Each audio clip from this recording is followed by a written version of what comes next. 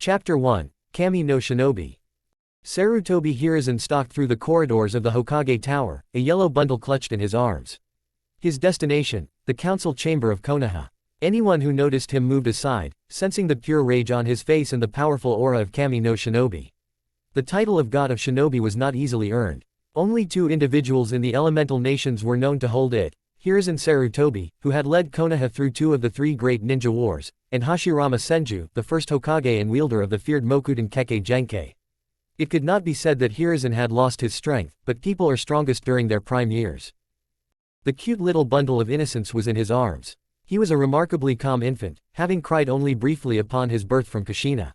He was peering curiously towards Hiruzen's face, and Hiruzen's anger melted away at the sight. He smiled at the boy, smothering him gently, and went towards the gates of the council chambers. Automatically, 4 guards surrounded him as he approached, and they opened the gate for him to enter. Danzo Shimura, the Yami no Shinobi, Darkness of the Shinobi, was a shrewd man who was also the former rival and friend of Hiruzen. In his prime, Danzo had started a shinobi foundation known as Nei, aka Root. He was feared as well as respected throughout the entire population of Konoha. Danzo looked towards the civilian council. Scum, disgrace, greedy bastards. They were a bunch of power-hungry fools who only wanted to stash as much wealth as they possibly could. They had their seats through the trade that connected the elemental nations together. Danzo, himself, respected power. He once was a very ambitious man who wanted Konoha to be at the top of the elemental nation, but the death of his son, Sora Shimura, broke his will. It wasn't just the death alone, but Sora's last words. At the edge of his life, he said, the sacrifice was for the peace. Even an apathetic person like Danzo was stricken to his core when his son took out an entire battalion of 200 ninjas with his death, through a technique known as angle flash. Danzo abandoned all of his ambitions that day. Root was disbanded, and its agents were merged with regular Anbu Black Ops, yet he kept 10 agents for his own safety and his reserves. The civilian council was in chaos over the destruction caused by the Fox Demon. Hiruzen entered the room through double doors, 2 Anbu stationed on each side. He set the boy in the arms of a cat-masked Anbu, and went on to stand in front of the Hokage's seat. A fat man named Hiroki Takei stood up and asked, "Where is the Yondaime-sama? We need to discuss the repair of the village, plus we need funds for the infrastructural damage across the village." Shikaku Nara was a tall and thin man with 2 distinct scars adorning his face, one on his left cheek and another on the forehead on the same side. He was known as a genius of his own league and was the current clan head of the Nara clan. Standing up, he bowed to the previous leader before speaking. "Sandaime-sama, we need to discuss the losses of our shinobi we have incurred, as well as the need to deploy more guards across our village boundaries so that no spy can exploit our weakened state for their benefit." Hiruzen looked at the council for a moment without any expression on his face and replied, "I am very sorry, and I regret to inform you this, but our Yondaime Hokage, Minato Namikaze, gave his life to defeat Kyuubi and seal it within a vessel." A pin-drop silence spread through the council chamber for a few minutes before some began to murmur and others started to whisper about the loss. The silence was broken by a firm but experienced voice of Danzo Shimura. "What about his successor, Hiruzen? It appears that Minato hadn't chosen a successor before his untimely death, therefore, I will be assuming the role of Hokage once more, and serve you until I choose a successor," Hiruzen stated confidently. "Very well, Sandaime-sama," Danzo said firmly, using the leader's former title to show his acceptance of the decision. Before any other civilians could speak, Satsuki Yakima interjected. She asked, "What about the repair costs? Who will pay for that? And what about the Kyuubi vessel? Who is it? How do we know it's safe to let it live? If the Yondaime-sama couldn't defeat it then, what will a damn seal do? Why shouldn't we complete what the Yondaime-sama started?" She glared at the yellow bundle with hate and disgust. This was what Hiruzen feared. He had hidden the identity of the Kyuubi's vessel due to the feelings of animosity borne by the villagers toward the monster. He knew the seal was safe, and any person with some knowledge in Fuinjutsu could confirm that. He also had full trust in his successor's skills. He contemplated for a moment and looked toward Danzo, who nodded firmly, signaling his support as a friend in this situation. Sandaime replied, "The boy is in safe hands with my Anbu here, and the seal will lock up Kyuubi up for a long time within the boy's body. His name is Naruto Uzumaki, and he is to be treated as a hero of the leaf because of his burden." That caused 5 raised eyebrows, those belonging to Hiyashi Hyuga, the clan head of the Hyuga clan. Sume Inazuka, the clan head of Inazuka clan, Fugaku Uchiha, the clan head of Uchiha clan, Nara Shikaku, commander of the Leaf Force and Hokage's strategic advisor, and Danzo Shimura. Hiyashi was on the same genin team as Kushina, and knew there was only one Uzumaki in the village. Same could be said about Tsume, who was a partner in pranks with Kushina and one of the 3 friends of the redhead. Fugaku's wife was friends with the Red Trouble. Nara Shikaku was a genius and just figured it out, and nothing was hidden from the Shimura clan's head. Soon after the announcement, an uproar echoed on both sides of the council. The entire civilian council supported the execution of the said demon.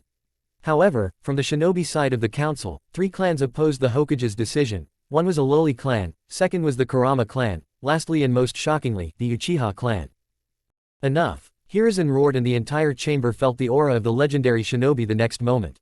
All the people, except Danzo, were on their knees, sweating profusely. While most of the civilian councilors fell unconscious under the intense gaze of Hiruzen. Neko spoke fearfully to the Hokage.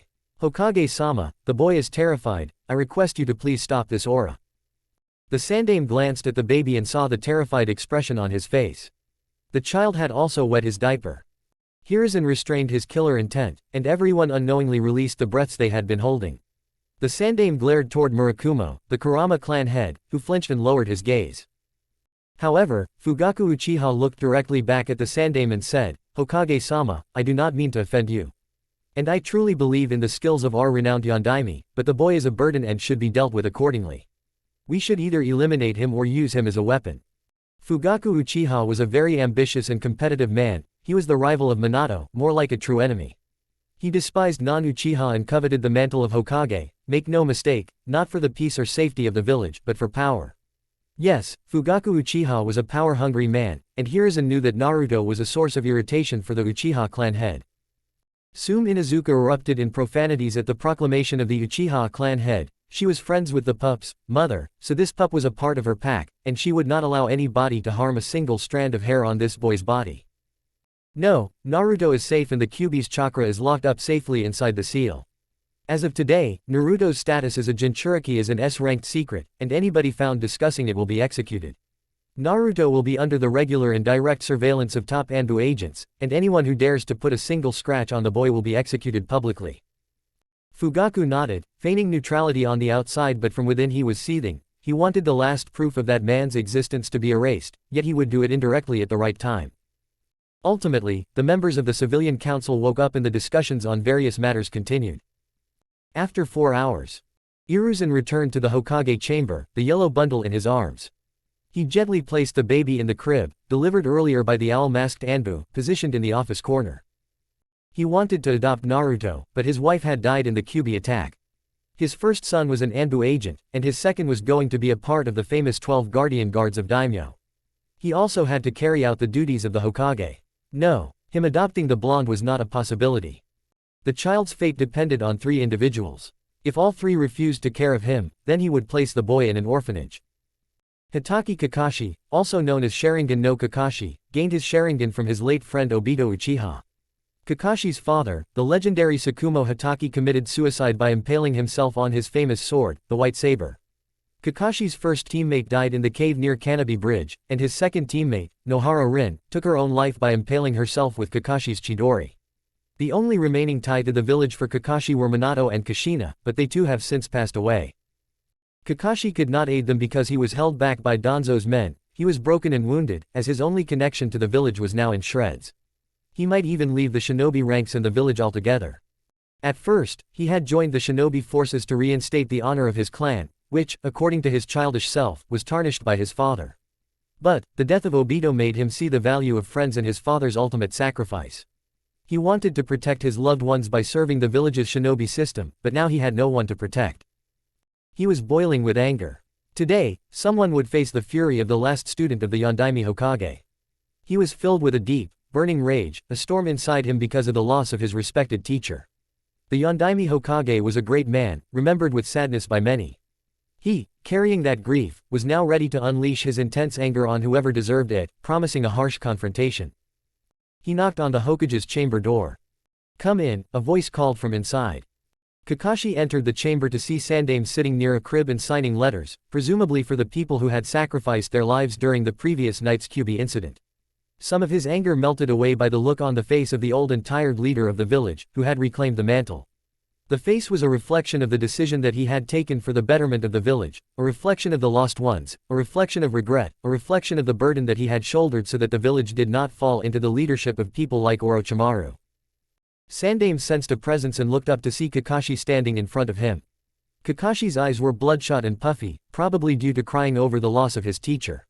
His hands were clenched, a clear sign of stress and frustration. He stood up, and walked toward Kakashi. "I am sorry, my boy." He apologized, placing a hand on the masked Anbu's shoulder. "It seems we are on the familiar yet unwanted turf again. I have to pass the bad news to you. Your sensei and Kushina sacrificed themselves to save the village. I can understand your pain, Kakashi, and I regret that Minato didn't give me the chance to seal Kyuubi. As expected from him, he sacrificed himself for the safety of this village, and Kushina followed him." Hiruzen walked back to his desk and took out 2 letters from a small stack of 7 letters that had been handed to him by Minato just the night before the Kyuubi incident. He handed them to Kakashi. He further said, "These were handed to me by Minato and Kushina. They stressed to me that only your eyes should see them. You may not know this, but they were suspicious of the events, as the seal on a Jinchuriki is weakest during childbirth."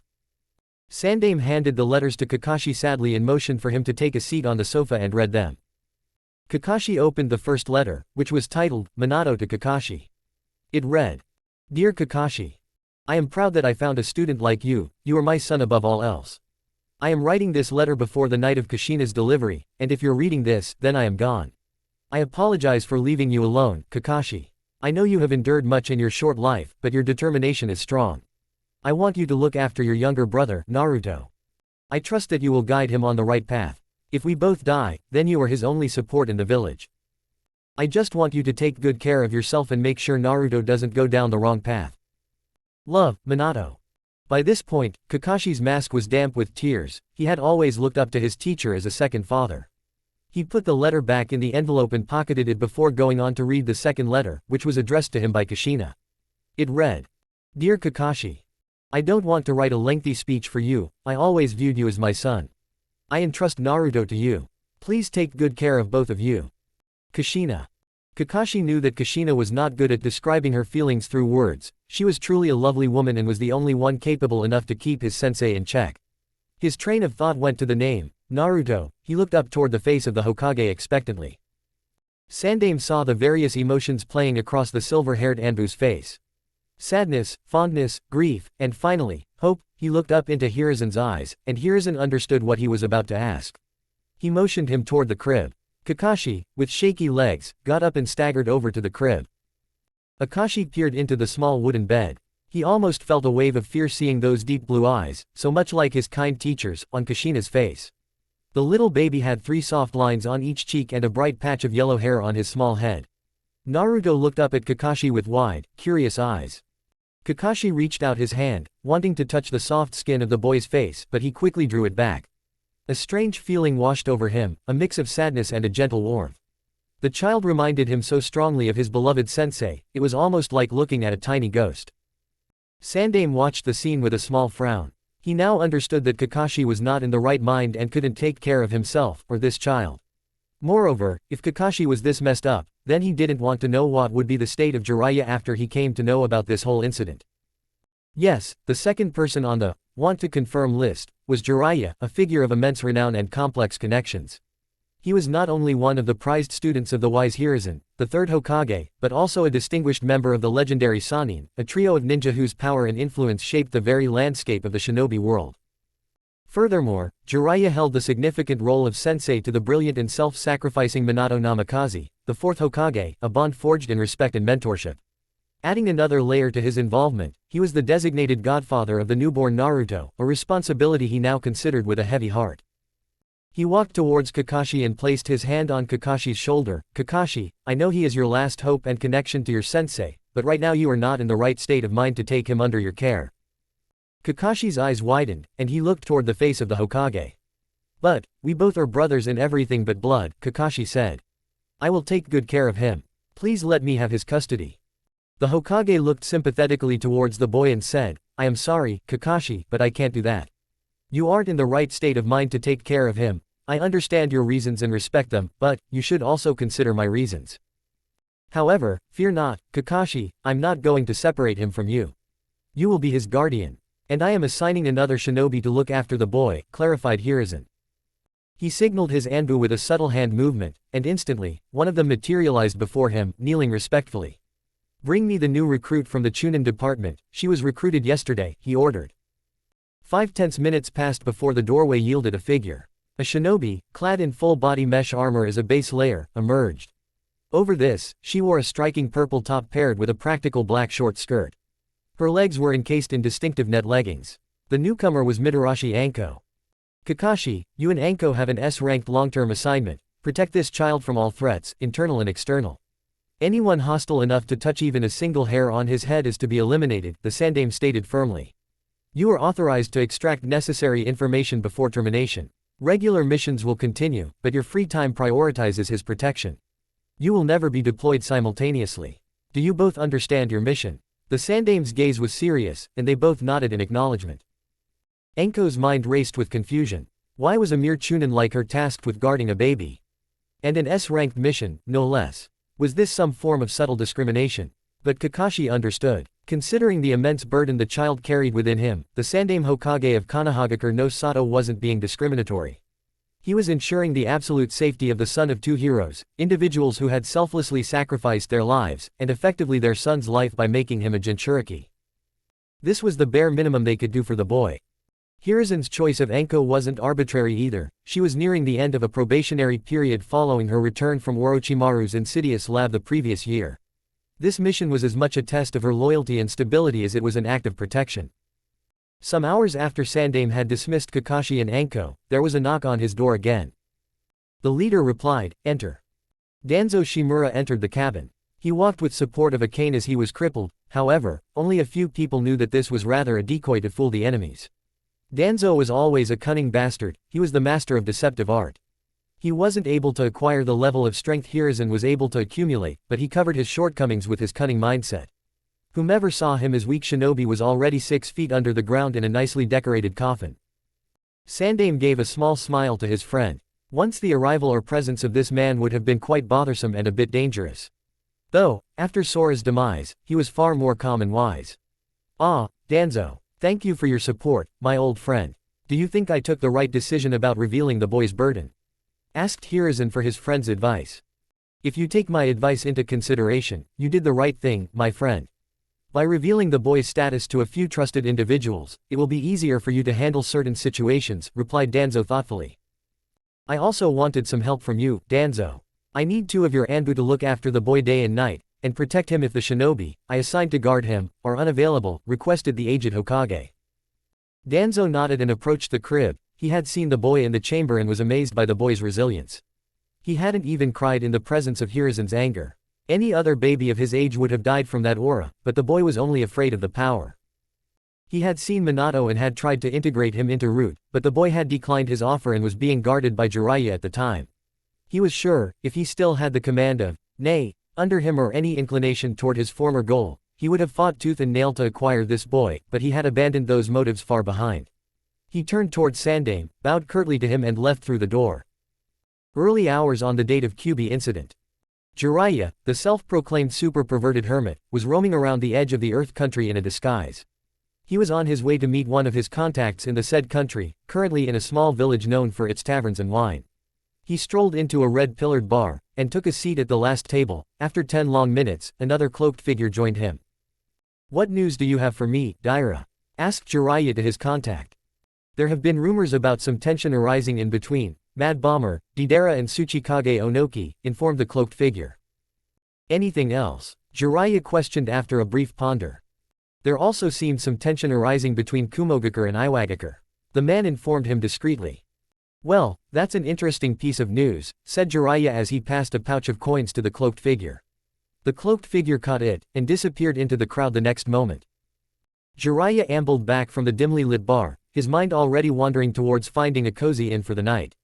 Perhaps tomorrow, he'd explore the village further, seeking out a steamy public bath to soak his weary bones, or maybe even a lively brothel to, shall we say, attend to his more colorful needs. But just as those thoughts began to form, a strange, insistent pull tugged at his very being. In the blink of an eye, faster than a startled sparrow and with the suddenness of a seasoned magician, Jiraiya was gone, leaving only the lingering scent of cheap sake. Jiraiya landed with a thud on the wet soil of MT. Myoboku. Standing in front of him were two familiar entities, Ma and Pa, the elder sage toads of the Toad Summoning Clan. Hey, what's the meaning of this? Why did you summon me like that? You could have sent a toad to inform me. Jiraiya asked, pointing his finger at the two toads. The messenger toad would have consumed unnecessary time to reach you, and the situation is urgent. Great Toad Sage Gamamaru-sama has awoken up, and has a prophecy for you to hear. Fukasaku informed him sincerely. Yeah, that old senile sage has been pretty adamant about only telling you his prophecy, agreed Shima offhandedly. This caused a bickering riot between the two toad sages regarding the conduct toward the ancient toad. Jiraiya just sweat dropped and went inside the cave ignoring them both, grumbling about old mad toads and a senile Gamamaru. Jiraiya reached the throne of Old Toad, and stood in front of sleeping Gamamaru. After a lot of bickering, Shima and Fukasaku joined Jiraiya, with Fukasaku having a ball-size bop on his head. Jiraiya just sweat dropped again, and asked, is this old senile gonna wake up, or not? He also got bopped on his head by Shima. Hey, what's the big idea? You also called him senile, you fool. Jiraiya glared at Shima, who huffed and turned away. After 2 hours. This is insane. Is he gonna wake up or not, Pa? Yelled Jiraiya irritably. He just wakes up to eat, see young female toads dance, or to give prophecies sometimes, voiced in Fukasaku. Jiraiya pondered for a moment and then grinned lecherously. He went in front of Gamamaru and performed 4 hand seals before yelling, Megan, heavenly looks. A vision of a young female toad without clothes, wearing a seductive smile, appeared before Gamamaru. It motioned him to come towards her in a lecherous manner.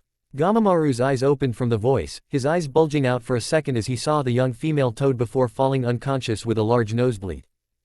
Ow, ow, ow. Jiraiya received 3 blows to the head, 1 from Fukasaku and 2 from Shima. You idiot, now he won't wake up for another 3 hours, shouted Shima angrily. Oh no, exclaimed Jiraiya. After half an hour, Gamamaru woke up and found himself facing 3 sages in front of him. Who are you? Asked Gamamaru to the 3 of them. Shima just facepalmed while Jiraiya deadpanned. Fukasaku answered the question, he is Jiraiya, Great Toad, our summoner. Then, a flicker of recognition crossed Gamamaru's ancient features, swiftly followed by an expression of profound seriousness that settled upon his wrinkled face like a sudden shadow. Ah, yes, Jiraiya boy, it seems I had another dream. The toad's expression turned serious. It contained both good and bad. The coming days will be dark times for the Leaf Village. The Leaf Village will lose its greatest hero at the hands of a red-eyed monster. Jiraiya's fists clenched and his eyes widened, he understood the reference correctly. The greatest hero of the Leaf Village is Yellow Flash. His student is Minato, and the red-eyed monster that is sealed inside Kushina is known as Kyubi. He then remembered that Kushina was pregnant and she was going to give birth today, but his thoughts were cut off by the voice of Gamamaru, though with the loss of the greatest hero of the Leaf Village, we will gain the hero of the entire elemental nations. A child who will save humanity from this cycle of war and hatred. Now everything was clear for Jiraiya, his student was going to die and his son would be, the child of prophecy.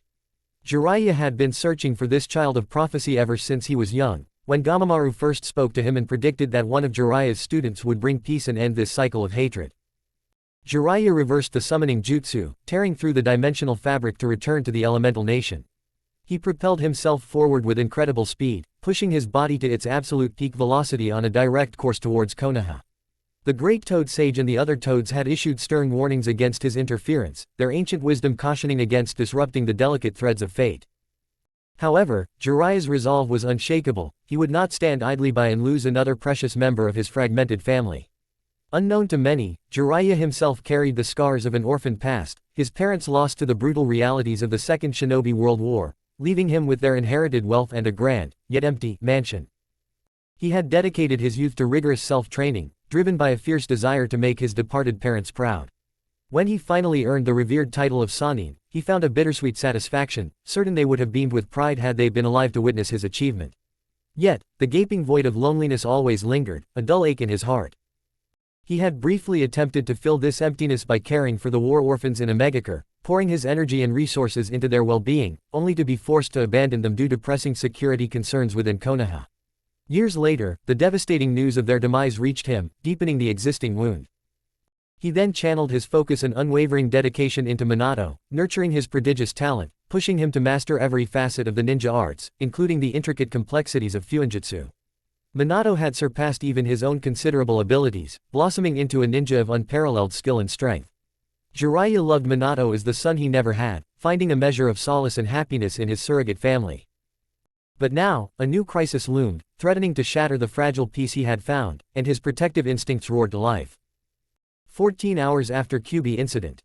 A white blur passed through the Konoha gates. The gate guards didn't need to check the individual's identity as there was only one man who wore red and green robes and had white spiky hair, Jiraiya, of the legendary Three. He was running at full speed until he saw the devastation of over 1/5 of the Leaf Village. The repair work was underway. Jiraiya headed directly for the house of his student, which was located on the outskirts of the forest at the top of Hokage Mountain. His fear increased exponentially when he saw the seals placed by Minato, the blood seal and the chakra seal, which would only react to the Namikaze bloodline.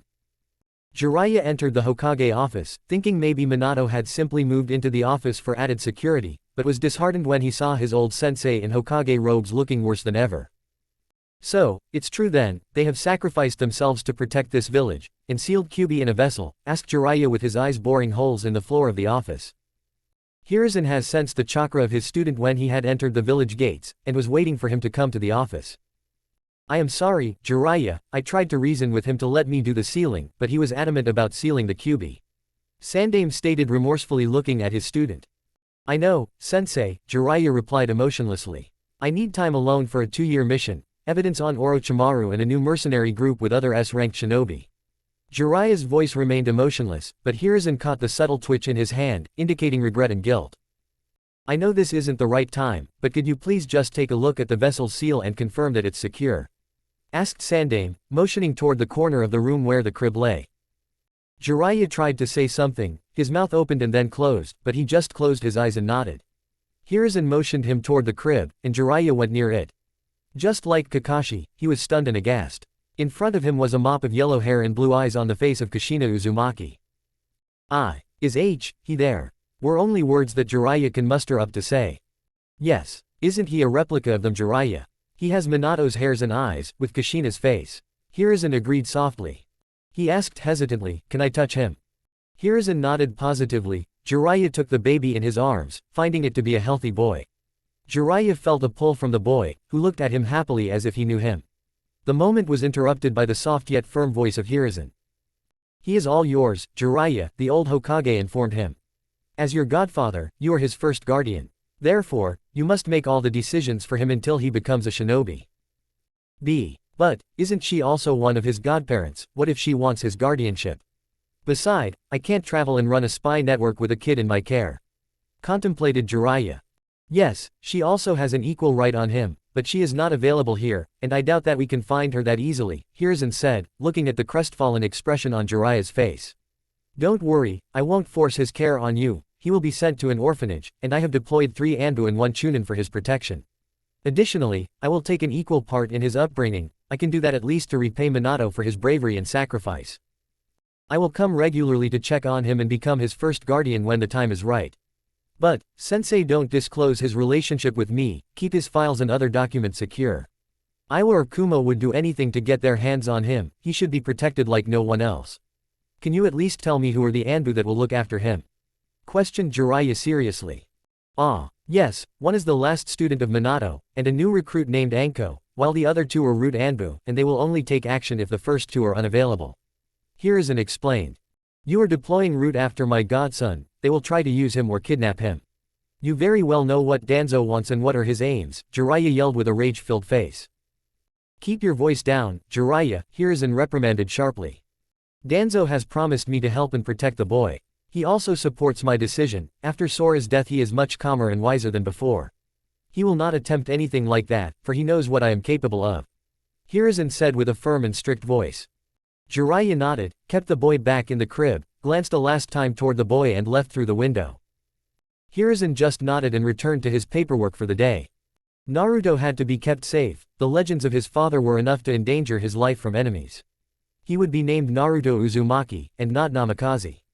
Chapter 2, Treacherous Leader. 5 years after the Kyuubi incident. A lonely 5-year-old boy with striking golden blonde hair and 3 peculiar whisker-like marks etched on his young face walked along a secluded stone gravel path, a route deliberately chosen to avoid the prying eyes of the civilian population. This hidden way was primarily known and utilized by the village's shinobi, who frequently traversed its short length to save time. If anyone inquired about his preference for this isolated path, he would simply express his aversion to the constant stares and hushed whispers that followed him, sensations that invariably made his small heart clench with discomfort. Sometimes, a profound and unsettling feeling would wash over him, a sense that he didn't quite belong within the bustling heart of the village, although the truth was the very opposite. His infant life had been unknowingly sacrificed for the ultimate safety and well-being of this very place. He possessed every inherent right to walk its familiar streets with a sense of pride and simple happiness, free from the burden of curious gazes and muttered comments. A hero, that was the silent acknowledgement his departed father held for him, a truth yet to be revealed to the innocent child. His Inu Ni-san, who always brought him gifts and tried to spend as much time as he could each week. The keyword here is tried, since Inu was in Anbu and was almost always busy, he had never seen Inu's face due to the mask that he wore. The second person to acknowledge him was his crazy snake sister, Anko, a nickname often whispered by the villagers. From the earliest flickering of his memory, Anko had been a constant presence in his young life, a steadfast guardian in a world that often felt cold and indifferent. It was Anko who patiently taught him the fundamental skills of reading and writing, knowledge deliberately withheld by the unkind caretakers at the orphanage, who seemed to view him with a mixture of fear and resentment. Anko's unconventional affection and unwavering support were a rare beacon of light in his often lonely life. There was something strange about the orphanage itself. Throughout his stay, he had seen 6 wardens change, and there was one common thread among them: they all hated him passionately. He didn't know the reason for that hatred though. The third person who showered him with care was the Sandaime Hokage, whom he fondly called Gigi. The old man had consistently been a source of support, treating him to steaming bowls of ramen at Ichiraku's every Saturday. Gigi always spoke of the village and its inhabitants as one large family, a sentiment that often felt distant yet comforting to him. He also instilled in Naruto the solemn duty of a Hokage, to protect this very family. The remaining 2 individuals who offered him genuine warmth resided at that beloved ramen stand, Kyuki and Ayame Ichiraku. They were the only other souls in the entire village, besides his snake sister, and Gigi, who never met his gaze with disgust or fear. Their interactions were always filled with kindness and a gentle affection that soothed his often aching heart. Naruto wanted to become the Hokage, so that one day the villagers would no longer ignore him. He wanted to earn the respect of his fellow villagers. As he turned a corner, he saw a single person in a Jonin flak jacket, wearing the leaf Hitai-8 standing in the middle of his path.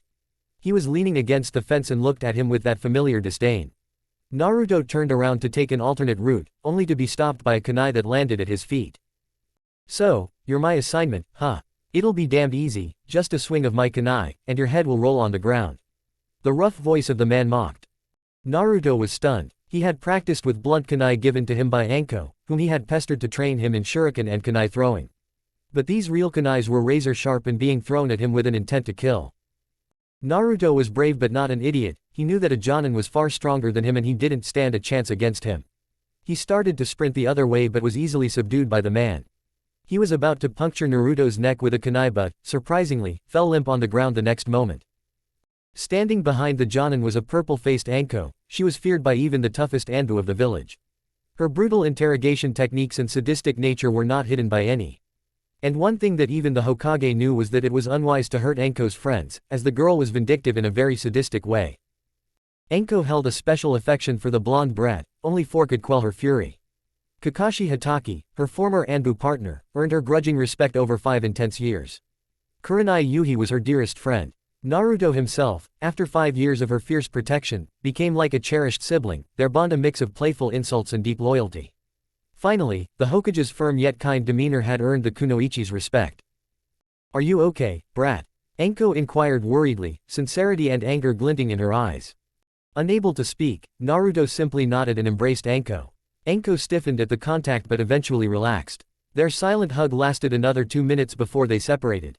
Naruto's small and soft voice cut through the silence. "Why did he attack me, Ne-san?" "He was a traitor, Naruto. He was on his way to desert the village, and attempted to use you as a distraction, or most probably a hostage," Anko lied swiftly. She reached out to the Jonin's body after extracting herself from Naruto, and sealed the body in a stasis seal. Naruto shook his head to accept the answer, but deep down, Naruto suspected that it wasn't true. He couldn't explain how, but he could sense and feel others' emotions, even if they were trying to hide them, like Gigi always felt guilt and love when interacting with him. Inu-ni-san felt hope and comfort around him, and Anko-ne-san felt happiness and satisfaction by his side. Naruto's musings were cut short by Anko's voice. By the way, what are you doing out here so late, Gaki? Don't you have to return to your orphanage? Naruto just hung his head and shook it sadly. The mean lady at the orphanage said I was no longer welcome there and should find another home. That bit. Anko started to curse the foul lady but halted, noticing Naruto was still there. The last time she had cursed around Naruto, he had repeated it in front of the Hokage, and Anko had received a good lesson on how to properly behave around children. Let's go and see Hokage-sama then, he will surely have a solution for this, conceded Anko after contemplating for a moment. Half an hour later, there was a knock on the door of the Hokage's chamber. Enter, replied the elderly leader. The Sandaime looked up from his towering paperwork as the bright yellow of Naruto and the stormy expression of Anko entered his chamber. The late hour and Anko's obvious displeasure immediately signaled to the Hokage that something was amiss. Heya, Gigi. Naruto chirped and jumped up on the old man's lap, settling comfortably. Hi there, Naruto-kun. What brings you here, my boy? Asked Hiruzen with a chuckle. In the response the said boy only hung his head. Sandaime instantly understood that this time something seriously bad has transpired in front of the young boy. Even after the announcement of the S-ranked secret on the boy's status, some bastard from the council had leaked the information about the boy's Jinchuriki status, and then started a series of assassination attempts on the boy. The last one being this Jonin, who was contracted by a civilian councilman. Sandaime flashed Anko a questioning gaze. In response she made a discreet Anbu sign for fake explanation and explained the situation to the village leader. It still doesn't answer why you were outside, shouldn't you be in the orphanage at this time of the day? Asked the Sandaime Hokage anxiously. It wasn't safe for Naruto to roam around the village at this time of the day. Naruto said sadly, the mean lady wouldn't let me enter. Oh, that's unfortunate. Care not Naruto, I will look into this matter personally and will arrange a different accommodation option for you. Until then, go rest in the fourth room from here, said the Sandaime frowning a little. Naruto muttered something under his breath and climbed down from Hiruzen's lap before walking toward the gate of chamber. What did you say, my boy? Asked Hiruzen softly. I want you to train me to become a strong ninja just like you, Gigi. I was scared when that man attacked me, and couldn't move. Please train me. Next time, I don't want to freeze or have to rely on anyone else for help, said Naruto determinedly. For a moment, Hiruzen saw a vision of a similar-looking blonde with the same pleading expression, begging for the permission to enter the war. Hiruzen pondered on the request. Naruto was a brave, determined, and smart kid. Hiruzen was sure that one day Naruto would even surpass his own father.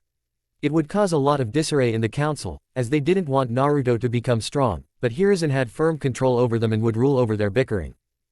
I will see to it, my boy, Hiruzen stated, nodding to himself. Naruto nodded, and left the chamber towards his assigned room. Sandaime returned his attention to Anko, and asked her to explain the real story behind the whole fiasco. After a brief recounting of the events of that evening, it appeared that the Jonin was Yuri Akasura, a low-level Jonin who had qualified for the Jonin exam last year in Tokigakure, securing 5th rank in the final round. He was given this assignment by Hakido Yasuda, a man who managed the steel trade and held a position on the council. However, Yasuda was already on the list of people suspected of treason. Sandaime ordered her to keep the Jonin alive as evidence against Yasuda's crimes, and dismissed her. It was risky to keep Anko with him while he interrogated the man. She was brutal and somewhat brash when it came to the safety of her loved ones. Hiruzen bent down to the last drawer of his desk, and took out a scroll with red corners and green ribbon tied to it. He opened the scroll, which was littered with various kanjis and seal arrays. He cut his finger and spread a little amount of blood on the scroll, and made 5 necessary hand signs. There was a puff of smoke and a red toad with green stripes and purple lips appeared out of it. I want you to take a message to Jiraiya. Tell him that he needs to make some important decisions regarding his godson. I want him in my office by tomorrow evening, or else, I will strip him of his privileges, and force him to complete 25D ranked missions. Hi, Hokage-sama, croaked the toad, and vanished in a puff of smoke. With a hand seal, Hiruzen summoned 2 Anbu agents who appeared before him, their voices echoing, Hokage-sama. Inform all the councilmen to gather in the chamber in half an hour, and arrest the warden of the orphanage. I want her sent to Ibiki Morino. Ordered Sandaime. Both the Anbu vanished after nodding. Neko, unseal the prisoner out of scroll and bring him to the chamber in half an hour. He tossed the scroll that was caught by the said Anbu. She nodded in confirmation, and receded back in the shadows. Half-hour later in council chamber. Both sides of the council was assembled and were murmuring about the sudden call from the Hokage. The Hokage entered the chamber, followed by 4 Anbu agents and a 5th, cat-masked Anbu who trailed behind them with a handcuffed man. The shinobi side of the council was confused by the sudden appearance of a bound man, although it was evident that the man had committed a heinous act to be brought before the council for jurisdiction. Sandaime took his place on the seat of Hokage, and begun addressing the council. As you all know, I have called this urgent full-body meeting. I believe you all remember about Naruto Uzumaki. His status was to be kept secret from the people outside this chamber, yet someone from this council leaked that particular information, endangering one of our village's residents. He said with disappointment clearly in his voice. As a result of that, there have been several attempts on the life of the little boy. Though, all the attempts were dealt with by the Anbu guarding him. I stand here, disappointed, as someone from this very council dared to hire a Jonin to kill him. He thundered. Several sharp gasps rippled through the gathered onlookers, and hushed whispers immediately spread among them, a wave of murmuring curiosity. Among the crowd, one individual was utterly disappointed, another was unnerved, and the last one was fuming with anger. Danzo was disappointed with the stupidity of the people who tried to kill the vessel. He didn't have any special connection to the boy, yet he couldn't deny that the boy had strong blood running through his veins. He had the capability to become a strong shinobi. Hiyashi Hyuga frowned. He didn't know the Uzumaki boy personally, but the boy's mother was his teammate and a good friend who had helped him on numerous occasions. The enraged woman exploded in a torrent of profanity. I will rip off their arms and feed them to my dogs. Tell me who harmed Naruto, Hokage-sama. I will rip off their balls. Tsune's ranting was stopped by a firm hand over her mouth. The Aburame clan head was the only one brave enough to take such a risk with the Inuzuka clan matriarch. Apologies, Hokage-sama. She is merely scared for the boy, we all are. She is just straightforward about her feelings. Aburame Shibi apologized. I certainly don't hold her reaction against her, Shibi. On the contrary, I would like to offer her a chance to do what she transpired when we catch the culprit behind this plot. Hiruzen responded calmly. This elicited gasps throughout the chamber. The Hokage was practically allowing Tsune to carry out her threats, which demonstrated just how seriously the village leader took this issue. Danzo's voice cut through the whispers. Nevertheless, who is responsible for the attack, Hokage-sama? That's what I also want to know, Hiruzen replied swiftly. He signaled to Neko, bring out the prisoner, Neko, and ask him who gave him the assignment. Neko brought the prisoner forward. Who gave you this assignment, Yuri? Haki. Hakido Yashuda, the Jonin blurted out fearfully. The captured man, attempting a desperate escape, found himself instantly immobilized by the swift movements of the Anbu agents stationed within the room. However, before any questions could be posed, a sudden, chilling click echoed as his teeth clenched. His body then went completely limp, a disturbing froth bubbling from his mouth.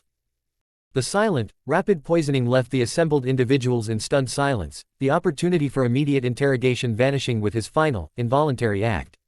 The Anbu agents exchanged grim glances, the ease of his demise a stark indication of a deliberate and well-executed plan to evade questioning. Neko moved quickly and checked his pulse, but the answer was clear, he had used some sort of poison to avoid interrogation. The Anbu guard present there checked his mouth and found traces of purple poison on his tongue. Sandaime motioned for her to take him out of the room. The culprit committed suicide out of fear of punishment or further disclosure, Hiruzen stated neutrally.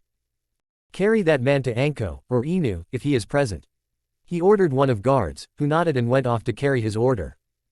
The meeting was adjourned and the Sandaime Hokage of Konohagakure moved back to his office to complete the mountain of paperwork. The next morning, Hiruzen was seated in his chair, signing some papers pertaining to the circulation of weapons within the village, when a familiar chakra signature landed outside his window. The window opened, and Jiraiya jumped inside the office. Hey, sensei. Jiraiya waved his hands in the air as a greeting. Hiruzen facepalmed at his student's lack of etiquette. Jiraiya wouldn't be Jiraiya if he became too serious. Nonetheless, he explained the situation regarding Naruto's security and the orphanage. To say Jiraiya was angry was an understatement. He was livid and was ready to kill the person responsible for this, but was calmed down by Hiruzen after he informed him of the events of the previous day. Now, what I want from you is permission. As you're his guardian, any decision regarding his accommodation and education must be taken only after your consent. Hiruzen stated suggestively. Permission? For what exactly? Jiraiya asked confusedly. For 2 things. First, I will give Naruto an apartment in the non-shinobi area, as his father's account has been frozen due to not having an official heir. The apartment is small but comfortable for use, explained Hiruzen, but was interrupted by Jiraiya before he could state the second need. No, my godson will not fend for himself and live in a paltry apartment. I have chosen a house in the Shinobi living district, I will buy it. You'll give it to the gaki, and all his expenses are to be managed through my account, Jiraiya said in a firm voice and handed a piece of paper to his sensei. Here, this is my account number and details. However, only you are to know about this, and you are the only one allowed to use this. At least you're a responsible godfather, Jiraiya, Hiruzen said proudly. And as I was saying before your interruption, the second need is that of training him. Hiruzen added, placing the parchment into one of the file on the desk. I want to take him as my apprentice, and teach him in the way of shinobi life, he stated. Jiraiya was shocked. Hiruzen Sarutobi had never taken an apprentice in his entire life. His genin team was a tradition that was to be followed by every jonin of the village, and to take such an interest in little Naruto was quite surprising. He pondered for a moment, but nevertheless agreed to sign the required form. He himself wanted to train his godson, but his sensei would nurture the boy ideally. It was a bitter irony, he was supporting his sensei to train his godson, when he and his teammates hadn't fared best in their own lives, even after being trained by the same man. That's done, anything else you want to discuss about, sensei? Jiraiya asked impatiently. Yes, there is another issue regarding him that I would like to discuss with you, Hiruzen said as he placed the papers in the same folder he had put the account details in. As you may already know, Enma and his family have vowed their allegiance to the Sarutobi clan, and they will not accept a shinobi from any other clan. Hiruzen paused for a moment before continuing. The dilemma arises when it comes to him signing the contract. You don't need to worry about that, sensei. I have already thought of adding that brat's name to the toad summoning contract. You can teach him all about summons and their support in battles. Jiraiya replied back, call him here, I will retrieve the scroll in meantime. He added. Sandame signaled an Anbu to call Naruto. 2 minutes later, the door to the Hokage chamber opened, and the young boy entered leisurely. Jiraiya peered at the boy in front of him and was stunned by the similarities he shared with his parents. As the days passed, he grew more confident in his decision. Hey Gigi, what you got there for M? Naruto started but halted his words when he noticed the big man with white spiky hairs. Dressed in a red and green obi standing next to Hiruzen. Ah, Naruto-kun, the Sandame began, I have some good news for you. He stopped, however, noticing Naruto's curious gaze fixed on Jiraiya. Jiraiya, too, felt a bit nervous under the intensity of the blonde's gaze. Well, Naruto-kun, I see you're interested in learning more about this man, Hiruzen said, gesturing toward Jiraiya.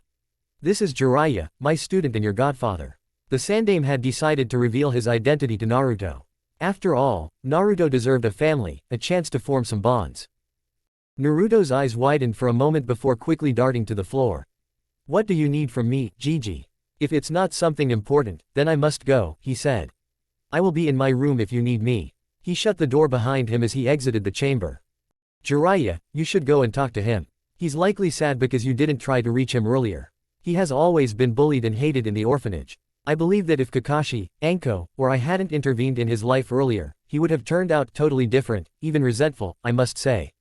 It will be better for you both if you talk to him yourself and also inform him about his living arrangements and training, Hiruzen encouraged him, patting him on the shoulders. He stopped in front of the room Naruto had been assigned, and knocked on the door. I don't want to talk, Gigi. Came a short reply. Jiraiya opened the door quietly to find Naruto sitting curled up like a ball on the bed. He took a seat beside Naruto, who looked toward him but didn't say anything. Jiraiya placed his hand on the boy's head and said, I am sorry, kid. Your father's death was a pretty big shock for me, he was more of a son to me than anything else, and you are just a perfect replica of him. I was unable to handle it all in such a short span of time, so I took some time off to rein in my emotions. Naruto looked up toward him with teary eyes and asked, do you hate me cause I look like them? No, it's just the opposite, kid, Jiraiya said, denying what he had said by holding his hand up to stop Naruto from saying anything further. You know you just look like your parents. I knew, if I spent any more time with you, I wouldn't be able to leave you for my missions, and at that time I needed some time to handle those emotions. He said. Before Jiraiya could say anything else, Naruto tackled him into a fierce hug. He clung to Jiraiya like a lifeline and cried his heart out. After 15 minutes of Jiraiya attempting to console him, Naruto calmed down and stopped crying. Jiraiya promised him that he would never leave him alone. After another 10 minutes of random conversation, he informed him about his living arrangements and his training. Yay, I'm going to have my own home. Can I invite Inu-ni-san and Anko-ne-san over to my house? Asked Naruto excitedly. Jiraiya chuckled at the blonde's enthusiasm and answered, yep, you can call them. But, only those two. No new guests without my permission, do you understand? Naruto simply nodded his head up and down in answer. Will Gigi really train me? He asked with wide eyes. Yes, he will, Jiraiya answered gently. Now, don't go telling others that I'm related to you, that will cause problems for you. I have many enemies, kid, and they will target you to take revenge on me, explained Jiraiya, taking a more serious approach. Naruto's face instantly changed, from playfulness to seriousness. He nodded his head sincerely. Jiraiya took down the huge red scroll from his back and unrolled it, then he signaled Naruto to come closer. This a gift from me for your birthdays that I missed, Gaki. It's a very cool jutsu that will let you call toads to help you. He explained him further. Toads. Naruto looked a little skeptical. Can't I have wolves, lions or something like that? Toads don't sound that strong. He whined, glancing at Jiraiya. What disrespect. I can't believe my godson would stab me in the back by denying the awesomeness of toads, Jiraiya exclaimed animatedly, making Naruto giggle. I am sorry, but I still don't think toads are that cool, Naruto proclaimed with innocent eyes. Jiraiya chuckled at Naruto's innocence. Believe me, brat, toad summons are far better than any other summon. Now, stop whining so much, Jiraiya said as he laid out the scroll. Just cut your finger and put your fingerprints where I tell you to, and write your name above it using the same blood. Jiraiya fully unrolled the scroll and there were several names etched with a maroon-colored liquid on the scroll, but only two of those names were familiar to Naruto, Jiraiya and Minato Namikaze. Jiraiya, the esteemed Toad Sage, was a figure of immense power, one of the legendary Sannin whose exploits echoed through the ninja world. During the brutal Second Shinobi War, his mastery of Toad summons and the formidable Toad Sage mode allowed him to single-handedly decimate entire battalions of enemy forces, earning him a reputation as an army killer, a shinobi whose strength rivaled that of a Kage. Yet, even this legendary figure was overshadowed by his own student, Minato Namikaze, the Yellow Flash. A former Hokage of unparalleled speed and skill, Minato's legend was etched in the annals of history for his astonishing feat of annihilating 1,000 Iwa soldiers in a mere minute. His ultimate sacrifice in sealing the rampaging Kyuubi, the nine-tailed fox, further cemented his status. Minato was whispered to be the only known shinobi to have achieved the elusive SS rank in the elemental nations, a testament to his extraordinary abilities that warranted a chilling, flee-on-sight order to any who dared to oppose him. His legacy as a protector and a force of nature remained unmatched. Naruto was jumping with excitement at the prospect of signing the summoning contract held by such legends. With a grimace, he quickly cut his finger and wrote his name beside Minato's, then thumbed his fingerprints below that. Jiraiya looked upon the name carefully for a moment before rolling it up and slinging it over his back. Now, Naruto, he said, looking him in the eye, you will not show your summoning skills to anyone but just Sarutobi-sensei, and myself. At the right time, he will teach you everything about summoning. Jiraiya spoke sincerely. Naruto nodded affirmatively in response. Now that it's done, would you like to have some ramen? Asked Jiraiya, knowing his answer, and leading him to the Ichiraku stand. Anbu Interrogation Department. Enko dragged the bound Jonin to the torture cell for interrogation, and eventual execution. Turning against a member of your own village was one of the most heinous crimes in Konoha. With an evil smirk, Enko strapped the man onto a chair, pouring down a green liquid into his mouth that intensified every feeling one experienced. Now, I will teach you why no one should ever intend to harm anyone who is dear to me, she drawled as she unwrapped her infamous torture rack. A few minutes later, the department echoed with screams that went on for several hours. All the agents wisely chose not to disturb Enko until the end of her session. This new victim raised Enko's bar slightly, but not enough to rival Inu-senpai's record. Yet, a goat-masked Anbu said as he entered the Anbu locker room. What was the record again? Asked another occupant. Enko-san has disposed of 2 wardens, 3 jonins, 2 chunins, and 1 assassin. While Inu Taiko has disposed of 4 wardens, 5 jonins, 3 chunins, and 2 assassins.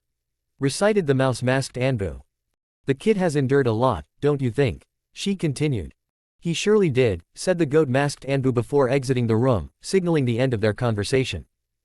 8 hours later, Hokage Tower. Hiruzen was about to exit the chamber when a weasel-masked Anbu appeared kneeling in front of him. My lord, my father is planning something, the young man said nervously. There have been constant clan meetings, and the clan has become far more secretive than before. I am allowed to attend these meetings with Crow, should I use this opportunity to keep an eye on them. Hiruzen sighed, the Uchiha clan has been in unrest since the Kyuubi attacked.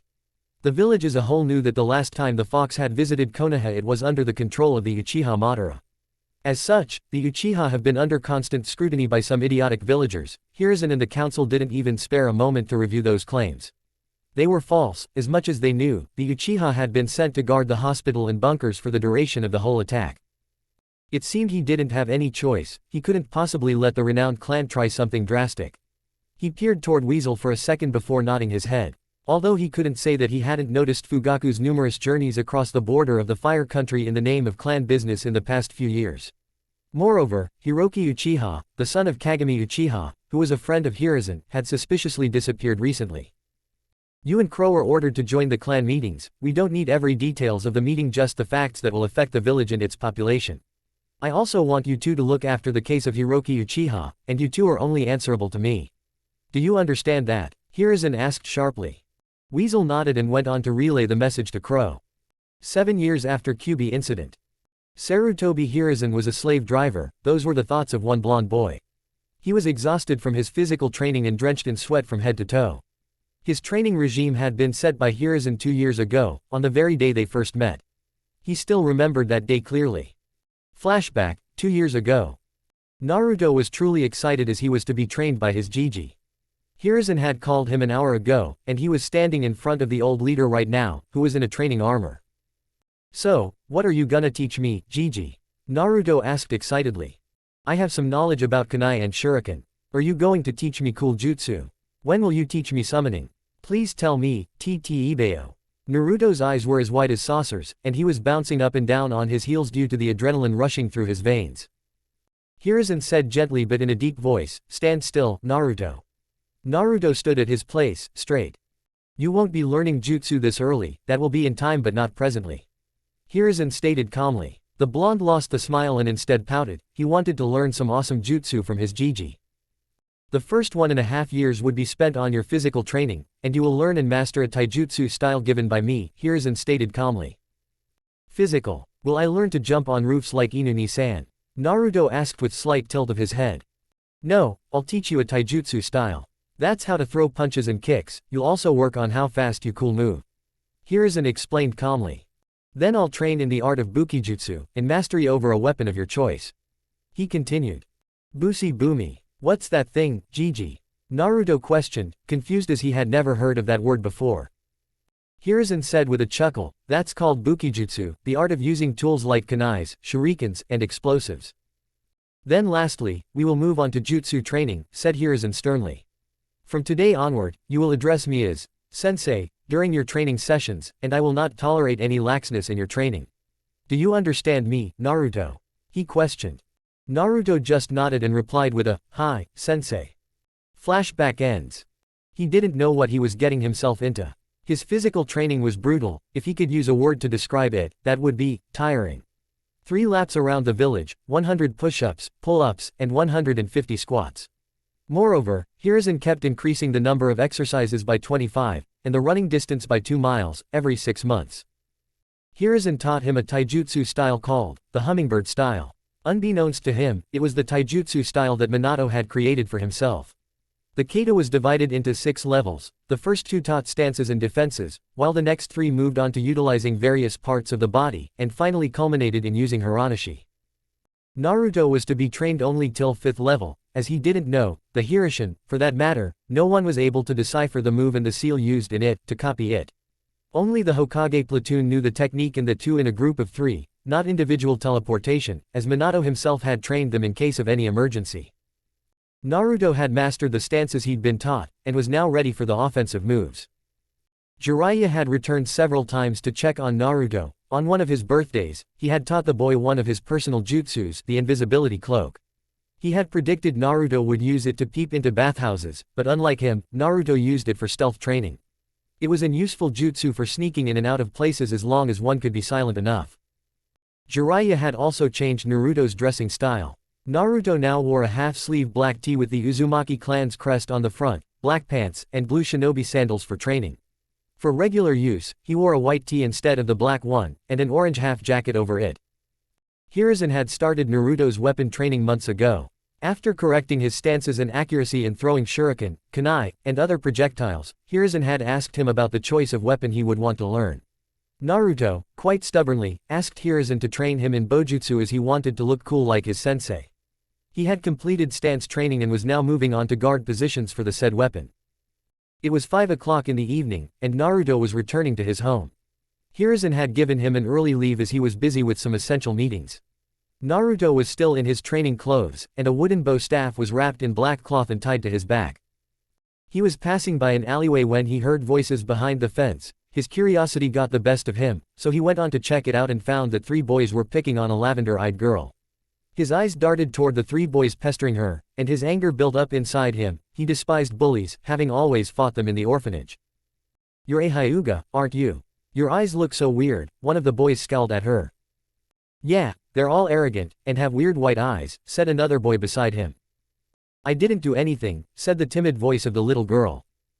Hinata was afraid. Her guard had gone to drink tea, leaving her to play on the swings. Suddenly, these 3 boys came around and started to push her around and berate her. The boy in the middle started to walk toward her, but suddenly a yellow blur appeared in front of her, and hit the boy with what looked like a big stick.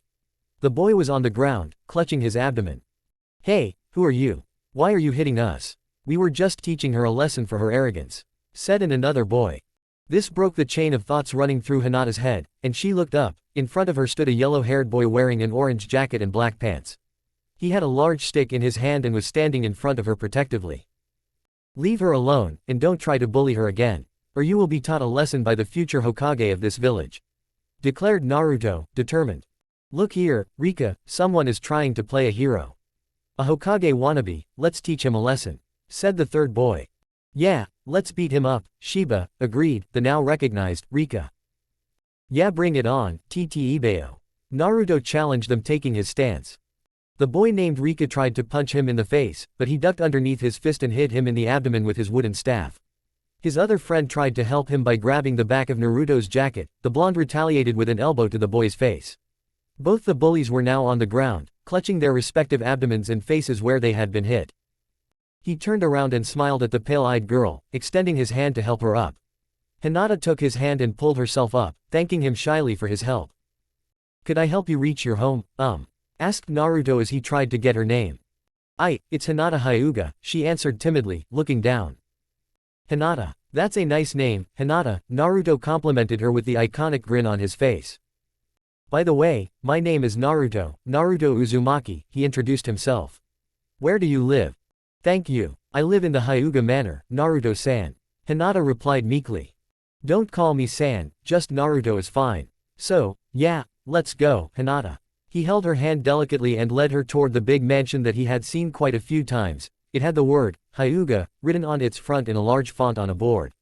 His gentle yet firm touch caused her face to turn red, and her mind went blank for a few seconds. They reached her house after a short travel of 15 minutes, he let go of her hand and smiled at her. She bowed her head, and said a, "Thank you," before running inside, clumsily. "You're hunting princesses at this age, Gaki," came the amused voice of the one and only Toad Sage, Jiraiya. "Impressive." Naruto turned around and glared at him for his comment, but nonetheless tackled him in a hug. "How many times do I have to tell you to not do something like this in public, baka?" Jiraiya scolded him fondly. "Let us go to your house, brat," Jiraiya said and held onto Naruto's hand to vanish in a seamless shunshin, only to reappear in Naruto's living room. They both failed to notice a Inu-masked Anbu operative observing them and smiling behind his mask.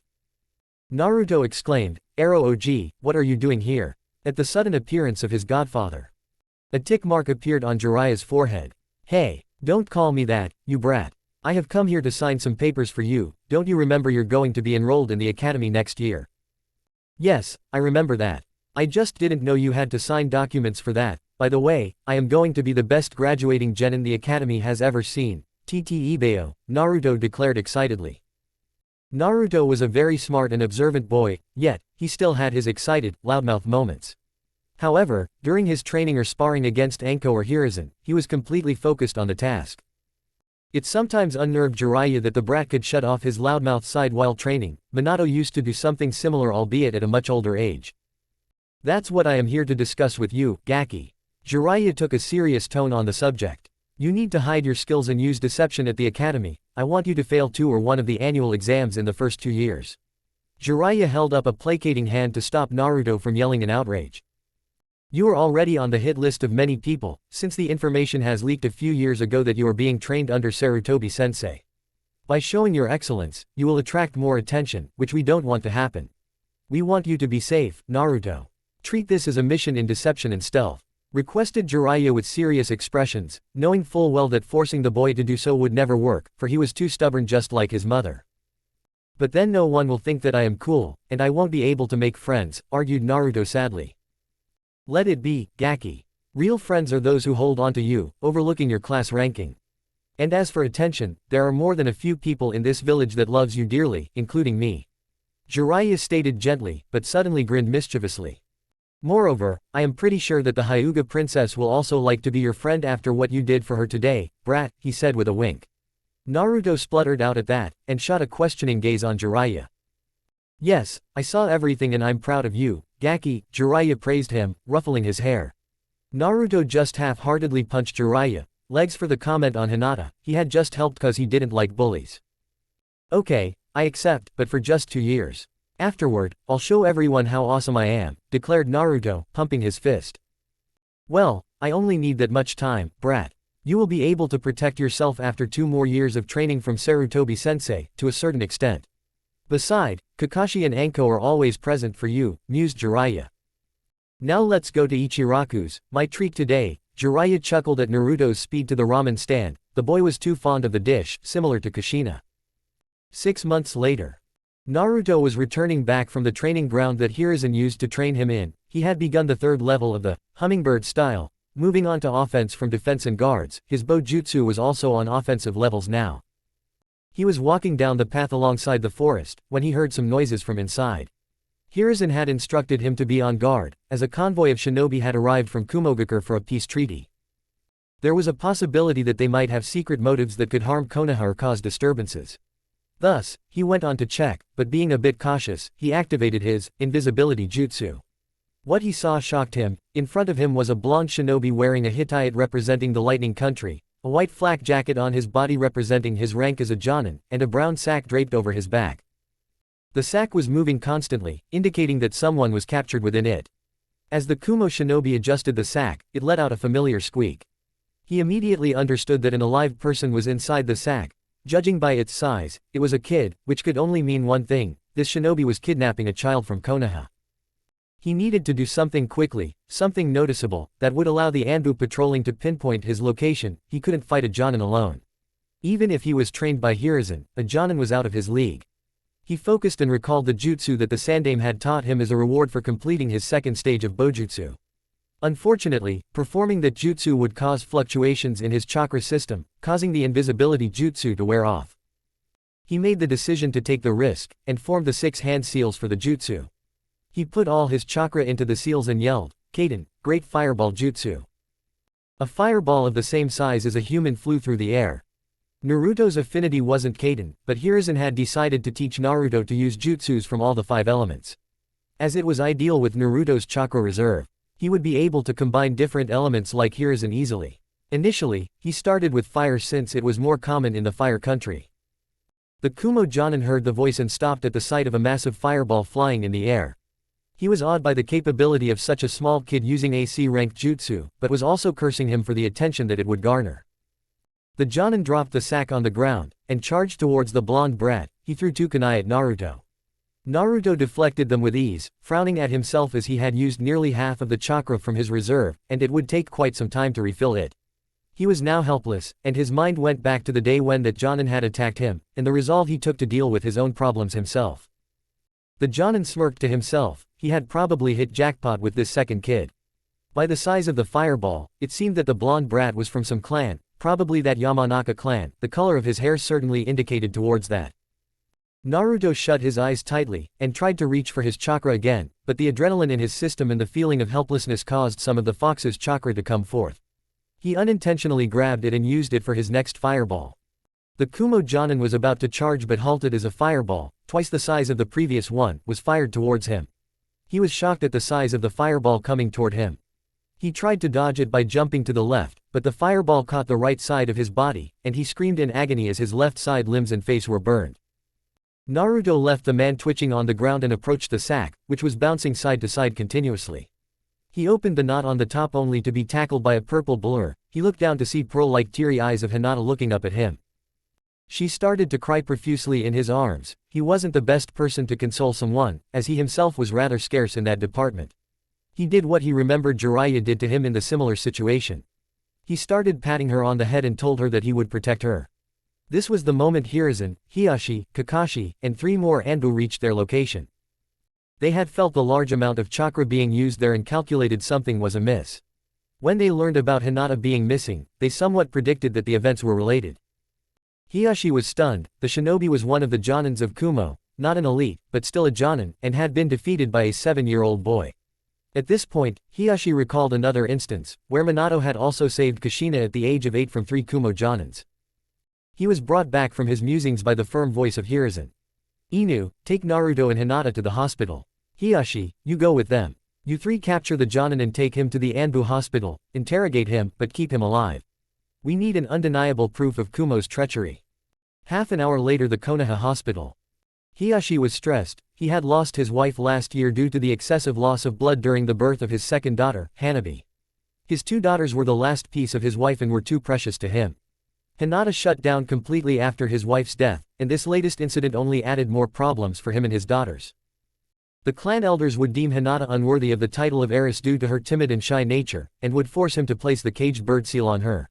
She would then be moved to the branch family, where she would be treated as a second-class Hyuga for the rest of her life.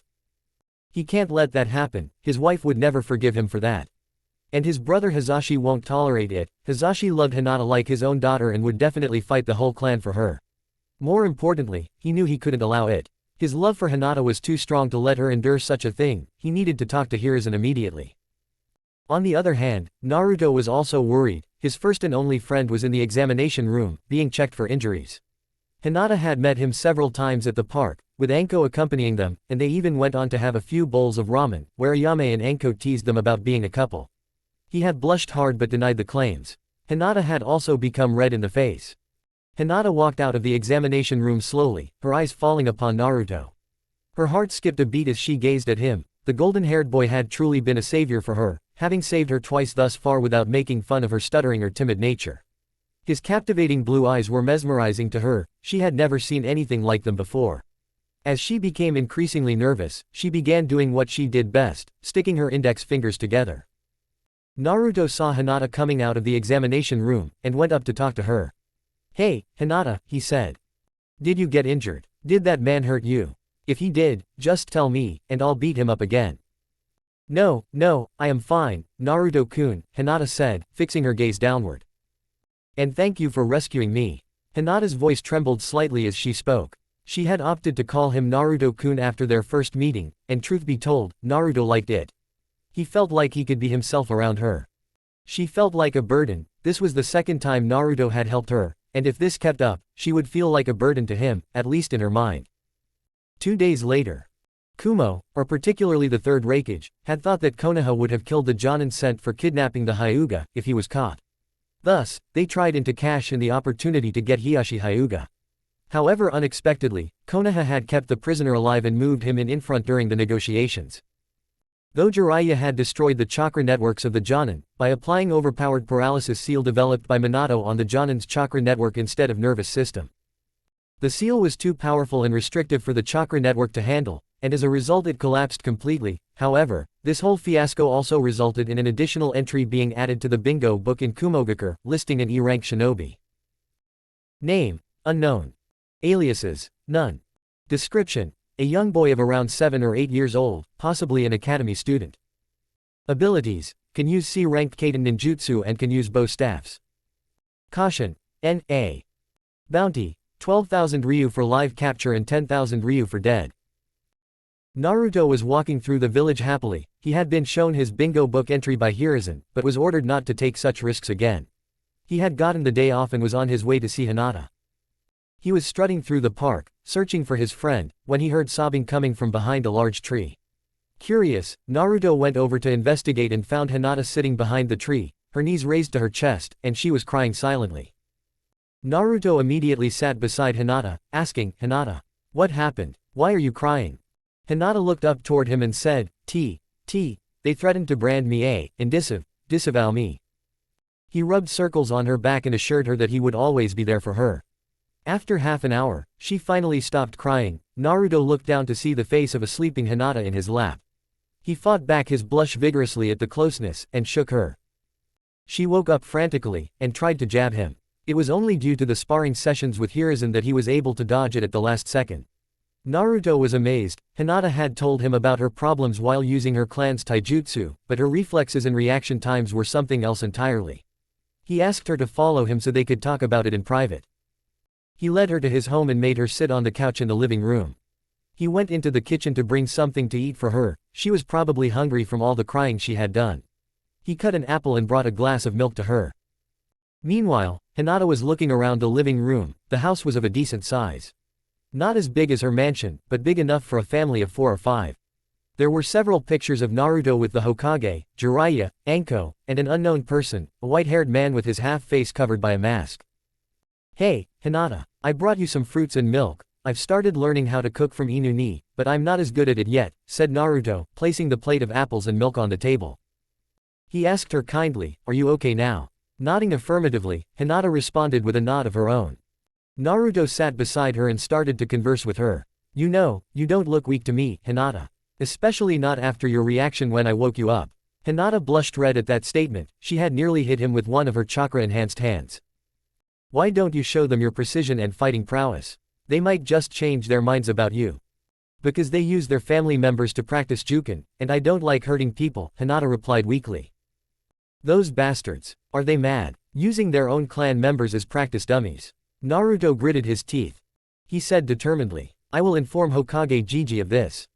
Hinata looked a bit pale at the prospect. If the clan elders found out who had disclosed their secret, they wouldn't hesitate to force Hiashi to disown her from the clan. Noticing the strain on Hinata's face, Naruto calmed her down. "Don't worry, Hinata. I will make sure that your name is not revealed anywhere." Hinata looked up to Naruto and nodded. She conversed with him for quite some time before he dropped her off at the Hyuga estate. He then went on to eat at Ichiraku's. The next morning, Naruto recounted everything to Hiruzen. Hiruzen was tense. He knew the Hyuga were prideful, but using one's own kin as a practice dummy seemed cruel. He would have to talk to Hiashi about it. Besides, it seemed that the most powerful clans in the village were causing more problems for Konoha. After 2 years of spying, it had become clear that the Uchiha clan was planning a coup d'état against the Hokage. Fugaku had planned to kill Hiruzen, and take the post of Hokage after killing the elders and Danzo.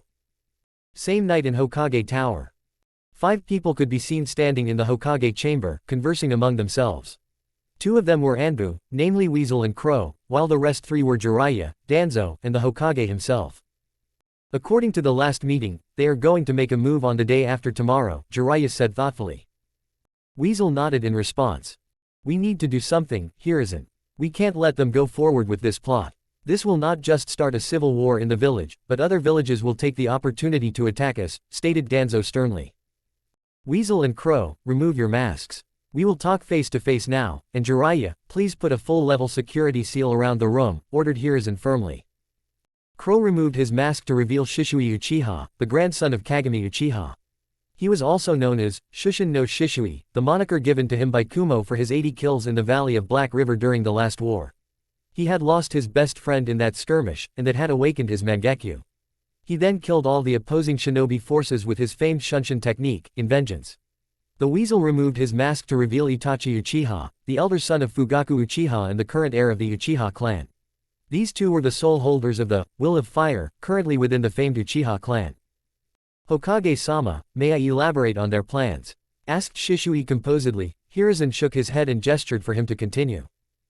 Fugaku Uchiha had planned to capture the Kyuubi Jinchuriki, and use his Hyuga friend to emotionally break him to the point where he could break the seal and extract the Kyuubi.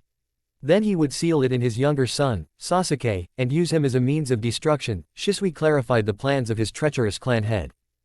"That bastard will never get his hands on my godson," growled the white-haired Sannin. "I will tear that man to pieces even if he tries to come near him. He is no longer a man, he is a monster who will not recognize any limits until his hunger for power is satisfied," Itachi interjected stoically, though an edge was still evident in his voice. "To fall to a level where he would not hesitate to use his own son, my brother, as a pawn," vowed Itachi decisively. "I will never let that happen. I have a proposition for the welfare of the village, Hokage-sama," offered Itachi in an emotionless voice. "What do you suggest, Itachi?" asked Hiruzen contemplating. I will kill Fugaku, the clan elders, and all those who are willing to carry out the coup d'état by their own orders. However, Shisui, Sasuke, some of the adults, and children will not be harmed, as they are not involved in this coup. But you must promise me that the news of this coup will not leave this room," requested Itachi calmly. "But, I want to help you in this, Itachi, you shall not do it alone," protested Shisui. Hiruzen and Danzo were musing about the prospect, and Jiraiya was frowning at the thought of so many people being killed. "No, we need someone powerful enough to lead the clan, Shisui. Besides, you will lead the clan more effectively than I would." Itachi denied his request. "Sensei, this would be outrageous. We cannot kill a whole clan just for the treachery of one man. This is not right. We could arrest him and then execute him. That will break the will of the clan members and we'll able to restrict them," Jiraiya cut it. It was Danzo who answered. "You don't understand this, Jiraiya. Fugaku has the support of most of his clan. The Uchiha clan consists of 112 members, 72 are adults, 36 males and 36 females. Moreover, the clan also houses 27 teenagers, including Itachi and Shisui, and 13 kids. Out of the 112 members, 30 males, 28 females, 22 teenagers support Fugaku's idea of a coup. Tobirama sensei used to say that, no one loves more than an Uchiha, and none hates more than an Uchiha. They will retaliate far more aggressively if we execute their clan head. They have at least 40 fully developed Sharingan and 2 Mangekyo Sharingan in the form of Fugaku and Makoto Uchiha." "Yes, I agree with Danzo this time, Jiraiya. We don't want to do this, but we have tried everything else to earn their trust, but they will not leave their kin's shadow for us," said Hiruzen in a voice that indicated that a Hokage needs to take such disgusting, sinful and painful decisions for welfare of the village. Itachi pondered for a moment and said, "So it's decided, I will do it tomorrow night. I just want some promises. First, you've to save Sasuke from the darkness of revenge. Second, Shisui will lead the Uchiha clan from now on, and third, I will take up the blame and become a missing ninja and will spy for Konoha from outside." "It's decided. Itachi Uchiha, this is an S-ranked mission and its detail are to be kept secret. You'll execute Fugaku and his supporters and I promise to save Sasuke from any harm," ordered Hiruzen. And thus the majority of the Uchiha clan was massacred by Itachi and a spiral-masked individual. Chapter 3, The Naive. Sasuke Uchiha, a 10-year-old boy with ink-black hair, was one of the few Uchiha still alive. Only 3 children, 6 men, 8 women, and 5 teenagers survived the clan massacre. Out of the 22 survivors, only 14 Uchiha had acquired the Sharingan, and he was not one of them. Sasuke was one of only 2 surviving members of his family, and the other was the man he had admired as a brother. Itachi Uchiha was a traitor to his clan, village, and family. Sasuke had always idolized Itachi, but that fateful night he had lost everything. That fateful night, which lasted for over 12 hours, had taken everything away from him. Flashback, 3 years ago. Sasuke Uchiha was pacing around his house compound, waiting for his brother to come and train him. Itachi had started training him in shuriken and kunai throwing. He had also emphasized teaching him the use of ninja wires with them. Sasuke's father was a strict and cruel man in Sasuke's eyes. At one point, Fugaku had even tried to thrash Sasuke with a whip when Sasuke threw a tantrum over onigiri. Fortunately, Itachi had saved him. On the other hand, his mother was a very sweet and caring woman, who loved both her sons equally. An hour had passed when he heard distant cries from the clan area. Suddenly, he heard several screams of terror and fear echoing throughout the area. His mother ushered him into his room and instructed him to stay there no matter what he heard. Time passed, and he waited for her reassurance, but it never came, only muffled noises drifted from downstairs. Discreetly, he climbed down the stairs to investigate what was happening. He moved toward the room where the noises were coming from as quietly as possible. He slid open the wooden door quietly. However, what he saw inside dried his blood to the core. His brother was poised above their father's body with a blood-dripping tanto impaled through the man's back. Yet, that wasn't what horrified him. On the other side of the room, the most precious person in his life, his mother, lay in the pool of her own blood. Then he saw the killer's eyes etched into his soul, 2 crimson orbs with a shuriken-like pattern, peering at him devoid of any emotion. Flashback ends. That sight had been haunting Sasuke for 3 years now, and he still had nightmares about that fateful night. The pain of loneliness and suffering accompanied those nightmares. He was not the last surviving member of his clan. Albeit, due to his brother's deed, he was feared and ignored by most of the villagers. People heard and believed that Itachi had slaughtered his clan to test his power. Therefore, they feared him. They feared that if he snapped, he would go on a similar killing spree. However, nobody knew that it was far from the truth. He wasn't like Itachi, he never wanted power or prestige, that was unlike him. He just strove to avenge his mother. He didn't care about his father or the clan, they had never acknowledged him, but his brother and mother did. So, his aim was to avenge her, but before he did that, he needed to know why his brother had done what he did. Because, as much as he knew Itachi, his elder brother had always been kind and loving, especially towards Sasuke. He was the top student of his class at the academy, only a few students could keep up with him. And even fewer would dare to have any kind of interaction with him. The only boy who did tease him was Naruto Uzumaki, the blonde idiot. He wasn't as daft as he let on. Sasuke had caught him pulling back his punches and kicks. He had also noticed Naruto's seemingly weak punches weren't just due to a lack of skill, they were strategic. Naruto's strikes focused on joints and weak points, a tactic not employed by mere brawlers. Only trained martial artists understood that the impact of striking those areas was far more destructive than it appeared. Naruto had failed the first 2 years of the academy and was labeled a loser who couldn't do anything right, but that was far from the truth, and Sasuke knew it. Only 3 individuals in the entire village offered Sasuke any genuine positive regard. Foremost was his clan head, Shisui Uchiha, who consistently went out of his way to support Sasuke, though he held off on formal training until the boy had truly earned his trust. The second was the Hokage, who would periodically visit Sasuke, checking on his well-being and offering help should any difficulties arise. Finally, there was the ever-present blonde, Naruto Uzumaki, who relentlessly tried to engage Sasuke, often resorting to playful goading in his attempts to elicit a response from the usually aloof Uchiha. Naruto woke up early to complete his morning exercise routine before heading to school. For the past 2 years, he had been following this exact routine, except for off days. After finishing his exercise regime, he got ready to attend the academy. A sudden knock echoed through his solitary room, prompting him to investigate the unusually early visitor. Upon opening the door, he found himself face to face with an Anbu operative wearing a distinctive horse mask. The masked ninja relayed a message: the Hokage required his presence with haste this morning. Swiftly, he donned his usual attire, a form-fitting, half-sleeved black tee beneath a sleeveless orange jacket, paired with blue pants and practical black shinobi sandals. This was a stark contrast to the boisterous, orange-clad persona he often projected, the loudmouthed, seemingly talentless brat who incessantly declared his ambition to become Hokage, a carefully constructed deception.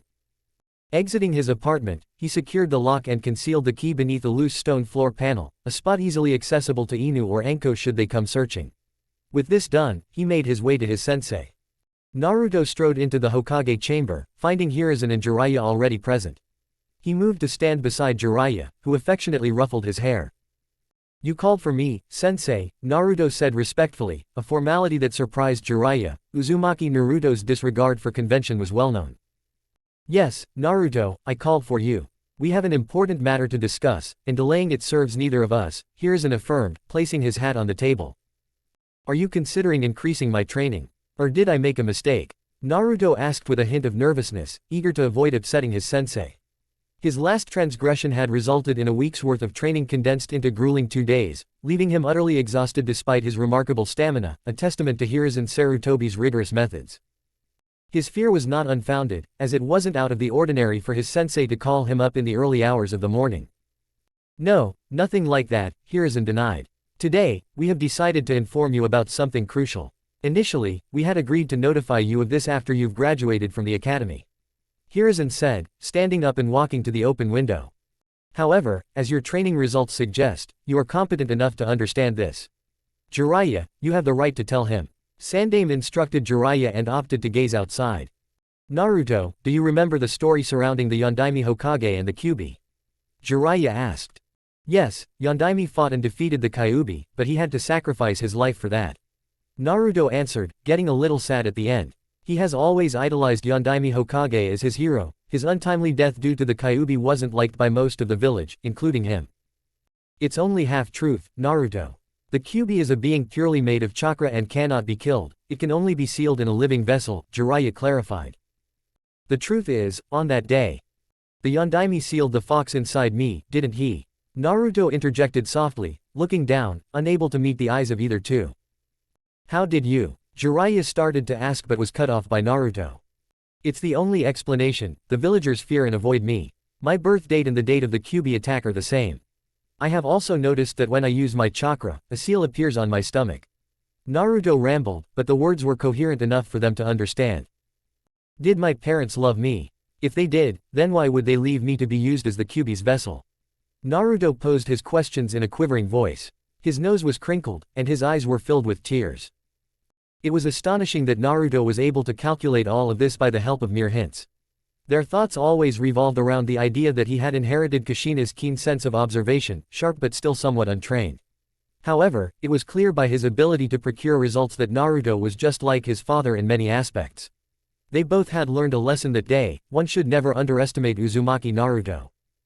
Jiraiya knelt in front of Naruto and gripped his shoulders firmly. "That's not what it is, Naruto," he said. "You've learned how to seal things in paper seals, right? Does the paper change into the thing that you're sealing inside it?" Naruto shook his head in negative. "The same could be said about the seal on your stomach. You're just a jailer for that monster, and that doesn't make you the monster itself," Jiraiya continued as Naruto looked up to peer at him expectantly. "As for your parents, I've never seen anyone being as happy as them for their child.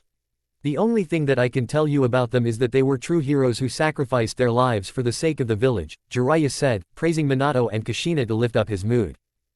"Do you understand?" supportive Jiraiya asked. "Yes, I understand," Naruto replied as he wiped the tears from his eyes. "Now go on, you have classes to attend. Make your godfather proud, Naruto." Jiraiya patted his back and led him out of the gate. Naruto nodded his head and went on to Ikirika's house for breakfast. At first, Naruto was tense upon hearing this news, but now he was relieved by Jiraiya's explanation. He would train his hardest and one day, he would show everyone that he was nothing like the Kyuubi. Naruto prepared for his first day of third year. From today onward, he would be able to show everyone that his failure was not permanent. He had completed his training in stealth and deception, and only a few were suspicious of his abilities. Those selected few were Sasuke Uchiha, Shikamaru Nara, Hinata Hyuga and Yumino Iruka. Sasuke was his rival, who he had been set on defeating from the beginning of the academy. The Uchiha was one of the best students in the academy, and Naruto was determined to prove himself just as capable. Through their taijutsu sparring sessions, Sasuke noted how Naruto held back his strikes. Shikamaru, on the other hand, was a genius in disguise. He had helped Naruto plan some of his most deceptive traps for pranks, and he knew that the Nara boy had a suspicion about him. Though, he was a friend, so he just let it slide.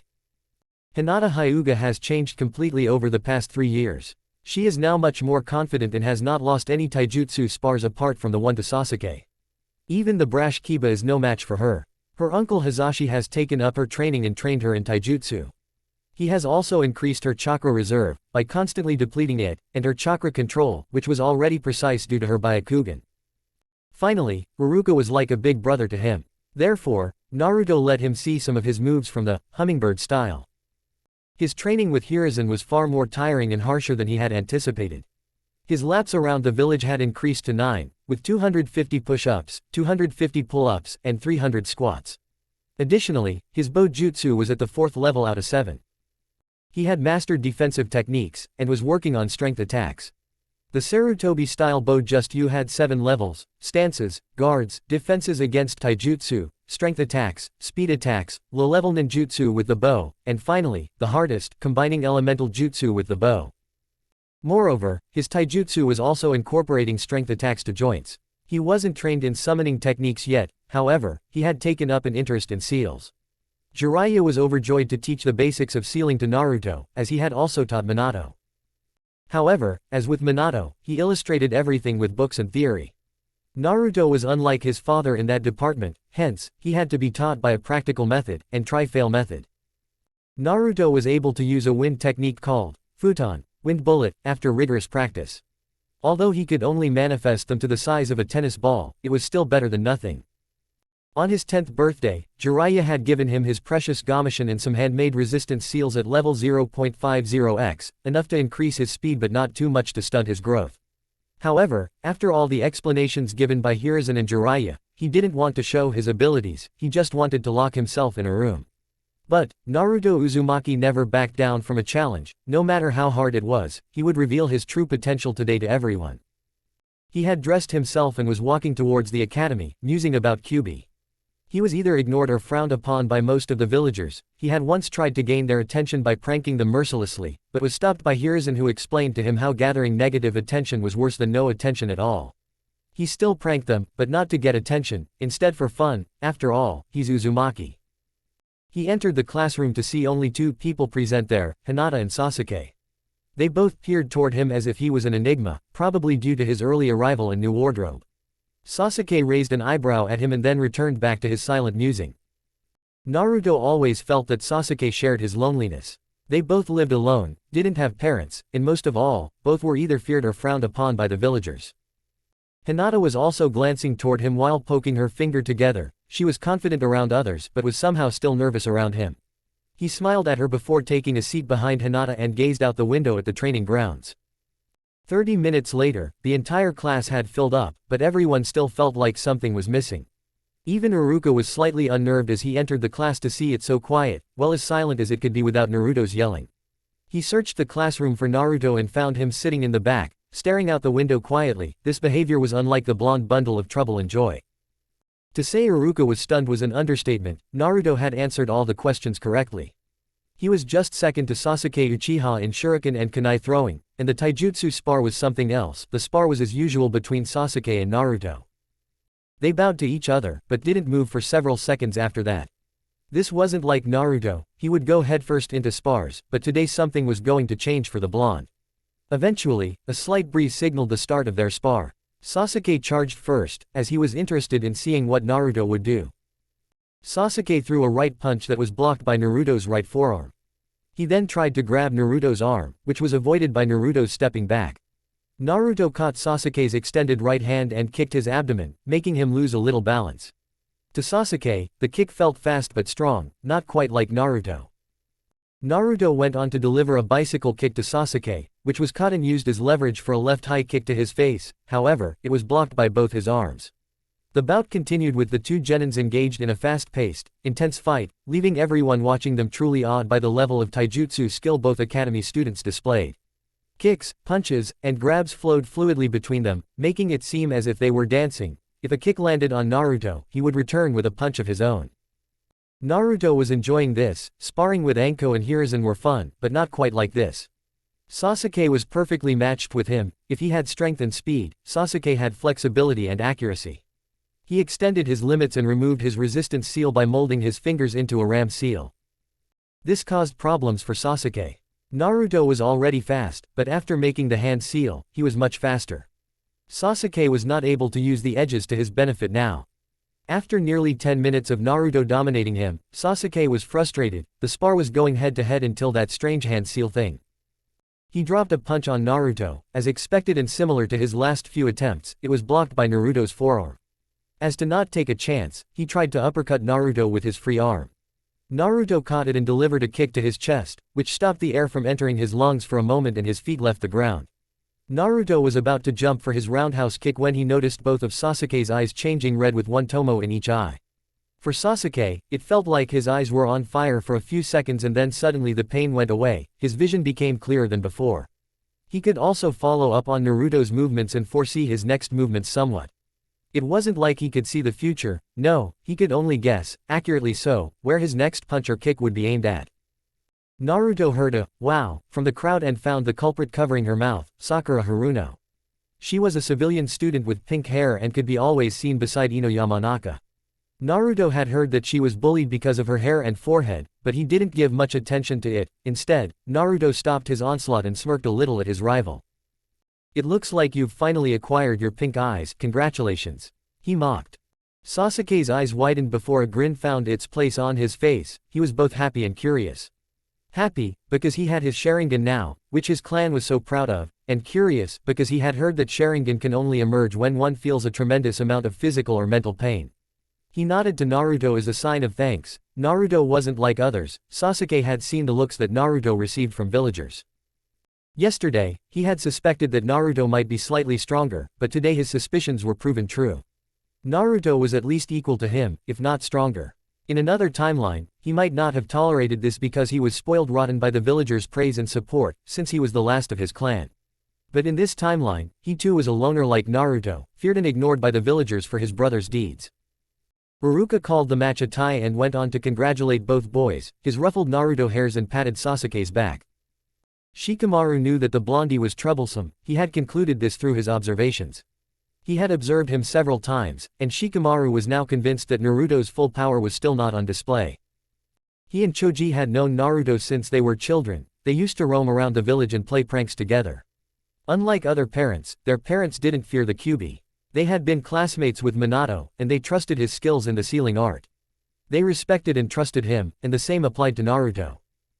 Shikaku Nara, Shikamaru's father, possessed the knowledge of Naruto's parentage and held deep respect and trust for the sacrifices made by them and their son for the sake of Konoha and its inhabitants. He understood the weight Naruto carried and the legacy he represented. Shikamaru walked next to Naruto. "So, my presumption was right," he said. "You were holding back all this time, you troublesome blonde." He added with a smirk, "By the way, congratulations on your win against the loner." His voice was filled with more amusement than any real grudge. "Yep, munch you were totally, munch awesome man." Choji joined Shikamaru, munching his potato chips. "Thanks guys. Wanna have a bite at Ichiraku after class?" Naruto offered, as the three of them regularly visited Ichiraku together for lunch. "Troublesome, but why not? I think we should bring Kiba along with us, he's been behaving nicely for quite some days." Naruto shrugged in response. Shikamaru was his childhood friend. If he thought it was a good idea to bring Kiba along, then there was nothing to discuss. "Looks like my next match is up, trouble," Shikamaru mumbled to himself. Naruto smiled at the two boys, they were more valuable than they themselves knew. Naruto wasn't an idiot to not understand the pressure the parents of his classmates placed upon them to stay away from him. Still, these two were always there with him. Perhaps, their parents weren't like others. After a few minutes, he strolled toward Sasuke and stood beside him. He eyed the onyx-eyed boy cautiously and poked his ribs. Sasuke hit his hand off, and glared at him. "Hey, no need to get offensive," Naruto said, a little amused by the boy's short temper. "I was just here to ask if you wanted to come with us to Ichiraku for a small treat. Me, Shika, Choji, and Kiba are going. You're welcome, only if you want."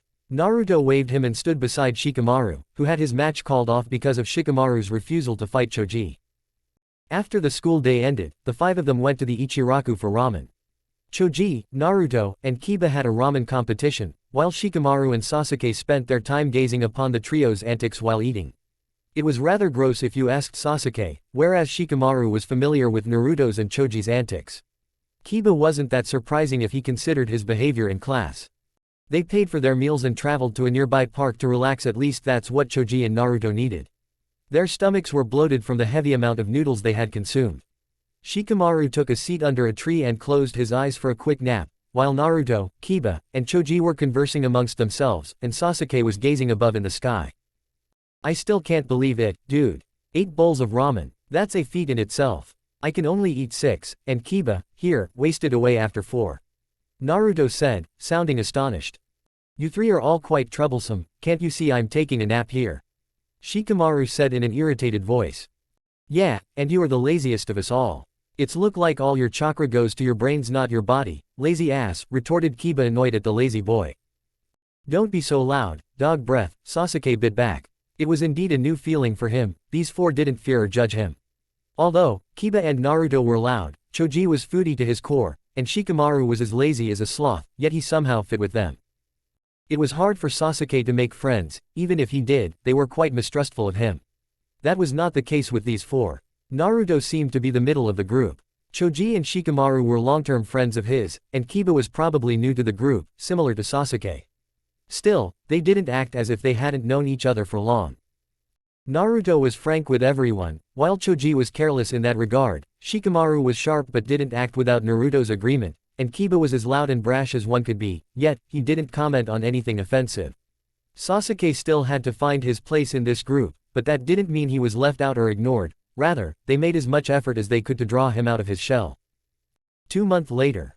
Naruto was walking towards the Hokage Tower for his daily training. From the next day onward, Hiruzen would start his ninjutsu training, consisting of all the 5 elements.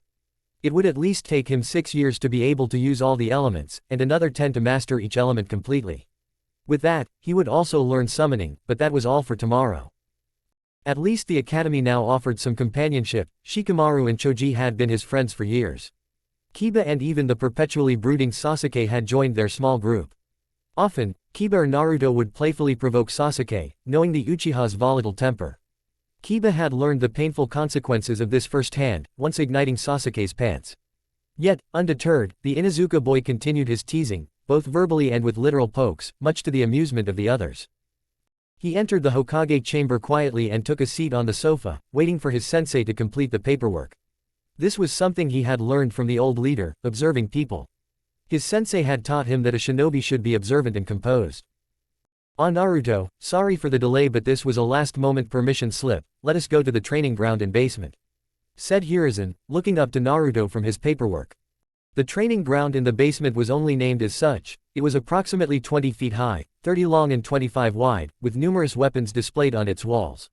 The room was formerly used by Tobirama Senju, the second Hokage and mentor of Hiruzen. Initially, it was used by the former Hokage or their apprentices for personal training purposes. The room had blue tile floors, green walls, and a red roof. Hiruzen had scheduled the day to help Naruto tap into the endless reserve of chakra within his seal. It should be done under the supervision of a skilled and formidable shinobi. Attempting it without any support would not be a very smart idea. "So today, I want you to meditate and focus on finding the fox's chakra within your seal," Hiruzen instructed as he shrugged off his Hokage robes to reveal the training armor he wore underneath. "I know you don't want anything to do with him, but having such a vast amount of raw chakra and not utilizing it would be a waste, Naruto," explained Hiruzen, noting the hesitation in Naruto to tap into the power of the fox that had destroyed the village, and likely killed his parents.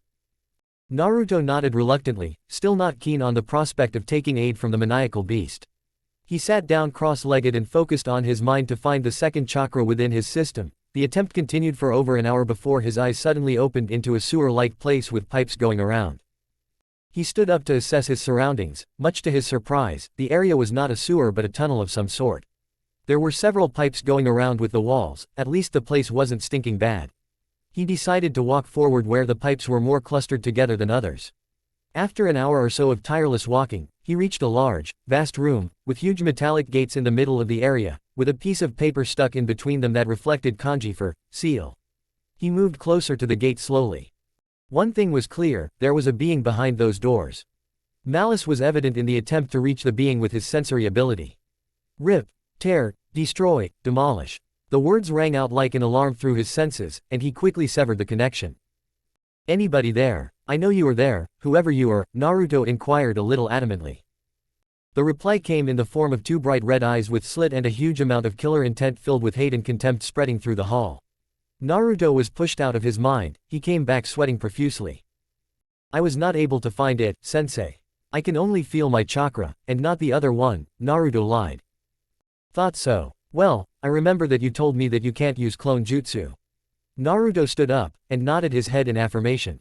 "That's because you have too much chakra to use normal bushin. I am going to teach you two types of bushins. The first technique is a kinjutsu due to its high chakra usage, while the second one is an elemental jutsu.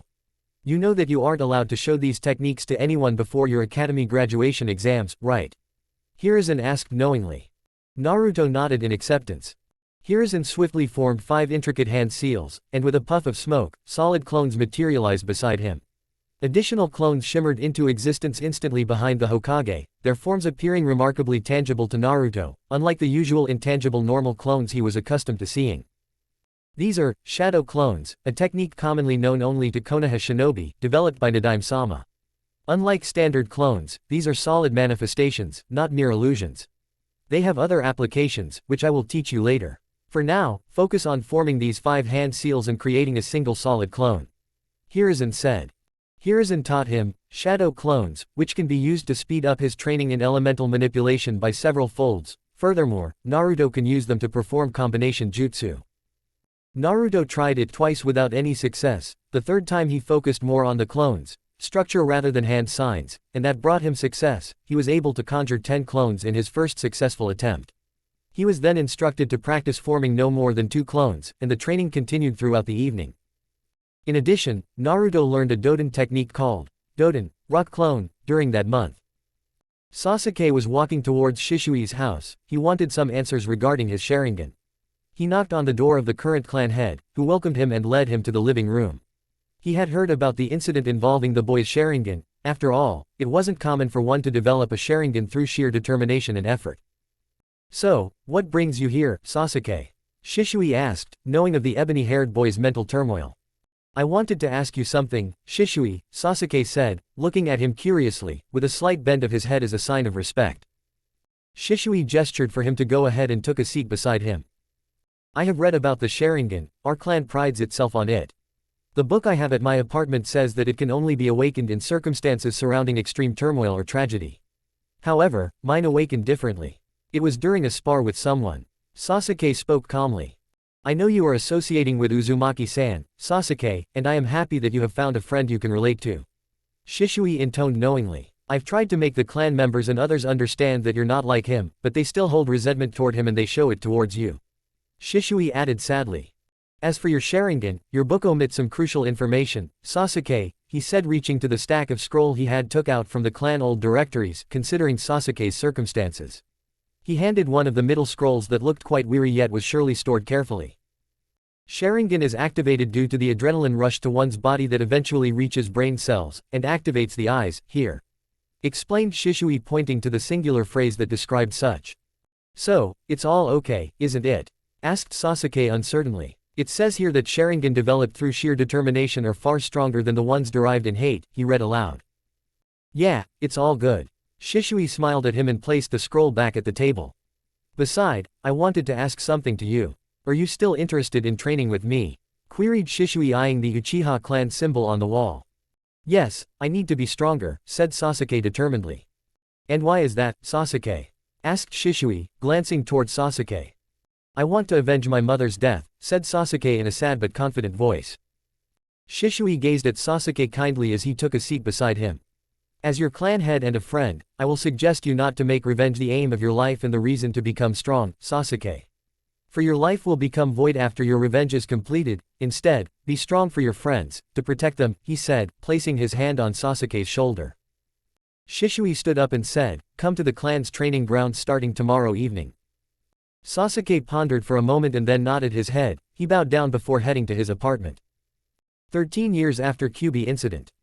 Naruto Uzumaki felt a genuine thrill coursing through him. Graduation day from the academy had finally arrived. The past 3 years had been deliberately joyful, his bond with his group of friends deepening significantly. Even Sasuke had shed much of his former brooding demeanor, opening up considerably over this time. Kiba remained his boisterous self, yet his loyalty to their group was absolute, mirroring the unwavering devotion of wolves to their pack. Shikamaru, spurred by the encouragement of Naruto, Choji, and Kiba, had begun to apply himself more diligently to his studies, even offering his insightful answers more readily in class. Choji was also a steadfast presence, though his closest bonds remained with Shikamaru and Naruto, his interactions with Kiba and Sasuke being infrequent. Naruto's training was at its peak now.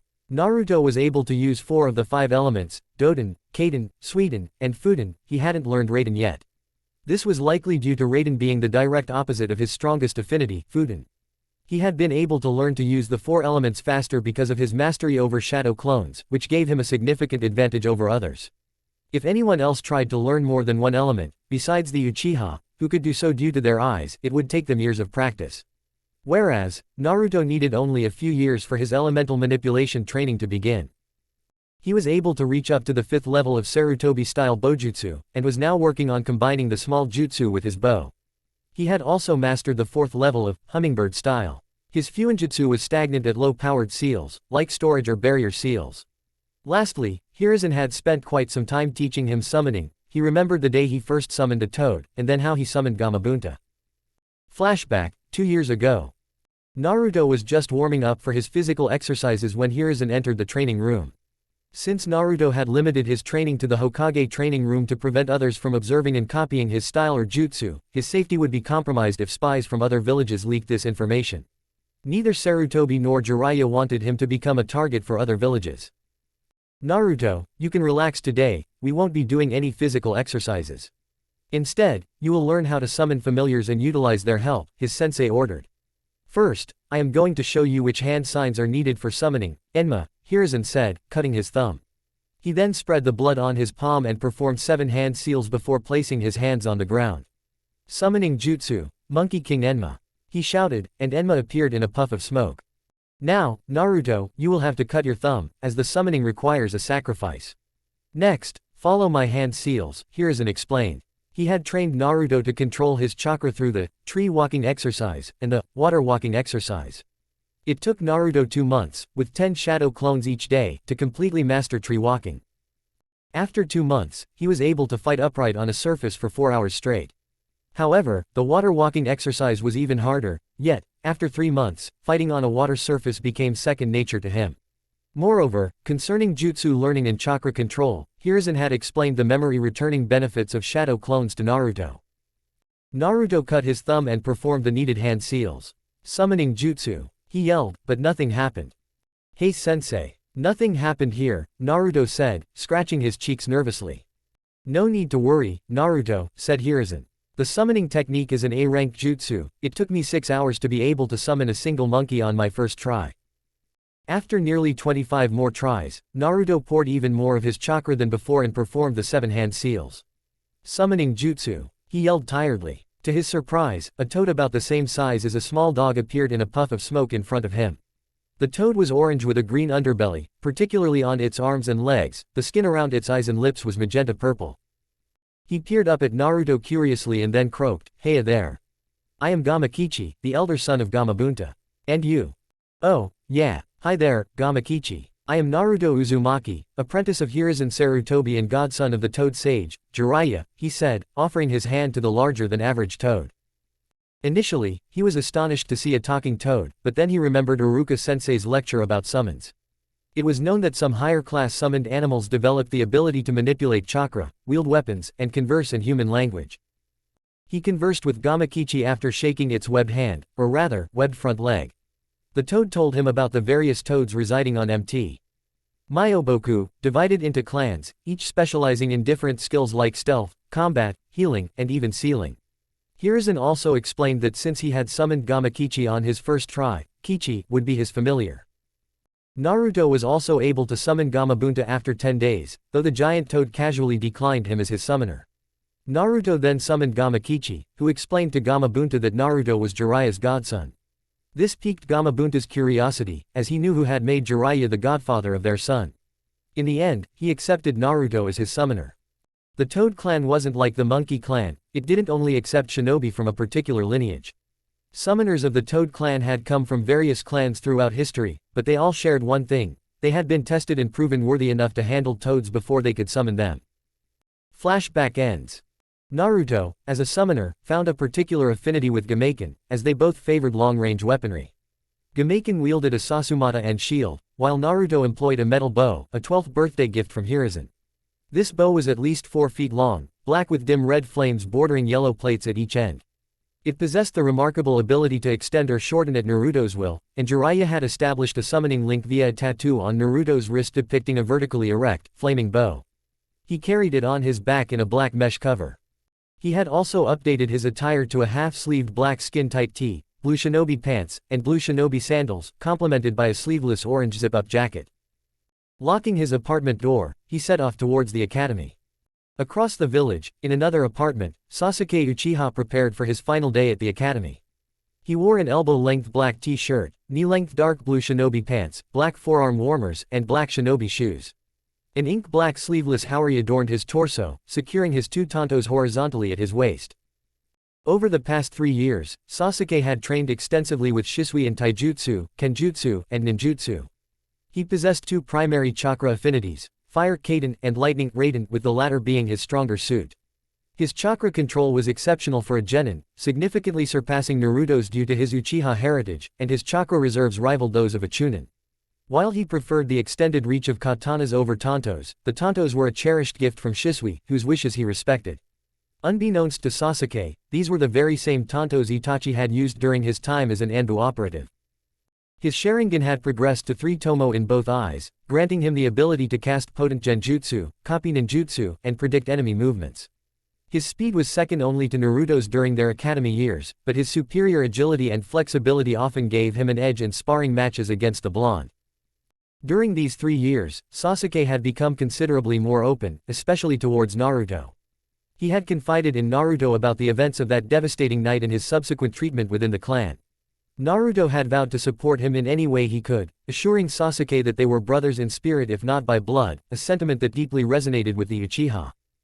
While Sasuke had long considered Naruto a brother, this open acknowledgement was significant. Their countless sparring sessions had given them a perfect understanding of each other's fighting styles. Sasuke would occasionally copy some of Naruto's jutsu, always seeking his permission beforehand. Lacing up his shoes, he began his walk towards the academy. Sakura Haruno felt a knot of anxiety tighten in her stomach for the day ahead. Coming from a modest shinobi background, her father a seasoned chunin before retirement and subsequent tool shop ownership, her mother a dentist, Sakura's childhood ambition of becoming a doctor had been rerouted by a past incident. On her 6th birthday, a drunken civilian had barged into their home, harassing her mother in her father's absence. Her attempts to intervene were futile, the bully easily pushing her aside. After a terrifying 10 minutes of shouting, a ninja in an animal mask, drawn by the commotion, had intervened, rescuing her and her mother. From that day forward, Sakura's path was clear: she would become a kunoichi, strong enough to protect herself and her family. Throughout her academy years, she had endured teasing for her distinctive pink hair and what others cruelly called her large forehead. While she excelled in kunoichi training, her prowess was solely due to her sharp intellect. Her intelligence and extensive knowledge placed her at the top of her class academically, but Sakura was acutely aware that these attributes alone would be insufficient in the brutal shinobi world, where death could come in the blink of an eye. Sakura had made a solemn vow to herself: she would never surrender, and she was determined to uphold that promise, no matter the obstacles. After preparing for the academy and finishing her breakfast, she set off, her resolve firm despite her underlying nervousness. Haruka surveyed the class, this year's students ready for their graduation exams. He noted the diverse talents. Some possessed raw skill like Naruto, others wielded unique kekai genkai such as Sasuke or Hinata. Some exhibited a tendency towards laziness, like Shikamaru, while others displayed sharp intellect, akin to Sakura. Yet, one undeniable truth hung in the air: this generation of genin held immense potential, destined to surpass their predecessors. From Haruka's side, Mizuki cast a sidelong glance at the academy students, these soon-to-be graduates. His gaze settled on a particular blonde, the demon brat. Mizuki had witnessed his transformation from a boisterous, seemingly inept child into one of the academy's top performers. Tonight, all of this would be left behind. His sole focus was acquiring the secret scroll from the Hokage Tower. The written examination proved to be remarkably simple, encompassing tasks such as decoding messages, analyzing scenarios and determining appropriate responses, solving mathematical problems, and recalling the extensive history of the shinobi nations. The subsequent taijutsu assessment involved sparring against instructors. Naruto, Hinata, and Sasuke stood out as the only three capable of landing blows, while the remaining students performed considerably better than in the initial test. The third examination evaluated mastery of the substitution jutsu, transformation jutsu, and clone jutsu. Naruto strategically employed rock clones for his evaluation, deliberately concealing his superior shadow clones, recognizing the rock clones' greater effectiveness compared to standard illusionary clones. An hour later, Haruka entered the classroom. Out of 63 students, 21 had successfully passed the graduation exams. Naruto, Sasuke, Kiba, Shikamaru, Choji, Ino, Sakura, and Hinata were among those who passed with remarkable success. Sasuke was recognized as the Rookie of the Year, with Naruto close behind. Hinata earned the title of Kunoichi of the Year, followed by Sakura. Your teams and senseis will be announced in a week's time. Until then, rest and enjoy your time with your families, Haruka announced, a proud smile gracing his features. Hey guys, wanna hang out at Ichiraku? Let's celebrate our graduation with a party, Naruto said excitedly. Yes, it will be fun, guys, agreed Kiba enthusiastically. Sasuke shrugged with a bored look on his face. He loved Ichiraku's tomato ramen soup, but that revelation was not necessary. Calm down, both of you, Shikamaru said as he pointed at Naruto and Kiba lazily. It'll just cause trouble. They all moved on to the Ichiraku ramen stand to have their little party. After 2 hours of eating, bickering, and childish boasting about themselves, mostly by Kiba, Shikamaru, Choji, and Kiba went on towards their clan compound after a little conversation. Hey Naruto, fancy a quick spar? Might help settle our stomachs, Sasuke suggested, glancing towards the blonde. Naruto grinned and nodded, and they both headed towards the nearest training ground. As they walked, Naruto grinned, bouncing slightly. Hey, Sasuke, you sure you're up for this after all that food? Don't wanna see you losing your lunch. Sasuke rolled his eyes, a hint of a smile touching his lips. Worry about yourself, Naruto. I can handle a little exercise. Besides, you need all the practice you can get before I beat you again. Naruto laughed. Oh, is that so? Last time I checked, you were the one tasting the ground. Get ready for a rematch, Rookie of the Year. As they approached the training grounds, they heard a sudden noise coming from the nearby forest. Naruto, ever the curious one, immediately sped off to investigate, with Sasuke close behind. They reached a small clearing, and the scene that unfolded before them ignited their fury. In the center, Haruka lay on the ground, locked in a struggle with Mizuki, who stood over him, a kunai raised menacingly. Without hesitation, they charged forward. They couldn't allow the white-haired chunin to harm their beloved teacher. Sasuke took the lead, intercepting Mizuki's descending kunai with one of his tantos, forcing him to stumble backward. Simultaneously, Naruto adopted a defensive stance, discreetly forming two shadow clones. He silently commanded one to check on Haruka's condition while the other sped off to alert the Hokage about the unfolding crisis. "What happened, Haruka-sensei? Why was Mizuki trying to hurt you?" Naruto's clone asked, his voice laced with concern. "Naruto, you're here," Haruka exclaimed, his voice still groggy. "Yeah, I'm here, sensei. Now, please tell me what's going on," Naruto's clone requested gently. "I was walking back from the academy when I heard he had stolen the secret scroll of sealing from the Hokage tower. I followed his trail and found him running through the forest. I came here to stop him but I messed up by thinking he wasn't that strong. He was about to finish me off when you two showed up," Haruka said weakly, glancing towards Sasuke who was using his tanto to block Mizuki's attacks. "Hey, you jerk, pick on someone your own size," Naruto roared, nodding towards Sasuke. Mizuki growled, "I'll teach you little punks some manners, you'll learn to mind your own business." Mizuki flung a volley of a dozen shurikens towards them. Sasuke swiftly sidestepped the incoming projectiles, while Naruto stood ready behind him. "FUNN, great breakthrough," he roared, unleashing a powerful gust of wind chakra towards the sharp metal stars. The shurikens, caught in the gale, reversed their trajectory, hurtling back towards a startled Mizuki. Cursing under his breath, he dove to his right, narrowly avoiding the returning barrage. Sasuke exchanged a quick glance with Naruto, a silent signal passing between them. With rapid hand movements, Sasuke executed 4 seals, Kaden, Fireball Jutsu. Immediately following, Naruto shouted, "FUNN, Wind Bullet." A massive fireball, the size of a large boulder, was propelled forward, joined by a football-sized sphere of concentrated wind. The fusion of elements caused the fireball's color to shift to an intense white as it sped towards Mizuki, scorching the ground in its wake. Mizuki's eyes widened in alarm, but he reacted swiftly, forming a series of hand seals and yelling, "Doden, mud wall." A thick wall of mud and stone erupted from the earth, intercepting the blazing projectile. The wall halted the fiery assault, but not before its brown surface was blackened by the intense heat. Haruka watched in stunned amazement at the unfolding battle. These two academy students were executing jutsus with such seamless synchronization. His awe deepened into profound respect as Naruto and Sasuke seamlessly launched yet another combined attack. A smirk played on both Sasuke's and Naruto's lips as the earth wall rose. Naruto nodded towards his teammate, his hands already moving through 8 precise seals before pressing them to the ground. "Doden, Earth Dome," he exclaimed, and a sturdy dome of stone encased Mizuki, effectively trapping him. Without missing a beat, Sasuke formed his own set of hand seals, his palm facing the earthen prison. "Raiden, Lightning Bolt Jutsu." A sharp bolt of pure lightning erupted from his hand, striking the surface of the earth dome. The ground, acting as a natural conductor, absorbed the electrical energy, becoming overloaded in an instant. With a deafening boom, the dome violently exploded, shattering into countless fragments under the immense power it contained. Mizuki was flung from the remnants of the dome, his right arm torn away, his body bearing several gruesome, bloodied crush injuries. "Don't you think we overdid it a little, Naruto?" Sasuke questioned, his gaze fixed warily on the mangled figure of their former instructor. "No. A traitor cannot be forgiven," Naruto stated firmly, his voice resolute. Sasuke met his friend's gaze and nodded in grim agreement. Their exchange was interrupted by the sudden arrival of the Hokage, accompanied by Shisui, Kakashi, and 4 masked Anbu operatives. Hiruzen's gaze fell upon the defeated Mizuki, and with a silent gesture, he directed the Anbu to transport him to the hospital for immediate care, followed by a transfer to Ibiki's interrogation chambers for a thorough investigation into his treachery. "Excellent work, Naruto and Sasuke. I anticipated nothing less from 2 of the most outstanding students graduating from the academy this year," Hiruzen commended them, his expression radiating a warm smile. "Today, you both demonstrated exceptional skill and bravery, ultimately saving the life of your teacher," Hiruzen added, his voice filled with pride.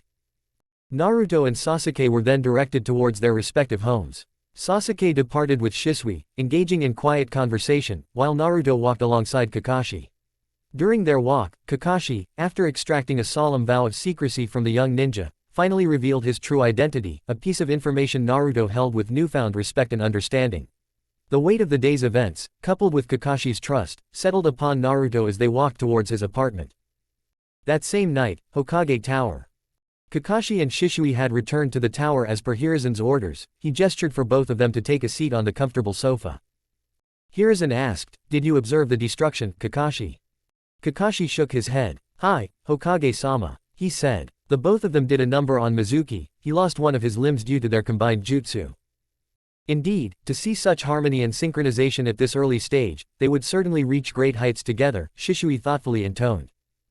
"Ah, yes, I have been made aware of that." Hiruzen took a seat beside his top jonins. "If we could place them both on a same genin team, that would be most beneficial for all." He continued placing a file on the desk. Hiruzen said, "I have a candidate for the third member of your team." He opened the file and gestured towards it. Haruno Sakura has exceptional chakra control. If guided properly, she could reach the level of Tsunade. Indeed, Hokage-sama. However, they need a sensei of that caliber to control them and satisfy their needs for knowledge. I would have taken up the mantle, but the clan responsibilities hold me back, Shisui said, looking genuinely sad. "What about you, Kakashi?" Hiruzen asked. "Being one of our top jonin, you're more than capable of guiding them. Your extensive knowledge of countless jutsu and techniques will easily satisfy their strong desire to learn. They're eager students, and you possess the skills to teach them everything they need to know." "I will do it, but I have two conditions," replied Kakashi after a brief pause. "Conditions, Hitaki?" Hiruzen chuckled, amused by the familiar childishness of one of his elite jonin. Kakashi wouldn't be Kakashi without his peculiar antics and detached demeanor. Kakashi stood his ground. "I wish to be Naruto's second guardian, and I want the Uchiha as my apprentice," he stated firmly. "These are rather significant requests, Kakashi," Hiruzen frowned thoughtfully. "Sasuke's apprenticeship is easily arranged, assuming Shisui concurs. However, Naruto. That presents an entirely different situation, Hitaki." He looked up at Kakashi with a serious expression. "His other guardian is her, and I doubt she would take kindly to learning. Her rights have been hindered," Hiruzen explained. "Well, if not that, something of equal value would be appreciated, Hokage-sama," Kakashi said, bowing his head slightly. "We shall see about that, Kakashi. Rest assured, I will continue to train Naruto," Hiruzen replied. He then turned to Shisui and said, "And you will also have the opportunity to train Sasuke in your spare time. He needs to grow stronger to protect himself." Shisui bowed his head respectfully and departed, soon followed by Kakashi. The week sped by, filled with intense sparring sessions between Naruto and Sasuke. Finally, the day for team assignments and sensei introductions arrived. Naruto was buzzing with anticipation, hoping to be teamed up with at least one of his friends. He took a quick shower and started preparing his own breakfast, his cooking lessons with Kakashi finally proving useful. While he could now manage breakfast and dinner, Ichiraku's delicious ramen still held the top spot for lunch. He chose a less crowded route to the academy, wanting to avoid the usual fear and hatred from the villagers. Today was a happy day, the start of his shinobi career. Little did he know, a surprise awaited him. He arrived at the academy and settled into his usual seat next to Sasuke, a habit from the previous year. Sasuke gave him a brief nod before returning to his customary window gazing. 20 minutes later, Haruka entered the classroom, his right arm in a high sling. The room fell silent as he began to speak. "I am truly proud of all of you. You have all passed your graduation exams and are now genin. The life of a shinobi is challenging and unpredictable, but always remember that you do this to protect your friends, family, and loved ones." Then came the team announcements. The first 6 teams, comprised mostly of civilian background students, weren't particularly noteworthy. Then came the crucial teams. Team 7 consists of Uchiha Sasuke, Haruno Sakura, and Uzumaki Naruto.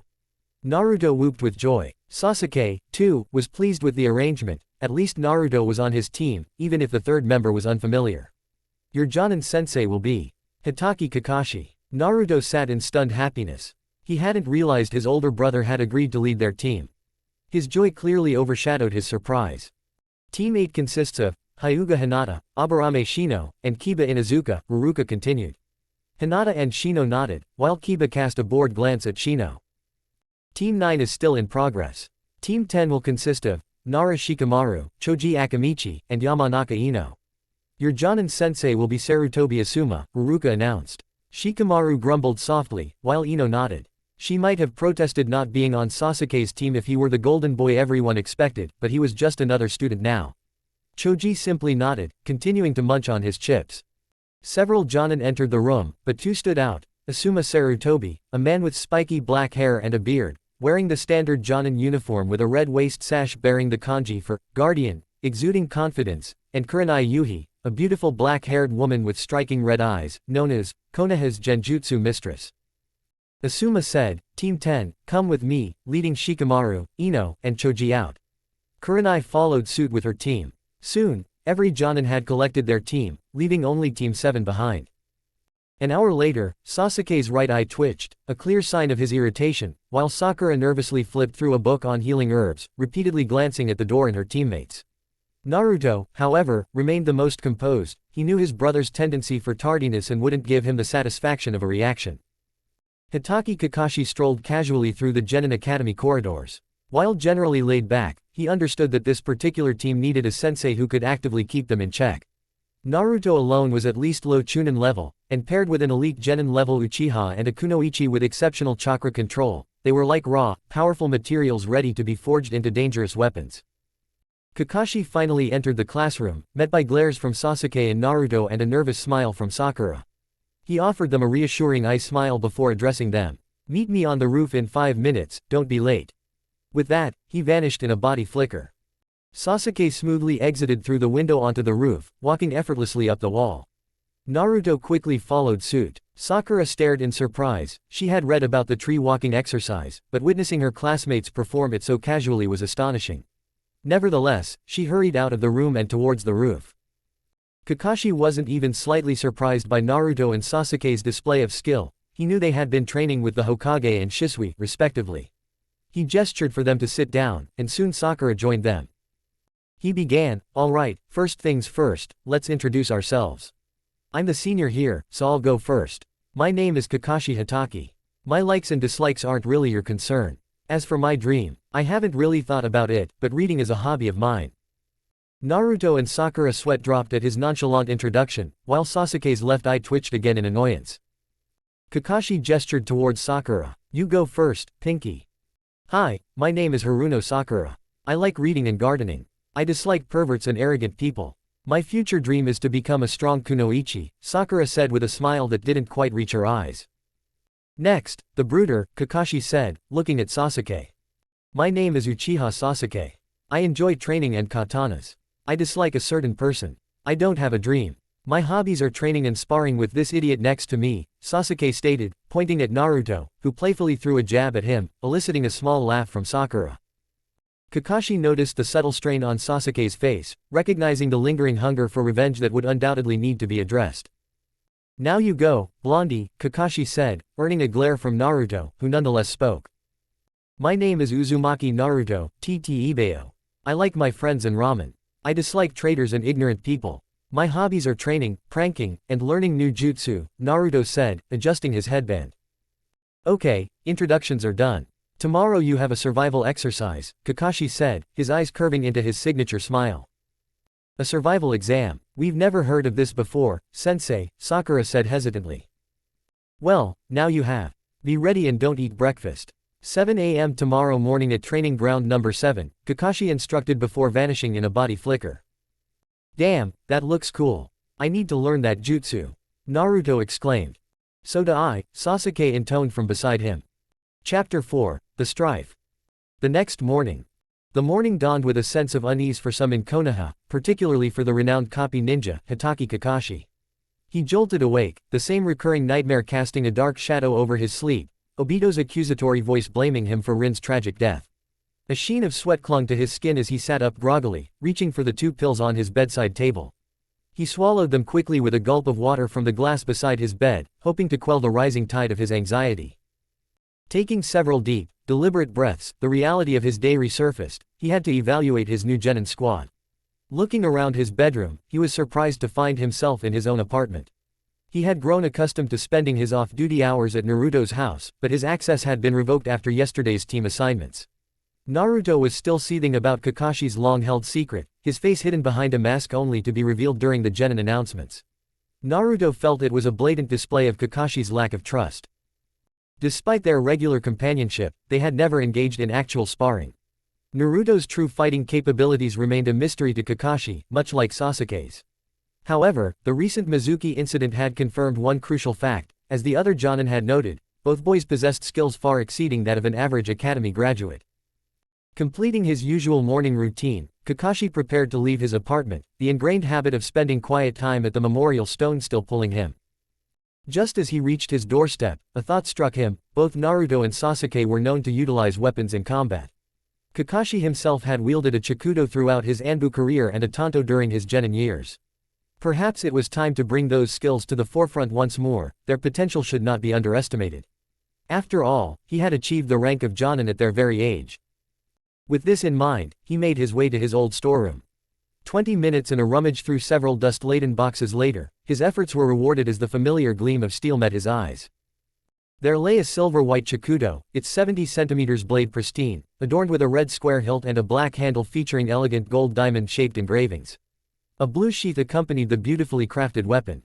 After a swift inspection, confirming its flawless condition, he sheathed the Chikudo and secured it across his right shoulder. His gaze then fell upon one of the several tantos scattered on the floor. It was the very same tanto he had wielded during his Genin days, before the tragic loss of his father. He had never used it since that fateful day, but now he had a new team. He sheathed the tanto and fastened it around his waist. Having retrieved what he needed, he finally left his apartment, taking to the rooftops for a swift journey towards Training Ground 7. Sakura arrived at the designated training ground precisely at 7 o'clock, finding both her teammates already there.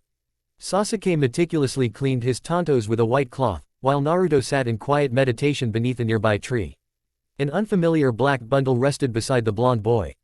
Choosing the company of Naruto over the seemingly intimidating Sasuke, who appeared formidable even without a katana, she sat down beside him. Despite her skepticism towards the village rumors surrounding the two boys, they still exuded an aura of intensity. Being from a civilian background, she had heard numerous unsettling tales about them. One was allegedly a cruel demon bent on the village's destruction, while the other was a child teetering on the edge of madness. However, their shared evening at Ichiraku's ramen shop had offered her a glimpse beneath these frightening facades. Naruto, while overly friendly, was approachable. Sasuke, on the other hand, remained an enigma, silent, withdrawn, with a seemingly irritable inner world. She had witnessed his quick annoyance when Naruto playfully poked him the previous night, escalating into a brief, albeit amusing, bickering match. Naruto, his sensory perception still developing and limited to the edges of the clearing, sensed Sakura's inner unease soon after she entered. He heard the subtle sounds of her approach, the crunch of leaves and the soft rustle of grass beneath her feet. Opening his eyes, he offered her a warm, reassuring smile. Meanwhile, Sasuke had finished polishing his 55 cm dark silver tantos with their plain maroon handles. Not in the mood for conversation, he sheathed them and leapt onto a branch directly above his teammates, settling into a silent perch. Kakashi entered the clearing at that precise moment, or at least, that was the impression he intended to convey. His gaze swept over the three figures gathered near a solitary tree. Naruto and Sakura were engaged in quiet conversation, while Sasuke perched on a tree branch above them, resembling a watchful bird. He cleared his throat softly to draw their attention, and all three turned towards him. Naruto swiftly picked up the black bundle beside him and secured it onto his back, rising to his feet with Sakura following suit. Sasuke, too, gracefully descended from the tree to join his teammates. Naruto shot Kakashi a pointed glare, the reasons for his displeasure evident. Yet, beneath the anger, a flicker of concern danced in his eyes. He was aware of Kakashi's recurring nightmares, having offered comfort to his pseudo-older brother on numerous occasions. The dark circles beneath the retired ANBU's eyes were stark, betraying his distress, especially without the familiar mask to conceal them. "Good morning, my little genin," Kakashi said, quirking an eyebrow and offering a warm smile, though the usual spark in his eyes seemed somewhat subdued. "As I mentioned yesterday, this is a survival test. Only 1/3 of the students who graduate from the academy actually make it into the shinobi ranks. Your advancement will depend entirely on your performance in this task, so I advise you to give it your absolute best." The three genin nodded silently. Under normal circumstances, questions about this new information would have arisen, but the current atmosphere was different. Kakashi produced 2 bells from his pocket. "The 3 of you have 2 hours to take these bells from me, 1 for each." "But sensei, there are 3 of us, 2 bells mean 1 of us will fail and have to go back," Sakura questioned, finally voicing her apprehension. Instead of a verbal reply, Kakashi simply smiled, a hint of challenge in his eyes, and began a countdown. 3, 2, 1, Kakashi counted on his fingers. "Go," he shouted, leaping backward to create some distance between them. Sakura was the only one to immediately adhere to the ninja code of stealth, disappearing into the surrounding foliage. Naruto and Sasuke, however, remained rooted to their spots, their expressions neutral in assessing. Kakashi realized he needed to prioritize keeping them calm rather than provoking them, and agitated Naruto, in particular, could prove quite troublesome. He even caught himself thinking with the cautious logic of Inara. Driven by fierce initiative, Sasuke surged forward, his right arm arcing in a swift swing. With an almost bored ease, Kakashi sidestepped the attack. The force of his momentum sent Sasuke stumbling, his leading hand instinctively shooting out to break his fall as he went face first towards the earth. With a quick rotation of his arms, he adjusted his grip, muscles tensing as he launched a sharp kick, aiming precisely for Kakashi's ribs. Kakashi met the blow with a swift block, his hand then snaking out to secure Sasuke's leg, the beginning of a spinning throw already forming in his mind. Not wanting to miss a beat in the unfolding skirmish, Naruto swiftly joined the fray, his movements focused on Kakashi as he coordinated his attack with the Uchihas. Kakashi had to internally concede that Naruto possessed a speed far greater than that of an average genin, though his movements still lacked the refinement needed to truly deceive his experienced, battle-trained eyes. A swift, powerful high kick was aimed at Kakashi, who used his forearm to block, noting the considerable force behind the blow. He instinctively reached to grab the attacker's ankle, much like Sasuke would, but ironically, his attempt was intercepted by the ebony-haired boy, who followed up with a sharp leg sweep. Kakashi pushed Naruto away to create some much-needed distance and sprang back up, narrowly avoiding the sweep. However, his respite was brief as he sensed a punch hurtling towards him from his side. Unable to fully evade while still airborne, he reacted quickly, ducking and grabbing both of their arms to spin and throw them away from him. Sakura, concealed within the foliage, observed the entire exchange. If she had been astonished by the boys' skills yesterday, she was utterly flabbergasted today. These boys, no older than herself, displayed near-perfect, silent coordination and carried themselves with a poise far beyond that of average genin. Although her knowledge of her sensei was limited, Ino's father, a respected Yamanaka, had described Hitaki Kakashi as being at the pinnacle of the Jonin power structure, one of the elite, and indeed, the best.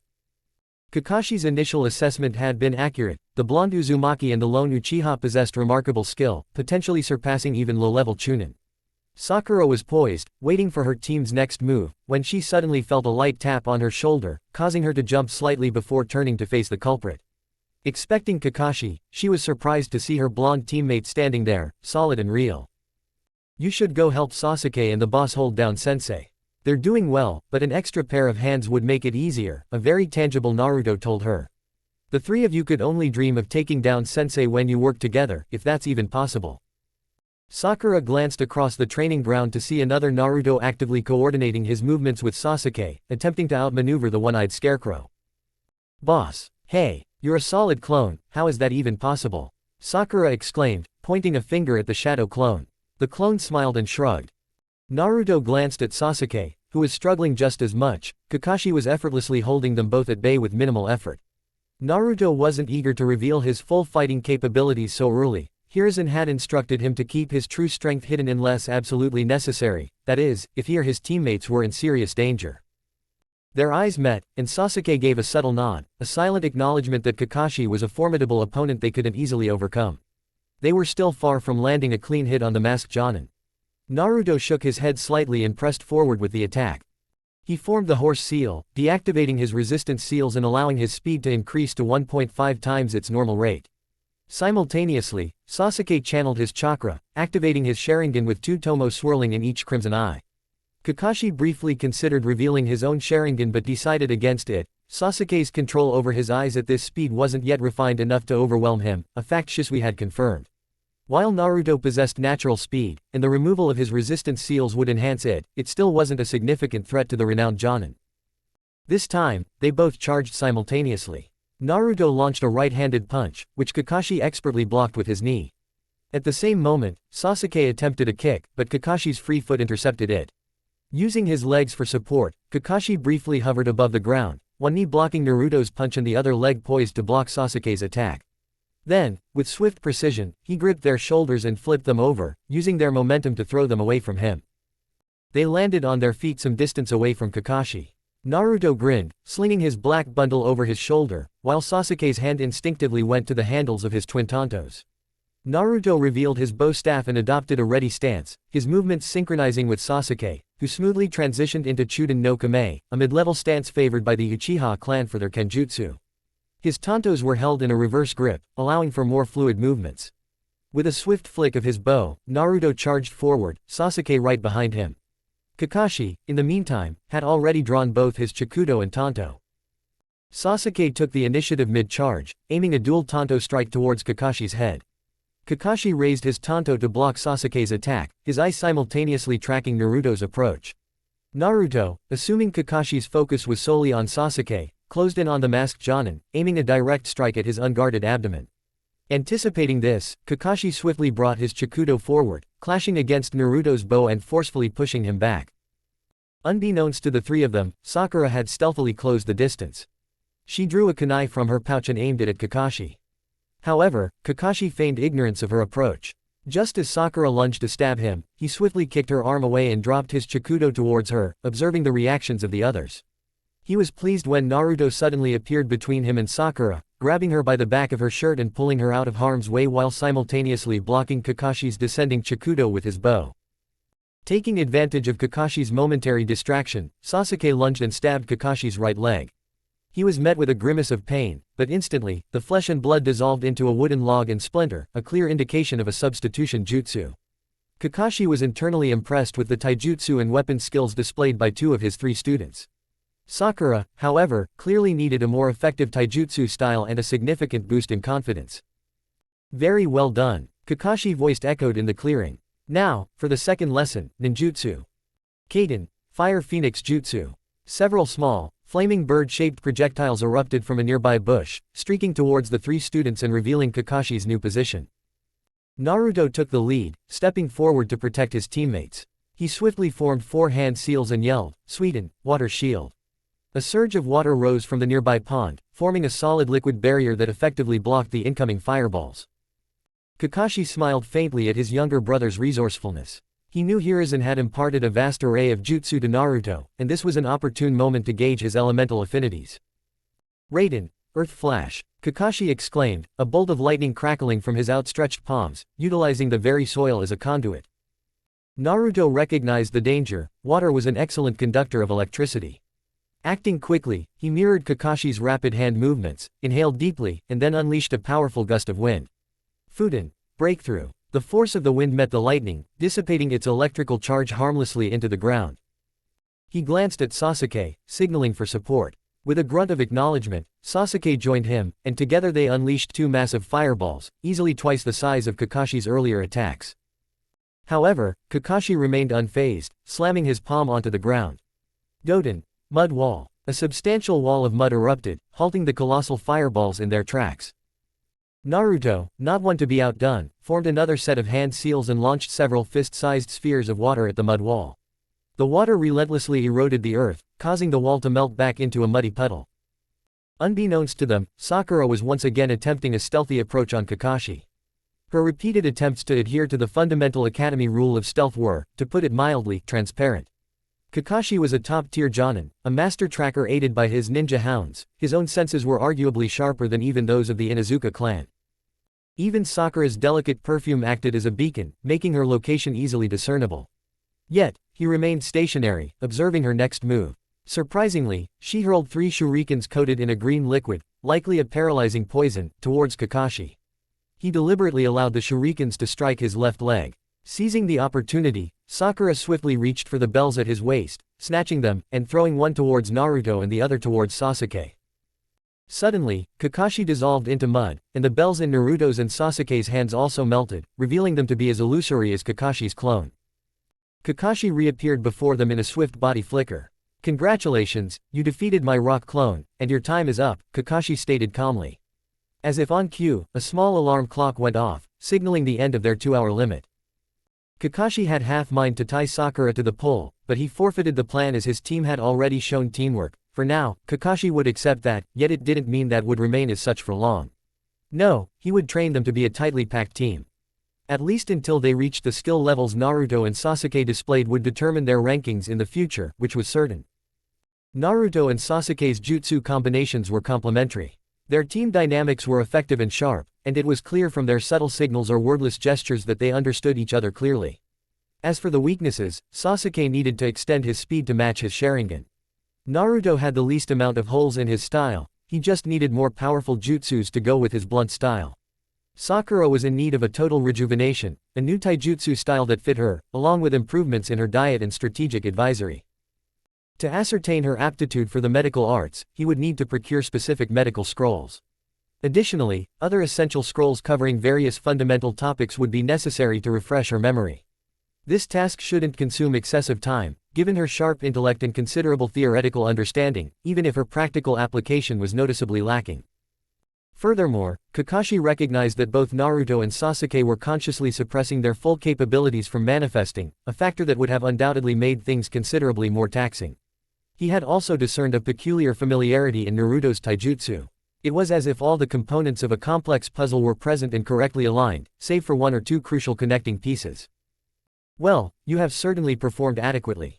Putting 3 students from the top 5 of the graduating year together was a risky move, but you have proven that decision correct, Kakashi addressed them, sheathing his blades and gesturing for them to do the same. As for the test, it wasn't about the bells at all. It was about your teamwork from the very beginning. And I must say, you didn't disappoint me, unlike the students I've had previously.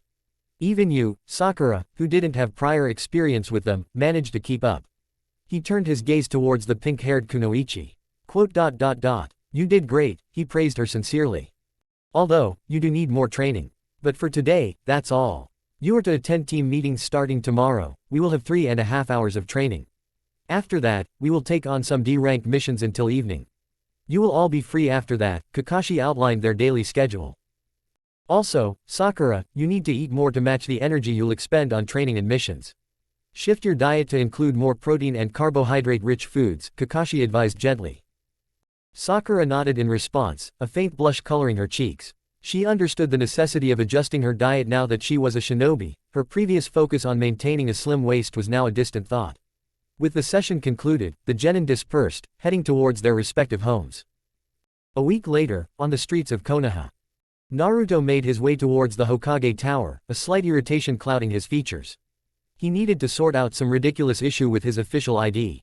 He had submitted his genin registration form a week prior and today received a summons from the Hokage office, demanding he retake his ID picture. What in the world was wrong with the awesome kabuki face paint pose? If his legendary godfather was allowed to use it, then by all means, so should he. He bounded up the stairs to the second floor and strolled down the corridor, the last room on the left his intended destination. As he entered the genealogy registration office, his eyes met those of an elderly man who regarded him with an impassive expression. I was sent here to change my profile picture, but I really don't want to. Is there some kind of problem with it? Naruto asked, a hint of uncertainty in his voice. No, why would I have any issue with your picture, boy? It was Hokage-sama who instructed me to retake it. If you insist on keeping it as it is, you'll have to take it up with him, the man replied nonchalantly, returning to his paperwork. With a sigh, Naruto reversed his direction and headed towards the Hokage chamber. He knocked politely on the door. He would never again make the mistake of barging in. He vividly remembered the day Hiruzen had instilled in him the importance of respecting personal space. It was during the early, clumsy days of his training, when proper courtesy around his seniors was still a foreign concept. He had burst into the Hokage chamber one morning without knocking. The punishment had been 2 consecutive days of relentless running across the entire village, with a mere 4 hours allotted for sleep, meals, and, well, nature's calls. The second day had been pure agony. Every bone in his body had screamed in protest, and his muscles had refused to obey even the simplest commands. He knew a similar transgression would be met with equally brutal consequences.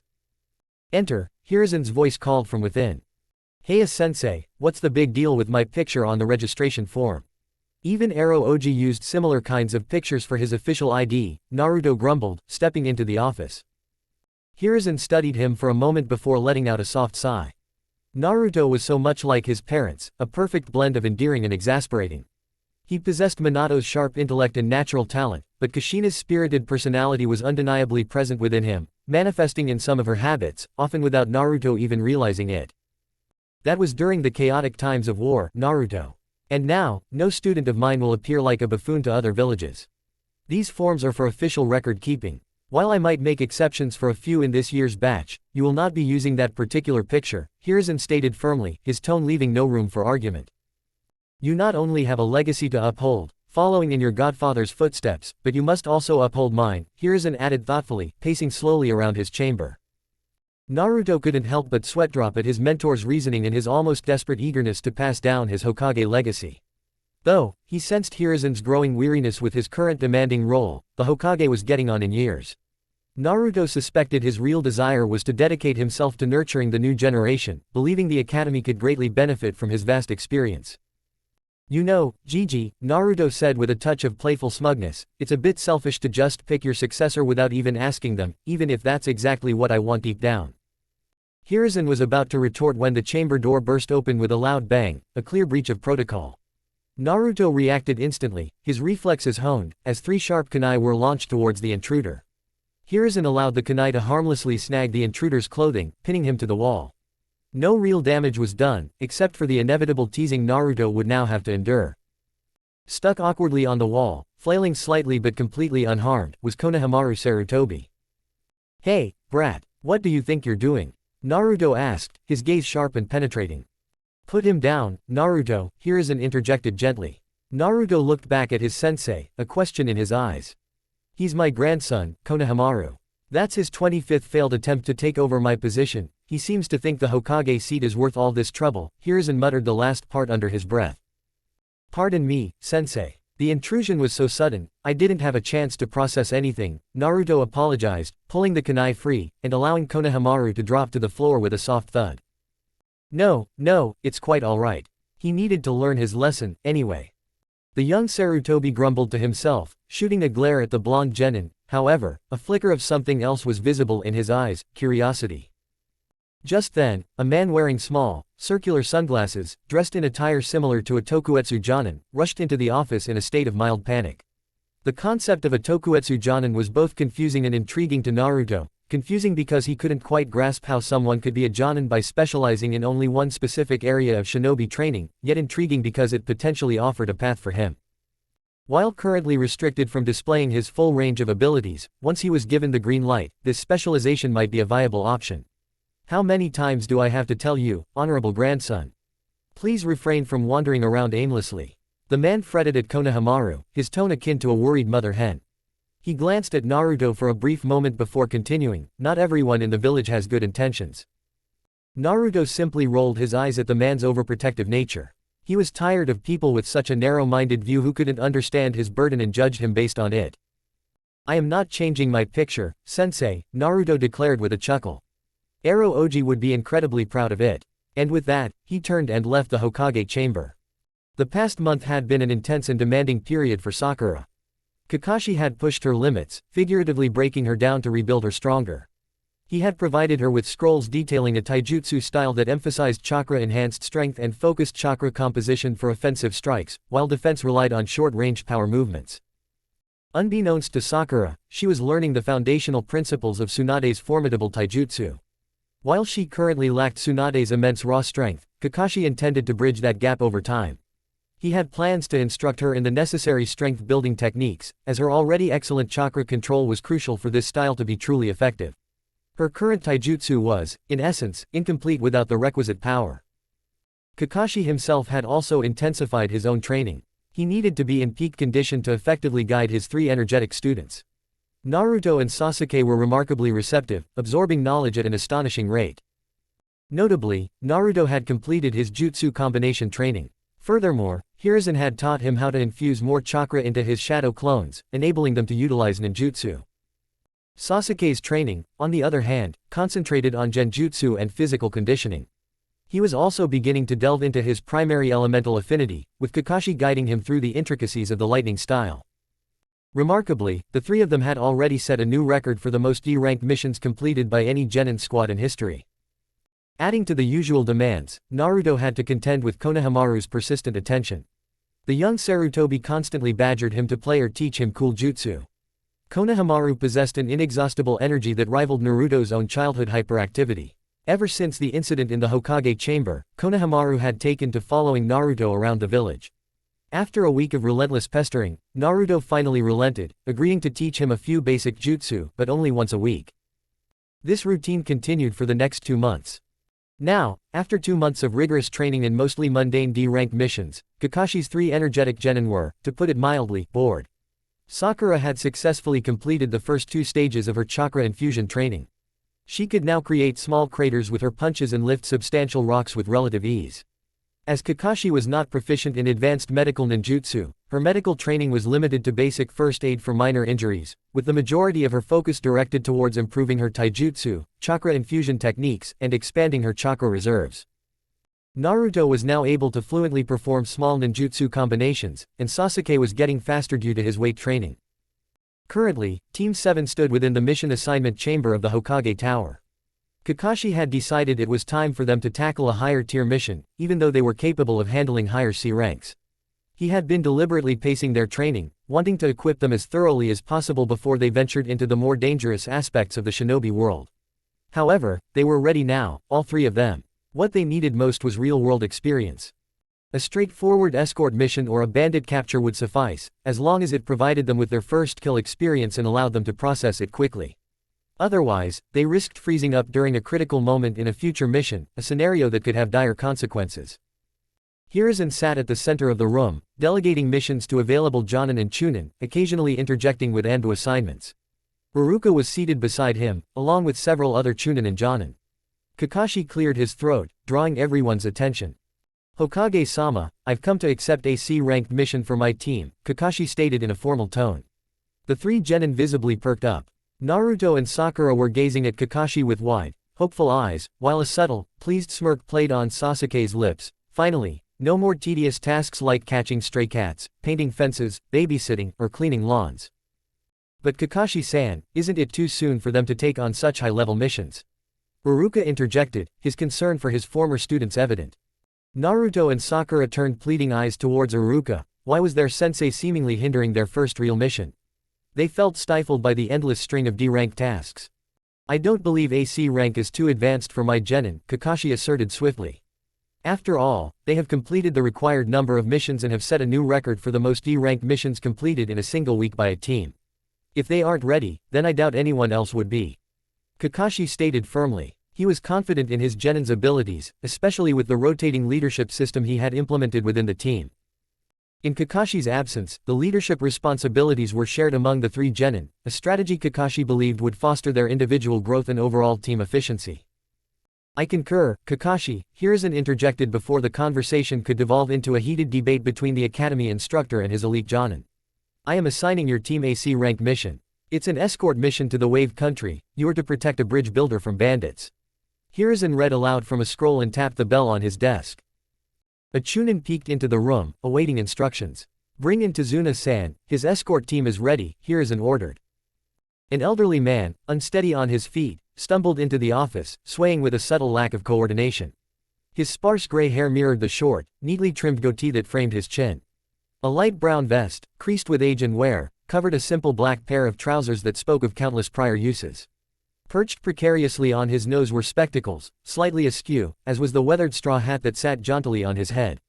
The vest bore numerous wrinkles and faint stains, while the pants appeared faded and stretched in places. A potent aroma of alcohol wafted from him, painting the initial impression of a common drunkard seeking refuge. However, Naruto's unusually sharp senses registered subtle nuances beneath this seemingly inebriated facade. A flicker in his eyes, a controlled tension in his posture, leading him to the firm conclusion that this man was far from who he outwardly presented himself to be. I asked for top elite ninjas to protect me, not some snot-nosed little brats, the man slurred, taking a swig from the sake bottle in his hand. Look at that girl over there, she's got the funniest hair color I've ever seen. That black-haired boy looks sickly, and that yellow-haired one is just plain stupid looking.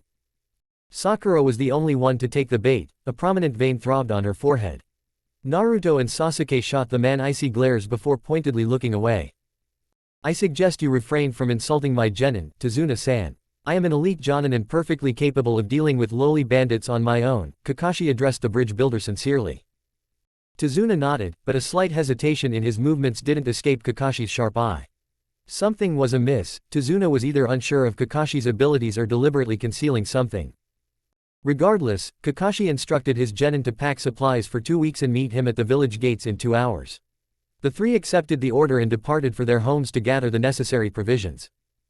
Naruto efficiently packed food, clothing, kunai, shuriken, and a sleeping bag into separate, sealed scrolls.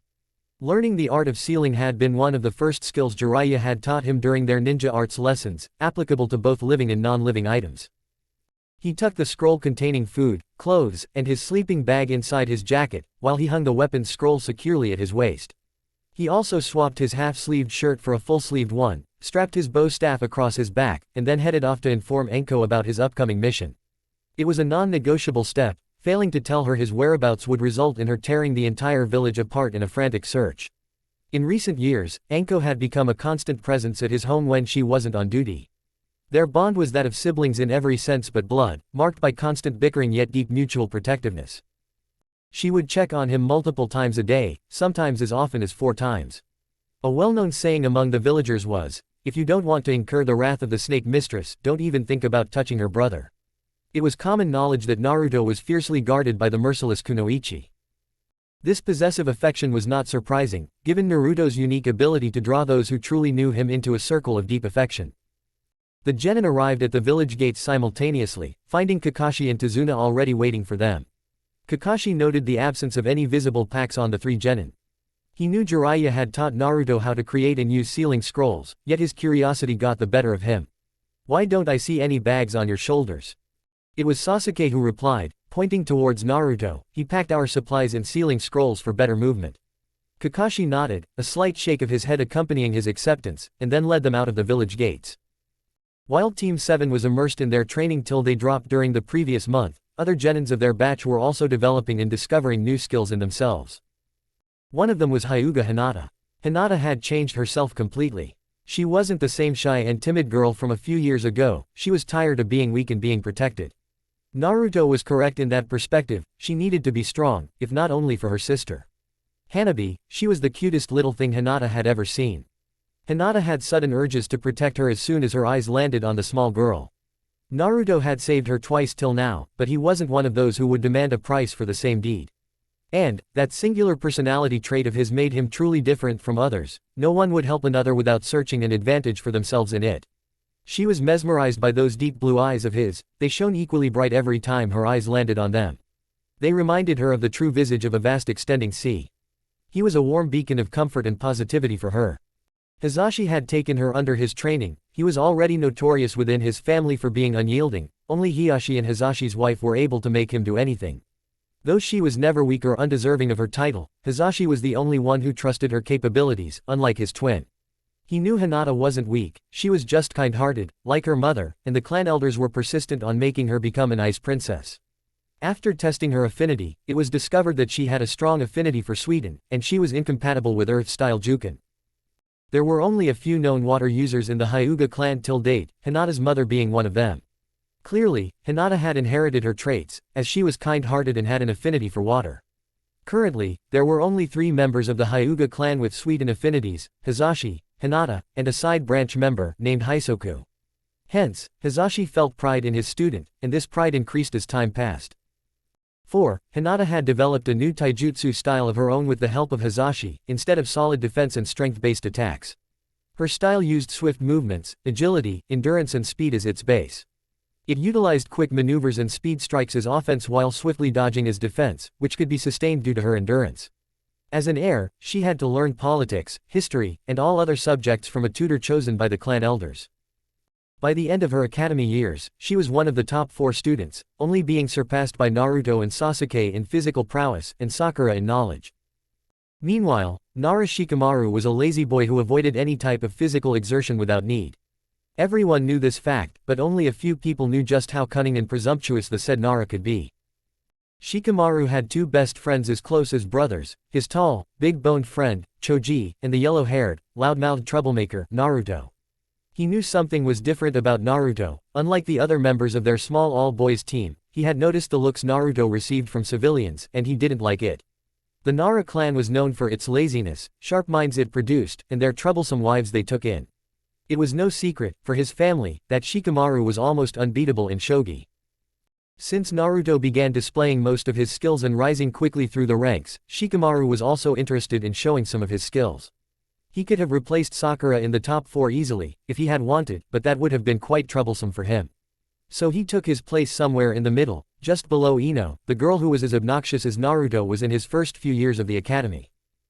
However, the playful competition took a turn into utmost respect for the blonde brat when Shikaku told him about the responsibilities Naruto has been carrying for years and will continue to do so until he dies. The day after his graduation, Shikamaru received a call from his father asking him to come into his office. This was highly unusual, as Shikamaru was not a frequent visitor to his father's office. Shikamaru knew something was off with the blonde, but he could never have guessed the magnitude of what he would soon learn. That day, Shikamaru silently made a vow to himself to become a strong ninja and support his friend no matter what. This was what drove him towards his training. He didn't spend his energy on ninjutsus, as that was unnecessary with his shadow release. Therefore, he focused more on taijutsu, and, after much persuasion from Asuma, he eventually took up a chikudo that could be used to infuse his shadow release. Konoha was far behind them, yet a persistent unease gnawed at Kakashi. Tazuna was undoubtedly concealing something, and Kakashi resolved to uncover the truth. The perpetually nervous bridge builder constantly scanned their surroundings, anticipating an attack at any moment, despite their having long since left the village. Furthermore, Kakashi's sharp senses detected someone trailing them, a fact that contradicted the mission's initial briefing.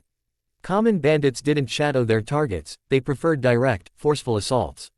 Only trained ninja possessed the skill to mask their chakra signatures and follow a team of shinobi to orchestrate an ambush. However, Kakashi's elite Jonin status made it relatively straightforward to gauge the skill level of their pursuers, Chunin-level ninjas. He was reasonably certain that at least one, if not both, of his perceptive genin had also sensed their presence. That assumption proved accurate when Naruto discreetly tossed a granola bar to Sasuke, who equally subtly returned the gesture. Kakashi relaxed his outward vigilance, a deliberate invitation to the hidden ninja to reveal themselves. Instantly, Sasuke and Naruto tensed, their guards going up as they sensed movement nearby. What surprised them all was Sakura's immediate reaction. She swiftly positioned Tazuna behind her teammates and adopted a defensive stance, forming a protective triangle around the bridge builder. Two hostile figures emerged from the dense foliage, smirking confidently at the three genin. As Kakashi had already subtly vanished, allowing his students to handle the situation, it was as if he had never been there. The two attackers were the demon brothers of the mist, Gozu and Maizu, rogue shinobi who had defected from Kurigakure after a failed assassination attempt on the Mizukage alongside the infamous demon of the bloody mist, Momochi Zabuza. It was common knowledge that these ninja were now nothing more than contract killers, also known as bounty hunters. Maizu, the younger brother, lunged towards Sasuke, while Gozu, the elder, advanced on Naruto from the opposite side. Sakura, ever vigilant, placed Tazuna firmly behind her, shielding him from the potential crossfire. Maizu accelerated to an incredible speed, however, Sasuke's Sharingan effortlessly tracked his movements. This was hardly surprising, given Sasuke's weeks of intensive training with the copy ninja, making Maizu's speed appear sluggish in comparison. Sasuke attempted to intercept Maizu's charge by throwing shurikens in his path, but Maizu simply adjusted his trajectory slightly and continued his advance. What he failed to notice were the nearly invisible wires attached to the shurikens, subtly encircling him. Meanwhile, Gozu was finding it surprisingly difficult to gain the upper hand against the blonde genin. Naruto skillfully blocked every swipe from Gozu's clawed gloves with a kunai, occasionally landing counterattacks that inflicted noticeable physical damage. Gozu growled in frustration and pounced on Naruto, intending to shred him with his claws, but Naruto was more interested in rapidly burrowing into the ground using the hiding like a mole technique. Maizu swiped at Sasuke with his four-fingered iron claw, but his attack was thwarted by the shurikens whizzing around him. They seemed to possess an unnatural, almost winged flight. He pressed for another strike, but this time, Sasuke's shurikens lodged firmly into his glove, causing him to lose his balance. This was precisely the opening Sasuke had been waiting for. Releasing his grip on the nearly invisible wire, Sasuke swiftly formed a series of hand seals. Kaden, fire shuriken jutsu. Sasuke uttered softly. The shurikens hung momentarily in the air before igniting without a touch, hurtling towards the masked Kurigakure ninja at incredible speed. Maizu was unable to evade them all. Being primarily bounty hunters, their close-quarters combat skills were not their forte. Several fire-laced shurikens struck him across his body, but in a blink, his form dissolved into a simple log. Immediately after Maizu was freed from Sasuke's focused attention, he charged directly towards Tazuna. However, Sasuke had already anticipated this, waiting until the last possible moment before yanking a nearly invisible wire attached to one of the shurikens lodged in a nearby tree. The Kiri shinobi tripped, stumbling directly in front of Sakura instead of his intended target. As expected, Sakura delivered a precise, chakra-enhanced punch to the rogue ninja, sending him flying backward a considerable distance and rendering him unconscious. Tazuna, witnessing the intense fight unfolding around him, was on the verge of losing control of his bladder. On the other side of the clearing, the situation was equally decisive. Gozu was struggling to keep pace with the surprisingly agile blonde genin. It was now clear that he had severely underestimated Naruto. His half-mastered taijutsu, a skill he hadn't fully developed due to his hasty departure from his village, was no match for Naruto's fluid hummingbird style. Furthermore, his clawed gloves were ineffective against Naruto's longer-reaching and expertly crafted bow staff. Naruto swiftly subdued Gozu, efficiently tying him to a nearby tree trunk for interrogation. Sensing the end of the immediate conflict, Kakashi reappeared silently beside the unconscious Maizu and secured him to a tree with ninja wire. He then gestured for Sasuke and Naruto to join him, recognizing a valuable opportunity to teach them the delicate art of interrogating an enemy ninja. Sakura, being more faint-hearted compared to her teammates, was left to guard the visibly shaken Tazuna. After a tense half-hour filled with muffled, gut-wrenching screams from the restrained ninja, Kakashi returned to the clearing, wiping his hands with a towel. An emotionless Sasuke and a slightly disgruntled Naruto followed him back to where Sakura was watching over Tazuna. "So, Tazuna-san, when were you planning to tell us about Gato and his intentions?" Kakashi asked, his gaze sharp and suspicious. The color drained from Tazuna's face the moment Kakashi mentioned Gato's name. He quickly lowered his head, hastily shoving his sake bottle back into his bag. "What's going on, sensei?" a confused Sakura asked, glancing at each member of her team. Apparently, Tazuna-san here neglected to mention that our C-rank mission is actually a disguised B rank. He conveniently omitted the fact that he's being pursued by shinobi, not just common bandits, Kakashi explained to Sakura, while Naruto and Sasuke exchanged pointed looks at the bridge builder. This deception could have cost them dearly if they hadn't possessed skills beyond typical genin level. "So, are you just going to leave me?" Tazuna asked fearfully, his eyes pleading with Kakashi. "I have a daughter and a grandson. The entire village is under Gato's tyranny.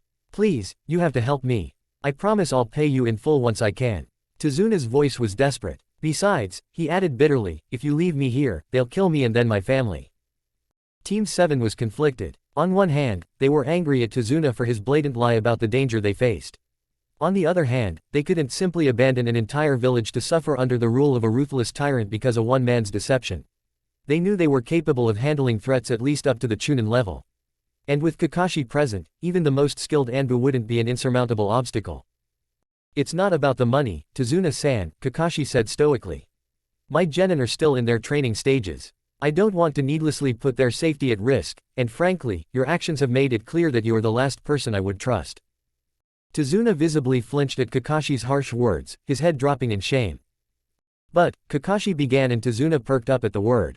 "If they give their consent, then we can move forward, or return back." Kakashi continued suggestively. "I'm sure Hokage-sama would allow you to take an Anbu squad with you to your country." He asked his genin, "What do the three of you suggest?" "I want to continue." Naruto perked up. Kakashi knew it wasn't the blonde but his adrenaline speaking. "I agree with him," Sasuke grunted, pointing toward his teammate. "Me too," Sakura said firmly. She wasn't going to come across as the weakest of the three. Kakashi eyed them carefully before sighing lightly. "If you're confident, then we can get going," he said, turning toward the man whose face was lit up by a smile. The journey to Nami no Kuni commenced at a steady pace. The path ahead opened to reveal a broad expanse of water, its surface reflecting the overcast sky like a sheet of dull metal. A skeletal structure jutted out from the far bank, a jagged line against the horizon. Rusty iron beams reached tentatively across the water, meeting nothing but empty air halfway. Unfinished planks lay scattered like fallen dominoes along the incomplete span, a silent testament to interrupted work. The river flowed steadily beneath the fractured bridge, indifferent to the halted ambition etched against the skyline. Tazuna waved his arms, finally catching the eye of a weathered boatman on the far bank. Soon, a small wooden boat bobbed gently against the near shore, their passage secured. As they drifted along the river's murky surface, the thick fog that had shrouded the landscape began to thin. Patches of gray dissolved, revealing the incomplete bridge in its stark reality, a testament to halted progress stretching forlornly towards the opposite bank. Towering white pillars, smooth and precisely hewn, rose to bear the immense weight of heavy stone slabs. These slabs, each a perfect square, fit seamlessly together, creating a pristine white pathway stretching into the distance. Along the edges of this path, vibrant red pillars punctuated the whiteness, adding a striking contrast to the otherwise monochrome structure. Above, a formidable roof of dark, almost black stone rested firmly upon the pillars, casting deep shadows along the walkway. The sheer scale and precision of the construction were breathtaking, an undeniable testament to the builder's artistry. The genin exchanged impressed glances. The bridge before them was no haphazard assembly, it spoke of meticulous planning and masterful execution. Tizuna, standing beside them, no longer seemed like a mere boastful drunk. The intricate joinery of the stone slabs, the unwavering stability of the massive pillars, the sheer audacity of the roof's construction, all pointed to a craftsman of exceptional skill. His earlier pronouncements, once dismissed as the ramblings of an inebriated man, now echoed with the undeniable truth of his capabilities. They could now see the dedication and expertise embedded in every precisely cut stone, every carefully placed pillar. The bridge wasn't just a crossing, it was a monument to Tizuna's forgotten mastery, a silent roar against the doubts they had harbored.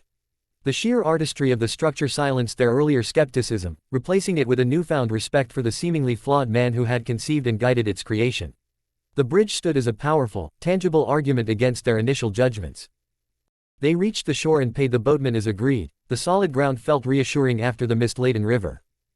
They traversed the muddy riverbanks, their feet soon finding the rocky paths of the wave country. Periodically, they passed through dense woodland and were nearing Tizuna's village. Suddenly, Naruto and Sasuke both registered a flicker of movement in their peripheral vision. Instinctively, they launched shurikens towards the disturbance. A moment later, a terrified rabbit darted out of the bushes, directly into their path. Before Kakashi could inspect the small creature for any traps, Sakura scooped it up, scolding the two boys for frightening the poor little thing. The rabbit was indeed harmless, as evidenced by Sakura's uneventful interaction with it. Meanwhile, Kakashi had also detected a faint chakra signature near the bushes. Oddly, it resembled that of a white hare, a contradiction given that it was still springtime. Before he could share his observation with his genin, his danger sense screamed an urgent warning. "Duck!" Kakashi yelled, grabbing Sakura and pulling her down. Sasuke reacted instantly, grabbing Tizuna and dropping into a prone position, while Naruto was already flat on the ground. Swoosh, swoosh, swoosh. Thump. A massive sword with an oversized handle whistled over their heads, narrowly missing them, and embedded itself deeply in the tree behind them. Kakashi turned from his crouched position to see a man standing on the handle of the heavy blade, facing them, Momochi Zabuza. This man exuded a palpable aura of menace, a silent testament to his infamous past. He was Zabuza Momochi, one of the dreaded seven swordsmen of the mist, a title forever stained by his chilling epithet, the demon of the bloody mist. That gruesome moniker wasn't merely a dramatic flourish, it was earned through an act of unimaginable horror. During his graduation exam, a bloodbath unfolded as Zabuza single-handedly slaughtered his entire academy class. The sheer monstrosity of the event sent shockwaves through Kurigakure, forcing the village to fundamentally alter its graduation protocols in a desperate attempt to prevent such carnage from ever repeating. He was a fighter of brutal efficiency, driven by a ruthless ambition that had even led him to attempt the assassination of the Mizukage himself, a testament to his formidable power. Kakashi knew, without a shadow of a doubt, that Zabuza Momochi was an A-rank shinobi, a threat to be reckoned with. His mastery lay in the fluid power of sweetened ninjutsu and the deadly precision of kenjutsu, skills honed to lethal perfection, as was common among the seven swordsmen. Any rational mind would recognize the grave danger he posed. Given even the slightest opening, Zabuza could, and most certainly would, end Kakashi's life without hesitation. Zabuza's gaze, sharp and calculating, remained fixed on his opponent. Kakashi Hatake, the copy ninja. Even amidst the ever-present mists of his homeland, hushed whispers of this Konoha shinobi carried a weight of respect. Kakashi was more than just a highly skilled ninja, he was a living legend, his name resonating throughout much of the elemental nations is a testament to unparalleled versatility. Tales abounded of his vast arsenal of jutsu, a staggering collection rumored to number in the thousands, each learned and mastered through the power of his unique Sharingan. The crimson glint of that renowned eye, a mark of his legendary skill, was a harbinger of imminent danger, a virtual death sentence for any unfortunate enough to face him in a serious encounter. Once that distinctive eye locked onto a target, dissecting every minute muscle twitch, every flicker of intent, escape became a near impossibility. Kakashi Hatake, an elite jonin of Konoha, stood as a formidable force, his power and experience undeniably placing him within the upper echelons of A-rank shinobi. His very presence exuded an aura of calm confidence, a silent declaration of his capabilities. Kakashi of the Sharingan, quite a bounty you've got on your head, Hatake, Zabuza drawled, his gaze intense, unwilling to be distracted by the one-eyed ninja. You know, as a member of the Mist Anbu, we were ordered to prioritize your head the moment we spotted you. After all, if you managed to survive on the battlefield for even 10 minutes, your enemy's death was practically guaranteed. He finished with a chilling smirk, his eyes then sweeping over the young genins surrounding Kakashi. Babysitting, are we? Zabuza mocked rhetorically. Sasuke was stunned by Zabuza's opening remark. His sensei possessed the Sharingan. It was common knowledge that Kakashi wasn't an Uchiha, so how could he possess such an ability? A confrontation about this was inevitable, but not now. Sasuke would bide his time, gathering more information before acting. Demon of the Bloody Mist, Zabuza Momochi, Kakashi said, rising lazily and pulling Sakura up with him. I never thought I'd see you reduced to such petty assassination jobs, Momochi. I still remember the scar you gave me, I hope you like my return gift. Kakashi offered a thin smile. Narrowing his eyes, Zabuza lightly rubbed his shoulder. Yes, he remembered the return gift Hitaki had given him. Team 7, form a diamond formation and protect Tazuna. This opponent is beyond your current capabilities. Stand down and protect our client, Kakashi ordered, adopting a fighting stance and unsheathing his Chikudo, holding it defensively in front of his face. Zabuza leapt down from his perch on the sword's handle, extracting his massive blade in the process. As soon as he landed, he began forming hand seals, and a thick fog swiftly enveloped the clearing. Sasuke and Naruto instinctively huddled behind Tazuna, positioning themselves to guard him from any attack. Kakashi subtly signaled his team to remain vigilant and uncovered his Sharingan eye, the crimson tomo swirling ominously, before unsheathing his tanto and gripping it in a reverse hold. Zabuza sprinted forward with surprising speed, swinging his heavy sword in a powerful downward arc, which was skillfully blocked by Kakashi's Chikudo. The sheer weight of Zabuza's blade momentarily hindered Kakashi's movement, even for a highly trained shinobi. The Kiri Nukenin seized this slight advantage and followed up with a swift kick aimed at Kakashi's face. However, Kakashi was a Jonin for a reason. He retracted his Chikudo slightly and with a lightning-fast movement, stabbed Zabuza's leg with his tanto in an upward thrust. His face contorted in shock and agony, but it quickly morphed into a smirk as the Zabuza in front of Kakashi dissolved into a puddle of water. Kakashi quickly backflipped to create some distance and rejoined his genin. Suddenly, Zabuza materialized within their diamond formation, but just as quickly as he appeared, he was met with two sharp blades piercing his gut and the tip of a pointed bow staff pressing against his jugular. This Zabuza, too, dissolved into water. You have trained your little maggots adequately, Hitaki, Zabuza's voice echoed through the dense fog. They are surprisingly capable if they were able to defeat my water clones that easily. Pity, they won't survive the day, he chuckled menacingly. You should focus more on me than them, Zabuza, Kakashi retorted, his voice tight. One slight miscalculation, and your head will be rolling on the ground. Kakashi warned, his voice now coming from directly behind Zabuza. Zabuza cheated sharply and used a body flicker technique to reappear on the surface of the lake. Kakashi followed instantly, his crimson Sharingan eye burning intently into Zabuza. It's an honor to finally see those eyes, Hitaki. But you're on my turf now, Zabuza sneered. Without uttering the jutsu's name, Zabuza swiftly formed the necessary hand seals. Sweden. Water Prison Jutsu. The water surrounding Kakashi began to swirl violently, forming a whirlpool that rapidly constricted around him. In moments, it solidified into a perfect sphere, trapping Kakashi within its watery confines. Zabuza immediately positioned himself beside the water prison, maintaining direct control for enhanced stability. With a series of swift, one-handed hand seals, two identical water clones rose from the surface of the lake surrounding him. Bring me the bridge builder. Zabuza barked his command, and both water clones surged forward to obey their master's order. Naruto instinctively took command of the situation in Kakashi's absence. While sometimes impulsive, he possessed a keen understanding of his and his teammates' strengths and weaknesses, which was why Sasuke and Sakura didn't hesitate to follow his lead. Sasuke, you take on one of them, and Sakura, help him while also protecting Tazuna-san. I'll handle the other one, Naruto ordered, leaping towards the remaining Zabuza clone. Sasuke and Sakura braced themselves, waiting for the approaching clone. As it drew near, they intercepted its movements. Sasuke activated his Sharingan, his crimson eyes analyzing every subtle shift, while Sakura channeled chakra into her arms and legs, preparing for swift movements and powerful strikes. They understood that even against a clone, they needed to exert maximum effort from the outset to effectively protect Tazuna and each other. Sasuke quickly engaged the clone in close combat, while Sakura searched for any openings or tactical advantages.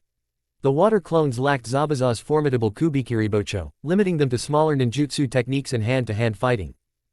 Naruto immediately exploited these limitations, utilizing his superior speed. He also created 10 shadow clones, aiming to overwhelm Zabuza's single clone through sheer numbers. While Zabuza himself was an A-rank shinobi, his clones possessed only a fraction of his chakra and lacked his signature weapon. After several unsuccessful attempts, Naruto realized the clone would simply reform each time it was damaged. He retreated with one of his clones to formulate a more effective strategy. He then created 3 more clones, each wielding a replica of his bow staff. He hurled one of the bow-wielding clones at Zabuza's clone.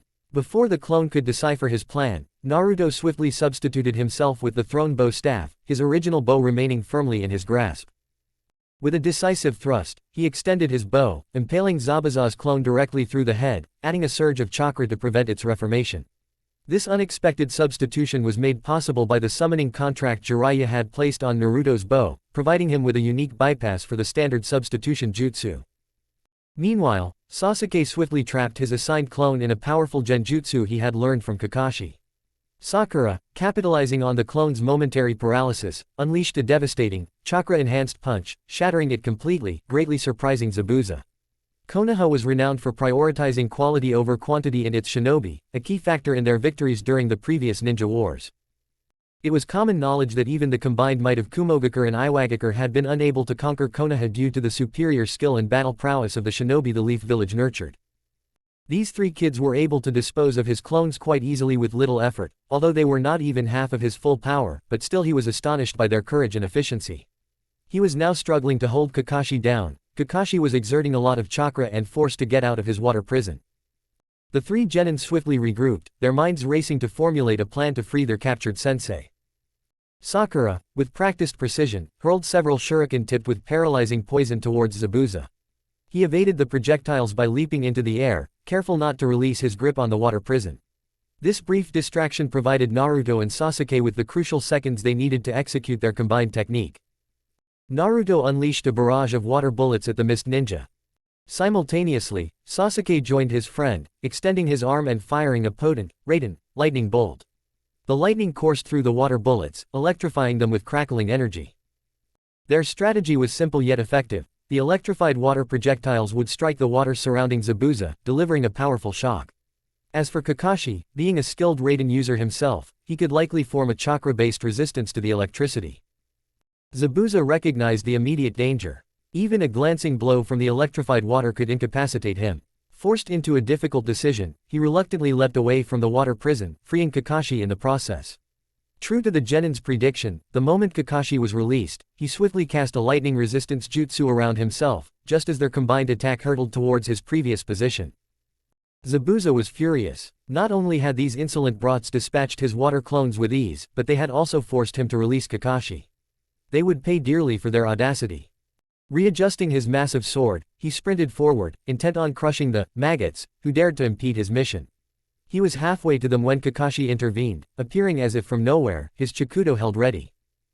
"You're my opponent, Zabuza. Let's see just how much of a monster you really are, Kakashi said calmly, his Sharingan eye fixed intently on Zabuza as he charged forward, his silver blade leading the attack. Zabuza parried Kakashi's initial strikes and immediately transitioned into an aggressive offense. A flurry of strikes and blocks exchanged between the 2 skilled shinobi. Kakashi possessed superior speed, but Zabuza wielded the raw power of his long, heavy sword. Zabuza swung his blade downward in a brutal attempt to cleave Kakashi in 2, but Kakashi desperately tried to block with his tanto. The sheer force and size of Zabuza's sword proved too much, snapping the tanto in half. Kakashi backflipped, creating some distance. He recognized that in pure kenjutsu, on this water-laden terrain, Zabuza held a significant advantage, for now. Zabuza, momentarily triumphant, boasted of his perceived superiority. He sheathed his massive sword, a fatal mistake, and began to weave hand seals for a ninjutsu. Zabuza's hands moved at an increasingly rapid pace, but what he failed to notice, his focus entirely on his own seals, was that Kakashi's Sharingan eye was flawlessly copying every single one of them with equal speed. Suiten, Water Dragon Jutsu. Both Kakashi and Zabuza yelled simultaneously. 2 colossal dragons formed entirely of water erupted from the pond, their yellow eyes gleaming with raw power. They collided with a tremendous impact, destroying each other and sending a torrential spray of water crashing against the pond's banks. "How could you? You're only a..." Zabuza began, his voice laced with disbelief, but Kakashi cut him off. "Copy ninja, Hitaki," Kakashi finished Zabuza's sentence with a knowing smirk. Narrowing his eyes at the Jonin before him, Zabuza quickly suppressed the rising fear of defeat and formed another series of hand seals, his unwavering gaze locked on Kakashi. His heart skipped a beat when he saw his own reflection materialize behind Kakashi, perfectly mimicking his hand movements. These few moments of shock proved invaluable for Kakashi. He completed his hand seals and roared, "Sweden, great water wave." Massive, towering waves of water surged around Kakashi and crashed with immense force towards Zabuza. The sheer power of the waves slammed into Zabuza, knocking him off his feet. He desperately managed to grab onto a sturdy tree trunk, pulling himself up onto wobbly legs. On the other side of the clearing, Naruto stood in awe. He knew his brother was a strong ninja, but this display was simply breathtaking. Kakashi had effortlessly copied every single one of Zabuza's water jutsu. He knew Sasuke, with his Sharingan, was also capable of copying techniques, but only on a limited scale due to his lack of experience and training compared to their sensei. Naruto's respect and admiration for his brother surged. He even felt a fleeting pang of jealousy towards Kakashi's Sharingan, though he didn't fully recognize the emotion. Even with his shadow clones, it took him at least 2 weeks to truly master a new jutsu, but Kakashi merely had to reveal his Sharingan to cast the same technique as his opponent. Meanwhile, Sasuke was equally impressed by his sensei's skill. He had never witnessed the Sharingan used with such devastating precision. Unlike Naruto, he had even noticed the subtle genjutsu Kakashi had cast with a mere glance into Zabuza's eyes. He felt a surge of pride and a touch of envy towards the copy ninja, as his sensei was wielding his clan's powerful dojutsu as a formidable weapon. Shishui's explicit teachings about the Sharingan being merely a tool echoed in his mind. Sakura, on the other hand, felt a familiar pang of inadequacy. She had made significant progress in her skills through Kakashi's grueling training, yet her teammates were undeniably stronger, and now her sensei was displaying a level of fighting prowess that was frankly terrifying. The sheer power Kakashi exuded was overwhelming, and unbeknownst to her, her assessment of him as a monster was more accurate than she could possibly imagine. "How can you defeat me? Can you look into?" Zabuza's voice, weary and reckless, was abruptly cut off by Kakashi. "Can I look into your future?" Kakashi echoed. "Yes, Zabuza, I can see your future," he stated, then added with chilling finality, "and your future is death." As the words left his lips, 3 Senbon needles struck Zabuza's neck with lethal precision, seemingly ending his life instantly. Kakashi's gaze shifted to the opposite side of the clearing, where a ninja roughly the same age as his genin, clad in a mist anbu mask, perched silently on a tree branch. The masked ninja held more Senbon needles poised in his hand, ready to strike again. "Yes, you're right. His future was death," the masked ninja said in a neutral tone. "I apologize for taking your kill, but I have been tracking him for weeks and didn't want to miss such a perfect opportunity to end his traitorous existence."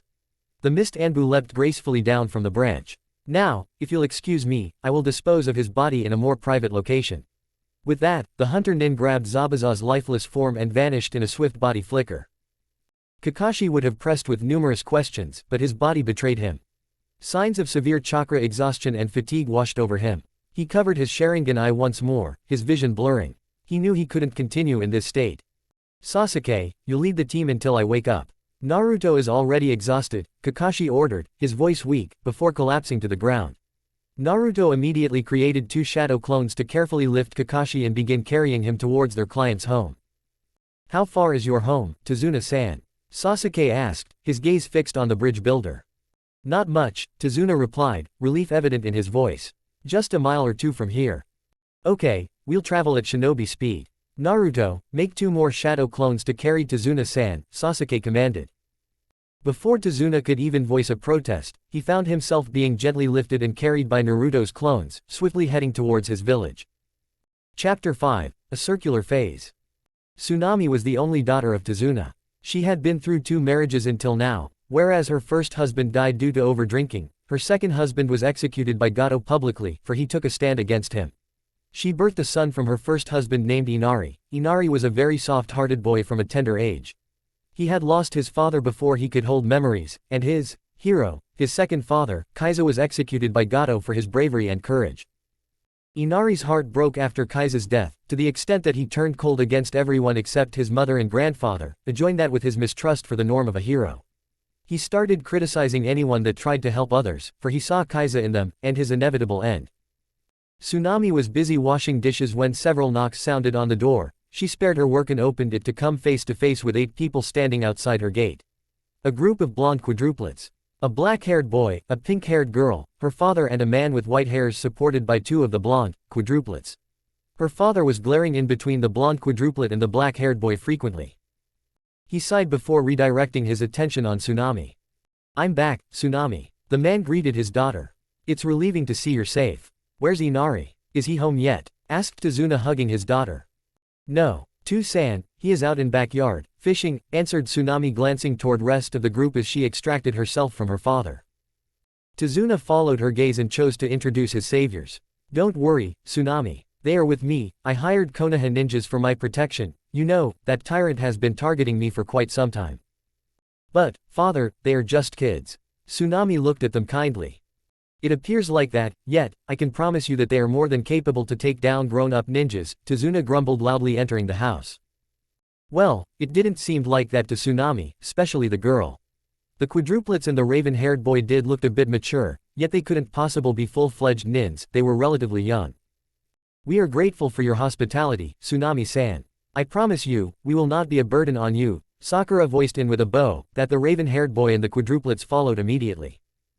"None of that please," Tsunami tried to place the situation awkwardly, these kids were not as naive as they appeared at first. "Come in, if you're here to protect my father then it's us who should be grateful," stated Tsunami, ushering them inside. The whole convoy entered the house, locking the door behind. It was a small yet comforting house at first sight, although the small cracks along the wall and invisible smell of moss was suspended in the air. "Take the stairs, you'll find 2 rooms, choose the left one," she instructed, tightening her apron. "I will bring you some medicines and hot soup," added Tsunami with an honest smile. "You don't need to do that, we are fully equipped to deal with the situation," Sakura intoned, but her stomach betrayed her words with a loud grumble. "On a second note, we will be thankful for the soups," Naruto voiced in for the first time. Tsunami nodded, the smile still etched on her face. The kids behaved composedly, yet the playfulness hasn't vanished from their eyes. Kakashi regained consciousness the next morning. Naruto and Sasuke had decided to sleep in the same room as Kakashi. Well, technically only Sasuke slept, since Naruto was too worried about his elder brother to sleep soundly. Sakura had shared a room with Tsunami while Inari had to adjust with his grandfather down the hall. Kakashi opened his eyes drowsily to be greeted by a severe headache and blurry images. He tried to restrict his overreacting senses and attempted to pull himself up, but felt a foreign weight on his arm. He glanced down to see Naruto's arm draped over his, where it held his right arm firmly, whereas rest of his body was curled up like a sleeping fox. Consciously, not all people were familiar with the fact that Kakashi would have left the Leaf Village if not for Naruto. After his sensei's death, Kakashi's heart shattered, his will to live vanished. It was only for Naruto that he chose to remain in the village, to protect him and look after him. He cared and adored Naruto as a little brother, and that was the reason he wanted the second guardianship of his brother. For many people, Kakashi was an emotionless and aloof individual, but only a few people including Anko and Guy knew that Kakashi had soft and protective spot for his little brother. He smiled under his mask and ruffled Naruto's hair, adjusting his arm to not disturb the blonde. He sat back a little, taking the support of wall behind him to adjust himself. Sakura walked into the room at the moment, her eyes followed Kakashi's sitting form and a sleeping Naruto curled up like a fox beside him. She went on to check Kakashi for any symptoms of extended exhaustion. After a light body checkup and confirming that he did had an extended exhaustion, she gave him some chakra replenishing liquid.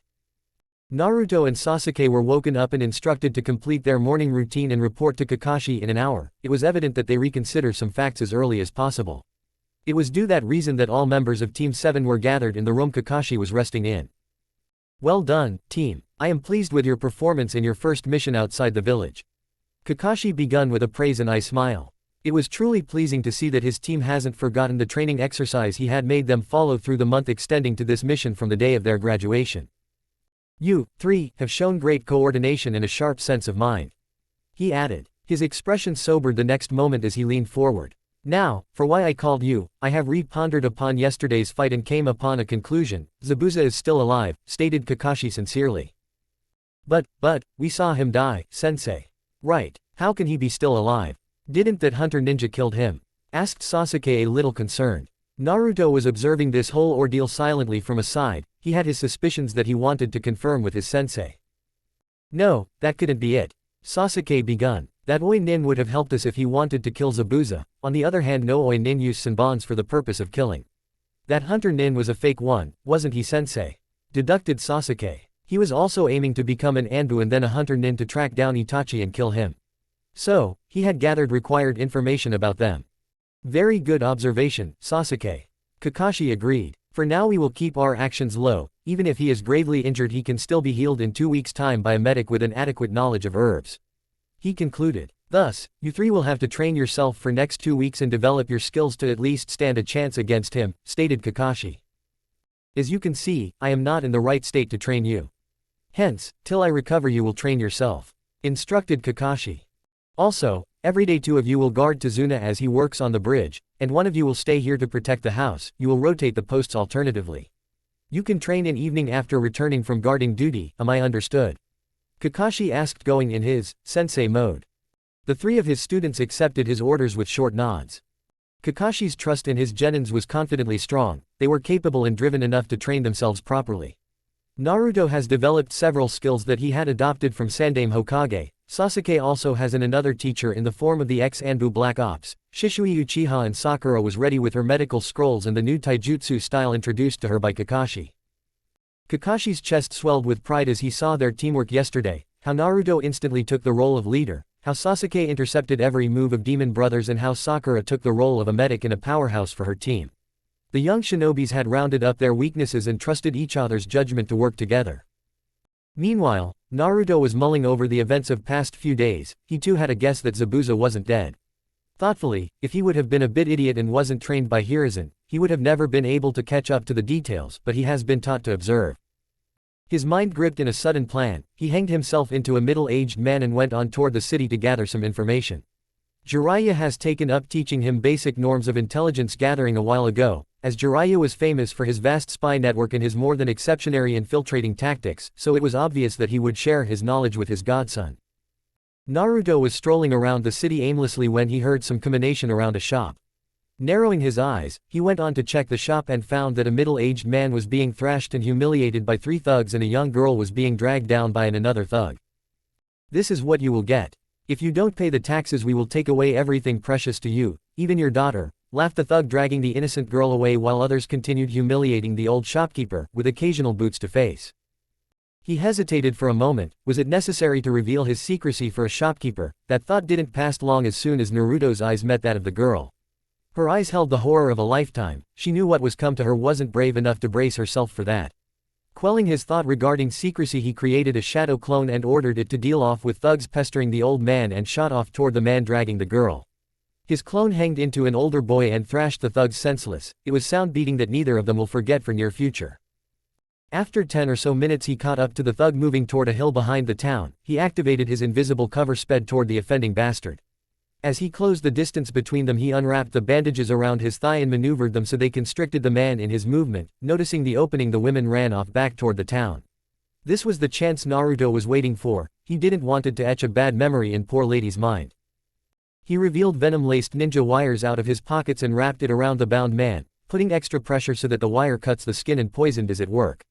The man would die, that was confirmed, but not immediately. After 10 days of intense pain, hallucinations and blood leakage, the molester will meet his end pitifully. The one thing that Naruto hated more than anything was rape. For him it was an act of complete brutality without any need, and the pleasure that the culprit got out of it was sickening and as inhumane as possible. The man looked fearful for a moment, his eyes dazed off in space, and he started whimpering and whispering about many horrible things. Naruto nodded to himself and made his way back to the shop and check on the shopkeeper from a distance. As soon as he confirmed that the old man was fine, he focused on the unconscious thugs. Considering they can lead him to the hideout of the tyrant Getu, he pulsed his chakra and directioned it toward their forms, waking them up. The thugs woke up with a start. After passing some profanities and threats to the people gathered around, they chose to flee to return back. They had to report to their head about this incident. Whoever that boys was who dared to touch them would be punished brutally. Naruto used their retreat to his advantage and formed 6 hand signs quickly. Summoning jutsu. Toad spy, he whispered and placed his palms on the roof of the building he was on. A black toad appeared in a puff of smoke. It had gray underside, its arms, legs and green marks all over his back, around its eyes and lips. Hello there, Summoner-san. I am Gamashi, the second son of Gameiken and a spy toad as you have requested, croaked Gamashi. Naruto has been training in summoning jutsu for some times now. Hiruzen and Jiraiya had taught him that legendary contracts such as Toad, Snake, Slug and a few more had several of type of individuals to summon. As for Toad Clan, it had 3 tribes with a leader of each 3 in the form of Gameiken, Gamahiro and the legendary summoned toad Gamabunta. Gameiken's tribe was adept for spying, bojutsu, sasumata, naginata and messenger toads. While Gamahiro's tribe was famous for double sword kenjutsu, sealing techniques and toad conjunction jutsus. And the last but not least, Gamabunta's tribe was the lead tribe and was famous for its battle toads, senjutsu and kenjutsu. Naruto had to acquire permissions from all toad chiefs to summon toads from all three tribes. He was not very fluent in summoning but was still able to summon small battle toads and others. Please follow those men running over there, Gamashi-san, and gather as much information as you can about their leader and their companions. I will resummon you after a week, yet, if you feel threatened you're allowed to return to Mount Myoboku, ordered Naruto. During his summon training with Hiruzen, he had observed that toads were too loyal to their summoner, they ought to sacrifice themselves to save their summoner without even thinking once. Naruto was truly proud to be a summoner of the Toad clan, he felt like he was one of them, a family, they would sacrifice themselves to save him. It also helped that the toads respected him and were fond of him more than Jiraiya. The spy summon nodded his head and trailed the men hopping fastly. It was late evening that day when Naruto returned to the house of the bridge builder. Kakashi was sitting on the dining table, his smut book opened in his hand. Sakura, Tazuna and Inari were also seated around the table, while Tsunami was serving dinner to them. Only him and Sasuke weren't present. While he was back now there was no sign on Sasuke around the house. "Where's Sasuke, Kakashi-sensei?" questioned Naruto. "Is he still training outside?" "Ah, it's pleasant to see you care for your teammate, Naruto." Kakashi began with an ice smile combined with his irritative tone. "Nonetheless, he left the house in the morning after you left. I think he isn't that far off. He should be returning any minute now," stated Kakashi poking in the food with his chopstick. As if on cue the door opened and Sasuke entered the house looking bruised and exhausted. By the state of his clothes and person, it was clear that he was so much so indulged in his training that he failed to notice time. Sasuke was trying to improve his taijutsu and wanted to combine his element of affinity with his tantos. He has seen Shisui use Kaden with his katana, was fascinated by the display. That particular skill could help in many ways. Nevertheless, the skill wasn't strictly advised to be used by elite chunins or above for nothing. He hasn't mended his primary affinity Kaden to the extent where he could encase his tantos in it. Beaten and battered, he chose to sit beside Sakura and focused on the food in front of him after a quick wash and change of clothes. "What got you so determined and exhausted, Tem?" Naruto asked between his bites. Sasuke sighed and answered solemnly. He explained the blonde about his want to preference to develop the interceptor fist above what it was now. With more than half of his clan dead, there were no elders to stop the clan members from adopting new skills to combine with the clan techniques. Previously with the clan elders it was about saving their tradition and keeping it pure. Now on the other hand, many of his clanmates had inclined themselves toward other arts taught to the shinobi. "So, you want to further improve your taijutsu style?" Naruto inquired as he placed another piece of salad on his plate. "I thou, GHT interceptor fist was company, complete with Sharingan." He continued with half-filled mouth. "Can you stop being disgusting? Complete your fill then ask questions." Sakura reprimanded him sharply. With loud gulp Naruto stole a glance toward Uchiha, who was also wide-eyed due to the sudden and unexpected outburst of their teammate, and focused on his food. In no time Naruto's plate was void of any food even if he refilled it thrice. "See, I am done. Now, can I ask questions?" Naruto asked innocently. Sakura sighed lightly before nodding her head. Her blonde teammate was too innocent and determined to help his friends for her to remain angry. With permission given, Naruto faced Sasuke again. "If you do need any help, I am all ready to help you, Tem." Naruto smiled his best. Sasuke just nodded his head glancing toward Naruto. "So, I've heard that you also need some help with your taijutsu, Sakura."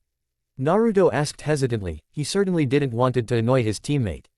He had seen her use the technique that Kakashi-sensei had taught, and damn his brother who had to taught her that jutsu. It was rather destructive jutsu and Naruto wasn't keen on being on the other side of it. "Why don't you join us tomorrow? I have perfect techniques for the both of you," stated Naruto relieved after Sakura nodded at his question without any tick growing on her forehead. He had stored a number of techniques on different subjects in his personal scroll. He had got them through a thorough search of library's shinobi section and a few from the personal repertoire of famed shinobis that he could get his hands on. Also, some of them were from the personal library of the Hokage. Hiruzen was kind enough to let him search through that library for jutsu that weren't too personal to any of the previous Hokages. After scourging through the section he found that many of the war prisoner were forced to relate and disclose the jutsus in their arsenal, and those particular techniques were stored into the personal library of Hokage. Those scrolls were not be lent to individual, that's why Naruto has copied those techniques on his scroll, obviously not before taking permission from his sensei. Jiraiya had ensured the safety of those techniques by locking the scroll with blood and chakra-enabled seals. Only Naruto was able to open the scroll, anybody else couldn't misuse the knowledge stored in the scrolls. Before the conversation could be carried forward, Inari stooped up silently and went on toward his room without even touching the food on his plate. Tsunami excused herself to go behind him. This wasn't normal for any one of them except Tazuna and Tsunami. They knew Inari didn't like strangers or noises. Inari preferred quiet places and tried to avoid gathering of people after his father's demise. The environment suddenly changed, airy and awkward. It didn't take long for the occupants to excuse themselves off the table. Next evening, after completing his routine guard duty with Sasuke, Naruto led Sakura and Sasuke toward the forest to teach them a particular skill which he had copied from the scroll that contained several jutsus from the first group of war prisoners of Second War. They reached a clearing where Naruto faced them to clarify the theory behind the technique he was opting to teach them. So, first of all, I want to know your affinities. It's necessary for you to know your affinities and master them at least to a certain level to combine these jutsus with your taijutsu, stated Naruto. I have two affinities, fire and lightning. Fire is my primary affinity while the lightning is secondary, and I haven't mastered any of those, Sasuke explained. Well, that's convenient. Naruto grinned. You see, I have a Fudan affinity, very rare in the land of fire unlike Kaden. Kaden is major affinity of the land of fire, as the name of our country clearly states that. Sasuke smirked mischievously at this. He knew Kaden was superior to Fudan, thus his jutsus would overpower Naruto's arsenal of wind jutsus and upper hand. But, his thoughts of victory was crushed by the next declaration of the said genin. Yet, I have trained myself to use more than one element of ninjutsu, Naruto stated. You mean to say you can use more than one element? That's unique, not to mention on an entire another level. Sakura intoned after a gasp. And wait for a moment, aren't elemental jutsu training for elite chunins and jonins? Sasuke was also frowning at the point, there was only one person famed to be able to use all five affinity. Naruto sighed with a shook of his head. Elemental training is not reserved for elite chunins or jonins, it's a bit complex process, thus genins are advised to avoid wasting energy on it. It doesn't matter, I've learned it from the best and can teach you. Naruto continued with a resolute. I don't know my affinities, intoned Sakura in a small voice. Both boys' heads snapped toward her in shock. You haven't checked your affinity yet. That's carelessness, Sakura. Even if you aim to become a combat medic, you need to have some ninjutsus in your arsenal, Naruto scolded her lightly. This was one of the reasons Sakura respected her blonde teammate. Naruto was caring and protective toward his teammates, friends and family. Unfortunately, you can't learn to control your elemental affinity in such a short time. Sasuke passed the knowledge with a shrug. Yeah, you're right, Naruto accepted with a sigh while Sakura was still looking down at the ground. Don't be depressed, Sakura. Maybe I can't teach you what I am going to show Sasuke. Instead, we shall test your affinity and then I will show you a few jutsu from that element. Just pray it's not Raiden, I am not good with that. Naruto accepted with a shrug while a smirk found its place on Sasuke's lips. Okay, let me go back to the house, I will fetch some chakra affinity papers, and Raiden jutsu scrolls from sensei, Naruto said with a clap and ran back toward house. Naruto simply didn't store Raiden jutsu in his scrolls as his natural Fudan affinity was direct opposite of Raiden. It wasn't like he can't use Raiden jutsu, but those particular jutsus weren't as strong when casted by a natural user. So, he postponed that part of his training for further times. After half an hour, and an annoying conversation with his sensei for the Raiden scrolls, he returned with chakra papers in hand and some scrolls hung to his waist. He put a chakra paper in Sakura's hand and instructed her to supply some of her chakra through the paper. The chakra affinity paper crumbled into dust from its lower end, Doden affinity. Naruto beamed at her with a smile. Doden jutsus weren't that complex while learning. They tend to be either a bit stiff or muddy depending on its use, but only that, there wasn't any risk of getting burnt or electrocuted unlike others. He made AT-shaped hand seals and in a puff of smoke 4 shadow clones appeared. He had mastered his shadow clones to one hand seal, that way it was easier to spawn hordes and hordes of blonde troublemakers.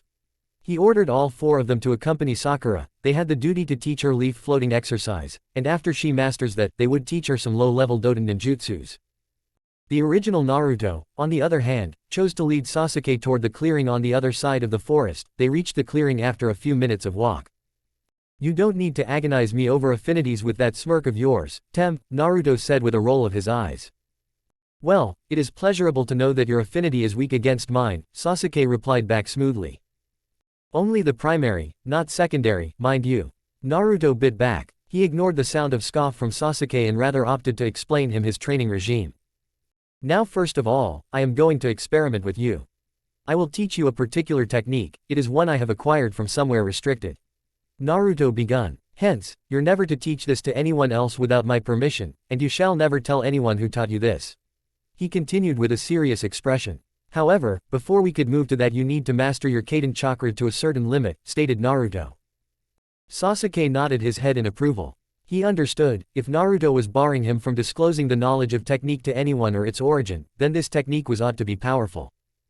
Little did Sasuke knew that he was signing up for a training regime that even Naruto had problem adjusting to initially. The week wasn't going to be uneventful for the two genins under the blonde Jinchuriki.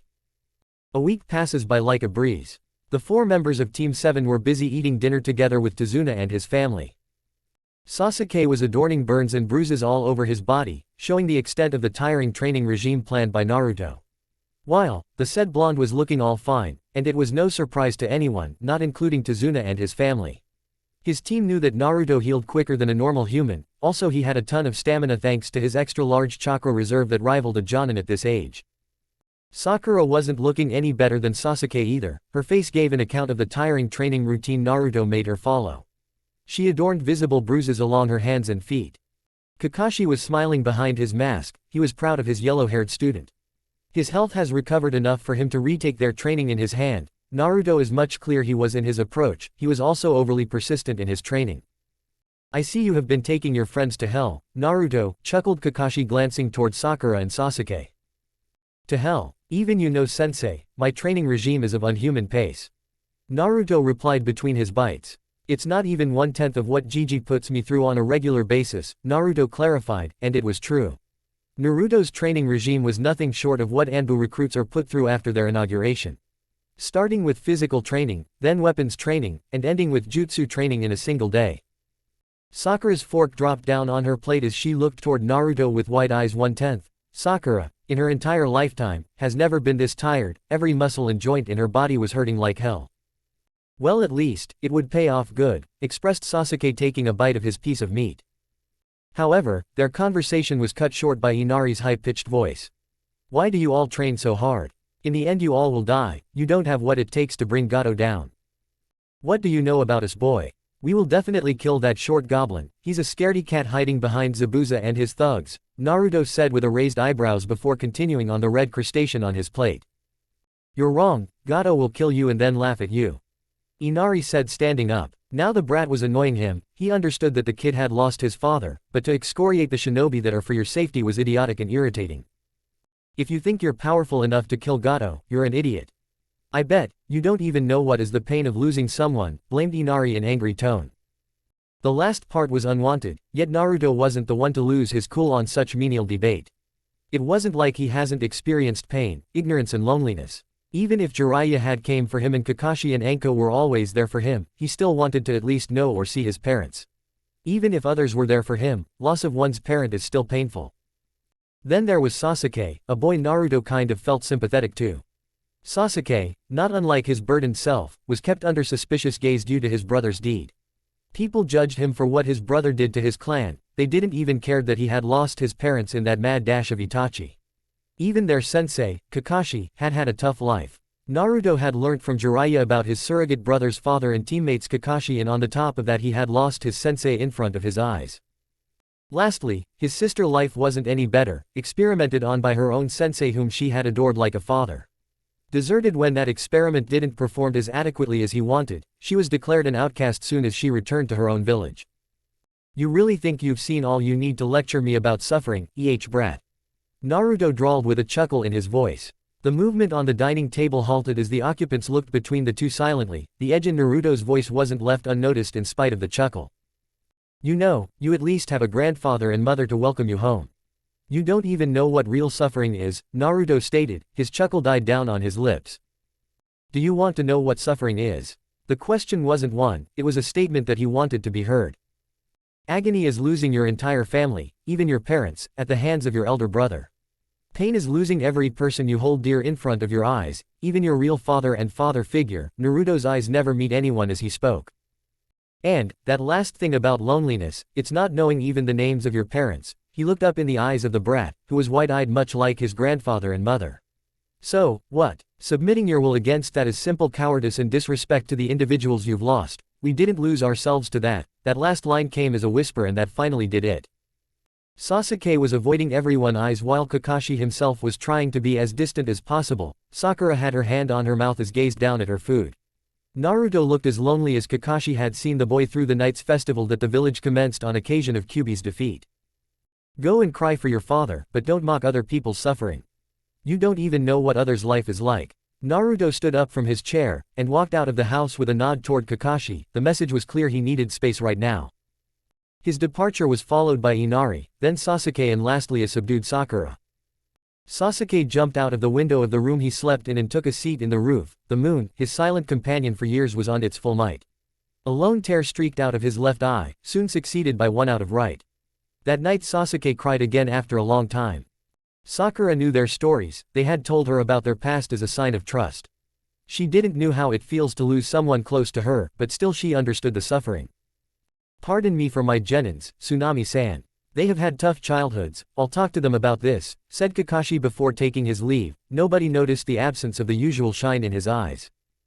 Tazuna and Tsunami nodded as reassurance, but inside they were shocked at the life these shinobi lived. How can such small kids have so much pain hidden deep inside them? Life of a shinobi was truly brutal and unforgiving. A girl with a pretty face and black hairs dressed in a black kimono was plucking herbs and flour for her master. She was Haku. Haku born in a village of Kurigakure. She was from the renowned Yuki clan, known for its Hyoten ice release Kekkei Genkei. Her mother was from the said clan while her father was a normal civilian. Haku was born during the famed bloodline purge and her father was a bloodline opposer. When he came to know about her ability due to an unfortunate accident, he killed her mother and tried to kill her. In the fit of rage and anguish she impaled her father with ice spikes and ran off from her home. After wandering around Hungary for half a year she was founded by Zabuza and was taken in. From that time onwards she traveled with Zabuza, training to be his perfect tool. A mop of sunshine kissing blonde hair broke her chain of thoughts. In front of her was one of the kids who fought her master, sleeping. At least that's what it looked like from a distance. She contemplated for a moment and then walked on toward him. She knelt down in front of him. If she could curb her urge to not kill this boy and does the job for her master, their next fight will be less tedious. The blonde, on his own, has dispatched a clone of her master.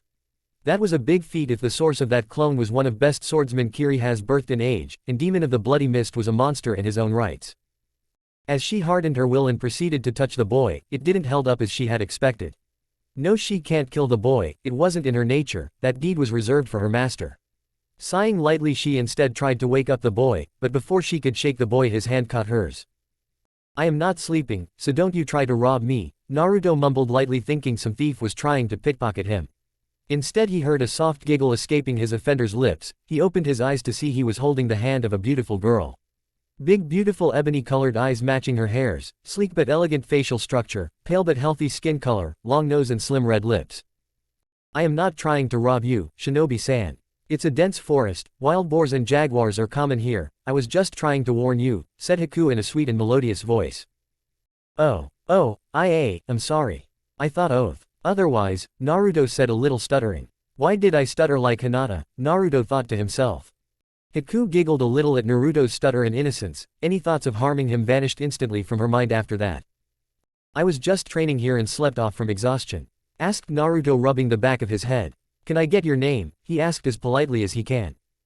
My name is Haku. I was just collecting some herbs for treating my father, said Haku.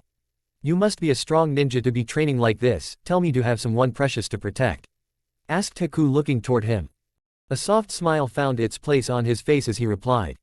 Well, yeah, I want to become the Hokage, and Gigi says that a Hokage protect its people. So, I want to become a ninja to protect my village and my loved ones residing there, Naruto replied without even thinking. Occasionally, his loud-mouthed self did make appearances. Those are some good ideals. I believe that our strength comes from protecting our loved ones, stated Haku smiling. It's nice meeting you Haku-san, but I have to return to my friends. They would be worried if I don't. Thank you for trying to help me, and I apologize again for my misunderstanding, Naruto said with a bow. It's nothing, Shinobi-san, Haku replied standing up. It's Naruto by the way, Uzumaki Naruto, Yane. With a wave Naruto sprinted back toward Tazuna's house. They didn't met again during that week but Haku's word made a good impact on him. The week went on as Naruto continued his training with Sasuke and Sakura. Kakashi also joined them from the next day and was not disappointed by the developments they had made with Naruto. Kakashi was told about Naruto teaching Sasuke new jutsu to combine with Interceptor Fist. He was also happy to know that his genin team had a natural Doden user. Kakashi started to train them from the next day onwards and also gave them some rest. Naruto got some respite from training his teammates and himself together, and Sasuke and Sakura got rest from Naruto's brutal training regime. Well, it was brutal for Sakura, but for Sasuke it was just a little more than tiring. After all, if he can't keep up with the blonde, how was he going to get his answers from Itachi? Kakashi also focused on training Naruto to use Raiden jutsus as he was one of the top Raiden users in entire Elemental Nation. It was necessary for Naruto to learn all the 5 elements if only to protect himself. It went on for a week. On the last day of the week Naruto resummoned Gamashi to retrieve the gathered information on Gato plans. He went on toward forest to summon him as he wanted as much privacy he can muster. His friends will come to know about his relation with Hokage and Jiraiya eventually, but not now. Summoning jutsu. Toad spy return, said Naruto silently. In a puff of smoke Gamashi appeared right in front of him. I believe there were no problems during your information gathering, Gamashi-san, stated Naruto. No, it went all fine. They were truly unaffected by my presence, their ignorance turned out to be my bliss. I was able to do extensive infiltration in his base, explained Gamashi. What information have you gathered, Gamashi-san? Asked Naruto with a smile. The toads were truly a being of sheer determination and drive toward their summoners. Gato has a hidden warehouse behind the hills, he runs his shipping business from there. Though that business is less of a shipping business and more of a smuggling hub, girls, money, drugs and goods are all distributed throughout the Elemental Nation with the help of his cargo. The toad continued. Moreover, he currently has 55 local thugs under him, they help him in his drugs and girls smuggling business. He has also employed 2 ninjas from Kurigakure. Momochi Zabuza is alive but was injured, he has healed perfectly now and is planning to ambush the bridge builder tomorrow on the bridge itself, explained Gamashi, scrunching his face in disgust at the stain of a human Gato was. Also, it looks like there are some problems with Gato and his employees, they both are not on good terms and Gato is planning to betray and kill Zabuza after he kills the bridge builder. That's it Naruto-san, croaked Gamashi, he bowed his head. Thanks for your help Gamashi-san, this information has turned the tides in our favor, Naruto replied as the toad returned to its adobe. Naruto returned to the bridge builder's house to pass on the information. He gathered Sasuke and Sakura in Kakashi's room. The 3 of them entered the room to see Kakashi perched on the window busy in his book.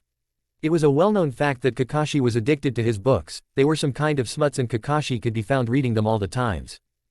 Sensei, I have found something, I think it's necessary that we discuss it. Kakashi looked over his book before giving a short serious nod. Unknown to Naruto, Kakashi had observed the little conversation between the blonde and his summon. Kakashi nodded and signaled him to carry forward. Last week when you informed us about Zabuza being alive, I wanted to get more information about him, Naruto revealed. So, I decided to try my luck in the city under a disguise. It didn't took me long to track down a group of his thugs, Naruto stated. Meanwhile, Sasuke was impressed with his teammates' indige unity. It was truly surprising that Naruto was able to suppress his boisterous and blend into the crowds of civilian. That group was tormenting an old man. Long story short, I dealt off with the most sinister one and let other go to their boss. Unknown to them I put one of my summons behind them. He successfully infiltrated Gato's base and garnered some crucial info, reported Naruto. Kakashi smiled at Naruto, he was proud of his blonde student. It was really mature of Naruto to understand the value of information on a wayward mission like this. It showed the effort Sandaime put into Naruto's training. This also relayed a proper message to his teammates that they were expected to do better than others. Team 7 was put together incorporating a lot of trust that these 3 would emerge as next big thing from Konoha, not unlike the Sanins. Thus, they needed to show that they did have the drive to achieve that, and Naruto was taking the initial steps toward that. Kakashi signaled Naruto to continue his report. My summon found Gato's hidden warehouse behind the hills on the east side of the town. Zabuza was there in the warehouse with the missing nin. Moreover, Zabuza is planning to assassinate Tazuna-san tomorrow. Naruto stated. But, I think we can use that opportunity for our advantage, because you see, Gato is planning to betray Zabuza after he does his job is not to pay him, explained Naruto. You're right, Naruto. These are some highly beneficial information, you should be proud of yourself, not many genins understand the value of information on such hectic mission, complimented Kakashi and ruffled Naruto's hair. Ignoring the small part of his brain which was feeling jealous of Naruto's accomplishments, Sasuke spoke forward. Sensei, these circumstances could prove beneficial for us, we can easily bargain with Zabuza Momochi. He can leave Tazuna-san alone and we'll let him kill Gato. He will surely desire revenge for Gato's treachery, expressed Sasuke. It's highly unlikely scenario, Sasuke, not to say risky.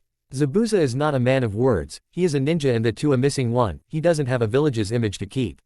But it'll not hurt to try and change his motive, said Kakashi and went on to formulate plans for tomorrow. Kakashi's plan was simple, the four of them will go to the bridge on guard duty tomorrow, their main target will be Gato. The short goblin as arrogant he was shall surely show himself to brag about his wits in getting rid of the demon of the blood mist. Also, Naruto was ordered to leave 4 shadow clones in the house itself to protect Tsunami and Inari. It was not above Gato to attempt harming Tsunami and Inari while they were out on bridge. With the plan set, Team 7 took the option of sleeping peacefully that night. The next morning, Haku was nervous and dreading the day wholeheartedly, she didn't enjoy fighting or taking innocent lives. It was only her loyalty towards Zabuza that kept her from leaving all these shits behind. The raven-haired girl hasn't acquired even a single kill until now. She was a kind-hearted person with a bitter past, she was more interested in herbs and medical techniques. Healing people kept her mind at peace. It was rather ironical how the girl was not interested in bloodbath while her kind was slaughtered in her country for the fear of their special chakra. On the other hand, Zabuza was a merciless and brutal killer. When he was a young Anbu, he had lost someone special to him, his lover. She had died while fighting bloodline opposers, she was the only person he ever considered as worthy enough to display his soft side to. It was her death that led him to carry out a failed assassination attempt on Yondaime Mizukage. The short midget has started all the bloodline nonsense in a single week. The assassination attempt failed and he was to be executed. But, it wasn't easy for even the personal Anbu of Mizukage to keep Zabuza in control, the demon he was. He chose not to submit to his tyrant leader and deserted his village. On his way out he found a small little girl. The girl was sitting across a lake, her hand clutched around her knee and the tears in her eyes recited a tale full of suffering and loneliness. At first he tried to ignore her but after a few failed tries he felt an immense and intense pull toward her, it was like she was calling out for him. Giving out to his instinct, he chose to talk to her. It came as surprise that this small girl was also a victim of the bloodline war. He asked her if she had eaten something or had a place to live, the answers came in negative. He didn't know why but he took her in. However, he had missed Anbu hunting him, so he had to develop a habit of moving around for safety. Zabuza had fed the girl fake ideals of being a tool while he himself was unable to avoid forming an attachment with the child. In retrospect, he himself could have had a family, only if she didn't left him alone in this accursed world. Haku didn't know this but Zabuza didn't completely looked upon her as a tool, he didn't understood his feelings himself but he always felt protective of her. It was like a father who was being protective of his daughter. Maybe, Haku had taken up the place of a daughter in his lonely life. Since ninjas never lived a normal life it wasn't anything out of order per se. They didn't acquired many things to impose their rights upon, hence when he got an opportunity to do so, he had imposed his rights on Haku. Whatever the case may be, but it was clear that Haku was not just a mere tool for him. Today they had planned to finish this job and move on toward another nation. The appearance of Kakashi Hatake was troublesome enough to abandon this small village. They would kill the bridge builder, collect their pay and move on. What if their surprise plan is already in grasp of the Konoha? It didn't matter, there was a plan ready to for in that scenario also. Haku would take care of the genins and he would take care of Hatake Kakashi. Naruto formed a T-shaped hand sing to create 2 shadow clones. He left them at house with instructions to protect Tsunami and that little brat, Inari. Kakashi, Sasuke and Sakura had already moved toward the bridge. He had held himself back to create the shadow clones that will the house in their absence. He was about to take up the trees toward the bridge when he senses picked up a presence behind him. He turned around and was surprised to see a red-eyed fellow, dressed in a black battle robe with red clouds printed on it and a straw hat, standing behind him. His crimson eyes shone brighter than Sasuke's as he looked over Naruto. Soon a grin found its place on his face. "It's nice to meet you, Naruto-kun. You've grown quite a bit from the last time I saw you. You weren't this tall and certainly didn't have this aura of confidence around you," stated Itachi with a smirk on his face. Naruto was put up on guard as soon he heard the voice. Never in a million years he had expected Uchiha Itachi in this forest of Nami no Kuni. It didn't help that a voice inside him rumbled to kill the Uchiha on sight. Was it his? He simply didn't know, but it certainly felt familiar. "Why does it concern you, Uchiha Itachi? You are a traitor to Konoha and your clan. Why does a traitor like you chose to reveal himself to me? Naruto questioned defensively.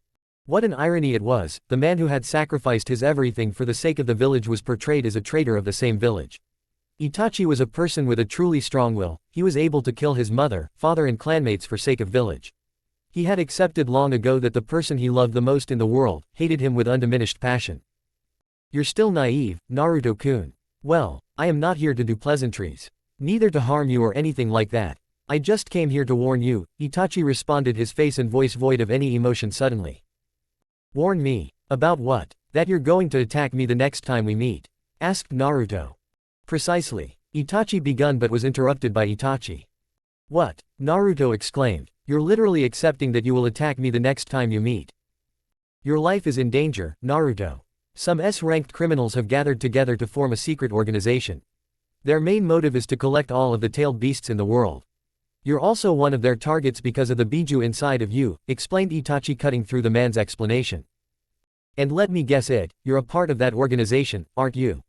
Naruto asked rhetorically.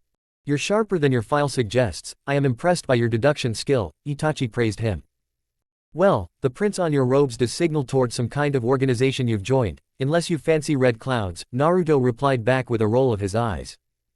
Itachi raised an eyebrow at Naruto's relaxed posture, yet after a close inspection he could see Naruto's hand inching toward the other one, probably to retrieve a weapon. And, how do I trust that you're not telling lies to trick me? Shouldn't you provide some proofs regarding your claim? After all, you're an S-class Nukenin from the Leaf Village. It will stupid of me to trust you blindly, Itachi, expressed Naruto. You should not fear about trickery, Naruto-kun. It will only take my organization a few months to start hurting the Jinchuriki. You will believe it then. For now you can enjoy your ignorant existence. The last part was unneeded. Itachi said it to rile up the blonde but was satisfied when the blonde didn't even acknowledge his words. So noble of you, Itachi, to inform me about our future fateful meetings. If that's it, then I must take my leave. I have a team waiting for me, Naruto replied back stoically. Could you also pass a message to Sandaime, Naruto-kun? Naruto feet stilled at the mention of his mentor. Tell him that the snake is conspiring something and he should attempt to return the slug back to the leaf, Itachi expressed. Before Naruto could protest or deny, Itachi had vanished into a murder of crows. Postponing the issue for later times, he dashed toward the bridge to support his team. Meanwhile, on the bridge, Kakashi, Tazuna and rest of Team 7 had arrived on the bridge a few moments ago. They were welcomed by a blanket of fog and the sight of unconscious workers littered across the bridge upside down. Suddenly, the whole area echoed with sinister laughs. Silhouette of two black figures could be seen even in the dense fog. The left one seemed to have a big sword tied to his shoulders, while the right one had something sharp and needle-like in his hands, sanbons. Shiranui was famed for using the wooden needles as main weapon, porcupine of the leaf, they called him. I must say it's pleasant to see you alive, Hitaki. You're the first victim of mine to defy death, except Yagura. Zabuza snarked with a chuckle, which didn't sound friendly. Why don't you leave the bridge builder alone? I would be glad to share my stipend with you. I appreciate your offer, Zabuza, but I must decline. In the hindsight, I think you would like to join me while I finish Gedo, after I disclose some revealing information regarding your employer that I came to know about a week before, Kakashi replied in an even tone. And, what could that be, Hitaki? Asked Zabuza a little skeptically. He was being careful around Kakashi. Much like him, Kakashi was also a keen shinobi. The game of minds can be played by both sides, devious games to be more precise. A birdie revealed that your small employer has planned on betraying you after you finish his assignment. He doesn't want to pay you. According to him, you're a pest with high price. Isn't that shameful, Momochi? Kakashi relayed with a smirk under his mask. Zabuza narrowed his eyes at the masked shinobi. While it wasn't below Gato to attempt something like that, it was too convenient that Kakashi came across that particular information. Why should I trust you, Hitaki? You could be deceiving me into betraying my contractor, and even if he had planned to do something like that, he hadn't betrayed me until now. Our contract is still valid and I respect my contracts, Hitaki, Zabuza said with a smirk of his own. A person with such high morale yet has such a low character. Nonetheless, you don't leave me a choice, Zabuza, Kakashi said with a signal and order to his genins. Sasuke, handle the Oi-nin. Sakura, gather the workers and guard Tazuna. I will handle Zabuza. With that, Kakashi took off. Hiku, finish the Uchiha and then move on toward the Pinkett. I will deal with Hitaki, then we will finish our mission, Zabuza barked orders to Hiku. With a run, Zabuza engaged with Kakashi. They both were going all out from the beginning. Zabuza had lost the last duel between them, and he didn't want it to die so early. While Kakashi was just making sure that Zabuza doesn't get hold of a loophole to exploit. Zabuza came with a swing of his heavy sword that was dutifully countered by Kakashi. His Chikudo was on the job. The next swing, a diagonal one, was blocked with a grunt. Kubikiribocho was really a big sword. Kakashi's Chikudo wasn't adept for heavy hitting. As he backed down, Kakashi wasn't the one to remain on back foot. He pounced back with an upward slice. Zabuza held his sword strong before swinging in a wild arc. Kakashi took hold of the blunt side of the heavy blade and spun over it with one of his hands. However, Zabuza didn't give him much time as he was upon the Sharingan wielder in an instant. But it was enough to let the masked shinobi unmask his hidden eye. Black swirled inside crimson as Kakashi relented back with a duck and slash. Zabuza grunted as blood oozed out of the wound on his abdomen before the body dissolved into water. A pretty quick kawarimi with a water clone, smart. Kakashi was again on defense as Zabuza dropped down on him from behind, a smirk plastered on his face, a swing of his sword and Kakashi had to roll over for his survival. Kubikiribocho was far more stronger than Kakashi's Chikudo, and he could clearly see and feel the difference. One strike with Kubikiribocho was equal to 3 strikes from his Chikudo. His sword needed upgrade. Meanwhile, aside from the battle between the two titans, Sasuke was having an intense duel with the Oinin. Haku was a Hyoten user and was truly skilled in her Kekai Genkei. She had formed 2 swords from her ice and was using them to counter Sasuke's twin Tanto strikes. She wasn't relatively skilled as Zabuza in Kenjutsu, but you still learns a lot if you travel with one of the 7 swordsmen of the mist. Sasuke took the charge and brought down his Tanto toward Haku's head. She blocked his strike with one of her ice swords and tried to inflict a cut on Sasuke's shoulder with the other. Haku was hesitant to injure him lethally. It wasn't her nature. Each and every one of her strikes had missed important body parts until now. She was only trying to immobilize Sasuke by damaging his not-so-important body parts. This didn't go unnoticed by Sasuke. It was quite similar to a 10-year-old Naruto trying not to hit him with his true strength. Haku was constantly trying to injure his limbs so that she could tie him up, and then help her master to deal with the copy ninja. While she knew her master was quite a skillful fighter, Hitaki Kakashi was a legend in himself. She backflipped and made some distance between them. Hyoten, ice spikes, she yelled after forming 5 distinctive hand seals, and slammed her palms on ground. Several spikes made out of ice erupted out of the ground. Sasuke had to quickly counter her jutsu or this jutsu could injure him lethally. He quickly made 3 hand seals and yelled, Kaden, Fire Sphere Jutsu. Fire chakra started to mold around him, forming a sphere of flames around him. This was one of the 3 techniques Naruto had taught him. It was a defensive jutsu particularly. It would mold fire chakra around user's body and form a protective cover, a C-rank defensive elemental ninjutsu. This technique required high level of control over fire element. That's why Sasuke was unable to use it twice. Even Naruto was reluctant to use this jutsu, as the control made it quite difficult for a non-affinity user to execute the technique precisely. The sphere halted the ice spikes in their path by melting them. Haku frowned before taking the initiative toward him again. Unknown to Sasuke, Haku had planned against infusing the spikes with additional chakra, underestimating the Uchiha's caliber. Haku quickly understood that if the fight continued like this she wouldn't be able to help Zabuza with Kakashi. Yet, she hadn't displayed her ace in the hole until now, was tempted to use it now. Not only would it speed up her victory but the Uchiha would be too wounded after it to do something about his situation. With a jump she made some distance from Sasuke and formed the required hand seals. Hyoten, demonic ice mirrors, she whispered with a frown. The technique consumed too much of her chakra for her comfort. Water rose from under the bridge and swirled around Haku before morphing into several mirrors in a dome-like structure. While Haku chose the moment to enter one of mirrors, Sasuke touched one of them to inspect it. Ice mirrors with chakra laced in them, quite concerning if you ask him. This is one of the most powerful techniques of my clan. It is called as the demonic ice mirror jutsu. No one has ever left this dome with full body intact. Haku's voice echoed across the dome. It was almost impossible for Sasuke to pinpoint her actual location. It was like every mirror had a real Haku inside of it. Kaden, Great Fireball Jutsu. Sasuke shouted, forming 2 hand seals and fired a boulder-sized fireball toward one of mirrors, hoping it would damage the mirror, or better, melt it. The fireball impacted the mirror causing a small blast, but that only resulted in slight melting on the corners of the ice mirror. Your fire will not protect you, Uchiha. My mirrors are stable enough to diffuse your little fireworks easily. Haku conceded plainly. You're now going to experience why my clan was feared in Kurigakure, and we were slain to the extent of extinction, stated Haku and went to shoot dozen of Senbons toward Sasuke. Sasuke tried to deflect them with his tantos, but due to the mist around the dome, he was unable to deflect them all. 2 senbons hit him in his right shoulder and another 3 his right thigh. Not only the pain, but the senbons were laced with poison that would cause burning sensation when lodged into skin. It was at this moment that Naruto arrived at the bridge. Kakashi was busy in his kenjutsu bout with Zabuza and Sasuke was struggling against with someone inside a dome of mirror-like things. He chose to focus on Sasuke as he was clearly in problem. The senbons latched into his body were a clear proof. Sasuke was really struggling against the masked nin now. The said shinobi got a boost in his already impressive speed after entering his mirrors.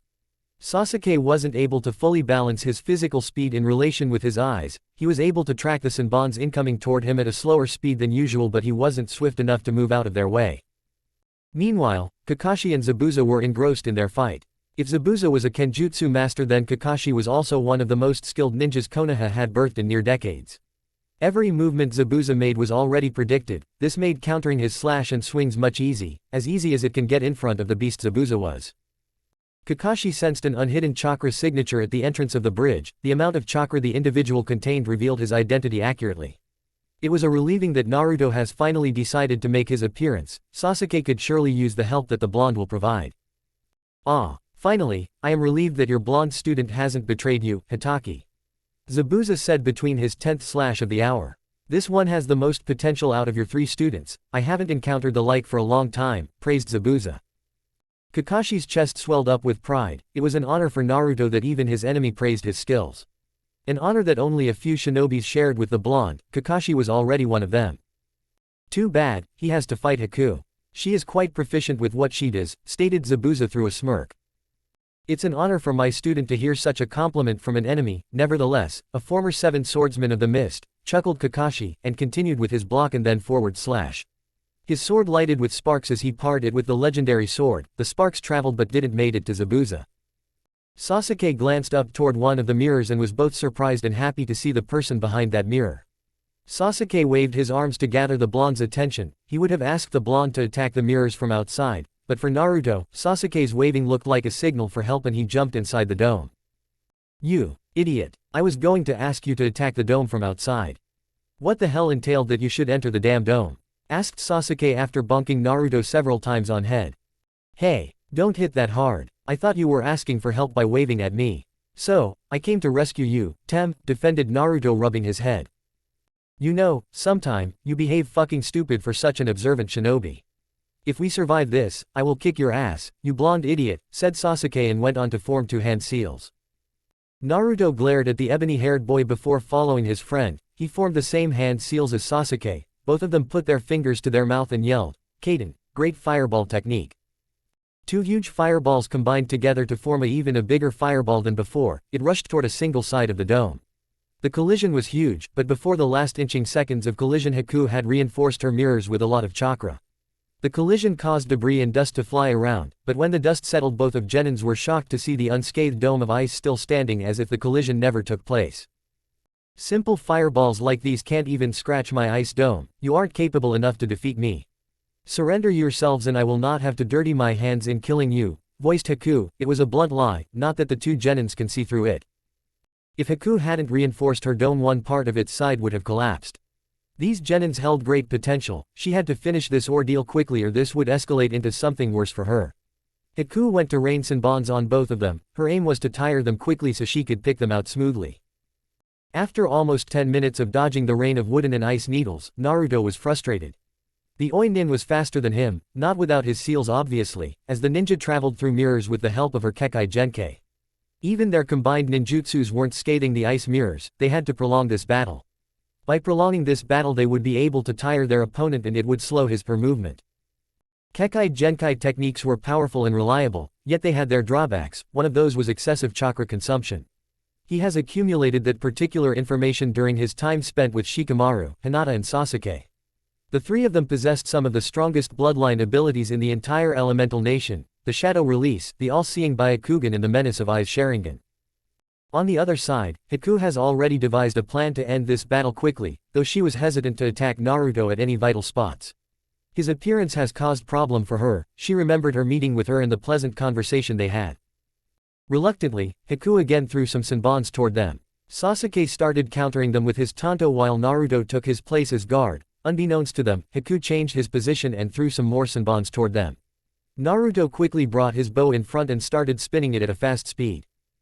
The spinning bow deflected each of her senbons, but while they were distracted deflecting the senbons they failed to notice that Haku has again changed position. She aimed last of her senbons toward the blonde, laced with paralyzing poison. Naruto sensed some projectiles coming toward him from the behind. However, he was unable to move fast enough with his seals activated. This bout wouldn't end well for him. But, before the projectiles could hit him, a black blur passed by him shielding him from the sharp wood. Sasuke deflected the senbons with his tantos. He was constantly facing the challenge of wielding small-sized swords. They didn't even had a medium range, they were short, and due to this Sasuke had to move closer to inflict damage. You know, we need to take him seriously now. He is capable enough to kill us if we take him lightly, that much I know now, accosted Naruto moving toward Sasuke. They both were back to back now. Well, do you have a plan for this? I couldn't think of something this quickly, asked Sasuke. He was smart but he wasn't able to think while on move. That department was speciality of Naruto, he was quick to derive plans when on move. Well, I do have a jutsu for this that I think will help us. But, I need some time to prepare and when I signal you'll have to fire the third jutsu I taught you, instructed Naruto. Sasuke nodded his head. Distract him then, Naruto ordered as he turned the other side. Sasuke accepted the order and went to distract Haku with fire shurikens.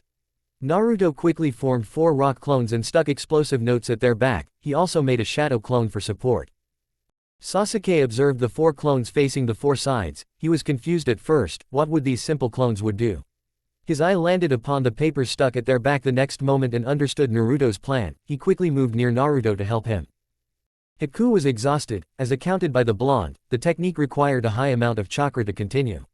Add that with continued dodging of small shurikens laced with fire. As her movement became slow and sloppy, she decreased the amount of chakra she was infusing to the mirrors. The rock clones neared the mirrors at that moment luckily and exploded. Following up to it, Naruto signaled Sasuke to execute their plans. 2 set of different hand seals and they both shouted at once. Kaden, Fire Phoenix Jutsu. Fudan, Bursting Air Pockets. Small fireballs were shot out of Sasuke's mouth across the dome while Naruto fired compressed air balls behind the fireballs. The jutsu combined together and collided vehemently. Boom. There was a huge explosion across the mirrors, shattering the dome into pieces. The 2 genins of Konoha were protected by the earth walls that had incased them soon as they fired their respective techniques. Haku had also seen the fireballs and air balls combine and had tried to flee out of the mirrors, as she knew this was an overkill. The blast was huge and the mirrors shattered due to the sheer force of the blast. Haku was halfway out when the blast occurred and some parts of her body got into it. She was thrown out of mirror toward one side of the bridge due to the force that the blast exerted. Meanwhile, the blast also shocked Kakashi and Zabuza. They never saw the whole incident but were able to see Naruto and Sasuke combining their jutsus. Zabuza now understood clearly that these genins of Konoha weren't weak if they were strong enough to break Haku's ice dome. The clone receded its dome and puffed off. Sasuke was shocked to see the level of destruction they both had induced. The area around them was a crater, not big enough to shatter the bridge but not small enough to go unnoticed. His eyes searched for the hunter Nin. He wasn't kept waiting for long as he saw the shinobi at the side of bridge. He was seated supported by the railing. Her mask has been broken and he can see her feminine facial features, a girl. They had been competing with a girl till now. It wasn't like he was ignorant or sexist, but he never predicted that the Oi Nin was a female. At least her dressing sense was better than most of his fangirls, and Sasuke frowned as that thought came to him. She was damn powerful. It took both his and Naruto effort together to subdue her. His musing was cut short by a sudden shout of, Haku, from beside. Sasuke turned toward his blonde teammate who wasn't there. He looked forward to see the boy next to the defeated enemy Nin. He redirected his gaze toward Sakura, who stood in front of a group of unconscious men, Tazuna being the only exception. On the other side of the bridge, Zabuza saw the whole incidents unfolding and contemplated his fight. His fight should be finished quickly. It seems that the god wasn't on their side today. He closed the distance to Kakashi in only a few steps, his sword aimed toward his head. Kakashi was just waiting for Zabuza's guard to go down. He smirked while cutting his finger. He smeared the red liquid across his hand and formed 2 hand seals. Summoning jutsu, dog prison hold, Kakashi ordered. Several dogs burst out of the grounds toward the ex-Kiri shinobi. Zabuza was shocked by sudden appearance of 10 or so dogs. They took the advantage of Zabuza's shock and bit him across his body to hold him down. Before Kakashi could wield his assassination jutsu, the sudden sound of clapping stopped the ordeal. At the other end of the bridge a short man with unique facial features appeared out of the mist. Kakashi would have sensed the presence of the man only if he wasn't busy with his employee. The demon of the bloody mist. Bah, more like the idiot of the mist. You're disgrace to your name, Momochi. An ordinary Konoha shinobi was able to defeat you so easily, it's not even funny now, cackled Gato. As the mist dissipated a bit, 50 or so of his thugs appeared standing behind him, armed with different sorts of weapon. I think I was correct in my assessment that you're charging too much for your service, while your action speaks about your inability precisely, chuckled Gato. And, where's that companion of yours? What happened to him? Is he dead? He must be, a student of a lousy ninja like yours couldn't dare to live in a few years. Naruto was seated beside Haku, he was struggling to get answers out of her. Suddenly, the memories of the clones he had left at Tezuna's house returned to him. Apparently Gato had sent 2 thugs to kidnap Tsunami and Inari, but they were knocked out and tied to a post by Naruto's clones. Inari got inspired by Naruto's show of power and selfless nature and went on to gather the people of village to fend off Gato, but the walk to the bridge was a long one. Unbind me, Hitaki. It seems your information was correct, this goblin deserves death for his treachery. We're not on opposite side now, I take up your offer. Zabuza said in a gruff tone. You wouldn't do that, Konoha shinobi, would you? I will make you rich, you kill this man, Gato offered, his image of the spotless leader wavering under fear of a free beast. Kakashi I smiled at Gato without uttering a word and signaled his dogs to unrestrained Zabuza. At the moment Kakashi was already tired to his bones, he was using his Sharingan for extended time and had to summon his pack to constrict Zabuza's movement. Sakura, go and check on Zabuza's apprentice. While, Sasuke and Naruto will gather around me. Sakura, after you check on him back us up. Kakashi barked orders and recovered his Sharingan. Sakura went on to check Haku, while Naruto and Sasuke joined Kakashi obediently. You two are to aid Zabuza finishing the thugs, I don't want them restricted, I want them dead, Kakashi said in an even tone. Just don't touch Gato. He's mine, Zabuza said without even wavering a little. It was hard to guess that the missing nin has been in a fight of life and death a few moments ago. Do we really have to do that, sensei? Is it necessary to kill them? Naruto asked, while his face was morphed into grimace. His voice wasn't weak. Meanwhile, Sasuke wasn't humble or kind-hearted like his teammates, but still it was unnerving to kill someone. You've to understand, Naruto. If we don't complete what we're meant to, then it will harm innocents. These people, they wouldn't hesitate to kill us, if given chance.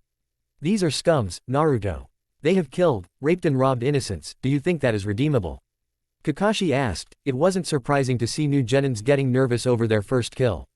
Hell, people even left the shinobi life after their distraught first kill, but it was necessary for survival of oneself. No, that's not forgivable. Naruto decided with steel in his voice. One last thing, don't peer into the eyes of your victim, and with those last words Kakashi motioned them to attack. Sasuke didn't need such provocation, he would kill. Sasuke knows the truth of the life, he has experienced it, either you're a predator or a prey. Uchiha Sasuke was never going to be a prey again, he unsheathed his tanto and accepted his duty. Naruto copied his friend's movement and unsealed his bow and channeled some chakra into it. 2 spikes emerged out from both sides of his bow. Kakashi took a careful place behind them. If they froze after their kill, then it could prove be disastrous. He backed them up, he would protect them. It didn't took them long. Sasuke was busy swinging his tantos, cutting and killing thugs like a hot knife runs through butter. Left, right, left, up, left, down, right and so on. His Sharingan was spinning madly as he took his job to extreme. Naruto, on the other hand, was much reluctant to kill, but what was needed should be done. The spikes at the ends of his bow were painted red from the blood of his victims. Slash, puncture, swipe, and the motion continued. Half an hour later, 41 thugs had lost their lives in the mad dash of Naruto and Sasuke. The rest has chosen to flee from the site, leaving their dying comrades behind. There was no honor in these lowly maggots' life. Zabuza had beheaded Gato and tossed his body and head off the bridge. Soon, the villagers gathered at the bridge, but the show was over before that. Thus started a week of festival to celebrate independence of the Wave Country from Getu's rule. Tezuna decided to let the shinobi stay in his house for the time being. It was only for a few days that they needed for recovery and rest. Even Zabuza and Haku were allowed to stay, as the former was one to behead the tyrant. As for Haku, she had a broken arm, twisted ankle, a wound on his head and small cuts around her body from the blast. Sakura chose to try her initial knowledge of medical techniques on the girl. Safe to say she knew what she was doing. As for Sakura, she had killed one person. A combat medic rarely fought battles ever, but still it was best to take the precaution better than cure.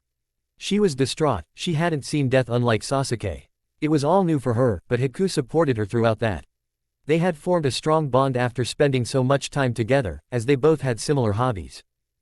The week passed in a breeze as the battle-ridden shinobis rested and replenished their body. During the first days of the week Naruto kept to himself. Quite frankly, he hadn't seen people die in front of him, nonetheless killing them. Although, he became normal after 2 days of Sasuke and Sakura pestering him, that slight diminutive gleam in his eyes never left. Kakashi has gathered his team in a clearing near the bridge builder's house. He wanted to talk to them. Particularly Naruto and Sasuke. First kill of a shinobi always leaves a mark behind. Kakashi has encountered many comrades broken beyond repair as their first kill has went awry and they didn't had shoulder to cry on. While his team wouldn't cry, Kakashi was sure of that. They shall share some of their grievances with him. Zabuza was also present there sharpening his sword, and Haku was seated behind him on a boulder eyeing her master carefully, intent on learning how to care for a sword that big. On the side note, Kakashi has caught one of his student eyeing the sword with keen interest. That student was Sakura. The pinket's desire was clear in her eyes, thus when she initiated the conversation with a question Kakashi wasn't surprised. "Sensei, may I ask you something?" questioned Sakura, turning toward him in an innocent voice. "Of course, Sakura. Go on." Kakashi eyes smiled at her. "Can you teach me to wield a weapon of my choice?" asked Sakura, gathering all her courage. Naruto's and Sasuke's shifted to her, amused glint present in their eyes. Sakura's desire so blunt that even Naruto was able to grasp, not that he was not observant. "Of course, Sakura. I will train you to wield any weapon of your choice, but only if I am adequately familiar with it," Kakashi replied easily. He knew where this conversation was heading, and only if luck favors him he could finish this mission with double success. "Then, I want to wield a heavy sword like Zabuza-san, can you teach me?" Sakura beamed at her sensei. Kakashi was really the best teacher she could get. Naruto and Sasuke, who had bickering amongst each other until then, halted and looked toward Sakura amusedly. Kakashi's expression didn't match that of his two genins as he looked a bit perplexed. "Ha ha ha, looks like your genin fancies my sword." Hitaki, Zabuza's laugh cut through the silence. Even Haku's eye were trained on Kakashi as he took on a thinking pose. With an unintended fake sigh, Kakashi addressed her again. "I am sorry, Sakura. I can't teach you to wield that as I am not a user of heavy blade. I haven't learnt that art," said Kakashi, eyeing Zabuza from the side of his eyes. Before any one of them could say anything, Haku caught Kakashi's eyes and started to say, "Zabuza-sama could teach you to wield one. I mean, in exchange of you treating me, he can teach you. Wouldn't you teach her, Zabuza-sama?" Haku questioned without an undertone, too innocently. Even Sasuke turned his face to hide his blush at her cute pout. Naruto chuckled and shook his head before taking a perch on one of the branch of the tree beside him. "You're eating more than you can chew, brat. But, yes, I can teach you to wield one." Zabuza relented, eyeing Kakashi for a second before focusing his attention on the pinket. "But, we have to leave this country tomorrow. The bridge is complete now," Sakura asked worriedly. "Yeah, that's an issue, Zabuza, unless you want to." Kakashi left the last part for Zabuza to understand. "You can come to Konoha, Zabuza-san. I can convince Hokage-sama to give you benefit of doubt," said Naruto from his place. "Why should I come to Leaf Village? And, why would the Hokage listen to a snub-nosed brat like you?" asked Zabuza, mocking Naruto, who did rise to the bait. "You shouldn't underestimate him. He has a special connection with Hokage-sama, namely of a grandfather-grandson. He would surely look into Naruto's suggestions," stated Sasuke with a smirk. "You mean to say that this brat is the Hokage's grandson? He doesn't even looks like Kami no Shinobi," expressed Zabuza, a little alert. Even if the Sandaime Hokage was old, he was still a force to be reckoned with. He didn't want a foe with all the right connection. Naruto just shrugged. "He's not my real grandfather, per se. However, he has taken care of me from my birth, thus, he sees me as his grandson." Naruto accepted. "As for your reasons to join the Leaf Village, you should be tired of running from Oinins. My village could help you and Haku onto that," Naruto stated with a eye smile much like Kakashi. "He is right, Zabuza-sama. We could surely use the protection that Konoha would provide," Haku intoned. Zabuza sighed lightly. "You've got me there, brat, I will think about it," stated Zabuza, smirking. The brat was sure a bundle of surprises. The next day Team 7 departed with Zabuza and Haku toward the Fire Country. Naruto promised Inari that he would visit them regularly, and it was okay to cry sometimes. Chapter 6, The Godmother. It was a bright and fresh morning. The village hidden in the leaves wasn't entirely awake. The shinobi population was already up, they were either reporting in the Hokage office for missions or reaching out to their assigned jobs. The civilian population however wasn't awake, they were relishing in the sense of security that the shinobi system of the village instilled. Konoha was in a peaceful state compared to other villages at time. Kurigakure was caught in a civil war, Kumogakure had a recent change of cage after the Hyuga incident, Iwagakure has recovered recently from the destruction of the last war and Sunagakure had several incidents of their Jinchuriki attacking civilians and shinobis alike. Two individuals could be seen walking toward their designated checkpoint through an empty path of the village. The gate guard duty was normally reserved for chunins only. Izumo and Katetsu were such two chunins of the village, they were also known as eternal gate guards by their friends and villagers. 4. Their duty was set on the gates throughout the year somehow. It's quite boring here, nothing really happens around, don't you agree? Yawned Katetsu as they reached to their destination. Katetsu had long, spiky black hair and dark eyes. He had a strip of bandage running across the bridge of his nose and a light-colored marking on his chin. He wore the standard attire of a Konoha shinobi complete with a hitayat and a flak jacket. He always carried a pair of bladed weapons strapped to his back. Shut up, we have to do our job correctly, lazy ass, Katetsu was scolded by his friend and partner, Izumo. Izumo had brown hair and dark eyes. His hair was combed down that covered his right eye. He wore his hitayat like a bandana along with the standard Konoha shinobi outfit which goes all the way up to his chin, complete with a flak jacket. Katetsu was a lazy and chilled guy, he was more of a lax person than his partner. Izumo, on the other hand, was the forthright one of the two. He was strict and serious regarding his duties. The duo can always be seen together, they can easily pass for unsimilar twins, their looks didn't match but you wouldn't see one without the other. As they settled down in the guarding booth, their eyes followed the familiar path leading out of the village. Lush green forest ran parallel to the road that made it look more beautiful in morning, the golden rays of sun shone bright across the path. In no time, a group of 6 people, or more like silhouettes of 6 people could be seen walking on the path, their destination being Konoha. The return trip to their home village was uneventful for Team 7, they had to travel through civilian pace as Haku was still recovering from her wounds. Yet, the excitement to return to their home wasn't diminished by that, adversely the slow pace had made it more difficult for them to hold their patience. The prime worry of the blonde Jinchuriki was that of Anko, although he had informed his surrogate sister about his mission. That mission should have been completed a week ago, it was still surprising that the woman didn't opted to travel to Nami herself. Naruto's wait was not for long as they were on the outskirts of the village. Kakashi-senpai has returned with his team, it took them a week longer than expected. Katetsu commented filling the basic information when a team returns from a mission in advance. I think, his team has inherited the habit of being unique and late from him, he added as he filled their name, the only thing left for Kakashi to do was to sign on the page with date and time. There's someone else traveling with them, who is it? Asked Izumo narrowing his eyes to clear his vision. How can I perceive that far, idiot? I have the same human eyes as you do. Katetsu retorted. It still surprises me that a dumbass like you acquired the rank of a chunin. He added. Yeah, no need to be rude, grumbled Izumo. When the convoy of Team 7 and their 2 companions arrived at the gates, it would be correct to say that the 2 chunins were flabbergasted to their core. Out of all the things, they may have never foreseen that a rookie team would bring one of the A-ranked Nukenin from Kiri, much less the demon of the bloody mist. Kakashi smiled at the chunin's shocked expression before signing on the necessary papers for their return, and an additional one for bringing a foreign ninja to the village. These 2 are with me, Kakashi voiced handing the papers back to Duo. Hi, Izumo responded coming out of his stupor, he verified the papers with a gulp and filed them in. The convoy followed Kakashi lead, Zabuza flashed a feral grin to the 2 chunins before moving on. An A-ranked Nukenin, that's. Katetsu said in a tone unfamiliar to Izumo. You don't even know the whole truth, look here. Izumo handed the verified copies to Kotetsu.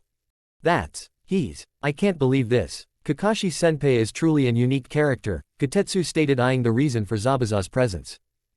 That he is, well. It's not like this won't be beneficial for our village, Izumo agreed before continuing on his guard duty with a shook of his head. Meanwhile, the convoy was traveling toward the Hokage Tower. The roads were still empty, it was expected in the early hours of the day. Though, Zabuza hasn't traveled to the Leaf Village until now, Kiri and Konoha weren't on the friendly term from the beginning. While Konoha supported its sister village Uzushio, Kiri had a strained relation with the island country. The demolition of Uzushio, as it was termed, was mainly planned by Tsuchikage and Third Raikage. Yet, it was impossible to invade the coastal villages without Kiri's consent. Thus, Kiri parted with Kumo and Iwa to destroy the village. This stranger more likely discouraged Konoha from forming a pact with the water country. Eventually, the convoy walked up to the Hokage Tower. Kakashi set an appointment with the cage, and after a short delay they were able to meet with the village leader. Soon as Zabuza entered the office, 4 Anbu appeared seemingly out of thin air. 4 Tontos were trained on him, even a slight movement and the game's end. Hiruzen followed the movements and his vision fell upon the Kiri nin, a short flicker of surprise on his face before it became emotionless as usual. He looked at the other members of Team 7 before he faced Kakashi. It took you longer than expected, must I assume you ran into unexpected hurdles? Hiruzen asked, glancing towards Zabuza and his companion. The information provided by our clients was faux, Hokage-sama. The bridge builder lied to us regarding the dangers associated with the mission. It was easily an A-ranked mission, clarified Kakashi. I thought so. His behavior was betraying his demeanor and the story, stated Hiruzen after a little contemplation. Why have you presented yourself to our village, Momochi Zabuza? He asked, meeting the other nin's eye. Hokage-sama. Zabuza bowed and Haku followed him. I was presented an offer to join the Leaf Village by Hitaki Kakashi. It was not for my person but for my companion that I chose to accept his offer. He replied, signaling toward Haku, who stiffened as the old leader's gaze followed Zabuza's gesture. Hiruzen nodded, but arched an eyebrow toward Kakashi, who sighed unnoticeably before explaining himself. I was sought by Naruto, who wanted to offer Zabuza and his companion, Haku, a chance to join our village. Kakashi begun. As Haku here carries a bloodline from a near-extinct clan, I thought it would be better to try. Kakashi explained. Hiruzen nodded and signaled the 4 Anbu following the convoy, due to Zabuza's presence, to leave. The Anbu squad was following them until now. They had noted the appearance of an A-ranked foreign missing shinobi, and followed him as an ordeal and precaution. I grant you a C-rank mission for 2 weeks. Not only it extends to an A-rank assassination mission that you successfully execute, but you also pursues an A-ranked shinobi to join our village. You sure are full of surprises, Naruto-kun, complimented Hiruzen with a smile. Naruto smiled back innocently and rubbed the back of his head, one of the gesture he shared with his father. Kakashi noticed the movement and smiled behind his mask. Though Naruto wasn't a copy of his father except his looks, he did inherited some of Yondaime Hokage's behavior, unknowingly so. And who might the little girl be? Is she your daughter, Zabuza? Hiruzen asked, redirecting his attention to the duo. Hi, Hokage-sama. I've adopted her in Kurigakure and from then on she's with me, explained Zabuza. Haku was more than a little surprised by Zabuza's open approval of her as a daughter. It didn't help that Zabuza was intentionally avoiding eye contact. Zabuza wasn't the like to form bonds or accept responsibilities that easily, thus the acceptance was more than what it seemed. Well, I must say that it's a long stretch to give you asylum, Zabuza. The relations between Kiri and Konoha is already strained, and on top of that you're one of the rogue swordsmen. Hiruzen stated, standing up. Yet, you also possess the skills that my village could benefit from. Explicitly, he pondered for a moment before sighing lightly. The pro outweighs the con heavily though. Konoha welcomes you into its shinobi ranks, Momochi Zabuza, Hiruzen decided with a tired smile. Thank you, Hokage-sama. I will protect the village with my life, and I am happy to be a part of its system, Zabuza bowed down. Haku isn't a Nukenin, and she doesn't have an entry in bingo book either, this makes things easier. Hiruzen begun taking his seat behind the desk. 15 days of probation, then she is allowed to join any department she desires. And, as for you, Zabuza, you have to complete 2 years of probation as we want to confirm your loyalties. Till then, you will not do missions higher than C ranked out of the bounds of the village. Hiruzen clarified the terms for recruitment. Zabuza and Haku nodded as a sign of approval. The terms were rather lax and comfortable. They would get respite from the constant pressure of hunter shinobis trying to poach them. A normal life was an additional benefit. You're dismissed. I want your presence in my office, 6 in the evening. Hiruzen ordered the ex-Kiri nin. Now for Team 7. I want 2 mission reports from on my desk tomorrow morning. Kakashi and Naruto, don't be late, Hiruzen demanded. Kakashi and Naruto stiffened at the sudden stern voice of their leader before bowing deeply, accepting his order readily. Team 7, excluding Naruto, left the room with Zabuza and Haku. He took a seat on the sofa on the other side of the room silently. It had been a habit of him since he started training with Hiruzen. He would sit on the sofa silently for Hiruzen to notice him if he had any queries. For the next half an hour the scribbling of pen on paper was the only sound emitted in the room. Naruto wasn't as ignorant as others thought him to be, he was observant, and that trait was beaten into him by Hiruzen. His monkey-like active mind wasn't easy to conquer or subdue, yet years of meditation and discipline has taught him to be better off his own brash thoughts. His sensei finally acknowledged his presence. He placed his pen back in its stand and focused his attention toward his blonde student. Do you have something to discuss? Did something happen on your mission? Hiruzen passed one question after another. I wouldn't say this mission was as pleasant as I predicted it to be. Naruto began as Hiruzen stood up from his seat and walked toward his student. There were some nasty instances. I had to kill and that wasn't fun. I can still feel the blood on my hands. Naruto accepted, his eyes trained on the ground. It's never easy for a human to kill another, shinobi or not. The text in the movies honest glorifies our role, but the reality is often frightening and cruel. Killing is one of those aspects, Hiruzen entailed as he took a seat beside the blonde. I am relieved that killing someone, even for the sake of your mission and village, unnerves you. It shows that you're not a cold-blooded murder, and it shall remain as such. Hiruzen placed a hand on the small boy's head and ruffled his hairs. Naruto nodded absently, his mind replaying the emotionless face his Uchiha teammates had while he killed. Did Sasuke not felt guilty while he killed those thugs? Was he that much engrossed into revenge that killing someone wasn't that repulsive to him? Naruto didn't know, yet he strived to find. His mind whirled and the memory of his meeting with the red-eyed traitor resurfaced. I totally forgot, but someone chose to reveal themselves to me, sensei. He also passed a message for you, informed Naruto with a bit perplexity. Oh, and who was it, Naruto?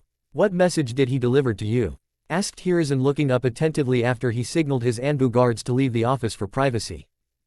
Itachi Uchiha came to meet me, sensei. He requested me to inform you that the snake is conspiring something against Leaf and you should bring back the slug, Naruto recounted. Hiruzen's eye widened for a moment, but he restricted his face from showing more of his emotions. You won't tell anyone else about this, Naruto, this is a secret between us. No one should ever get to know, do you understand me? Hiruzen asked Naruto, who nodded positively. It all seemed confusing for Naruto, nothing was making sense, but he had to follow the order of his sensei.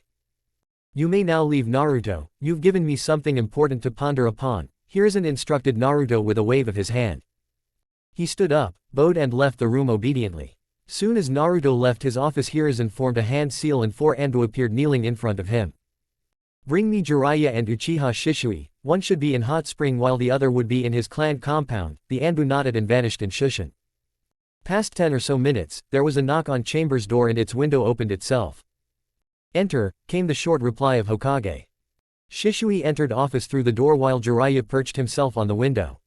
Hiruzen signaled his Anbu to leave the office and ordered Jiraiya to erect a privacy seal inside the office.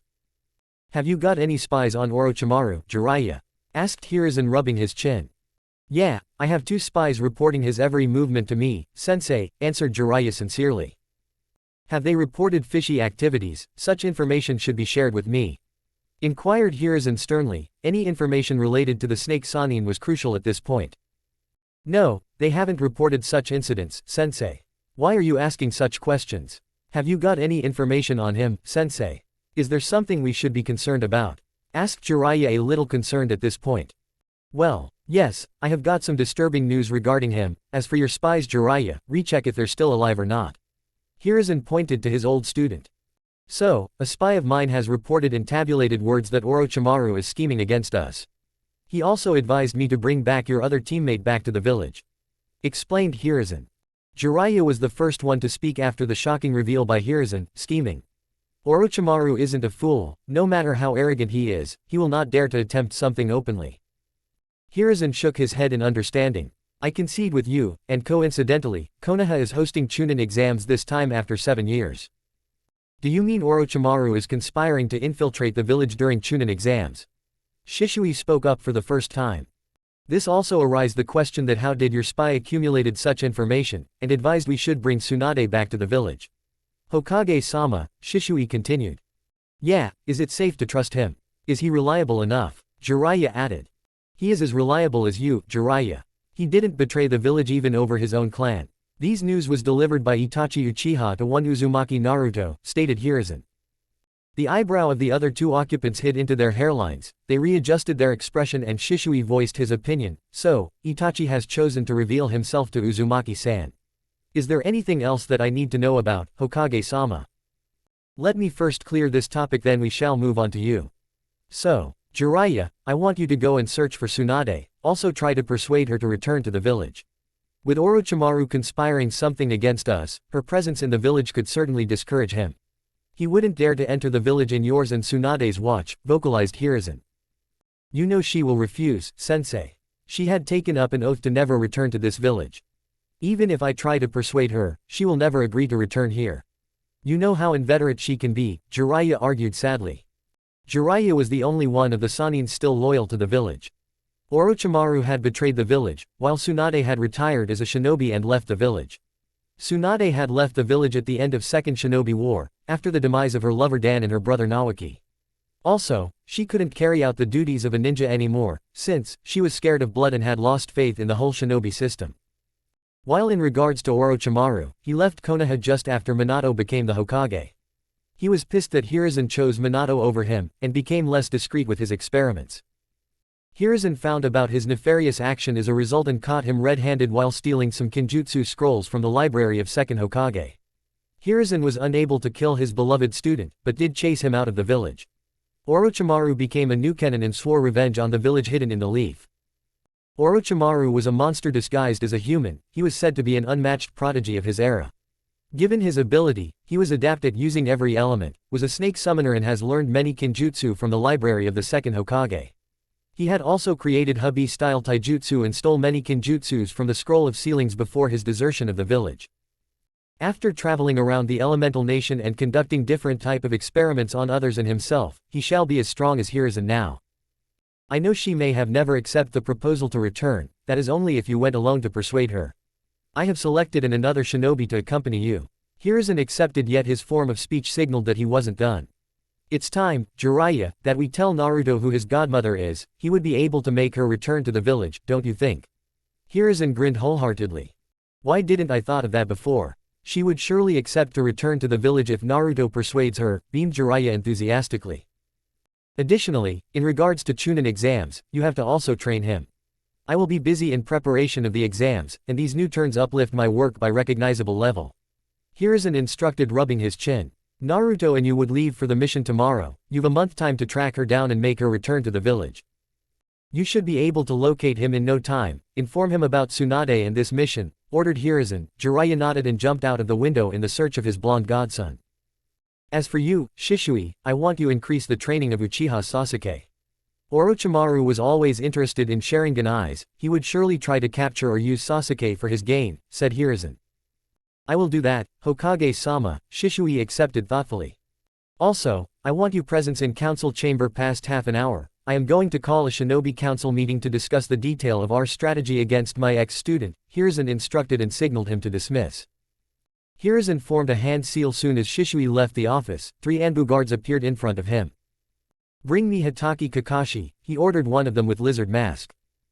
I want council hall opened and cleaned in half an hour. The man with goat mask stiffened but followed his old leader's orders. Inform every shinobi above elite Chunin and clan heads to gather into council hall, ordered Hiruzen to the last Anbu with bull mask. Past 10 minutes Kakashi entered his office. Surprisingly the laid-back Jonin was at time. The appearance of Anbu after a brief description of their mission did arouse several alarms in the white-haired man's mind. Did he wrong someone? Was his team's performance bad? At least from where he saw it, that shouldn't be it. His suspicion morphed into sense of dread soon as he exited his apartment after a quick shower. Anbu, Jonins and Takbetsu Jonins were rushing toward the Hokage Tower discreetly. Normal civilians, tourists and even spies from other village wouldn't notice it. What they would see is a number of shinobi getting holiday for a day, as the population was gathered around several vantage point of the whole village. However, unknown to unwanted, those places had secret gateways to the infamous council hall that hasn't been used in last 15 years. That means only one thing, conflict or all-out war. The later one was unexpected, and not possible. The other villages weren't stable enough to declare one. And, Konoha doesn't declare war, if it's not targeted initially without provocation. So, a conflict of rather unavoidable proportion. He entered the Hokage chamber. The village leader was seated behind his desk rubbing his forehead. You wanted to see me, Hokage-sama. Kakashi prompted. Hiruzen signaled Kakashi to take a seat on the opposite and briefed him about Naruto's journey. The news that Jiraiya had taken up to train him up for upcoming Chunin exam, and Shisui had taken up the training of Sasuke for the month due to the same reasons as Jiraiya. Kakashi knew there was something behind it. The old man was a tactical master if nothing. Kakashi was instructed by Hiruzen to focus his attention on his third student. She needed the most training of the 3. Though, she had developed by leaps and bounds under Kakashi's guidance, still Chunin exams were no pushover, a lot of genins tend to die in these exams. Also, Kakashi be present in the council hall in 15 minutes, Hiruzen ordered, the dismissal was clear. The council hall brought painful memories for a number of shinobis gathered into it. The hall was oval-structured, 17.5 meters wide and 20 meters long and with a height of 30 feet, 3 circular floor descending in size from top to bottom. The hall was built on the order of Tobarama Senju during the Second Great Shinobi War for War Council. The hall has seen both Second and Third Shinobi War. Thousands of Anbu stood on the top floor, white masks with painted animal initials on them reflected light making them shine brighter. Beneath them, on the middle floor, stood Jonins and Tokbetsu Jonins exceeding the population of Anbu personals. Their black undershirts hidden by high-colored green vests, their face set in a motionless mask, at least for most of them. Mitarashi Anko, Sarutobi Asuma and Uchiha Izumi being the exception. Anko's ever-present goofy smile was on her face, Asuma was leaned against the wall with a bored expression and Uchiha Izumi was eyeing Maida Guy with a scowl on her face. The clan heads were on the ground floor forming a circle around the podium, that was reserved for Hokage or the Jonin commander. The gates opened silently, the professor as he was called, walked into the hall with a grace that suited him. His personal guards trailing behind him at a short distance, shinobi present in the hall bowed uniformly as their leader took his place on the podium. My comrades, Hiruzen begun. It's by grave news that I assembled you all in this very chamber. I admit I never ever wanted to enter the gates of this accursed war room. War is never a way to prosperity and happiness. It only causes destruction and pain, yet some individuals don't accept peace. And the session went on. The invasion wasn't yet confirmed, thus Hiruzen could only prepare the village if a conflicts break out.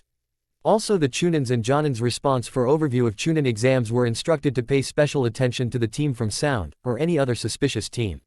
The clan heads were instructed to open their secret hideouts for furnishing, if need arises they shall be prepared. Shinobis were discouraged from taking long-term or solo missions to better protect the knowledge. It took Jiraiya a whole day to track down Naruto. He was training Konohamaru basic taijutsu stances and guards in the forest behind the Hokage mountain.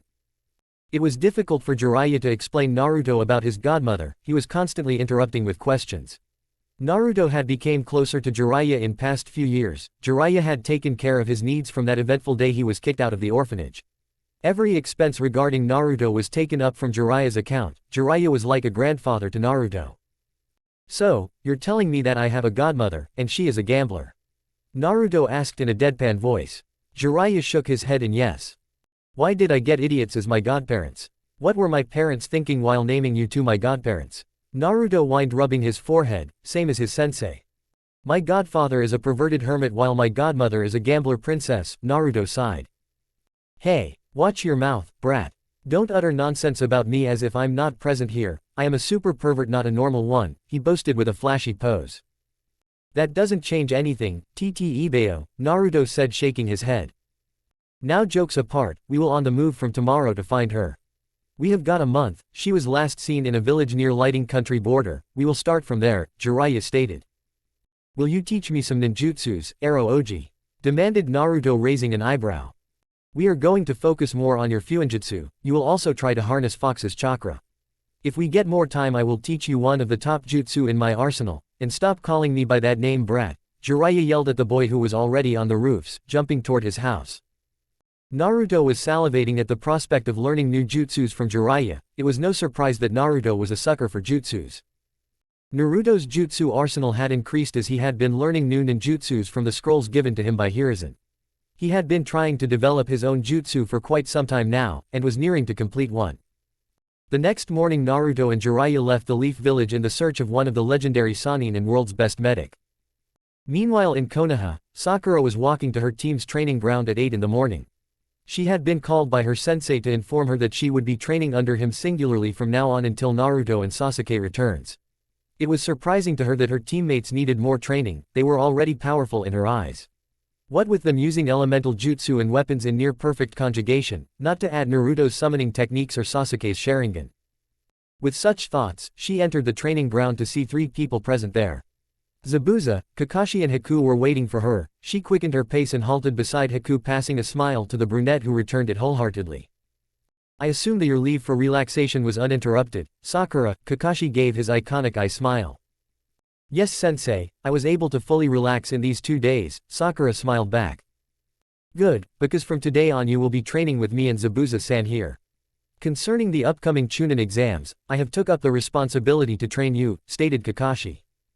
Sakura straightened at his declaration. She was feeling elated to be trained not only by Kakashi but also Zabuza. She has to catch up to the level of her teammates, and this month of dual training would be beneficial for her. No matter how tiring and bone-breaking it would be, she shivered at that thought and pushed it down quickly. I see up to it, sensei, Sakura replied politely. It would be honor to be trained by you and Zabuza-san, she nodded respectfully toward Zabuza. Ha, think nothing of it, Gaki. Zabuza waved it off softly. You and Haku would train together, and the copy monkey has a gift for you here, he added inclining his head toward the masked Jonin. Kakashi with a lazy look toward the other nin revealed out a scroll from his waist, a ready-made medium-sized scroll reconfirmed by its printing. Kakashi opened it and laid it on the ground. He put 2 of his 5 fingers at the top of it and channeled some chakra in it. Poof. Cloning. In a poof of smoke a huge sword sprouted out of the scroll, a heavy single-edged sword. 95 centimeters long and 30 centimeters wide cleaver-like blade attached to a 25 centimeters long handle. The sword didn't look light or easy to handle, and only a person with a good amount of strength shall be able to wield it efficiently. The blade was black in color with silver edges, and the handle was made up of same metal as the blade. It was wrapped up in blue leather stripes up to its hilt. Kakashi also brought out a brown leather cover for the sword that can be tied on the wielder's back. Wow, that's what I was looking for, I couldn't find it later when I went in the shop to buy it. She recounted with stars in her eyes, is it really for me, Kakashi-sensei? Sakura asked dreamily and grabbed the offered sword. She was unable to pick it up at first attempt. At her second attempt, she infused a reasonable amount of chakra in her hands and tried to pick up the sword again. With much effort and struggle, she was able to do it. She swinged it a little as a trial. The sword accepted the swing, yet the drift was evident. The need to increase her chakra reserve was clear now. As Sahei had to constantly infuse chakra in her limbs to use the sword, and that would require a lot of chakra. You are to follow the training routine I will provide you. It is divided into 3 separate sessions for a single day. Kakashi stated, pulling out a scroll and handed it to her. First, you will learn about medical herbs, potion and composition of them that could be used as medicines. With the help of the scroll you'll receive, Haku will be your training partner. That's your morning session from 6 to 8. Kakashi bestowed 6 small scrolls to her which she ducked into the ceiling tattoo on her wrist. Moving on, you will have a training session with me in taijutsu and ninjutsu, both elemental and non-elemental, more later than formal however. Be present in this ground from 11 to 2 in afternoon, Kakashi continued. And lastly, you will practice kenjutsu with Zabuza and Haku from 4 to 6 in evening in this very ground. Do you understand? Asked Kakashi. Sakura answered with a, "Hi sensei." As expected, her training regime was tiresome and will-shattering, yet she knew better than refuse this opportunity. A month worth of training with an elite Jonin, possibly cage-level shinobi, and one of the 7 swordsmen. It was dream come true for many of the Chunins and even Jonins in the village. It was necessary for her to train harder than before so that she could fight alongside her teammates without becoming a burden. 2 weeks have passed. Naruto and Jiraiya were still on the road in quest of the latter's teammate. At last they had some advances on her trail. The fiery blonde had been seen in one of the luxurious town of the Fire Country. The town was famous for its old-styled sake bar, and dancing damsels, a town that was favored by nobles and wealthy. Yet, when they reached the town, Tsunade has left it long. Past the town were several villages, small and unimportant. It was on the 3rd day of the 2nd week that they found another clue. They had been traveling through one of the small villages when they heard about a yellow-haired woman. She had punched a hole in the walls of a casino with her bare fist as she lost all her money while gambling a week ago.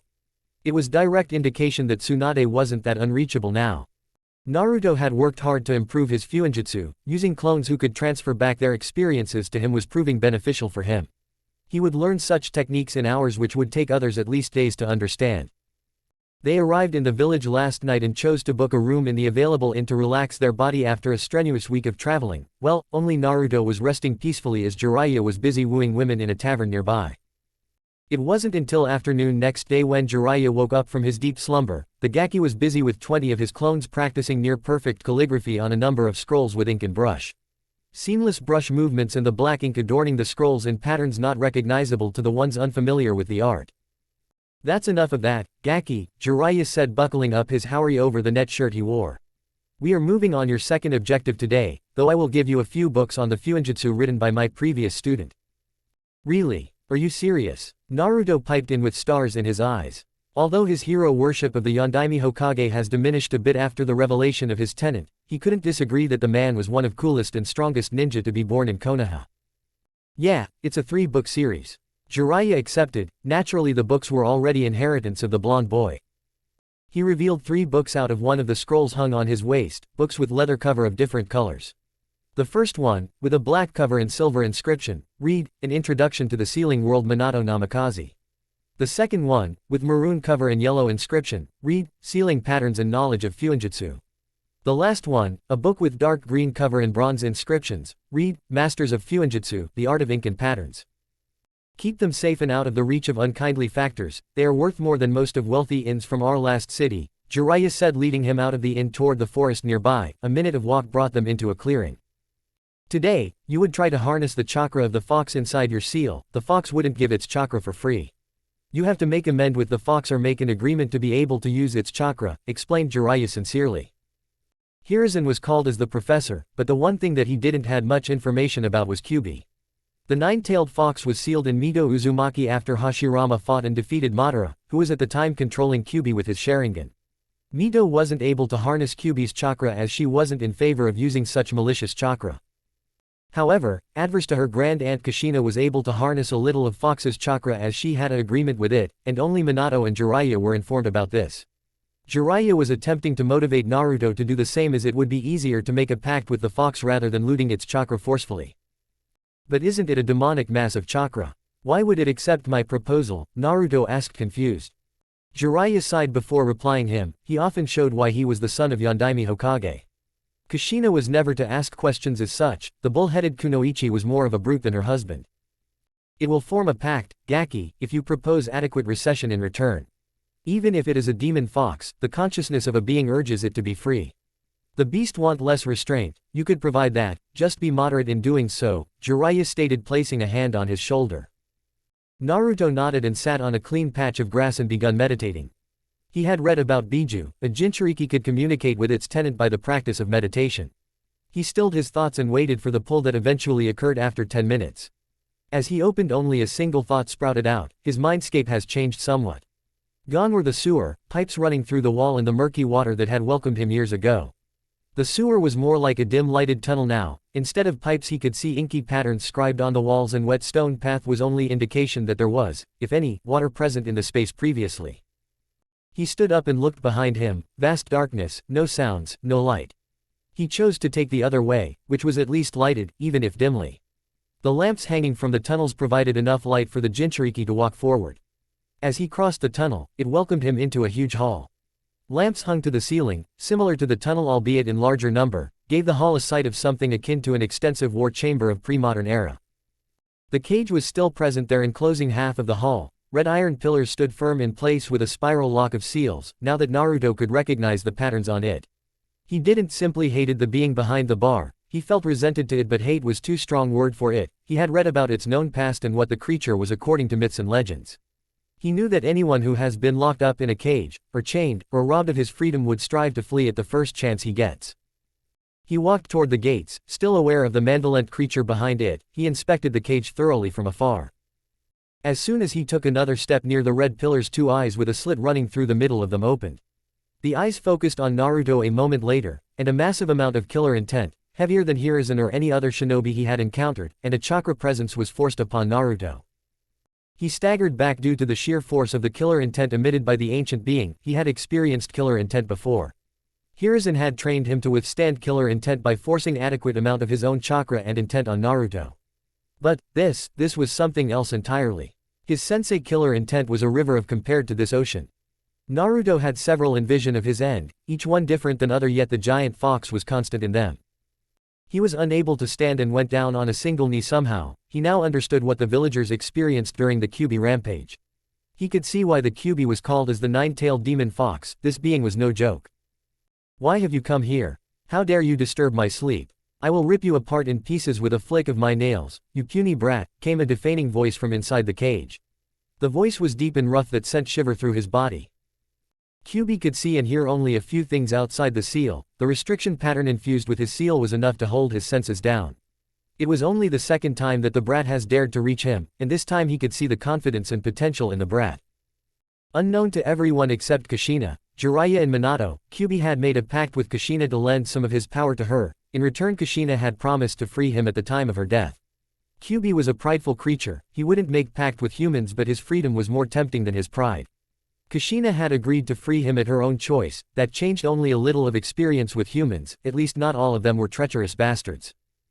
It was all planned until that masked shinobi came knocking on his cage door. That maniac pulled him out of Kushina and controlled him with his Sharingan. The masked ninja wasn't Madara Uchiha, much as he might persuade, he was only a descendant of the once legendary ninja. Eventually, when he regained the control of his body, one of his fingernails was gushed deep inside Kushina and her husband, Minato's belly.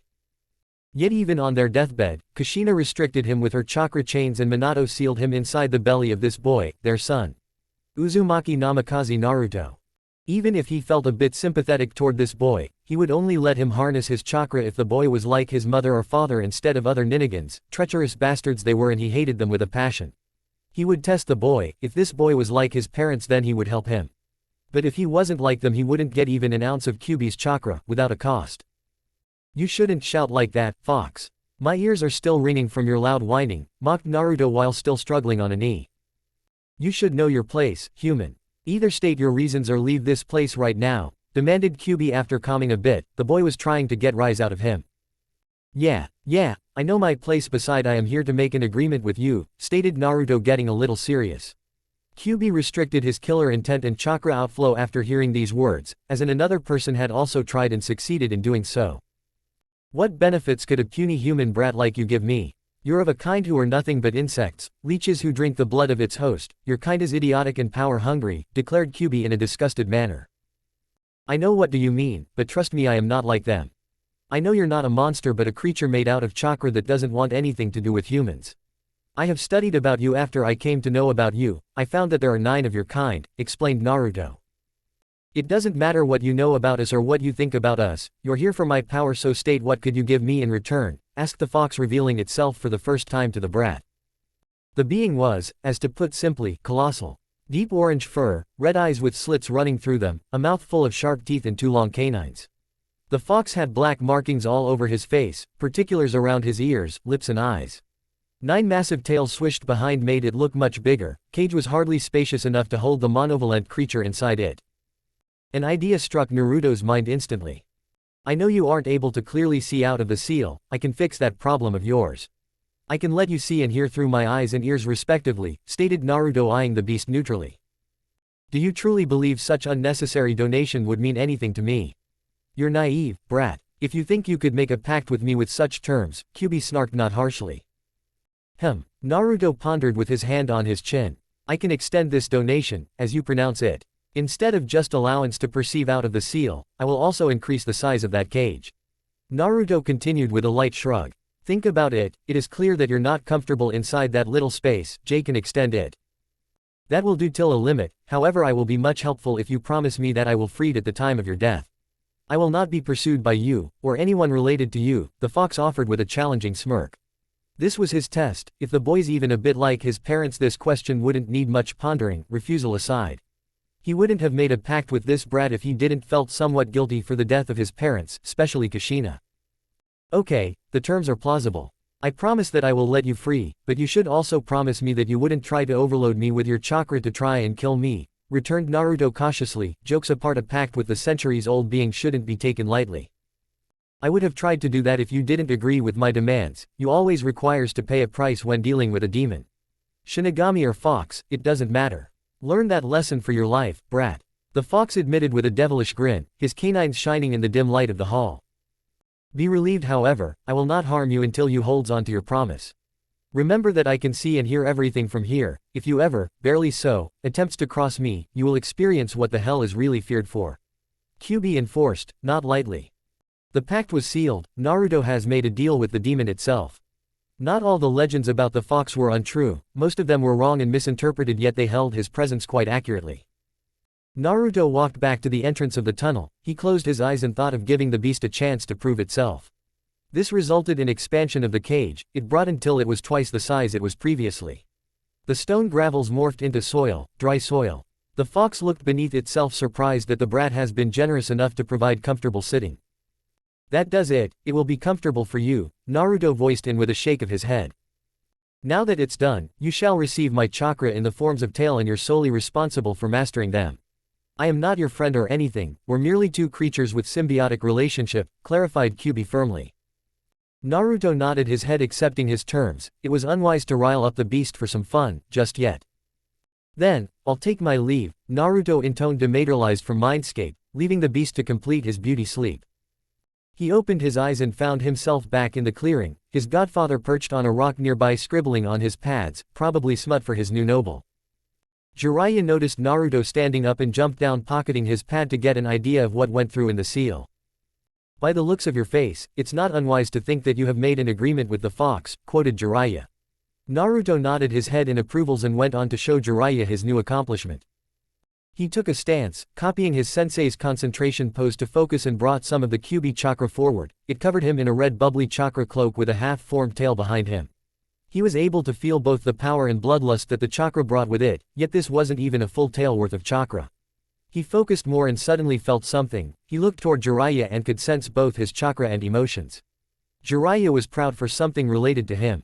He was confused, how could he understand what his godfather was feeling?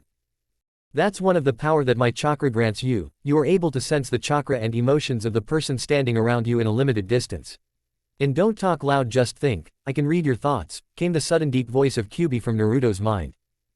This is awesome, thought Naruto, but no reply came in response. To be able to use this much of Fox's chakra at first try is astonishing, but he needs more control on it or else it could prove to be problematic and dangerous, pondered Jiraiya. Let me try something, said Naruto and made 4 hand seals. Sweeten. Water pellets. Naruto shot 3 football-sized water balls toward the other side of the clearing. The balls collided with a tree and uprooted it. The power behind the balls had increased due to the potent chakra Naruto was incased in. Jiraiya had seen the effect of using Kyuubi's chakra with ninjutsus. Kushina used it to add strength in her jutsus. Naruto receded his cloak back and moved on with Jiraiya to practice more control over the chakra. He practiced the control over chakra that entire day. The next morning Naruto woke up before Jiraiya, his habit of waking up early resurfacing. Given he could never sleep again after waking up, he moved out of his room trying to be as discreet as possible. Although, Jiraiya would notice him irrespective of his silent movement. Jiraiya wasn't spymaster in the entire elemental nation for nothing, his art of infiltration and stealth could fool even cage-level shinobis easily. Naruto walked out of the inn and took the path toward the forest he had trained in a day before. He found a clearing and begun his taijutsu and bojutsu training before they move on the search for Tsunade. Unknown to Naruto, a blonde woman was passing by that part of the forest.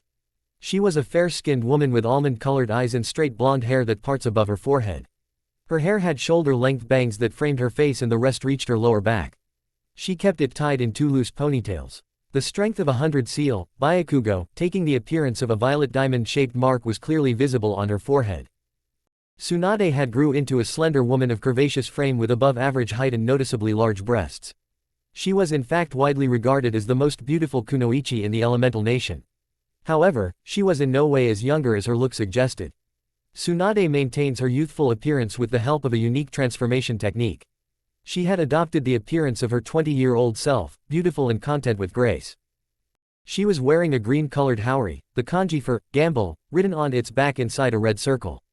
Underneath that she had a gray kimono-style blouse without sleeves. It was held closed by a broad navy gray obi that matched her pants. Her blouse was closed quite low, revealing sizable portion of her cleavage. She wore a pair of black open-toed sandals with high heels as footwear. Her nails polished in red, both upper and lower, and a soft pink lipstick for her lips. Lastly, the shodai's necklace adorned her neck. Tsunade was taking a stroll in the village. It was a habit much like her wandering one. She was used to the nightmares of the day she lost Naoki and Dan. The morning walks across every village she stays in helped her release her stress, enjoying the fresh morning air and silence around her. As she was about to end her walk and return to the inn she and Shizune were staying in, she heard a distinctive noise from her left. Out of curiosity, she followed the noises and reached a clearing. It was a mild shock for her to catch a glimpse of a mop of sunburned yellow hair practicing with what looked like a wooden bow. The stances and guards were somewhat familiar. Also, the mop of yellow hair invoked a few memories of past. Minato had same colored, didn't he? All of these factors increased Tsunade's curiosity. The boy was no older than 13, yet his body structure was refined and muscular. Not the bulky type though. The boy was a ninja, a civilian or even a samurai couldn't handle a bow like the boy. But the lack of hinata that Naruto has purposely left in the room raised the question about his allegiance. Tsunade noticed that his movement with bow were smooth but still not flawless. This tempted her to tease the brat, just some innocent fun. She stalked in the clearing, not hiding her presence in slightest. Naruto, sensing a movement behind him, stopped his kata and turned around. Tsunade's feet stopped as she gazed upon the face of the brat. It was somewhat similar to a particular redhead apprentice of hers. Naruto took a moment to comprehend the whole situation. He never envisioned that someone would find him in the forest, though the lady in front of him was beautiful. The appearance of the lady matched that of his godmother, as described by Jiraiya. His guess proved accurate when he noticed the necklace over her neck. He had read about that necklace, an invaluable necklace once owned by the Shodai Hokage that contained certain properties to tame tailed beasts. The previous recognition of her beauty soon revolved around. For him her features seemed motherly now. He wanted to talk to her, explain her who he was, yet he wasn't naive. The women could be polar opposite of what he wanted her to be. She could be heartless, cruel and manipulative. No, Naruto needed to be cautious of her. He forced down the other side of his mind and chose to take the harder way around. "Why are you ogling me like that, old lady?" asked Naruto sheepishly. If his godmother had the same reaction as Anko, if somebody calls her old, then Naruto was going to enjoy this.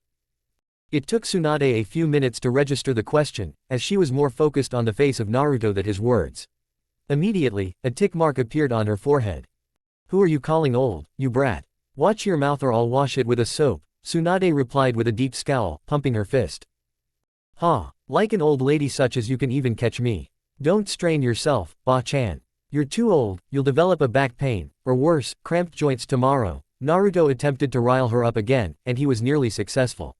In the heat of the moment, Tsunade forgot that she had her transformation on and the brat couldn't decipher her age.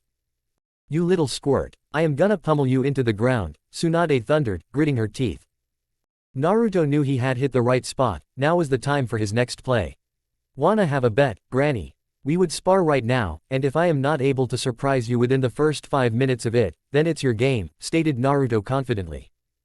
Tsunade smirked at the boastful brat. A mere genin, that's what he looked to be, or even a chunin couldn't surprise her possibly. She had seen wars and participated in legendary fights. The bet Granny is as good as one. "What's on the line, brat?" asked Tsunade arrogantly. "If I win you shall fulfill 2 of my wishes, and if you win, then I will do the same," said Naruto.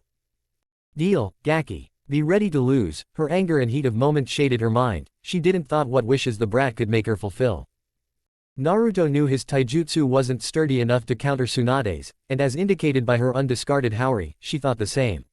Considering it was best she underestimates him, he uncovered his bow and picked a basic stance. His knees and elbow were bent slightly and the metal rod was held vertically. Naruto dashed forward, unearthing the soil beneath his feet. A vertical swing was used as initiation for the spar.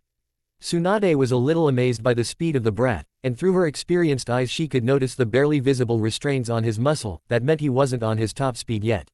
Nonetheless, she stopped the rod with 2 of her fingers. Naruto used the support of her 2 fingers to turn about, the metal rod still held in his hands. A roundhouse kick was aimed at the back of Tsunade's head. She again blocked it with her elbow that had a little chakra infused in it. It pushed Naruto back. He flipped and landed on his feet with a smirk. The kicks held impressive strength in them. The boy sure had potential. He sprinted forward with an inhale. Plunging his bow in the ground, he jumped above it, using it like a pole vault. Aiming directly at her head, he descended down with an exhale. Tsunade, somewhat predicting his strategy, simply flicked the bow with her fingers that tipped it off his hands, as her fingers were chakra infused. While her second hand was ready in a fist to meet the face of the insolent brat. Naruto knew, if her punch connected, his face would cave like an aluminium sheet. Thinking as hastily as he can, substituted with his bow, the substitution was smooth and book perfect due to the summoning seal inscribed on his bow. Tsunade grabbed the bow and fixed it deep in the soil, ensuring Naruto isn't able to use it again. "You have lost your weapon, brat. Do you still want to continue this fight?" asked Tsunade mockingly. She had only seen him practicing taijutsu and bojutsu previously. His taijutsu was mid-chunin at the most, while his bojutsu was a little bit better than that. "I haven't even started, Granny," Naruto declared with a mischievous wink. "Why you, insolent brat?" Tsunade grounded and hurtled toward him. Her chakra-infused legs created small craters behind her as she sped forward. The distance was covered in mere seconds, yet Naruto had a habit of sparring with high-level shinobis, even if he wasn't victorious against them. Intercepting her incoming fist, he quickly formed a T-shaped hand sign and two clones appeared at his each side. The left one grabbed his arm and pulled him away from Tsunade's punch, which landed on the clone and dispelled it. Naruto used the smoke as a distraction and signaled his clone to execute their plan. They both started making hand seals as quickly as they can. The smoke cleared to a confused Tsunade. The brat was able to use a Jonin-level jutsu with just one hand seal. That was surprising and unbelievable. But before she could contemplate more, she saw the brat and his clone forming hand seal at a speed too good for a genin. Damn, I've underestimated him, she berated herself bitterly. Doden, Mud Wave, shouted one of the duo, while the other one also completed its hand seals and yelled, Doden, Earth Spikes. The ground around the Tsunade erupted into waves of mud. That mud soon took the form of spikes. The waves of pointy sharp extensions traveled toward Tsunade at a great speed. She was flabbergasted. How is this brat bringing out perfect jutsu combinations? Is it some kind of genjutsu? Kai, whispered Tsunade and sent a wave of chakra to dispel the genjutsu. However, except an unbalanced Naruto, there were no effects. That meant, this wasn't some type of genjutsu.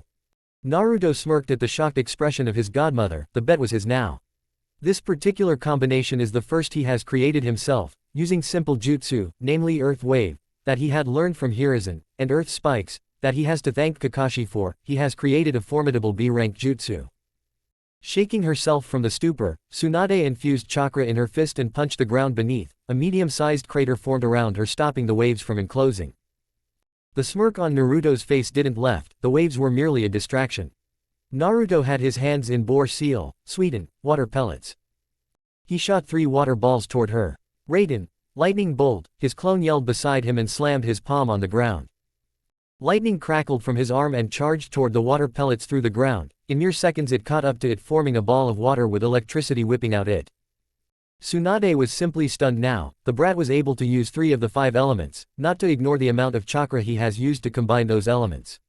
Still, notwithstanding her shock, she had to do something or else she would be electrocuted. She quickly formed a hand seal, spit mud from her mouth. Doden, Mud Wall. A wall of rocks and mud formed weaved in front of her. She added a bit more chakra to it, dissipate the electricity at contact. The wall held firm against the electric ball. Tsunade had mastered her elements throughout the years, that's why her wall could easily diffuse a C-ranked ninjutsu combination. Kaden, Dragon Flame Pro. Before Naruto could finish his proclamation, he was lifted up in the air by the back of his shirt. His captor turned him around in the air and he came face to face with an unimpressed Jiraiya. He gulped and then smiled his best to neutralize the situation. I let you train for an hour and you create disorder, didn't I barred you from practicing ninjutsu while we are on the search? Asked Jiraiya, his left eyebrow twitching dangerously. Gulp, yeah, you see, she started it. Naruto pointed toward the blonde woman. I was just practicing, my cat is here. And besides, it is a forest, no one comes here. Arrow Oji, stated Naruto as a matter-of-fact way. Don't call me by that name, brat, or Jiraiya, questioned Tsunade, interrupting the rant of her former teammate. Jiraiya stopped his berating suddenly, his eyes going wide. He had heard that melodious voice before, there's no asking about that. He turns around immediately and comes face to face with his childhood crush. Tsunade, Jiraiya exclaimed. He rubbed his eyes before a peaceful expression found its place on his face. So, I guess the rumors were true, you were present in the town itself. But why are you fighting with my brat? Jiraiya asked confusingly. Hey, he was the one who started all this, and your brat. Don't tell me you've got married without inviting me, asked Tsunade, cracking her knuckles. Oh hell no, Jiraiya replied ghastly. He's my temporary apprentice and I mean our godson, Jiraiya introduced him hesitantly. Our godson. But, is he there? I got a letter stating no one survived from the family, it even had Hokage's seal on it, Tsunade claimed, confused at sudden change of events. Her eyes drifted to Naruto. Now, she can finally add up the pieces. His hairs and body structure matched that of Minato while his face cut and behavior were more inclined toward Kushina. She moved toward him to examine him more closely. She was Kushina's sensei for quite some time as she had taught medical ninjutsu to the woman. Given, Kushina, as a Jinchuriki, was suggested to not seek anybody untrustworthy. In the world of shinobi even your longtime friends might betray you one day. This uncertainty discouraged the redhead from forming a deep bond with any of her classmates. Tsunade became a sort of aunt to her, and due to their closeness and bonding, she was also named as the godmother of her son. In retrospect, she was a distant family to Kushina. Kushina was Mito's grandniece, so they were distant cousins. She knelt in front of Naruto to reach his eye level. She touched his face gently, taking in the face of her lost cousin, one more family that Konoha snatched from her. She knew her presence in the village wouldn't have meant anything. Strong and legendary as she may be, Kyuubi was out of her reach. Naruto stiffened for a moment from the unfamiliar touch. Tsunade was observing his facial structure and health. Naruto wasn't lean or weak in any ways, he was pretty healthy, and the amount of chakra he had used previously indicated he had a lot of energy in him. That was a good sign, or else Sarutobi and Jiraiya would incur the wrath of legendary Slug Princess. She ruffled his hair and stood up. But, Sensei never sent such a message. I was present there and can vouch for him, Jiraiya denied purposely. Yet, you didn't even consider to notify me. Isn't he my godson too? You could have at least approached me, I would have raised him. You knew Kushina was like a small sister to me. I didn't certainly expected this, especially from you, Jiraiya, Tsunade said unapprovingly. It was the news of Kushina and Minato's death that had put the last nail in the coffin of her disdain for the accursed village. Sarutobi-sensei wanted to keep this brat safe, Jiraiya said, ruffling the blonde locks of his temporary student who was looking between the two teammates wide-eyed. I know, you would have protected him and no one would have dared to touch him. Jiraiya cut her as she started to speak. Still, it would have put a target on his head. Even my guardianship is kept a secret, only known to Sensei and a few trusted. Jiraiya explained his reasons to Tsunade. Tsunade glared at her teammates. She knew Jiraiya was somewhat correct, yet it didn't lessen the guilt of not raising the brat. She calmed herself, cursing her bad luck for its firm grip on her life. So Ba-chan, did I surprising you? Asked Naruto with a smirk. Tsunade turned her glare toward the brat, yet after noticing he was unfazed by it, similar to one of his parents. She sighed heavily and rubbed her forehead tiredly. She was too young to be called Ba-chan, at least according to her appearance and her mindset. Yeah, you surprised my brat. It's no surprise though, my teammate may be an idiot but still a better teacher than me.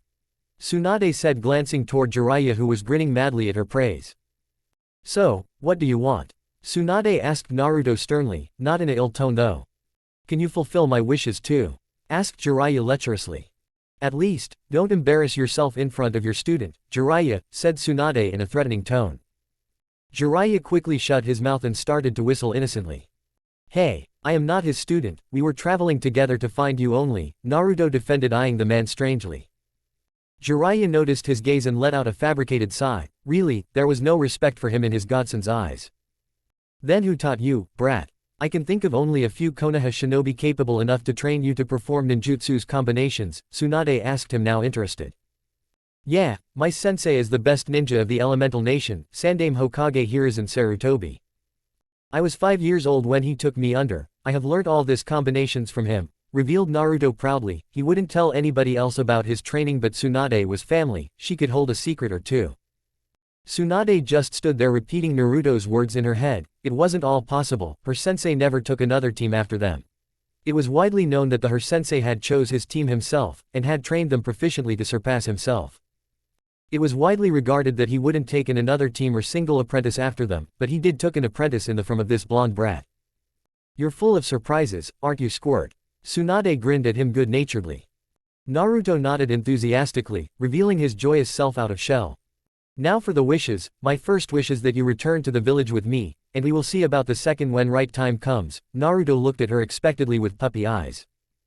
Returning to that damn place? Never, it isn't possible, brat. You don't know what that hellhole put me through. I can never return to that damn place, stated Tsunade adamantly. This was what Jiraiya feared. Tsunade would never return to the village after it took her lover, brother and her cousin away. Tsunade's luck was always against her, she had always lost the one she had cared for most. I can understand your feelings, Ba-chan. Although I know nothing about my parents, they sacrificed their lives for the safety of the village. As Gigi tells, Naruto began sadly looking down at the ground. I wasn't always surrounded by pleasant people, yet the ones I care for most are always there around me. The villagers always ignored me, only a few number of people accepted me or treated me well. Naruto continued looking aside, not intending to meet his godmother's eyes. Those motherly pairs of orbs would reveal the pain inside him that he had hidden dearly. Still, it's our village, a place that was entrusted to us by our loved ones. We should always protect it, declared Naruto strongly. There was a determination lit in his eyes. I don't care if they acknowledge me or not, I have many that do. I have brothers and sisters, friends and many more. Naruto stated, looking up with a resolve in his voice. Wouldn't you become one of them, even if the village has snatched away everything from you? I am here for you, Ba-chan. He spoke softly holding her hand. What do you want to become, Naruto? Tsunade inquired, spelling his name for the first time. I want to become Hokage, the best and the strongest to ever be, stated Naruto in a matter-of-fact way. Tsunade could see a visage behind Naruto. It wasn't clear, but she could positively bet that its hair shone bright red for a moment. And why do you want to become Hokage? Tsunade asked again. I want to protect the village and my loved ones, Naruto declared loudly. The silhouette behind him morphed into three individuals from her perspective: Dan, Naoki and Kushina. Gigi says that the village is a family and Hokage is its root. A Hokage holds the village together and protects it, clarified Naruto. Tsunade could see images of Dan and Naoki behind him smiling at her. He had the same accursed dream as them. Tears started to well up in her eyes. The boy's personality conjugated with Kushina's while his eyes, hairs and determination matched Minato. So, would you return with us, Tsunade, or not? Asked Jiraiya in an affirmative tone. Tsunade was contemplating the merits and demerits, although she had promised Kushina that she would take care of her child if anything went wrong. She didn't wanted to return to that place, but Naruto was right. Dan and Naoki had sacrificed their life for sake of village. She should be proud of them. She looked up and nodded in affirmation. She would return to the village. It wasn't for villagers or her sensei, it was for Naruto, her last family alive. Hinata was waiting for her sensei in their designated training ground. Kiba was playing with Akamaru while Shino was pondering under one of the trees. Her team was a tracking unit. It was a common occurrence to form a team that consisted of a Hyuga, an Inuzuka and an Aburame. They had completed 20D rank and 2C rank missions till now. They were commonly assigned missions that needed tracking or following their aim. Hinata's taijutsu style wasn't coming out as she had expected, and it was uncommon to see a Hyuga using another taijutsu style than Juken. After all, Juken was one of the most formidable taijutsu styles, if not the strongest. Other villages and even Konoha ninjas avoided encountering a Hyuga in close combats. To consider its heiress using another style of taijutsu was definitely unnerving. The elders of the clan were adamant on changing the heiress from Hinata to Hanabi. Hanabi was proficient in Juken. Unlike her sister, she didn't hesitated, though Hiashi didn't wanted to name Hanabi as his heir yet. The elders would force him to brand his elder daughter, and he certainly didn't want that to happen. It was past a few minutes that Kurenai arrived at the ground. She wasn't alone though. A purple-haired woman was accompanying her. The woman wasn't wearing very decent clothes, and the lack of fabric on her skin showed the refined muscles of her arms, legs and stomach. Her thigh and stomach had cuts, affirming she wasn't any low-level shinobi. Her arms and legs also had chiseled muscles that can only be achieved by strenuous strength exercises. Kurenai signaled her team to move closer. I would want to introduce you to my friend, Mitarashi Anko, a Takebetsu Jonin known for her unique and ruthless interrogation style. Anko sent an evil smirk and licked her lip strangely. Hinata suddenly found a shudder moving through a body. This woman wasn't the one to be taken lightly. She could feel the aura that the woman was radiating. It wasn't as strong as Kurenai, but considering she was an elite Jonin, it didn't held much distinction. On the other hand, Kiba was drooling rivers. Anko didn't wear clothes well enough to hide her assets completely, yet in contrast, she hated perverts. Kurenai knew this and was constantly trying to distract Kiba to stop his unhidden lecherous stare toward Anko's breast. It proved futile when at last Anko threw a kunai that grazed past the cheeks of the bratty genin. This caused an argument between both of the shinobis. Kiba was a loudmouth, brash but prideful person, while Anko herself wasn't any less. Kurenai calmed both of them and refocused their attention toward the training at hand. She had brought Anko to choose weapons for her genins. Nay, she had taken the consent of the parents of her genins. It wasn't unlike for their respective clans to wield weapons, at least Aburame and Inuzuka. They moved on toward one of the weapon shops near the Ichiraku stand to begin their quest of favorable weapons. Tsunade gathered Shizune and gave her the news about her return to the village. She was the only niece of Dan, and after his death she was on her own. Tsunade adopted her and moved out of Konoha with her. Tsunade had to pay off several debts due to her gambling habits. She was far cry from fortuneless beggar. She just didn't wanted to use her clan treasures for such lowly expenses. But, as she had to return to the village, she took the required amount of money from Jiraiya and promised to pay him back after they reached Konoha. After a week, 2 days of payment and 4 days of travel, they were finally close to Konoha. A group of 4 people and a pig could be seen walking toward the gates of the Leaf Village. Naruto had taken up a habit of calling Tsunade, Ba-chan. She would have pummeled him to ground, but she liked her nickname unacceptably. Naruto was too much like Naoki and Kushina. She couldn't bring herself to be angry with him. They reached the gates of the village. Tsunade signed the form for her return while Jiraiya signed paperwork for return from a mission.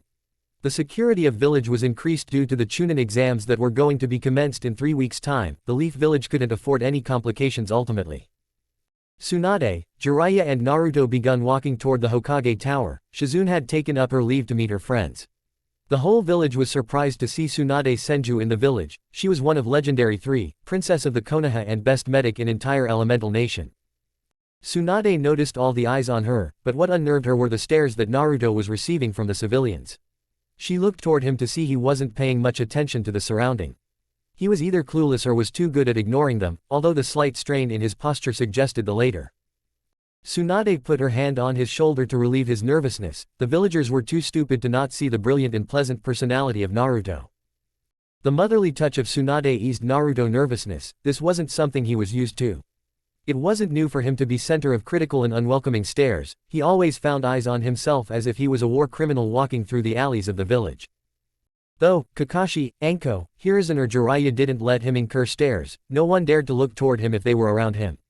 But at the moment, Jiraiya was walking at a bit distance. He was relaxed due to Tsunade being around Naruto. But the touch of Tsunade was like a mother who was protecting her child. He has never felt such emotions before. Before he could control himself, tears started to dwell up in his eyes. Anybody who didn't know or felt the love of a mother would cry at sudden show of love. He quickly rubbed his eyes clean and smiled his brightest toward Tsunade. She noticed that the smile was a genuine, not the fakes that hid pain behind it.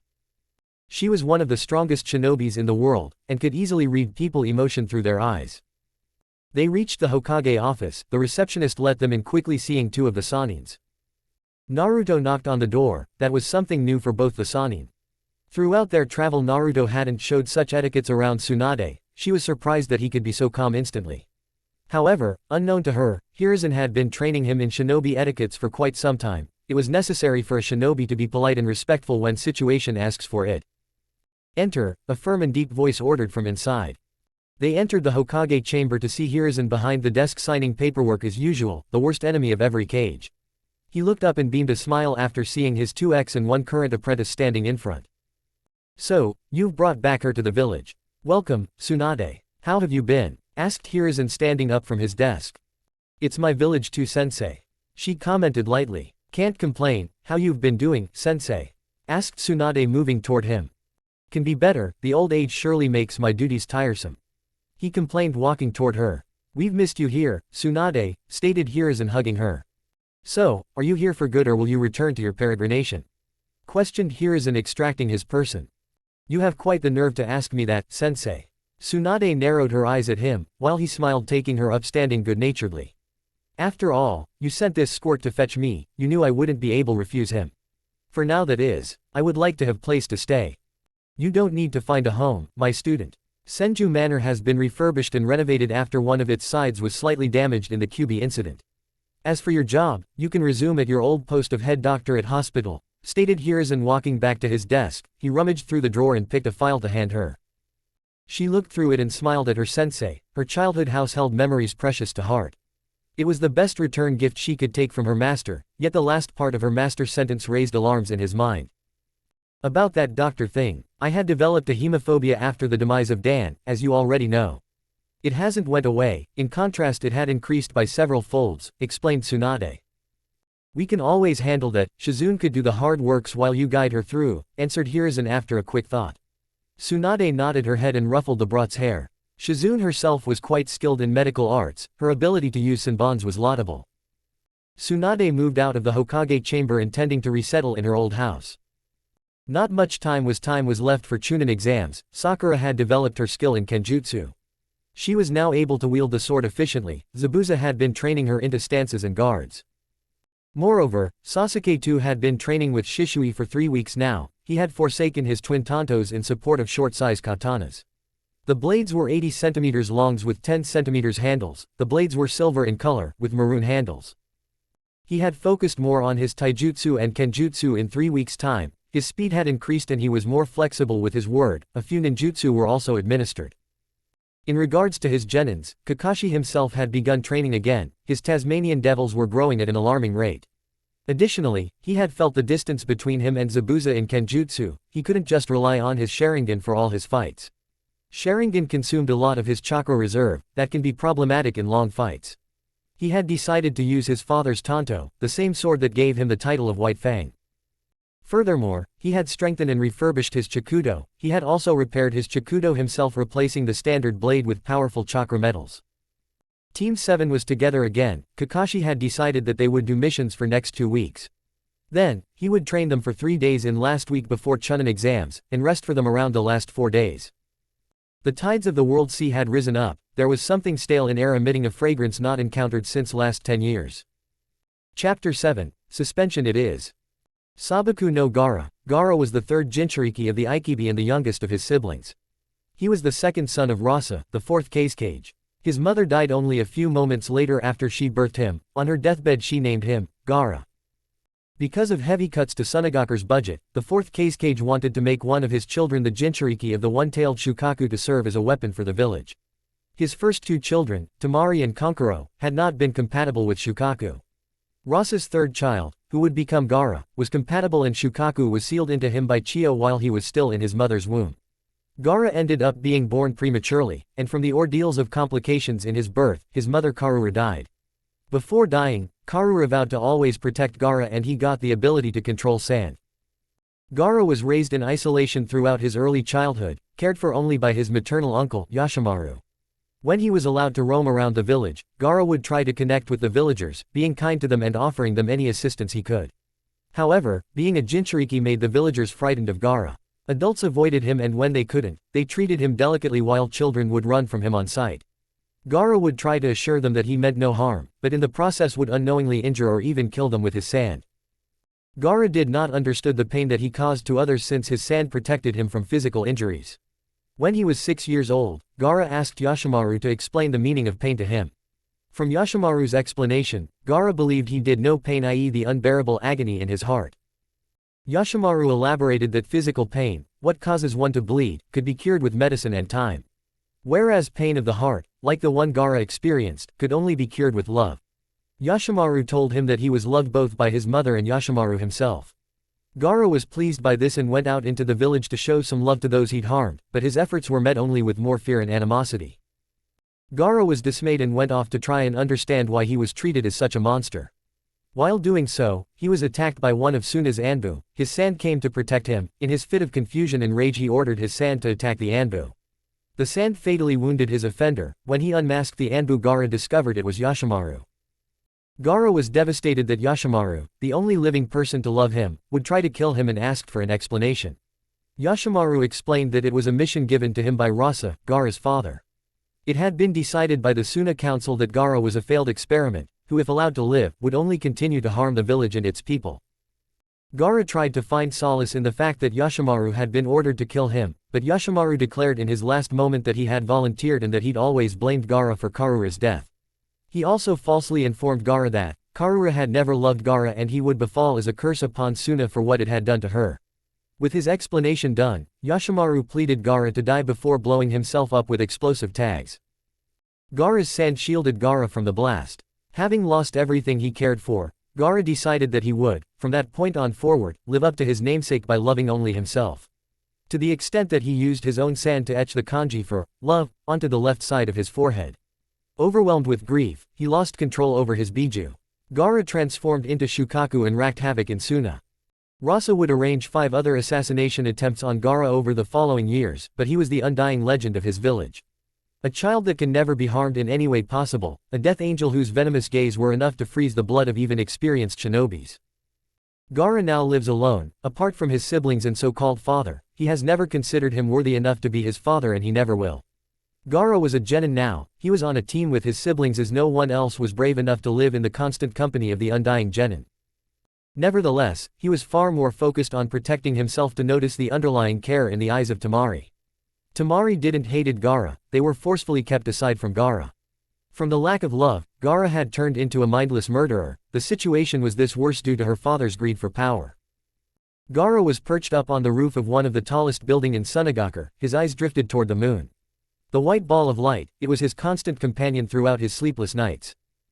The Aikibi had restricted him from sleep. If he dared to, the Biju will take control of his body and cause destruction.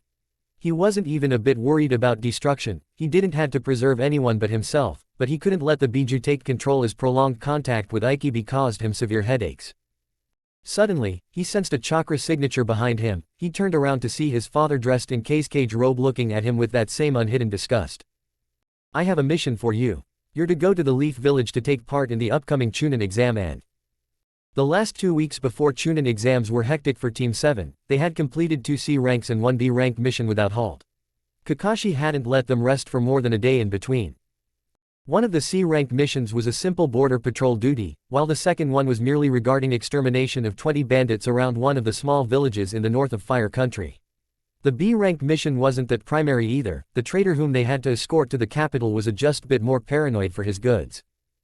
It was the first day of the last week prior to Chunin exams. The sun was on top of the village shining brightly. Naruto was strolling through village after completing his daily training for the day.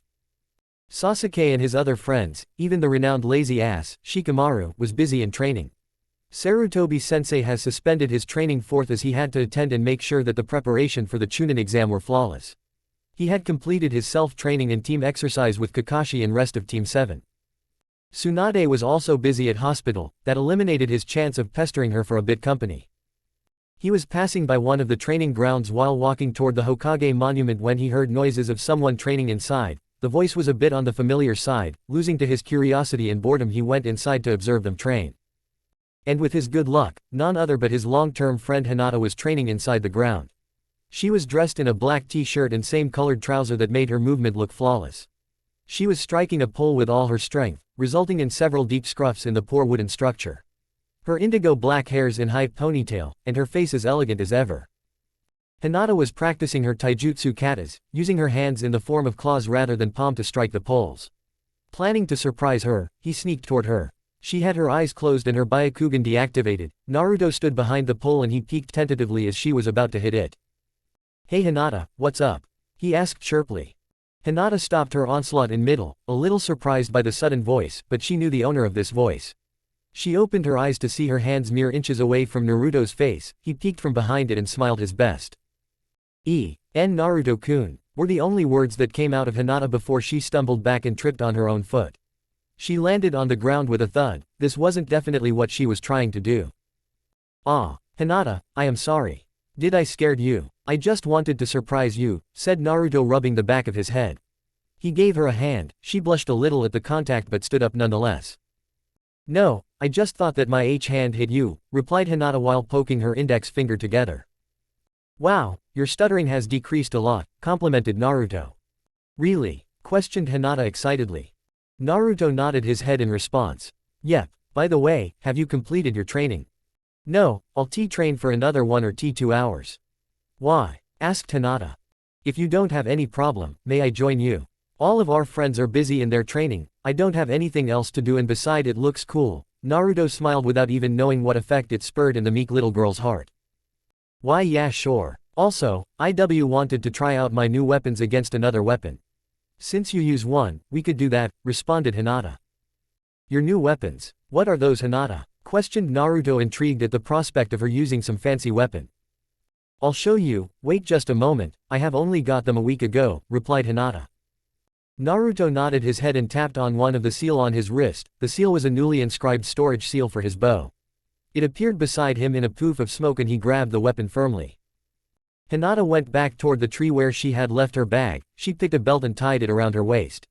The belt had 2 pouches at its side that held 2 daggers. Taking her focus toward close-range taijutsu in consideration, she had chosen 2 medium-sized daggers. The blade of daggers were silvery white and inertly curved at the end, while the handles were dark blue in color and had Taiga's head as end. The tiger symbolized strong willpower, courage and generosity. Hinata and Naruto stood affront each other, contemplating on who would make the first move. Hinata dashed toward Naruto, initiating their spar, adjusting her hold on dagger in reverse grip. An upward swipe was the first attack of Hinata. Naruto placed his foot back to avoid it. A left-hand swing was the second attack that came. Naruto rotated his ankle and twisted out of the strike. Hinata ducked a little and targeted Naruto's stomach. Naruto brought his bow in front to block the attack. Hinata again tried an uppercase swipe. Naruto rotated his bow a little and deflected the dagger strike. The bow was a long to medium range weapon. Naruto had to use it delicately to avoid any mistake in close range fights. Hinata jumped back. The bow added with Naruto's defensive reflex was amazing, no extra rotation or movement than required. Since she had been only training for past 2 weeks with her dagger, hence she wasn't able to synchronize her taijutsu with her daggers completely. While Naruto was able to see why other shinobis were advised not to engage with a Hyuga in close combat, Hinata's strikes were accurate and to the point. She had a lot of room to cover before she would be able to fully counter his bow jutsu, still she definitely had potential to do that. Her close combat prowess were at par with Uchiha Sasuke, it was just her reluctance to harm others that held her back. This time he sped forth aiming his bow toward her solar flex. She deflected the bow with a strike of her dagger, the bow went upward and she moved to slash Naruto's stomach. Clench. Poof. The dagger contacted with Naruto's skin but he went into a puff of smoke. Hinata activated her Byakugan and could see the chakra dispersed from the clone, a ninjutsu. Naruto hadn't displayed his shadow clones publicly and neither had Hinata seen them before. He appeared behind Hinata. It was only due to her reflex that she developed while sparring with Hisashi, that she dodged the attack of Naruto. He smirked and advanced forward. Sparring with people of his own age was more fun than sparring with senior shinobis. Both of them continued to spar for the rest of the afternoon. What they failed to notice were the 2 pairs of white eyes following each of their movements. It was late evening when both of them ended the spar. Naruto sealed his bow back inside his ceiling tattoo. Hinata too took off her belt and packed it inside the bag. As the 2 teenagers stood side by side after the spar, Naruto's attention drifted toward the girl beside him. Hinata's face was shining due to the sweat, her hair's a little messed up, sweat rolling from side of her pink waxen cheeks traveling toward her neck. She huffed out a little after taking a sip of water, the droplets stagnant on her rosy malleable lips. She didn't had much of baby fat on her face due to constant training, pearly big eyes stealing glances toward Naruto. She adjusted a strand of hair that fell out to the back of her ears, and looked up toward Naruto. Beautiful, was the only word that came in his mind. Not intending to stare at her face he averted his eyes the other side. Sound of someone clearing throat disrupted his chain of thoughts, his eyes quickly turned toward the source of the sound. A man wearing black kimono stood there looking upon them with neutral expression. "Good evening, Oji-san," greeted Hinata with a nod. "Good evening, Hisashi-san," Naruto copied her. He had been taught about the clans that resides in Konoha. Hyuga clan was one of the primary ones. He knew that Hinata's father had a twin brother. Hisashi Hyuga, also known as the Fast Palm Hisashi. He was the fastest hand-to-hand close combatant in the entire Hyuga clan. He was only shadowed by his brother. Hisashi Hyuga was the current head of the Hyuga clan, also known as the Iron Fist Hisashi. In contrast to his brother, Hisashi was the strongest hand-to-hand close combatant in Hyuga clan. They together formed the perfect defense of Hyuga clan. The last war displayed the both of them as a unit of perfect defense for Konoha ninjas. "Good evening, Uzumaki-san. It's nice to see that Hinata has some good friends who cares for her and helps her in training," accosted Hisashi without any malice in his voice. The Hyuga clan as whole didn't held the Jinchuriki as favorable, but that same expression was not shared by the 2 brothers. The clan head and his brothers were acquainted with Namikaze Minato. They knew that the man was a fuinjutsu master when it came to that. They didn't resented the boy, he was not at fault at the first place. He hadn't volunteered to be put under such rituals, nonetheless he wasn't either as aloof as villagers made him to be. "It's nothing, I'll always try and help my friends," Naruto downplayed his role. He was oblivious to such norms of receiving credit or praise. While his sensei treated him with ramen or any other delicacy when he performed exceptionally, it was indirect praise.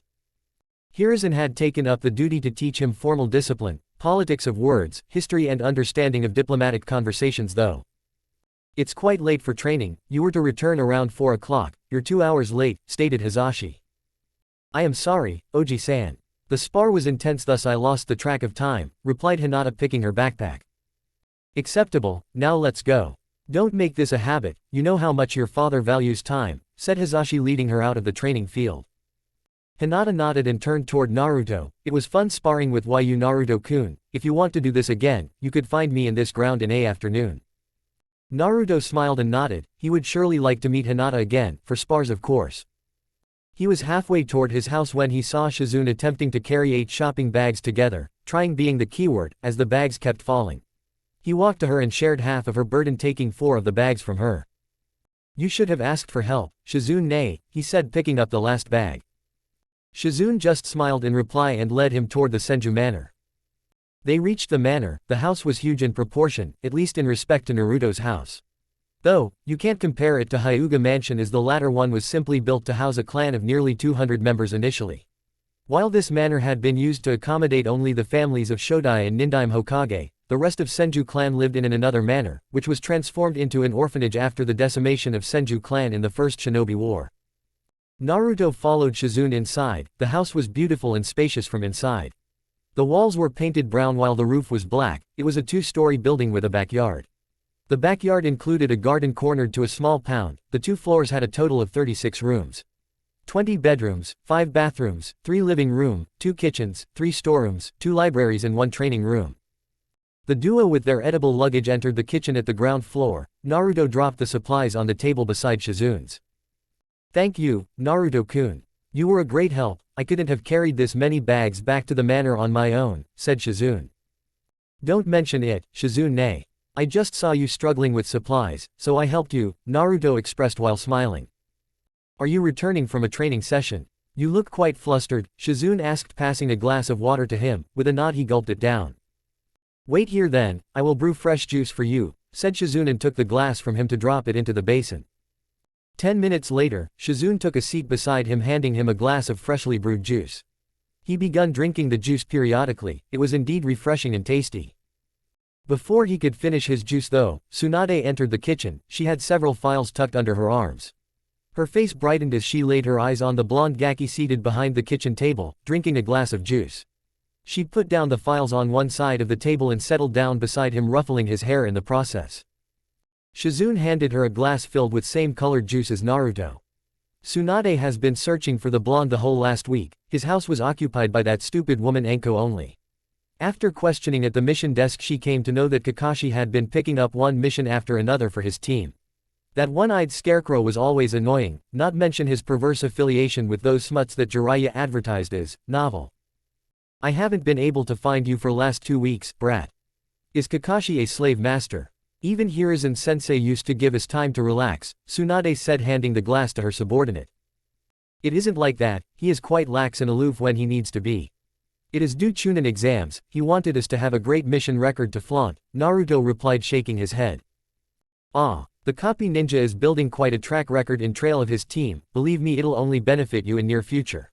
She cleared, nodding to herself. "Apart from it, however, you will inform me about your missions from now on. I don't want to search around for you only to discover that you're not in the village, if I ever need you. Do I make myself clear?" questioned Tsunade, standing up. Naruto nodded slowly. This only meant that he'll have to deal with Tsunade before his missions, much like Anko. It wasn't problematic per se, but it was definitely dependent on his memory. "Now as you know, I was searching you. It was merely for an offer that I want to present in front of you." Tsunade spoke forth. "It has been decided by me and Shizune that we want you to move into this house from that lonely building. I wasn't able to raise you due to some known circumstances, but as I have returned to the village, you will not live alone from now on," stated Tsunade in a firm voice. Naruto looked toward her with an expression akin to adoration, the same feeling as before dwelling inside him. He had always wanted to live in a house filled with his loved ones. Kakashi and Anko regularly slept at his house. It wasn't like he was all alone there. Still, sometimes when he would return to the house and if both Kakashi and Anko were on missions, silence and loneliness would welcome him. He nodded and said, "I would love that, Ba-chan, but I have one condition. You'll allow Ero Oji, Kakashi-ni-san and Anko-ne-chan to visit me anytime," demanded Naruto. Tsunade looked at him critically before smiling wholly. "Anko is allowed till she wears decent clothes around here. Kakashi is also allowed soon as he forsakes his books while he's here, and as for Jiraiya, I would beat him to pulp if I find him doing any misdeed inside my house. Apart from that, he's also allowed," said Tsunade. "Awesome. I will move in tomorrow morning. I will take the help of my friends to seal my furniture and other things and then move here," contemplated Naruto. "Good to hear that. You will take the second room to the left from mine. It has a bathroom attached to it, and you're also to follow some house rules." Tsunade began counting the rules on his fingers. "First and foremost, you're to inform me whenever you go on a mission. Second, you will only cook food in either my or Shizune's supervision. I don't want my house to burn down," said Tsunade. "Hey, I know how to cook," replied Naruto and went on to bicker with Tsunade. He returned to his house in late evening to see Anko sprawled across the futon inside one of the bedrooms. He walked to her lying form and covered her with a blanket before going on to sleep in his room. He never saw Anko opening one of her eyes and smiling fondly at his back. The next morning he gathered all his friends, namely Shikamaru, Choji, Kiba, Haku, Sakura, and a reluctant Sasuke joined him. He handed them sealing scrolls and instructed them on how to seal the items inside it. It took them 2 hours, but the needed furniture was packed and ready to move, quite seamlessly by the way. They sealed all the items separately and marked them to avoid confusion. The group then took the ways en route toward the manor of the famed clan. They reached the manor in half hour. Naruto led them inside the manor and toward his room after greeting Shizune in the hall. The room had wooden flooring and walls, the roof was painted in white and a light bulb hung down from it. Tsunade had already left for her duty at hospital as she had some early appointments. Shizune treaded toward the kitchen after greeting Naruto and his friends. Her duty at hospital was reserved to surgeries and Tsunade guided her through all of them. Alas, there were no surgeries today. The group of genins started laying down scrolls at instructed places in the room to unseal furniture or items from them. They had benefited from today's class in sealing from Naruto. As of now, they could seal their supplies on missions, reducing their luggage and load. That would increase their pace in missions. Although, Sasuke and Sakura had already learned a little bit of sealing from Naruto during their missions and combined training sessions. Naruto wasn't that good of a sensei as his method comprised of do-and-error method rather than the theory then practical method. Additionally, he has drawn weapon storage seals on their arms for their respective needs. Naruto was developing his fuinjutsu skills at an alarming rate and Jiraiya suspected it was due to his Uzumaki genes. After all, the clan was known for their complementary control over the sealing art. It took them another hour and a half to unseal all of the furniture. Kakashi and Anko were already informed by Naruto about his change of residence by a message note. They didn't had much of an issue with it, they have received the permission to enter the house till they abide a few rules. Shizune entered the room to check on them. As they had completed their unsealing and arranging items, she instructed them to rest in the backyard while she extract juices to refresh them. The sun was high up in the sky when they came out in the backyard, and the clock ticked at 1. Meanwhile, Tsunade had completed her morning shift and was returning to the house for a little rest. She entered the house and moved in toward the living house that was connected to the backyard. She entered the room to see 2 girls sitting on the perch facing the backyard. She moved closer to see Naruto, a boy with ponytail, probably Inara by his depressing facial expressions, and a chubby boy sitting under the tree conversing amongst each other. On the other side of the garden 2 boys, one with Inuzuka clan markings and the another with black hair and Uchiha clan symbols on back of his haori, were bickering amongst each other. Tsunade had seen the black-haired girl sitting on the perch previously. She was one of Shinobi's learning about medication and poisons with the help of herbs in hospital. Naruto's eyes landed on her and he bolted up. Seeing him bolting, all the attention shifted toward him.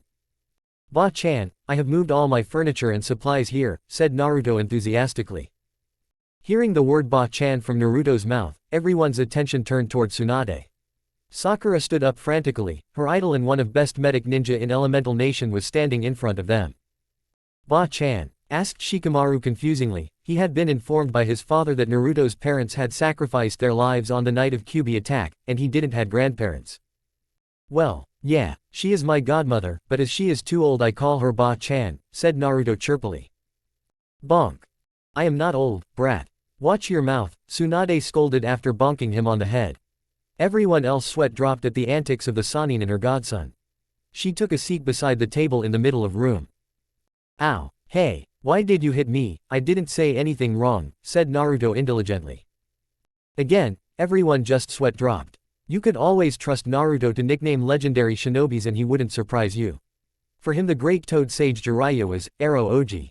The slug princess Tsunade was Ba-chan, and the kami no shinobi Sandame Hokage was Jiji, and surprisingly none of them seems to dislike it. "You're related to Tsunade-sama and you didn't even told us," argued Sakura. "Even I came to know about this on my last mission with Ero Oji," replied Naruto. Before the conversation could move forward, Shizune entered the room with a tray of glasses filled with juice. She gave each one a glass of juice and went on to sit beside Tsunade. Everyone just forgot about the conversation and moved on to drink their juice, but Sakura's eyes never left Tsunade for more than a minute. Kumogakure, Raikage Office. A boulder of man was seated behind the desk of Raikage Office. His bulky form was imaginably hard to conceal behind the wooden structure. Another person with shabby white hairs cut short and a thin mustache above his lips was standing in front of the village leader in attention. "Darui, you will lead 2 teams for upcoming Chunin exams," informed the Yondaime Raikage A. "The exams are to be held in Konoha. Would it be right to send our shinobis there?" asked Darui, a little worried. The conflict regarding the Hyuga should be still fresh in the mind of Leaf shinobis. "I can't let my father's action stain Kumogakure status forever. Send our best teams to Konoha," ordered A. The Yondaime Raikage was a proud and stubborn man if nothing else. Darui nodded and took his leave. He was none to refuse the orders of his leader. He would lead his team and will inform Killer Bee about this new development. Currently, no other team was skilled enough to be victorious in the Chunin exams held in a rival village. The Grass Country. You're going to participate in the upcoming Chunin exam in Konoha with a team. Don't disappoint the village, said one old figure seated on a wooden chair that was at mercy of the village for a few decades. You idiot, do you think I would return to this hellhole?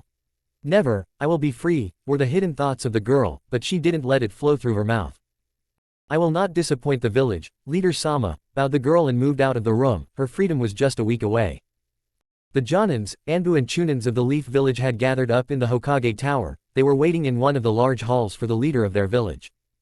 The Hokage entered the hall with his two advisors and Danzo tailing behind him. He took his place in front of them as to address them. I am here to announce that the Chunin exams will commence on Monday of next week.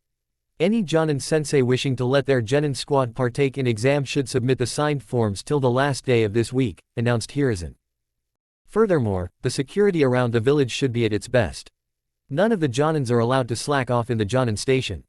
If you're free, patrol around the village and ensure that the security is uptight. Keep an eye on foreign shinobis, added the aged leader.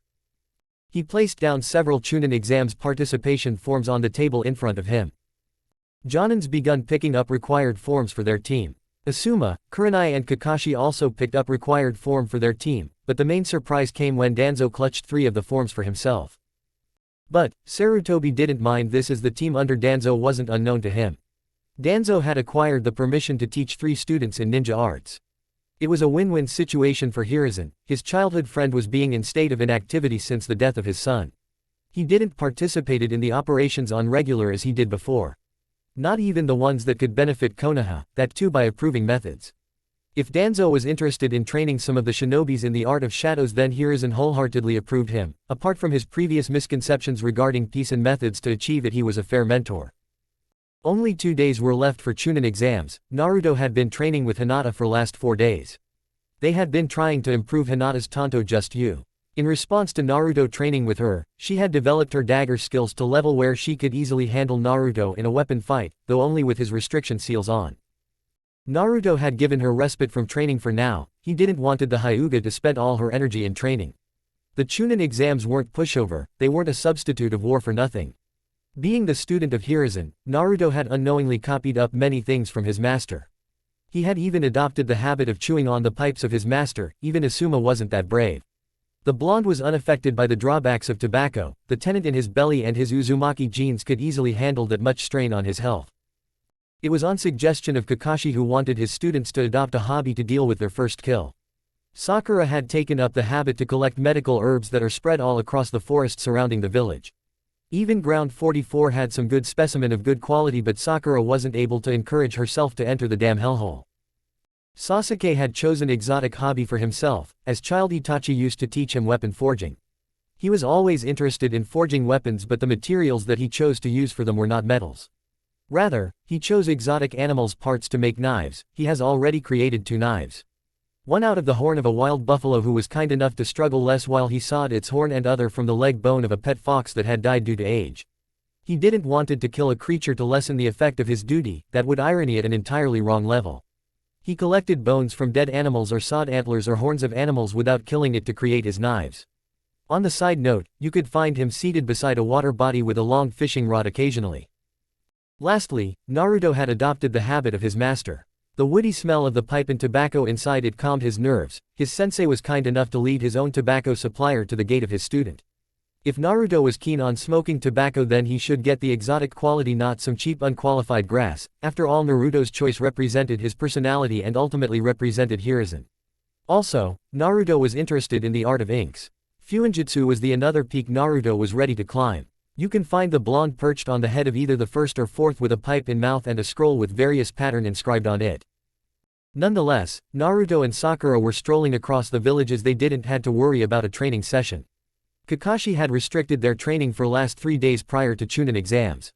It was with the thought that it would replenish their chakra and avoid any chance of injuries to hinder or stop them from entering the exams. Many shinobis overtrained before the Chunin exams, resulting in either drained chakra system or unwanted injuries. Chakra systems could be replenished in 1 or 2 days, but injuries could take a lot of time to heal properly. They were conversing amongst each other while passing through one of the streets that led toward the marketplace.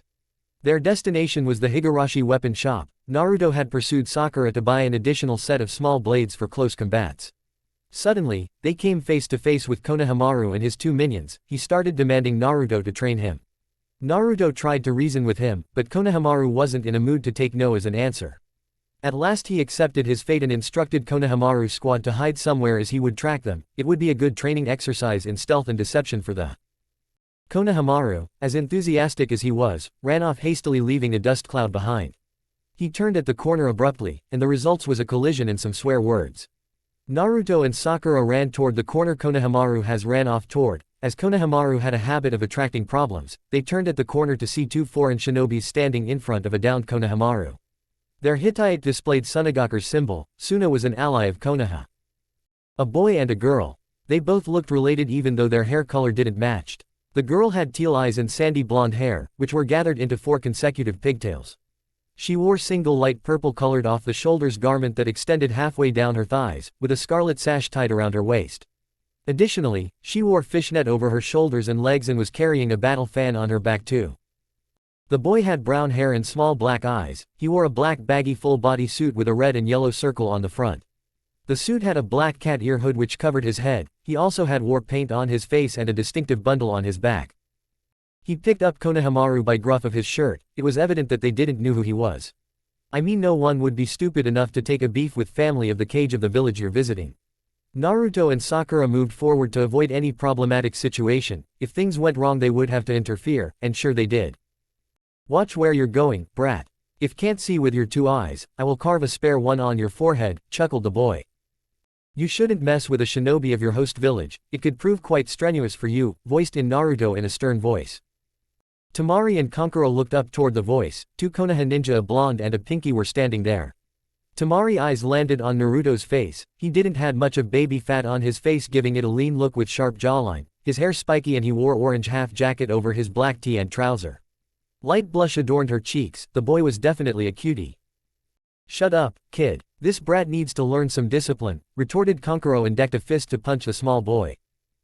Before he could touch a strand of hair on Konohamaru's body, however, a cold sharp metal tip was pointed at his jugular from behind. His eyes drifted up but none of the genins were at their previous spot. He side-glanced toward his sister. She had her fan blocked by a cleaver-like sword. When I advised you to leave him alone, you should have. I don't like repeating myself, warned Naruto from behind the boy in an emotionless voice. Kankuro was surprised. These lowly genins were fast, unexpectedly fast. Naruto had taken his place behind him in an instant, while Sakura had vanished a second just to block Temari's attempt to protect her brother. The needle-like tanto Naruto had in his grasp was fairly sharp. It can easily puncture someone without any effort. It was a gift from Kakashi. He had observed Naruto's problem in close combats with his bow. It was specifically made for quick and precise strikes, sharp enough to plunge deep inside the victim's flesh at the first strike, but it was strong enough to defend against chakra metal. Kankuro let go off Konohamaru's shirt. The youngster landed safely on the ground with wide eyes looking toward Naruto. His brother was so cool. Naruto instructed them to go and play somewhere else. Konohamaru didn't argue and rushed off with his 2 friends. Naruto relaxed a little and let off Kankuro's jugular. Kankuro staggered forward and stood at a distance. Evaluating the situation, Sakura too recalled her sword back. Temari moved on to stand beside Kankuro. She had seen the blonde move. Her brother had a habit of underestimating his enemies. She didn't. She had noticed the slightly ripped fabrication of Naruto's muscles. Moreover, he moved with a speed that didn't belong to an average genin. What Temari or many of shinobis didn't put to thought was that the rank of a shinobi meant nothing particularly. A rank was merely a name for some of the shinobis. Konoha had birthed some shinobis who had surpassed their ranks through their skills. One of the example was the Might Guy, father of Might Guy. He was considered as an eternal genin, but he killed 4 of the 7 swordsmen of the mist while protecting his son and 2 other genins. Another example was Kushina Uzumaki. She was a jonin but her skills exceeded even that of Tsunade herself. Not every kunoichi could boast about chaining a tailed beast, no guess the strongest of them all. Kushina was able to chain down the beast in death-like state. Additionally, she was the one who had refined Minato's sealing. And how could anyone forget the White Fang? Tsukumo Hatake was a jonin in rank but he could outperform the Sanins combined. He was considered as one of the strongest and most fierce shinobis Konoha had ever birthed. You don't know, but we saved your ass and your village from a gruesome disaster. The kid you were harassing was the beloved grandson of the Sandaime Hokage, Naruto informed them smugly. You mean that brat was the grandson of the Hokage? Asked Temari, stuttering a little due to fear. Naruto just nodded his head. You, baka. This could have proved catastrophic for us in our village, exclaimed Temari and hit Kankuro on head with her fan. OOOW. Hey, I didn't knew that before, defended Kankuro, rubbing the bump on his head. Naruto suddenly looked behind his shoulder. He could feel an entity on the tree behind him. His senses had intensified since he had granted Kyubi the permission to use his senses. Anger, loneliness, bloodlust and malice all mixed together. A person feeling loneliness, anger and bloodlust at this wasn't someone to be eased about. The person might be a danger to himself and the people around him. This wasn't something Naruto was unhinted about. He knew what these feelings could turn a person into when mixed together. Hitaki Kakashi was the prime example of that. Kakashi was also known as Kakashi the Cold-Hearted during his career in Anbu after the death of his teammates. Mercy was your last hope that wouldn't be sufficed if Kakashi Hitaki decides you as his enemy. Such mad drive and passion could be forte of a broken man only, and Kakashi was not any different from that. Whoever you're, come forward, demanded Naruto without any emotion in his voice. Sakura quickly decided that something was wrong. If Naruto was tense, then there were probably dangers lurking nearby. Sand swirled around one of the branches of the tree growing out of the railing parallel to the path. Shadow of a small boy emerged out of that sand. The dust cleared to reveal a boy with auburn hairs and green eyes, indifferent from the blonde girl. He had fair skin and a distinctive tattoo etched on his forehead that read, "Love," in traditional kanji. A big gourd was tied behind his back, probably containing some liquid. He also had black marking around his eyes, and the aura of the boy wasn't that comforting either. What are you both doing here? You are disgrace to our village, the boy spoke stoically. Naruto noticed that the blonde girl and the boy flinched at his tone, as if he would kill them for something like this. He wouldn't, would he? Shukaku, heard Naruto in his mind suddenly. Kyubi, asked Naruto in his thoughts. Who else, brat? Said Kyubi from inside his mind. Do you mean to say that this boy has Shukaku, the one tail, sealed inside him? Asked Naruto. You're a dumb brat. For all the knowledge you're able to soak from that old man, you're still a brat, stated Kyubi irritatingly. Don't be so grumpy, Fox. I just didn't expect to meet someone like me this early, thought Naruto. His musing was interrupted by the appearance of Gaara behind Temari and Kankuro in swirl of sand. Gaara moved in front of his group to inspect Naruto as his siblings him his space. Even Gaara could feel a similarity between himself and the blonde boy. Suddenly, leaves swirled beside the blonde Jinchuriki. Sasuke emerged out of the tiny leaf tornado, a normal leaf shunshin, a technique commonly used by Chunins or above in Konoha. You have to make a flashy entry. Don't you, Uchiha? Asked Naruto sarcastically.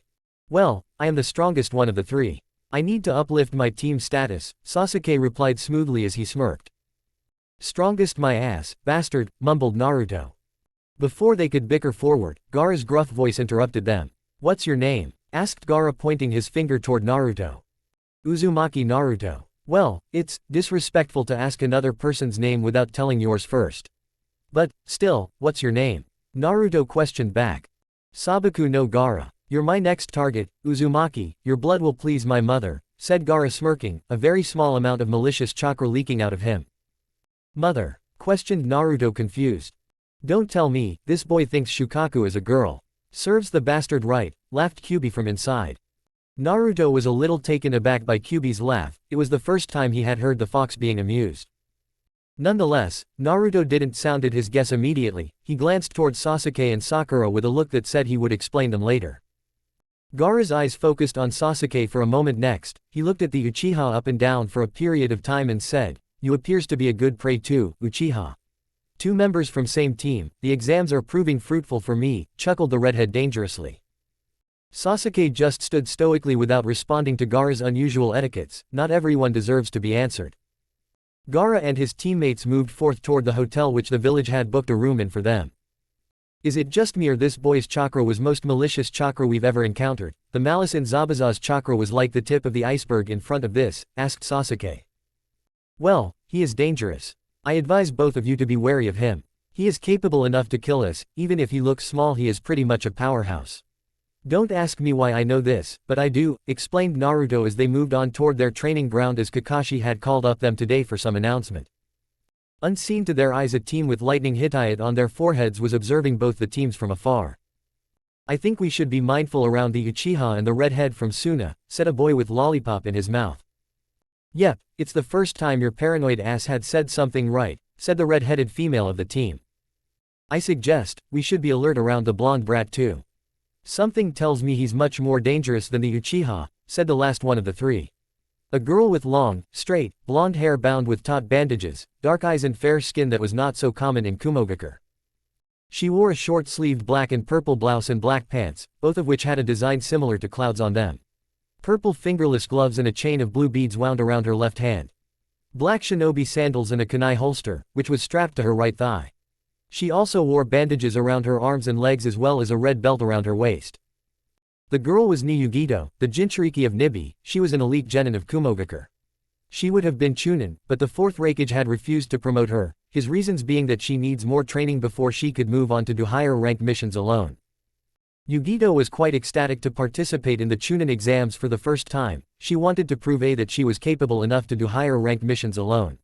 As the solo missions would decrease the risk of her losing control on her teammates since she wasn't able to manifest or control the Nibi chakra fluently until now. They ended their conversation and moved on toward their hotel. The Chunin exams would commence in 2 days' time. The genins reached the training ground to see Kakashi already present there, leaned against a tree reading his so-called romantic novel. They moved closer to their sensei, his eyes drifted up and locked on the genins. He closed his book and stood a little straight. "Good morning, my cute little genins," said Kakashi chirpily while he smiled at them. "Good morning, sensei," chorused all three of them without the same enthusiasm. As the sun has risen opposite, Naruto quipped, glancing up to the yellow ball of fire. "Why would you think that, Naruto?" "You're punctual, that's why, of course," Sasuke answered the question. "Your words hurt me, my juniors," Kakashi's shoulders shagged a bit.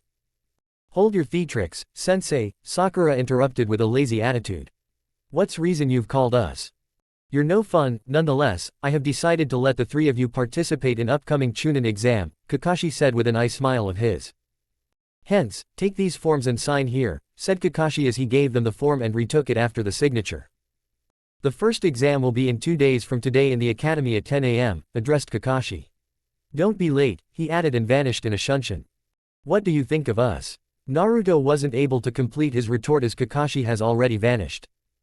"Save your energy, Dobi," Sasuke said with a faint hint of amusement in his voice. "I am not light-headed like you, Tem," Naruto retorted. The two genins moved on to argue for the better part of next few hours. Sakura just shook her head, instead focused on the leaves of a particular plant stored inside the new seal Naruto was kind enough to draw on her second arm for her hobby. The day of Chunin exams came finally. Naruto had been excited for this the whole week. He and his team had been restricted to train for the weeks to avoid injuries or overexertion. He wasn't able to release his tension by training for the same reason. His meter of excitement was full and was about to explode. He checked all the sealed tags he was carrying. He also sealed a bottle of ink, bunch of papers and a few brush for emergency use. He had sealed his bow in the sealing tattoo, while his kunai and shurikens were sealed inside and another one on the opposite side. Hiku had given him some antidote for poisons, healing potion for burns and antibiotics for wounds. Naruto wore a full sleeves black tee with same colors sleek trouser. The sleeves of his t-shirt were rolled up till his elbow. A sleeveless orange jacket donned above his t-shirt and black shinobi shoes with orange lining. As for Haku's and Naruto's relationship, their relationship was more inclined toward brother and sister. Hiku shared a similar past as Naruto. While she was immensely beautiful, she wasn't the one Naruto desired for.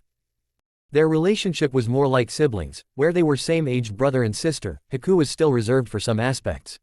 But she was far more willing to help Naruto and supported his right decisions. Naruto too cared for her and tried to keep her smiling through his goofy acts. He rechecked all his supplies, tied his tanto to his waist and moved on to join his teammates outside the house.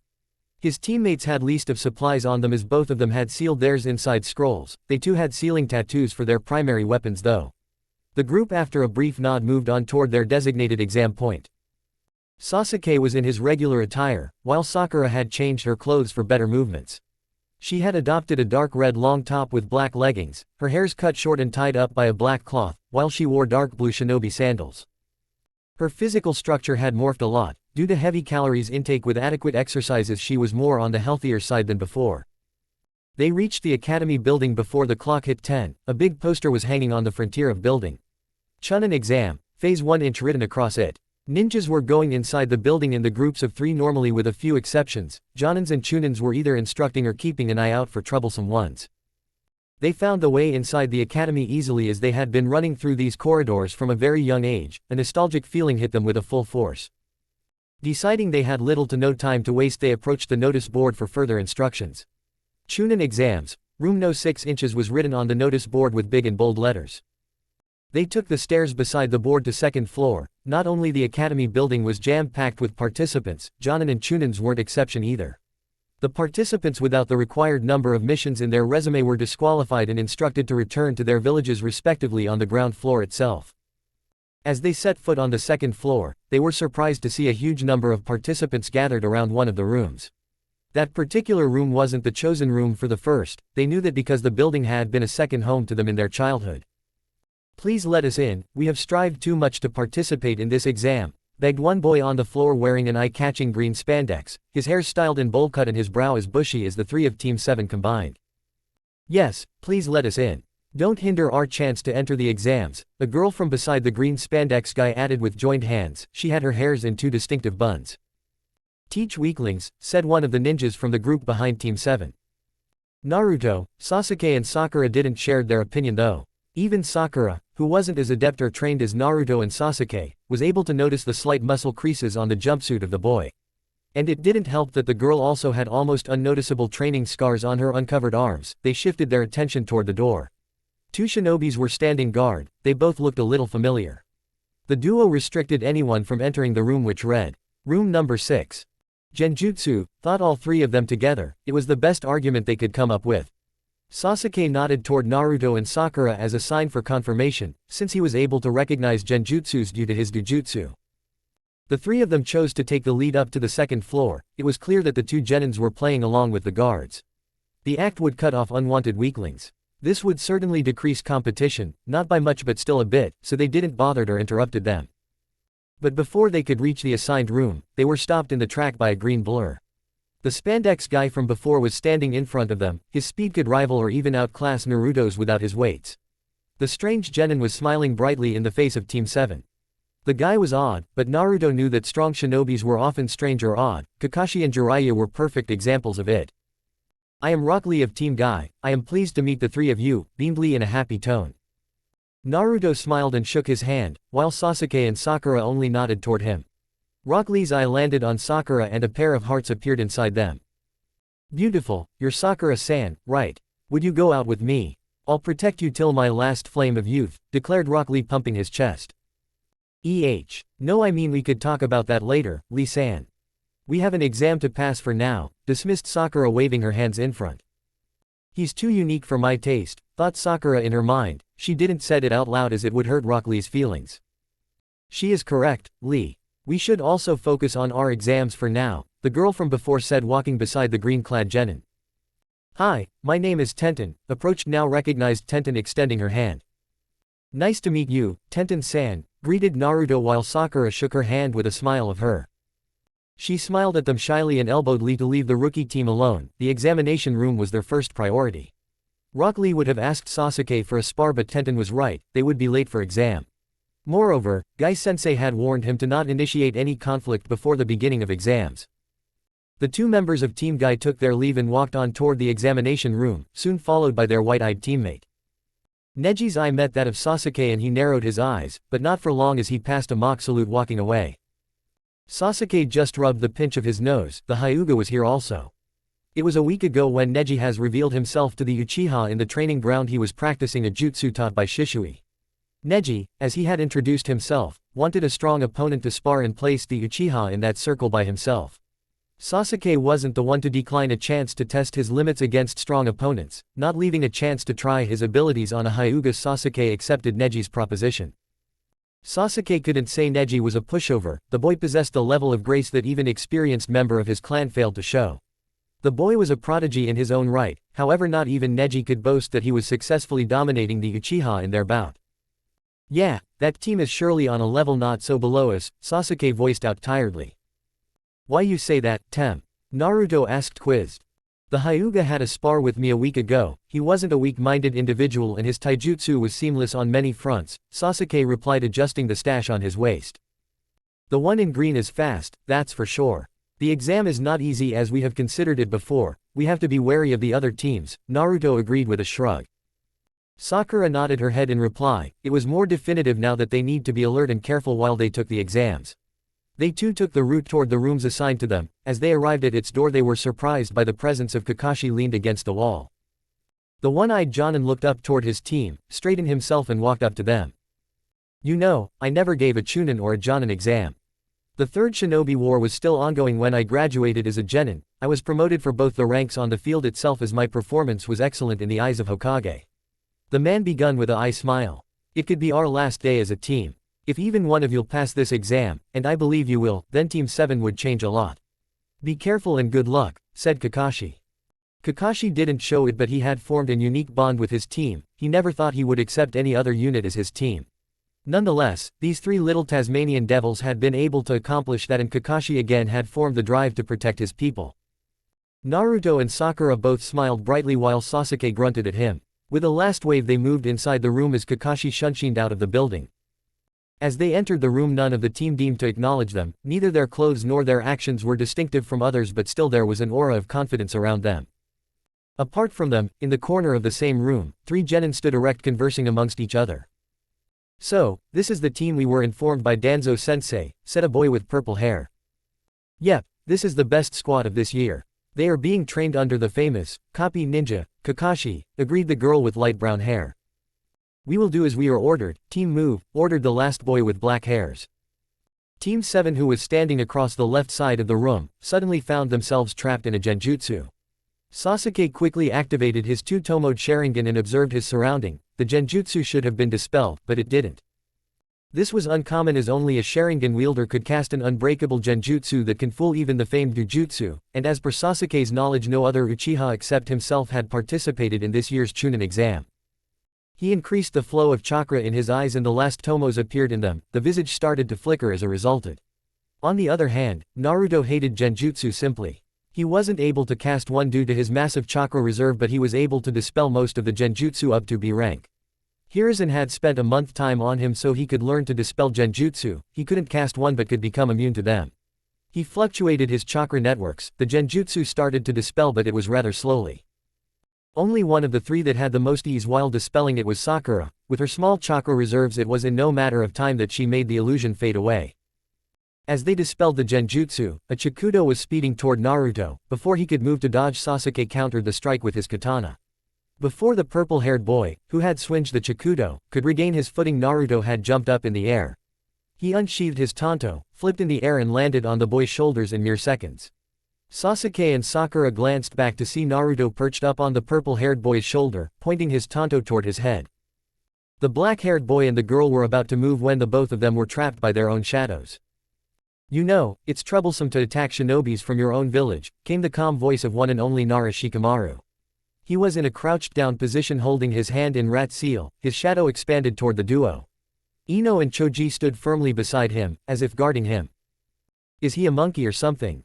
Thought Ino as she saw Naruto's position. We weren't attacking them, we were just evaluating their capabilities, as the competition is too high this year, said the purple-haired boy. The brown-haired girl nodded her head in support while the black-haired boy stood stoically. Before the situation could escalate, a white-haired guy with round glasses interrupted them. He was also wearing Konoha's hitayat. We, Konoha's ninja, shouldn't fight amongst each other. It could send wrong messages to our competing nations, said the boy trying to defuse the situation. They attacked first, said Naruto from atop the boy. His position would surely result in cramps for the boy. Whoever did it, it was wrong and please get down from the boy's shoulder and recede whatever you're leaking, Genin-san, said the white-haired boy looking toward Shikamaru. We're sorry, we didn't mean to harm you. It was just a way of testing you, said the girl from the group. Sakura too nodded her head to defuse the situation. Naruto contemplated for a moment but jumped down at last. He took his place beside Shikamaru and nodded toward him. Shikamaru receded his shadow back as he got the signal from his friend. Team 8 entered the room at this moment, Kiba in front while Hinata and Shino in tow. Hinata had a new tattoo of tiger's fangs on her left forearm. It was a weapon storage seal inscribed by Naruto for her daggers. Kiba had a same belt as Hinata, two handles peeking out of the pouches, while Shino had a tanto tied to his waist. "What's up, Uchiha? Faring good?" Kiba asked as he patted on Sasuke's back. An annoyed Uchiha swatted his arm away with a glare. Naruto and Shikamaru nodded their head in sync while smirking. Hinata moved on to stand beside Ino and Sakura, who were conversing among each other. "Good afternoon, Ino-san and Sakura-san," Hinata greeted her classmates politely. "No sans, Hinata. Call me and Ino by our names only," Sakura corrected her with a smile. Hinata just nodded in response and stole a glance toward Naruto. "Nice to meet you. Naruto tried to initiate a conversation with the boy in glasses, but didn't know his name. "Kabuto, my name is Yakushi Kabuto," said the boy. "Thank you, Kabuto-san," responded Naruto. Before they could converse forward, white smoke started to rise around them. A tall shadow lurked in the smoke before taking a step outside. The man was convincingly the tallest shinobi you could find in Konoha. Long black coat draped over shoulder above black shinobi shirt and trouser. Black high boots with metal tip on the end. The man's face was littered with scars that can only be inflicted by enemies. The man was truly a legend even if most of the genins didn't know him. His scars told the stories of his resilience and dedication.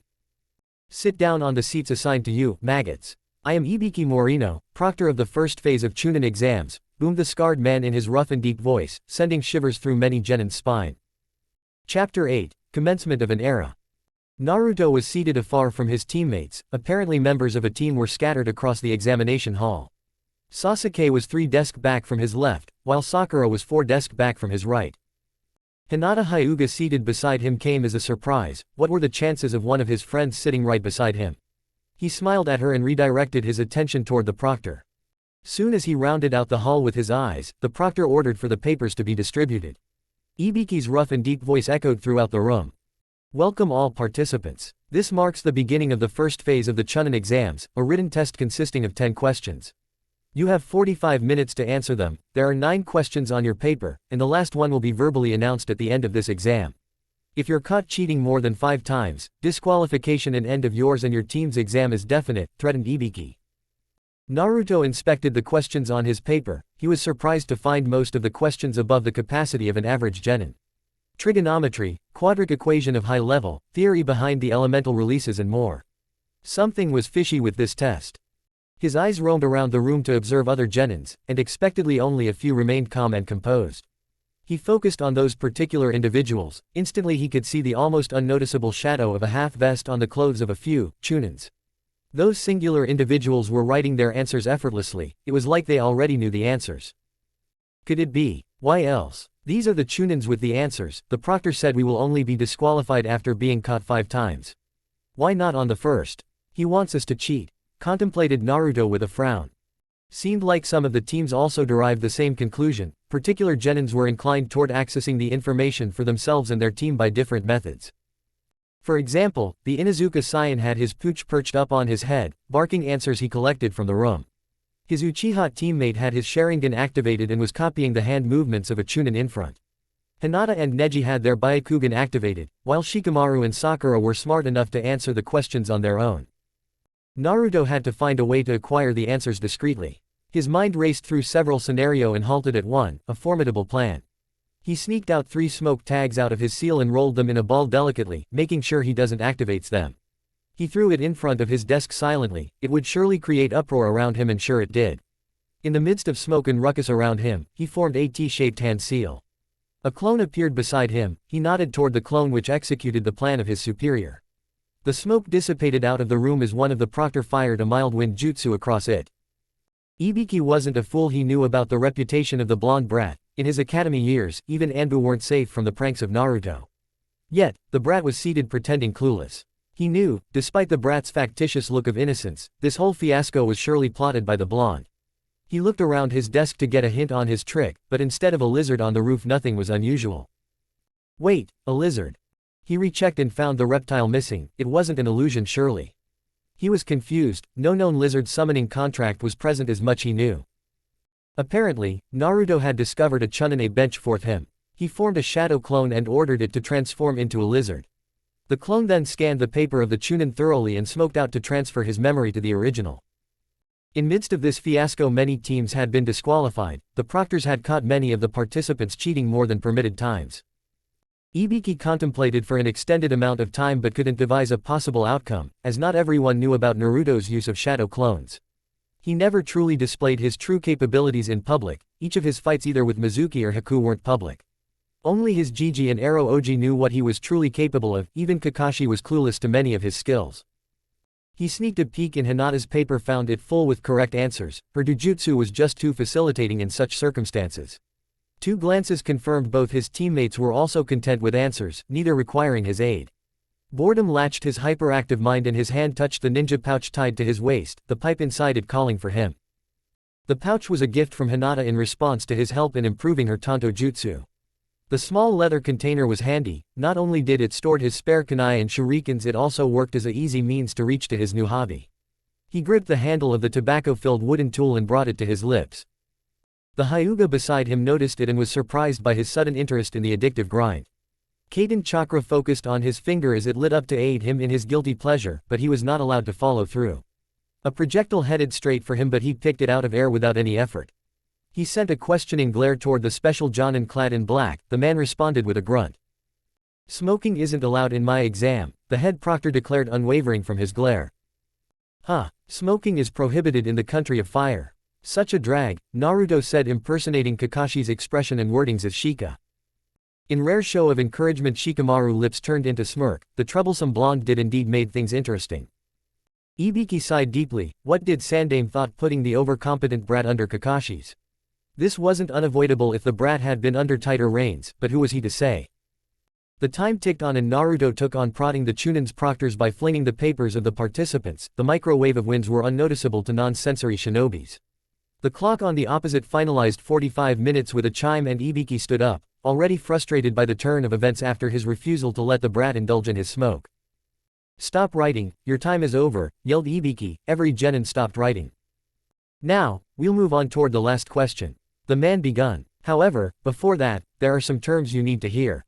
First, whether you choose to take the exam or not," announced Ibiki, but before he could say forward he was interrupted. "What nonsense. We'll of course choose to take it," said a brat from the back. "We will see about that after I completely explain you the rules, and I suggest you to keep your mouth shut. I don't like unrecognizable brats interrupting me." The scarred Jonin threatened bluntly. Many of the genins gulped by the glare Ibiki was directing across the room. "As I was saying, if you choose to take the question and fail to answer it, you will have to relinquish your rights to participate in the Chunin exam ever again. If you choose to leave the question, you'll be disqualified but will be able to retake the Chunin exam again." Ibiki smirked at the shocked expression on the face of almost every brats. To his dismay, the blonde was still not attentive toward him. The silence was broken by deafening uproar from the genins that had reoccupied their wits. "This is not right," yelled a brown-haired kunoichi. "The damned terms are impossible to get through, it's a plot to fail us by these fucking tree huggers," shouted a redhead. "You couldn't do this, it's violation of the rules of exams," declared another boy. "Shut the hell up, you maggots." Ibiki silenced the room with his single yell. "Enough, this isn't your fucking mother's house. Keep your traps shut if you value your promotion." The man brought forward without any emotions. "The Chunin exams are cooperative events, a single village could make a demand of banning participants from entering again. So, let's begin this again. Those who don't want to take the last question, raise your hands," demanded Ibiki slightly forcefully. In reality, it was a blasphemy. No village could demand such a thing, but who was daring enough to argue with the man? Ibiki was known for his psychological method of torture. Many prisoners had forfeited their will in front of his torture methods. These brats had no significance in front of them. The man was simply above their pay grade. As such, none of the participants looked as cheerful as they exhibited in beginning, spare a few. As Ibiki's eyes gazed across the room, he caught the look on the face of a few participants. Those calm faces weren't of a genin class shinobi. The redhead from Suna, the blonde kunoichi from Kumo, a grass genin, Shikaku's brat, the Uchiha, the Hyuga princess, Guy's brats and Kakashi's blonde, these individuals were just too calm for Ibiki's comfort. Nonetheless, Ibiki's magic worked and soon many hands went up in the air one after another. It only took 15 minutes for half of the teams in the room to forfeit. For Ibiki it seemed the undeserving genins were flushed out of the room. A Chunin needs to make some risky decisions. The exam will give a second chance, real missions won't. "All those who remains in this room, you pass," announced Ibiki. "What? How? What do you mean? Where's the last question?" Voices reverberated around the room. "Quite," yelled Ibiki. The room went as silent as possible. There was no last question, stated Ibiki calmly. Then, what was all this about? Asked a redhead with glasses. Chunins have to make crucial decision, these decisions wait on the lives and fate of their teammate and village. If you're unable to take such lowly risks, then you're undeserving of the higher title, explained Ibiki, signaling for the Chunins to collect the answer sheets of the participants. Now, for the next, Ibiki began to speak, but was interrupted. Out of nowhere a purple blur flew inside the room through the window, two kunais embed on the opposite wall and a banner reading, Proctor of the second phase, Sexy Midarashi Anko, was in front of the room. Anko stood on Ibiki's desk with a smirk reaching her ears. Naruto just facepalmed, his sister was really unpredictable and brash. He knew that it was only the due his sister, who he had spent most of his childhood with, that he had a goofy side. He had stopped his pranks after the graduation, but Anko didn't had such restraint. What's with the numbers, scar face? Anko whined, a tick mark appearing on the torture expert's forehead. You have cut them half, you're such a party popper. You always ruin my fun. Less teams means less violence, and less violence means less fun, Anko said, glaring toward Ibiki. Yeah, whatever, Ibiki waved her off casually. Anko glared at him for a moment, but turned around, eventually mumbling curses at her colleague. What's up, brats? I am the sexy Midarashi Anko, proctor of the second phase of Chunin exams. Anko introduced herself with a grin. Naruto sighed lightly, couldn't his sister tone down her antics for a day? Now, move your asses. I want all of present in training ground 44 in next 10 minutes, declared Anko as she disappeared in a shunshin. The genins started to move out of the room slowly, but before they all could completely empty the room, Anko reappeared. I said, move your fucking asses to the ground, shouted Anko. The genins, startled by Anko's sudden appearance and yelling, scrambled out of the room in hurry, while a countable few chose to vanish with shunshin. Yet, two teams refused to do either. Teams 7 and 8 were already familiar with the eccentricity of the purple-haired jonin. You shouldn't scare the participants like that, Nei-chan. And must you dress as such if you're being a proctor? Asked Naruto irritably. Yeah, it's my style, Ototo. And, don't you think you are allowed to be lax just because I somewhat endure your presence, teased Anko. Turn up at my second home in 20 seconds or I will disqualify you, brat, she threatened with a smirk, knowing this would annoy him too much. Naruto just huffed and walked out of the room, muttering to himself. As they walked out of the room, Sasuke offered Naruto to hold his hand. Naruto glared at him and hit his hand off. What the hell, Tem? I'll not hold your hands, I don't swing that way, affirmed Naruto. Shut up, idiot, I am just offering to take you two to the ground with a shunshin. Don't get stupid ideas in your head, I am not that type either, gritted Sasuke through his teeth, getting tick mark on his head. Naruto nodded his head and grabbed his forearm, while Sakura too held his hand. Sasuke shunshined them out of the hall to the ground. Naruto didn't like shunshin, that was his conclusion. The technique was nauseating, it was only his experience with substitution jutsu that held his food inside. Training ground 44, the area was less of a training ground and more of a forest. It was also called as Forest of Death, and the name did justice to the area. The field was covered in deep and vast forest entirely, one of the most dangerous areas of the village and an undesirable one too. There were many legends relating to the forest. One of them was that Hashirama Senju was angry with his brother, and to release his rage and frustration, he used one of his Mokuden technique, deep forest emergence, on the field. The result was this vast and deep forest, but as he was enraged it mutated his chakra. The chakra took a malicious pattern, ensuing in birth of larger and more aggressive life forms. Animals that ate the plants became larger and aggressive too. As a result, several different noises could be heard from inside the forest. Only a few shinobis were daring enough to use the ground as training field, and Midarashi Anko was on the top of that list. She had made the forest her home away from home. Her snake summons also enjoyed the opportunity to roam freely across the forest, avoiding any unwanted human interaction. Anko gathered all the qualified participants in a group. Listen up, brats, this is the Forest of Death, the second phase of Chunin exams will be held here, announced Anko. Like as if we would be scared by its name, huh? Bragged one of the AIM nin smugly. Oh, you'll be scared, brat. I can bet you on that. Anko scoffed not lightly, and it was evident on the face of the Chunin assembled that she wasn't lying. This darling here is even avoided by Anbu and Jonins, not only due to the size of animal residing inside it but also their untamed bloodlust, warned Anko, smirking freely. Now for the test, stated Anko, revealed two different scrolls. Each team will be given one of these scrolls and your task is to acquire the other one. You've got to grab the two scrolls and reach the tower in middle of the forest under 5 days' time, warned Anko. 5 days? What about food? Asked Choji from behind. There are several edible plants and animals inside the forest, just beware of poisonous and man-eating plants. Enko said, licking her lips. Naruto rolled his eyes in response. Really, how was her sister so calm around him? She wasn't hiding her bloodlust anyhow, he could feel it even if there was adequate distance between them.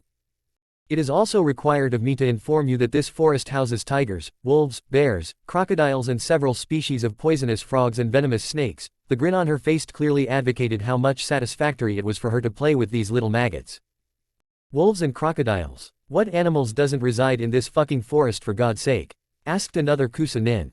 Whatever, now one member from each team will go and collect a scroll for their team.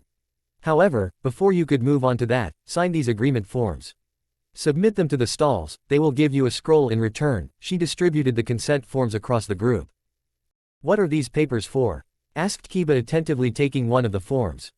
These are consent forms. It reads that the village hosting the exam isn't liable or doesn't hold any liability for the injuries and death from this phase onwards. All of you participants have accepted the risk of their free will, no one is forcing you to continue this exam, Enko informed, hoisting one of the forms. Deaths, thought many of the contestants nervously. It wasn't a huge secret that these exams saw many participants lose their life throughout its phases. And with the growing animosity among the 5 nations, it wasn't surprising, still no one wanted their legacy to fall short due to a goddamn exam. Oh, I see. You have understood now, haven't you? Enko teased the teams with a raised eyebrows. For the dim-witted who still are clueless of their fate, as you know, you have to acquire both the scrolls. Conversely, the other teams won't surrender their scroll without a fight, thus deaths are pretty common in these exams, stated Enko offhandedly. The Genins began signing their respective forms and one of their teammate cashed them to acquire scrolls for their team. Past 20 minutes each team had acquired a scroll. Additionally, the Chunins handing them scrolls also gave them the gate number from which they would start their exams. The teams assembled on their gates and started waiting for the signal, the anticipation and adrenaline making them impatient. Such wasn't the condition of Team 7, Naruto was taking lead of the team as planned. He wasn't unfamiliar with the forest like other teams, his sister would sometime make him track her in the forest for training. Still, he wasn't all familiar with it either, there were some parts that Naruto wasn't keen on venturing. 3, 2, 1. Begin, shouted Enko from her vantage point. The gates opened and the teams rushed in the forest of death. What awaited them inside weren't pleasant memories, at least. Sasuke followed his blonde teammate for first 5 minutes of the exam. He led them to a clearing surrounded by high lines of wood and leaves. They had to strategize a plan to acquire the required scroll while eliminating any and all opposition in their way. What say, Sasuke? You've been leading us on missions recently, as such you also enjoying leading under struggling situations? Naruto asked while signaling Sakura to take a position on the tree. Dobi, we first need to have a secure place for rest. We can acquire lead even if we pass through this phase under 3 days, Sasuke replied. Naruto nodded in agreement. You're correct, fortunately, I am a little familiar with this place, knows a place that would provide us both food, shelter and drinking water for a day or two, he signaled Sakura to return, who was then briefed by Sasuke. So, what are we waiting for? Let's go, Sakura said and signaled to Sasuke, no trail, all clear. Sasuke smirked at her sloppy handwork, she was still novice in Shinobi sign language but was progressing at a speed. Yeah, this way, Naruto said before signaling, be attentive. The 3 Tasmanian devils weaved through the arches and vines, Naruto taking the lead and Sasuke protecting from back. It took him nearly an hour to correctly navigate through the woods to reach the big tree with the hollow he had seen once. The tree was humongous in size and as such its bark was wide enough for their temporary shelter. The clearing was near a stream of fresh water, the bush around the clearing lush green and lively due to small animals settled around it. It was evident that they might have to compete for the point, every team would want this hollow. This is the perfect location for us to hold, Sakura exclaimed. Yeah, but we need to acquire another scroll now. Additionally, it's an opportunity to eliminate out all the weak teams. Naruto agreed with the Uchiha, they needed to eliminate as much competition as they can. We will adopt an aggressive approach, it will reflect bad on all of our senseis that we are being defensive, Naruto declared confidently. That works fine with me, what about you, Sakura? Sasuke asked with a shrug. I don't have a problem with that either, it is indeed a great idea, Sakura agreed, nodding toward the black-haired boy. Let us go, then. Naruto exclaimed as he sprinted forward and took to the tree lines, his teammates following him keenly. Team 7 ventured deeper and deeper in the forest, their search for the scroll wouldn't be short. After a few hours, Naruto sensed a shadow sprinting beneath them at the same speed. He signaled to Sasuke, a trail. Fortunately, even with her novice skills in sign language, Sakura was able to intercept his signal. However, before she can follow it up, she was pulled down in flurry of movements. The pink kunoichi replaced herself with a wooden log which was shredded to pieces in mere moments. Naruto dropped down gracefully, followed by Sasuke and Sakura. It seemed that the forest had a few surprises of its own creation for the participating teams. Crouched in front of them was a leopard, much bigger than an average spotted feline. The spotted predator didn't waste a single moment pouncing at them, and a 10-feet-long leopard wasn't the guest Team 7 was awaiting for. Meanwhile, Hinata and her team were not enjoying their stay in the forest. Their gate had landed them in the eastern side of the training ground, though they weren't empty-handed. Between Shino's larger-than-average web-weaving beetles and Kiba's heightened sense of smell, the team had trapped a team from Suna. Sadly, the team didn't have the scroll they wanted. They tied the 3 genins, took the scroll to minimize the competition, and moved on to search for the right one. Currently, they were traveling toward the center of the forest. That would provide them with the opportunity to capture more teams, as the other team would surely cross this part to reach to the tower. Suddenly, Kiba halted in his steps. He signaled his teammates to keep quiet and motioned them to follow. Hinata could hear some faint voices, sound of people taking. They followed the voices and arrived at a clearing. Sensing something wasn't right, they hid behind the bushes. Their suspicion proved right when suddenly Akamaru began to whimpering and hid inside Kiba's jacket.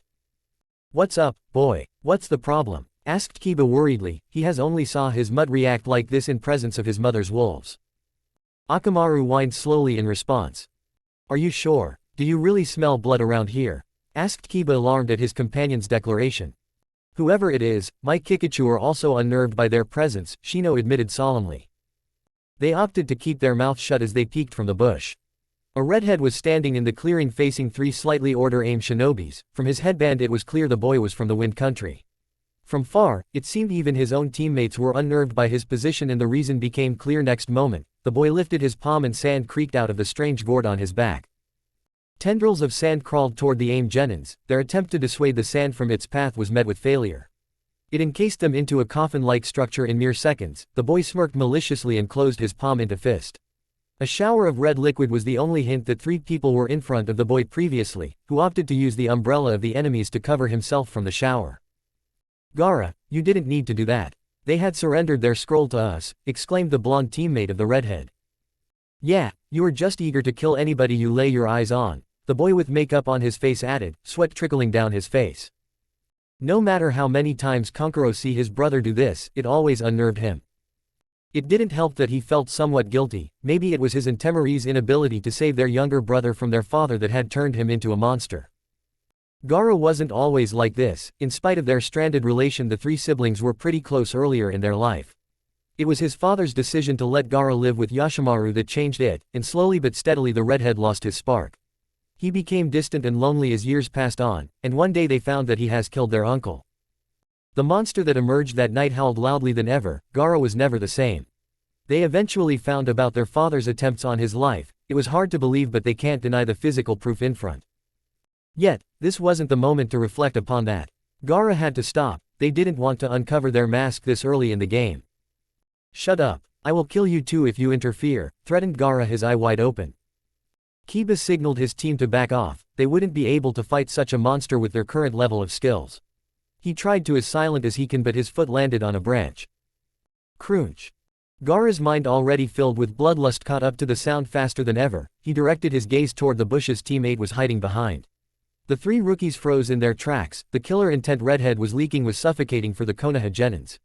He lifted his palm in their direction and the crimson-colored sand started to creep toward them.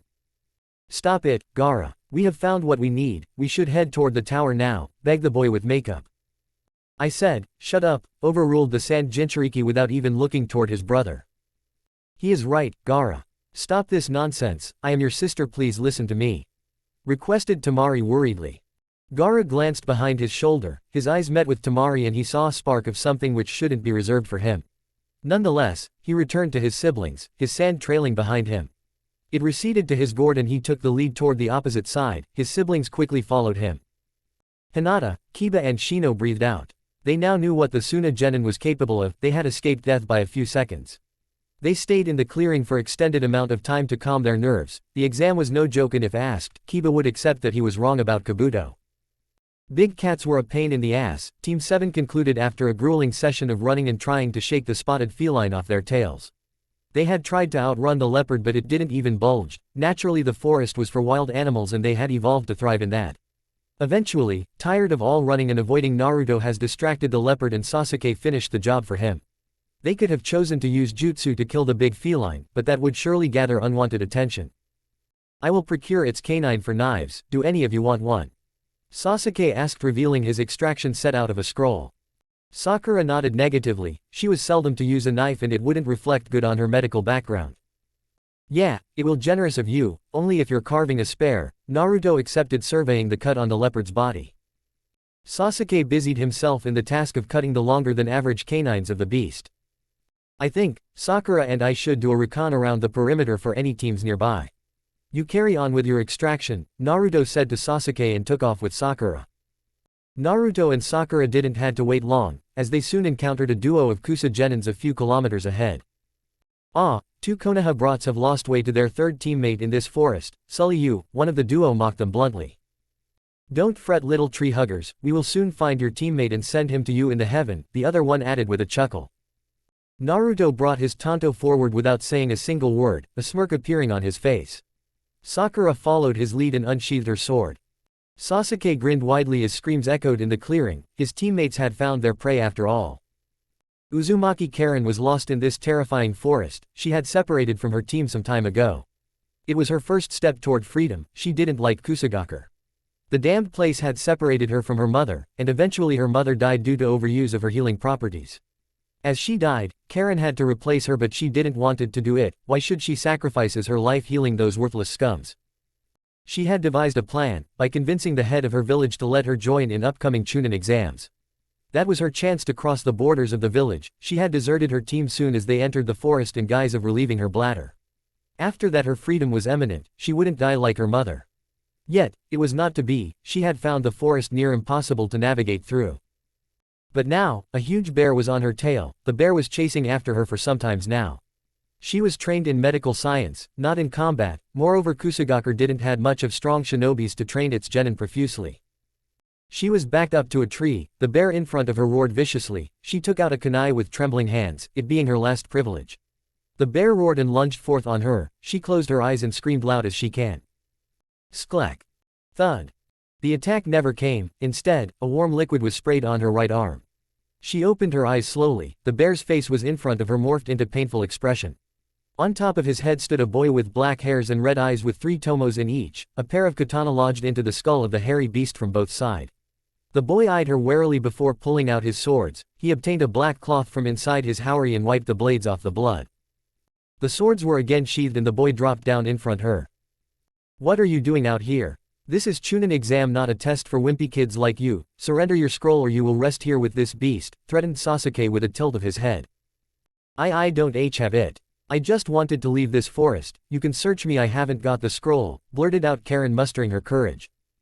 Sasuke sighed deeply before glancing back toward the bear, his work with the leopard was complete and this beast did had some parts useful to him. With a wave of his hand toward the scared girl, Sasuke focused his attention toward the corpse of the big beast. As he forced open its mouth in search of canines, he was disappointed to find them broken and unusable. Suddenly, his mind filtered back to the appearance of the girl that he had ignored before. Subsequently, in quest of information regarding his teammate, the 2 remaining members of the teammate had searched through the archives. Surprisingly, they had found that Uzumaki clan was an old clan dating back to Warring Era. The clan of Redheads was a renowned clan famous for their mastery over the sealing arts. One thing that stood out was that Naruto was probably one of last Uzumaki alive. The girl hairs and eye matched the colors described as of an Uzumaki. What's your name? Why are you all alone? Where are your teammates? Questioned looking over his shoulder. Uzumaki Karen, declared Karen proudly, ignoring the second question. Apparently, she knew the value of Uzumaki name, or not, the name itself was a treasure. Pure Uzumaki were rare to find, more so after their treatment at the hand of shinobis from other village. The women were mostly for breeding children upon children, men not faring better, used as chakra batteries. In the past, Uzumaki and Senju clan were 2 partners of once feared Senju-Maki alliance. When they got separated during clan wars they wholeheartedly supported each other. The Senju clan resided in Konoha while Uzumaki clan moved to an island, that later came to be known as Uzushio, the land of whirlpools. An Uzumaki. I thought Naruto was the last one of them, thought Sasuke. Are you sure, you're an Uzumaki? Asked Sasuke. Are you blind? Can't you see I have red hairs and eyes like in true Uzumaki, answered Karen boastfully. Naruto doesn't have red hairs or eyes, in contrast he has blonde hair and blue eyes, rather a distinctive combination, contemplated Sasuke silently as he climbed the dead bear. He unsheathed one of his katanas and aimed it at the neck of the beast, with decisive force he plunged it deep inside. Blood trickled down from the wound. Ignoring it, Sasuke pushed the katana and drove it through the back of the beast. A last slash, and he revealed the spine from inside the hairy back of the brown bear. He rotated the katana around the tailbone of the beast. The process didn't look that smooth to Karen. With a grunt he did the same on the opposite side. The column of spines were what he was aiming for. He pulled the sword out of beast and cleaned the blood with the black cloth as previously. Karen was still shocked and disgusted by the mutilation of the bear corpse. What was this shinobi was trying to do? It didn't seem he was preparing it for dinner to the redhead. In mere moments Sasuke had gloves on, a small but reflectively sharp tanto ready in his hand. He crouched down and freed the spines from the skull with a swift strike, and began pulling the ribs while standing up. What are you doing? Karen asked rather curiously. Trying something new, but obscure, he replied honestly. The tiring part of the process was over now. He unfurled a sealing scroll on the floor and laid the vertebral column of the beast on it. Sweeten. Water stream technique, Sasuke muttered, spitting a jet of water to cleanse the bones of blood and unwanted flesh. What are you gonna do with that? Karen questioned hesitantly. A pet project, Sasuke said, sealing the bones into the scroll and took off his gloves. He glanced over his shoulder while rubbing the tanto with a black cloth. You're not truly trained as a shinobi, are you? Sasuke asked confidently. The girl shook her head negatively. Clearly this boy wasn't keen on hurting her, or else he would have done that until now. Thought so. By the way, do you want to meet one of your clanmate? Offered Sasuke. One of my clan? The girl asked excitedly, yet a frown appeared on her face the next moment. But, mother said there were only a few left of us, and why should I trust an enemy shinobi? Asked Karen, glaring the ebony-haired boy. Which village do you serve? Asked Sasuke. Kusagaker, replied Karen a bit angrily. Come with me, I will meet you with someone of your clan, replied Sasuke and took off toward his teammates without waiting for an answer. Hey, how can you be an Uzumaki, you don't even have red hair, questioned Karen suspiciously. Yes, I don't, since I am only half Uzumaki. At least, that's what Ba-chan has told me, Naruto answered sheepishly. Why should I trust your words? Huffed Karen, crossing her arms over her chest. Well, at least now I know that all Uzumaki aren't idiot like you, commented Sasuke from the branch of tree he was perched on. Shut up, Naruto muttered with gritted teeth. Alright, your logic is sane, Karen. Naruto conceded with a sigh. But, since you're an Uzumaki, you know that our clan possessed special chakra, potent than most. Karen confirmed his statement with a nod.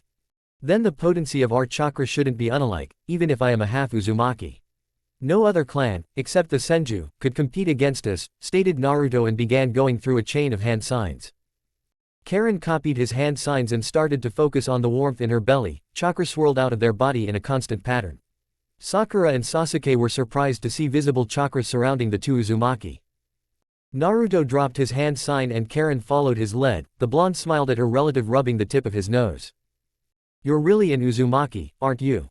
Karen confirmed, and soon Naruto found himself engulfed into a hug. Tears freely streamed out of the redhead's eyes. She wasn't alone now.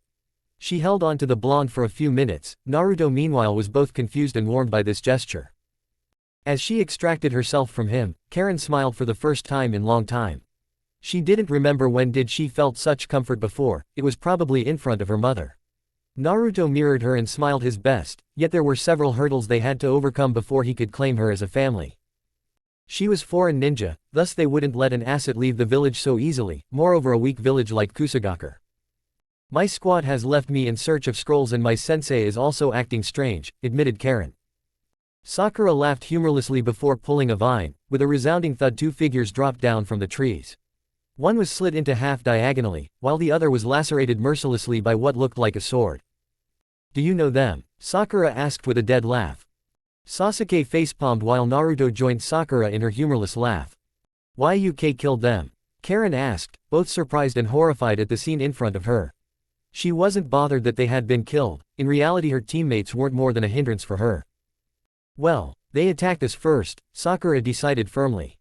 Were they dear to you? Naruto asked a bit seriously. No, but that doesn't mean I wanted them dead, Karen accepted apologetically. This the risk an individual accepts if they follow the path of a shinobi, Sasuke said dropping down. No dangers nearby, he signaled to Naruto. We're sorry about your teammates, Karen. But now you need to reach to the tower and search for Tsunade Senju, Naruto instructed her and formed a hand seal, and another Naruto rose up from the ground. Follow him, he'll lead you out of the forest safely, Naruto instructed her. Karen, trusting the blonde's word, followed the clone toward the tower. Team 7 soon followed Karen's example and took off toward the other side. The Kusa team had the same scroll as them, so the witch hunt was still on. However, they didn't made it far. They had only covered a minimal distance when suddenly the peace around them was distorted. Naruto was hurled back by an unanticipated wind jutsu, while Sasuke jumped aside with Sakura as to avoid it. Naruto stood up, shaking off the subsequent wave of dizziness. The first priority on his mind were his teammates, as this strong ninjutsu technique couldn't be doing of a mere genins or even chunins. He was about to rush to his teammates when he had to jump back. Hissing dangerously in front of him was a 30-feet snake. With a final hiss, the reptile descended upon him. He dived sideways, leading it to hit the ground. He had to handle this as early as he can. He had to support his teammates. Somehow this whole situation exuded a feeling of doom inside him. With a plan already in motion, he retrieved a kunai with a paper wrapped around its handle. The paper had several seals etched onto it.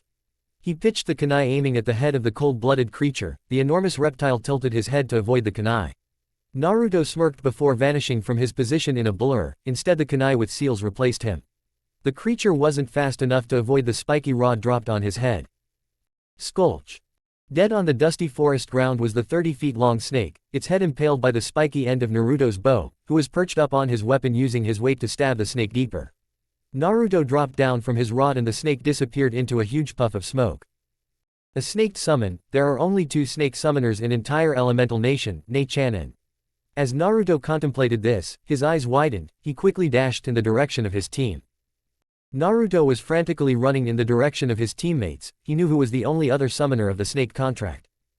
He arrived in the clearing to see Sasuke struggling under the gaze of a strange Kusa nin, as the strange individual was radiating a malicious but powerful aura. The aura wasn't dissimilar to that of Jiraiya's, yet Jiraiya's didn't have the malice but goofiness, albeit it was powerful.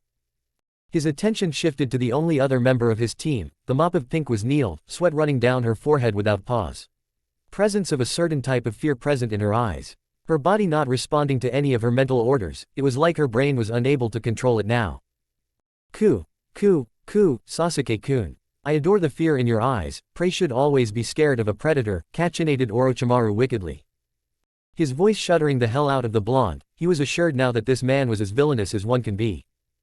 As for Sasuke, he couldn't move a single muscle in his body at the moment. The killer intent of this shinobi was familiar with Shisui's. The Shunshin god had trained his student to withstand killer intent, and Sasuke could proudly say he wasn't the one to freeze under them, but this was something unreal in the most evil of the way.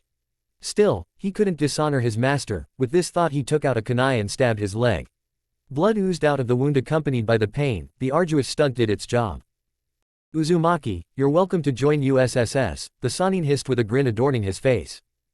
Sakura looked around and found him emerging from behind one of the trees. Her expression changed into a hopeful one. Her blonde teammate was the most skilled of the 3. Naruto's face was void of any expression as he looked fixedly upon their opponent. Orochimaru of the Sannin, you're a traitor to this village, Naruto said in monotone. I am glad to know that I don't have to introduce myself to you, Orochimaru broke up. Otherwise, it would seem Sensei hasn't taught you well, he added with a grin. Sakura helped Sasuke with his wound. We need to be on our full power to even defend ourselves against him, Naruto ordered his teammate without even looking. You think very highly of yourself if you assume you could even stand in front of me, Naruto-chan, Orochimaru replied, cracking his knuckles. We'll see about that, snake bastard, Naruto said, deactivating his resistance seal with a hand seal. With swift movement, Naruto threw 4 of his special kunai around the snake Sannin. Orochimaru scrutinized the metal tools to find seals etched on their handles. Before he could ponder upon it, Naruto appeared at the place of one of them and launched a kick on him. He ducked down to avoid it. The blonde was moving at a remarkable speed. He returned with a punch which was avoided by the snake Sannin by a mere tilt of head. However, he wasn't anticipating a kick from behind by the Uchiha. He was hurled toward Naruto, who delivered a roundhouse kick to his face. Lastly, Sakura met him with a chakra-enhanced punch. But her punch contacted the rough surface of a log instead of flesh. Splinters flew around as result. It seems Hitaki has trained you well in what he lacked, Orochimaru said as he dropped on Naruto. The whiskered Jinchuriki substituted with one of his kunai hastily, and fired a wind bullet toward his offender. Orochimaru backhanded the bullet and appeared right in front of Naruto. A right hook and Naruto was sent flying in the nearest line of trees. Come again, brats, Orochimaru proposed, dodging a set of shurikens hurled toward him by Sasuke. Kaiten, fireball technique, Sasuke boomed and spat a ball of fire. Fudan, bursting air pockets, Naruto added to the flames. Doden, mud wall, Sakura erected a wall behind Orochimaru to restrict him. Orochimaru's face split into a malicious smirk. These brats were surely put together to complement each other.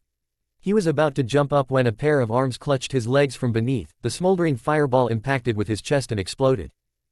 What does he want from us? We're just a bunch of genins, complained Sakura as she stood beside Sasuke, breathing heavily. From you? Nothing. I don't even care who you are, girl, a voice whispered behind her ears. Sakura didn't know the head and tail of it, but she was outplaced by Naruto in mere seconds. Fudan, Gale Palm, Naruto shrieked and fired a booming wind blast on the face of Snake Bastard. Slippery bastard, he muttered as he saw the pale man crossing the tree lines. Sasuke looked behind to see charred remain of a body at the previous position of Orochimaru. Clearly, he and his female teammate were out of their depth. If not for his blonde teammate, they wouldn't have able to avoid the onslaught of the Sannin. You're as much of powerhouse as Sensei. If not for the conditions attached with you, I would choose you above Sasuke-kun, Uzumaki Naruto, Orochimaru accepted, wiping the blood from his lips. The previous brown outfit of his were replaced by a white and purple battle kimono. His skin as pale as a ghost, it was as if he had shed his skin, not unlike a snake. Orochimaru's most conspicuous characteristic was his snake-like appearance, golden eyes with black slits running through them, purple markings covering the white skin around his eyes. He smirked, revealing a set of razor-sharp fangs. Ew, you look gross, Sakura voiced without thinking. The snake Sannin narrowed his eyes at the pinkett before focusing his attention on the two male genins. You both will be great treats, I look forward to it, he licked his lips in anticipation. Ero Oji was right, you're a pedophile. And, I don't swing that way, Naruto said with a decisive nod. It seems that you've contacted the vile humor of my idiot teammate, fret not, I will beat it out of you, Orochimaru declared as he sped toward the trio. He avoided Naruto's punch by jumping above him, grabbing a handful of blonde locks he punched the Jinchuriki, creating a crater in the ground. Another jump and split of his legs took care of the other two. A double kick wasn't something new for him. Naruto groaned as he sat up. That punch was impactful, if nothing else. He shook the cobwebs from his mind and glanced toward the snake Sannin who was working on Sasuke. His Uchiha teammate wasn't easy to take down after all. Orochimaru tilted his head to avoid Sakura's punch. A swift scorpion kick and the girl was sent flying. Naruto hurled a kunai toward his teammate and replaced it to save her from colliding with a tree. In the same position, he directed a kunai toward the Sannin who caught it in the air as a reflex, frowning as a kick threw him back the next second. The blonde was stubborn and resilient. He had to accept that with fleeting respect. He had to nullify the brat's advantage so that he can work on Sasuke without any distraction. Sasuke sensed the distraction and threw in another set of shurikens toward Orochimaru. A series of hand seals later, the shurikens were inflamed. Orochimaru's back was lacerated by the shurikens, burning them in the process, but to no avail. It appeared as if he didn't even felt them. Sasuke cursed under his breath. However, instead of facing Sasuke, Orochimaru used the opportunity to jab Naruto with his fingers. Inky patterns leaked from his fingers and latched onto Naruto, paralyzing the whiskered boy's left side body. That will hold him down for some time. This blonde teammate of yours is definitely a up-and-coming legend, Sasuke-kun, Orochimaru purred in his ear and followed with a kick. He unhinged his jaw with a crack and his tongue took hold of the Uchiha. He was about to pull Sasuke toward himself when a tree was hurled toward him, implying that Pinkett had decided to assist his teammate, though he wasn't left unsurprised to see the girl use Tsunade's technique. Not holding on that surprise, Orochimaru dived the other side but didn't lose his grasp on Sasuke. The fight wasn't advancing in the favor of Team 7, Orochimaru wasn't even using half of power, still they weren't more than nuisance for him. Meanwhile, Naruto was able to draw quick fix seals over Orochimaru's. Another tree was heading for the pale man. He was about to jump away when he noticed Naruto descending on him with a tanto drawn. Truly surprised by the speedy recovery of the blonde, Orochimaru receded his tongue, avoiding the swing of Naruto's narrowly. Naruto roared as orange chakra began encasing him like a cloak. 2 fox-like ears made of the chakra grew above his head. Completing the process with a tail of the same chakra sprouting behind him, Naruto pounced upon the Sannin, rearing his claws and revealing his canines, which were slightly elongated from before. Orochimaru sighed almost remorsefully. This new development will desolate his fun now. He will have to handle the blonde delicately and more carefully. He breathed out and begun forming hand signs quickly. He will have to mark the Uchiha as early as he can. Summoning jutsu, he bellowed, placing his palms on the ground. An enormous snake cropped up beneath Naruto and swallowed him whole. Sakura gasped, already unnerved by the sudden change of appearance of her teammate. On the other hand, Sasuke was trying to place all the pieces of the puzzle that the blonde was. Meanwhile, Enko was scampering through the forest in pursuit of her former master. An hour from the initiation of the second phase, she had been pursued by some chunins regarding a case. They had shown her the bodies of 3 Kusa genins. The terrifying aspect of the dead bodies were their faces or lack of it, and Enko knew who could do this. She ordered the chunins to inform the Hokage about the situation immediately, which they followed, noticing the distressed expression of their superior. Meanwhile, she gathered the Jonins in charge of the second phase and advanced toward the forest. She ordered them to scatter around to increase the range and efficiency of the search. He can't be here. What does he want now? He dares not to go after Naruto. I will skin him alive otherwise, Enko vowed as she rushed forth searching her master. That'll take care of him for some time, stubborn brat, Orochimaru grumbled to himself. He glanced behind to find the other 2 members missing. It seemed that this feral form of the blonde was a distraction. Extending his sensory range, he recognized the fleeting chakra signature of his prey. With a lick of lips he followed the trail. Orochimaru was sure that the little stunt of the blonde has garnered attention, confirmed by the chakra signature following him at a distance. He didn't have the respite of time on him. Speeding forward, he was able to make out 2 shadows in distance. It didn't took him long to catch up. The undesirable girl was supporting a limping Uchiha. The snake Sannin reached behind her and backhanded her aside. She collided with a tree and fell on the ground unconscious. Sasuke dropped down with a grunt. He couldn't let the snake harm his teammate. Orochimaru descended upon the black-haired boy. At the last minute, Sasuke revealed a tanto and plunged it deep into his offender's gut. Orochimaru smirked at the desired boy instead of flinching. He wasn't the Uzumaki, but Orochimaru had to manage with him. You fucking basta. Before he could complete his sentence, a stinging sensation coursed through his body, the focus being on his neck. His eyes rolled back as darkness took hold of his vision. That would do it. Failure couldn't be tolerated at such crucial time, Orochimaru recalled, sinking in the ground with a chuckle. Naruto had decimated the snakes into bits in his rage-like state. It wasn't that he had lost control, but his senses and emotions were all over the place. Sprinting past the foliage, he reached the clearing to see the last of Orochimaru sinking in the ground. That wasn't a good signal. It was clear through his sensei and sister's recollection that Orochimaru doesn't stop, not until he gets what he desires.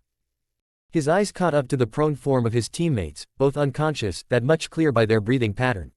His priority was the Uchiha. It was he whom Orochimaru desired, God knows for what. He kneeled beside Sasuke to check on his physical health. Except of a distinctive seal mark on his neck, he was fine. The wound on his leg was bandaged meticulously, his breathing slow but unsteady. He tried to wake up the Uchiha to no response. With a sigh, he walked toward his female teammate. They had to leave the forest as early as they can. Sakura. Sakura, wake up, Sakura. Naruto shook her multiple times to no avail. He opened the cap of his bottle of water and undid it on her face. Sakura woke up with a start and lashed out on with punch. He blocked it cross-armed. Oye, wake up, damn it. It's me, Naruto, the blonde defended, shaking the numbness in his arms. Sakura stopped as she recognized the owner of the voice. Huh, what happened to me? She asked a little dazedly. That's what I want to ask you, stated Naruto expectantly. Sakura shook her head in response. She remembered Naruto signaling them to flee. I don't know, we were heading toward the tower but someone attacked me from behind. Wait, where's Sasuke? Asked Sakura frantically. He is lying unconscious there, and that something was probably Orochimaru. The last of him was sinking in the ground when I reached the clearing. Naruto informed her, signaling medical assistance toward the down Uchiha. Why are the 2 of you keen on using sign language, even amongst ourselves? Sakura asked, pulling Naruto's offered arm to stand. Even walls have ears sometime. It isn't warranted that open spaces doesn't, Naruto voiced cryptically. Sakura kneeled beside him, her fingers trailed over his pulse. His heart was beating unevenly. Unnerved, she checked his temperature. A rise in that too. Something was amiss with the physical state of their teammate. We should head toward the tower this instant. We have to tell Hokage-sama about all this, proposed Sakura, standing up. We can't. Naruto declined with a sigh and shake of his head. We are one man down and I am too tired to carry him. You alone couldn't fend off the obstacles that surely awaits us forward. Naruto stated, plopping down on a rock. As the adrenaline of the fight recessed, exhaustion took its place. Naruto wasn't easy to tire. The vast amount of chakra in his reserve looked to it, yet the fight with one of the Sannin desired so. Alas, he has used more than the average amount of chakra in his jutsu to fend off the bastard. I can't even travel for too long, my body is physically tired, he added tiredly. His chakra reserves were nearly empty, the fox could lend him some but his access was limited. Additionally, Kyuubi's chakra was full of hatred and rage. It may have adverse effect on Naruto's mental health if the connection is prolonged. With a sigh he decided to avoid using it, it was reserved for desperate times. We will return back to our base for the night, the dawn would see us advancing toward the tower, ordered Naruto, standing up. Sakura nodded and lifted Sasuke on her shoulder. With a jump they took the trees to reach their temporary base. They had to secure the area surrounding them, in their weakened state they were prey to all. Naruto reached into his storage seal and handed several seal tags to the Pinkett. Stick them around the tree and hide a few of them under a layer of soil, and don't forget where you've laid them. Naruto instructed her, dropping on the group. Taking the support of the tree he adjusted to his comfort. Summoning was out of the picture with his low chakra levels, he could only rest through the night to relieve himself of exhaustion. Meanwhile, Hiruzen's assumptions were proving to be sane, his student was making his move in the froest of death. He was pacing back and forth in the surveillance room of the Hokage Tower, he couldn't enter the forest as it would imply that he's interfering in the exams. This simple instance could provoke the other villages to take formidable steps. Chunin exams weren't simply exams for promotion of genins but a replacement for war. Villages displayed the level of strength their villages had nurtured through these exams. The performance of the genins could either boast the number of clients for a village or decrease it. Already, the relation between villages were rather fragile after the last war, and even the false news of Konoha interfering in the exams could provide the reasons for others to declare another war. Hiruzen had no other choice but to trust Anko and the other Jonins in charge. They were allowed to interfere if something runs amiss. He had already sent summons to Tsunade, Shisui, Kakashi, Danzo and Shikaku. He had to make sure that the village was safe and secured, he couldn't let Orochimaru do what he craves. Anko couldn't not say she was unknown to the sneakiness of her master, yet the snake Sannin has disappeared from their range all of a sudden. Not only that but even her brother's chakra signature had vanished abruptly, the sensor with her was unable to track the blonde all at once. It wasn't possible that they'd just disappeared somewhere, she's sure they're present in the forest. She's on move when her curse mark pulsated, that wasn't unanticipated, she knew Master couldn't ignore the chance to goad her. Expectedly, the snake Sannin revealed himself with smirk adorning his face. Anko, my old student. It's a pleasure to see you again, Ku. He cackled, with a swift movement he took the life of Anko's aide. You fucking bastard, you didn't need to do that. She bristled, looking helpless as her comrade fell down on the ground unmoving. I wouldn't want our conversation be public, Anko-chan, he drawled walking toward her. What the fuck do you want now? Anko gritted, attempting to free herself from her paralyzing state. Oh, I was just here to give a gift to Itachi's brother. He will be quite an asset in the near future, chuckled Orochimaru. He's Naruto teammate, she blurted out in the heat of the moment, before she could hold her tongue. Ku, you're familiar with Naruto-kun, aren't you? He licked his lips in glee, this meeting wasn't a full waste then. If you dare to harm him, I will erase your shitty existence, she vowed through her gritted teeth. For what it's worth, he is a capable shinobi. One that could become a formidable opponent like his father if he sorts his priority right, he praised the boy without hesitation. You attacked him, Anko exclaimed fiercely. Sensing that Anko's company was closing in, he decided to knock the girl out with a chop to her neck. We'll surely meet again, my dear student, Orochimaru hissed, submerging into the tree beside. Naruto had fell asleep the moment he closed his eyes, fatigue was an alien feeling for him. After all, he never dropped down from exhaustion even after the intense workout sessions with his sensei. This fight gave him the insight that perhaps Hiruzen never exerted himself even mildly, else Naruto would have been crushed in mere moments. His eyes fluttered open with a start, the dizziness clouding his mind was clearing slowly but steadily. The exhaustion from the previous day was all but vanished, sound of battle could be heard from outside. It seems his teammates weren't that demotivated after the conflict with Orochimaru. That thought vanished soon as his eyes fell upon the black-haired boy laying in front him. Their hideout has been attacked and Sakura was defending them both alone. He stood up hurriedly, shaking off a wave of dizziness, and ran out of the tree to aid her. Sakura was annoyed for the part, these genins weren't formidable enough to challenge her. She deflected the sound wave with her huge sword. The bandaged guy was the sneakiest of the three. They were the same team that had tried to attack Kabuto and Naruto before the initiation of the first phase in the academy. They weren't scary then, nor now. The barrier has held quite admirably. Naruto's work with Seal was exceptionary for a beginner. The bandaged genin has lost one of his arm in the pursuit of deactivating it, she smirked inside her mind proudly.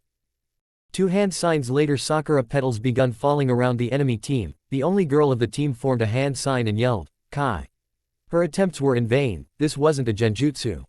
Sakura exploding rain technique, she introduced her personal jutsu. Sakura threw a kunai toward her offenders, a exploding tag attached to it. Boom, she muttered under her breath. The explosion rocked the trees around the clearing. It was credit to the wind affinity of the third member of Sound Team that they had survived the explosion at all. Sadly, their clothes weren't that fortunate. "You tree hugger," the girl yelled, covering half her exposed breast. "Nice show there, Sakura," Naruto complimented his teammate, his eyes trained on the uncovered part of Kin's boobs. A trail of red flowed down his nose, he wiped it unattentively. "Oh, and this one is a fucking pervert," Kin gritted her teeth unwomanly. Sakura glanced toward her teammate and facepalmed at his obvious expressions. Ahem, he coughed in his hand as his attention drifted back to the fight. I mean good fight. Yeah, good fight, Sakura. You're awake, Sakura realized with a sigh. Yup, I am alright. I see my seals have done their job perfectly, he gestured toward the half-naked genins. You know, you're a sadist. I never knew seals could electroduct or amputate an individual, you're the one to teach me, she stated not bad-naturedly. Ero Oji-san helped me with those, honestly I never knew he was so talented, Naruto accepted with a nod and a smile. They both took their respective stances to continue their assault when suddenly someone, green, dropped down from the trees in front of them. Standing tall in front of them was no other than Rock Lee. Don't be afraid, Sakura-chan. I will save you, declared Rock Lee taking his good guy pose. Sakura sweat dropped at his antics while Naruto just chuckled, Lee had such perfect timing. Thanks for your offer, but we don't need your help, Lee-kun. We could handle them on our own, Naruto declined with a shake of his head. But I want to protect Sakura-chan, besides, 3-on-3 would be better, argued Rock Lee, adamant on protecting the pinkett. Whatever, I will fight the girl. You two should handle the other two, Naruto said with a smirk. The girl huffed irritably, still the glint in her eyes told that she looked forward to use her body for advantage. No, you won't. I will deal with her, I don't want you. Distracted, Sakura decided, rushing toward the girl at her full speed. Pity, Naruto grumbled before advancing toward the last member of the team. Rock Lee also decided the moment to be on offense, and jumped toward the amputee intending for dynamic entry. Lee's speed was truly praiseworthy, a direct kick to his opponent's chin sent Dosu back flying in the air. Lee appeared behind the boy as though teleporting and punched him down. The genin fell down toward the ground, Lee sped toward him and halted with a kick that led the boy to collide with tree. The amputee stood up with shaky legs and aimed his remaining arm toward the green-clad boy. He fired a burst of sound chakra that was barely avoided by Lee as he dived aside. There wasn't anyone who would save the boy now, his head collided with the ground with an impact, it would have caused a lot of damage to the boy. Lee used the moment to throw that destroyed the tool tied on Dosu's arm. The moment of shock was all that Lee needed, and his opponent's jaw shattered it and dragged the boy out of consciousness. Dosu, shouted the girl from his team. She was unable to bypass the pinkett's guard to help her teammate, the loss of one of his arm has decreased the efficiency of her teammate. She wasn't conscious for long as the moment of distraction gave Sakura the leeway to connect a punch with her temple. The other boy didn't got a chance to say a word, his own moment of distraction was all that Naruto needed to place a seal on his neck. The seal paralyzed the boy, the unconsciousness came as an additional advantage. The 3 sound genins were tied and left under the authority of the forest. A pair of eyes had monitored the ordeal with keen attention, and the owner didn't found the outcome appealing. His master wanted to see the Uchiha fight, that was the entire motive of assigning these genins to track this particular team. Leave fighting, the Uchiha didn't even move during the whole fiasco, but this fight did shed lights on the Uzumaki boy and the Haruno girl. Uzumaki Naruto wasn't an average genin as suggested in his academic records. Haruno Sakura wasn't inefficient as shown in her academic records, and while Rock Lee was said to be dead last, he wasn't one. They were leaps and bounds ahead of what they were perceived as. Naruto Uzumaki shown great skill in hand-to-hand combat and fuinjutsu. Rock Lee was too skilled in taijutsu, his skills exceeded that of a genin. Lastly, Sakura Haruno was also proficient in taijutsu, not as efficient as Lee or Naruto, but still strong enough to defend herself. Additionally, she could easily cast non-elemental jutsu. You should rejoin your teammates, Lee, suggested Naruto. Yeah, thank you so much, Lee-kun. I am truly grateful that you came to help me, Sakura said, truly touched by Lee's attempts to protect her. Anything for you, Sakura-chan. Now, I must take your leave to go and meet my teammates, declared Rock Lee as he jumped off to disappear in the forest. He's truly an interesting fellow, I thought his crush for you was nominal but he's true to his words, expressed Naruto. Sakura shook her head, if only Lee's fashion sense was unnoticeable. We should head up toward the tower, he's injured and you're tired, said Naruto. Sakura accepted with a nod of her head. Meanwhile, Sasuke's mindscape was in turmoil. Sasuke has been deposited here after he has lost consciousness fighting each other, and it seemed someone was already waiting for him. The individual, either an imaginary body or a collection of all his suppressed emotion as it suggested bluntly, was a mirror to him. Its pupil were red with black sclera was the only distinction between the two. They were fighting for some times now, none getting the upper hand. How long will you resist me? I am your part, I am the anger, the frustration, the grief that you hid from others for so long, stated his mirror. What you want isn't something I do support. I wouldn't leave this village, it's my home, my parents' home, declared Sasuke ducking a punch, and returned with a swift kick to the ribs of opponent. Parents, or specifically your mothers and brothers. His offender returned. You can't hide your dislike for your father from me, Sasuke. He added with a chuckle that didn't sound friendly. It's my village, I still have family in this village. I wouldn't leave it for strength, I've acquired skill and knowledge from my sensei, and will remain to do so in future, Sasuke argued through gritted teeth. He grunted a right jab connected with his face, but returned with an elbow. Your village. These people hate you, they will always judge you for Itachi's deed. You can acquire power from Orochimaru-sama and then he wouldn't stand a chance against our power, the Edo Sasuke tried to convince him. In reality, this wasn't entirely his anger or frustration, it was the curse seal. The malicious chakra of the curse seal was using his anger and frustration as a shield, it was using his fears to convince him that these were his hidden motives and not someone else's. They do hate me, but I have friends and family in this very village. Till they live, I will never betray this village, declared Sasuke. As he said this, visage of Naruto, Shisui, Kakashi, Sakura and Hiruzen flashed in his mind. Hiruzen had helped him a lot after the massacre, he was always welcomed in the Hokage office. However, unlike his blonde teammate, who was always roaming around in the Hokage tower, he didn't visited the old man often. I am sorry Sasuke, but I have to take appropriate measures so that you can see the truth, and follow the right path. Stated the shadow extended his arm to grab Sasuke's. Black markings started to spread across Sasuke's body, soon he lost his unconsciousness in his mindscape also. Sasuke begun to stir in the real world, Naruto looked behind to see Sasuke trying to sit up. He instructed the toad they were riding upon toward the tower to halt. Sasuke sat up rubbing his eyes, Naruto instructed the toad to remain stationary. Are you okay, Sasuke? Asked Naruto worriedly. May I ask, who's this Sasuke? Asked Sasuke in an unrecognizable tone as black markings started to appear on his right arm. Chapter 9, A Dawn Nearby. Naruto knew they were fucked up soon as Sasuke asked that question, it was unlikely that Orochimaru was uninvolved with this. The color of Sasuke's eyes also indicated that he wasn't in right mind, instead of white, sable peered into the cerulean of Naruto. Periodically, same-colored markings spread across his arms and then half his body, the laugh he let out wasn't his either. In truth it was rare that Sasuke laughed, Naruto had only seen his teammate laugh only twice during their years together. Sasuke, this isn't funny. We're already screwed, don't prolong it, warned Naruto, a little unnerved. Should I know this name, is it really that important? Asked Sasuke between his laugh. You half-brained bastard, it ain't F. Before he could complete his sentence, Sasuke rushed forward for him. Naruto jumped aside to dodge the punch Sasuke threw toward him, this introduced the punch to Sakura who was standing behind Naruto this entire time. Not this again, said Sakura as she blocked the punch. She applied a bit of chakra in her other fist, and returned it to Sasuke. The Uchiha flew back due to her strength, Naruto used the moment to pounce over her to track the Uchiha. I am not your personal punching bag, you best remember that, declared Sakura from behind. Naruto paced towards Sasuke and took a leap intending to deliver a flying kick, instead Sasuke caught Naruto's leg and rotated him around before throwing aside. Naruto flipped in the mid-air and landed on his feet, a huff escaping his lips. He didn't get the chance to ponder as he looked up to see a flurry of fiery shurikens speeding toward him. He drew out his tanto hastily and deflected them at the point. The shurikens diverted from their path and lodged around him. Forming a shadow clone beside him, he darted toward the Uchiha without a halt. Sasuke, who wasn't in control of his actions, unsheathed his twin swords to par Naruto's blow.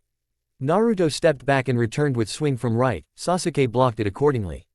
The clone intercepted the move and charged forward. Sasuke jumped up in air to avoid the tanto and threw his sword toward the clone. The sword hit the clone and dissipated it. Naruto used the distraction to spit a bullet of water. The water bullet hit the Uchiha in gut. With a groan, Sasuke returned with a horizontal slash of his katana. A sharp substitution and Naruto was above him. Forming two hand signs in quick succession, Naruto exhaled a ball of fire toward the Uchiha. The warmth from the flames was the only indication of the descending fireball for the boy. Without a thought, he rolled aside to avoid it. That was all Naruto needed. He had already placed two of his kunai on each side of the Uchiha. He flashed behind his teammate and forced a paralysis seal on him. The boy fell on the muddy soil, unable to move. "You know, if I wasn't confirmed your mind was addled, I wouldn't have been this easy," Naruto said as he kneeled beside Uchiha to examine the seal on his neck. What happened to him? He was acting like a git, forgetting his name and all, Sakura observed dropping down from the trees. "That snake bastard has done something with him," Naruto replied spitefully. "You see this mark here?" He pointed at the cursed seal. Sakura nodded attentively. "This is a Juinjutsu, the Kinjutsu branch of Fuinjutsu," Naruto informed her, running an intricate finger over the markings. "A cursed seal."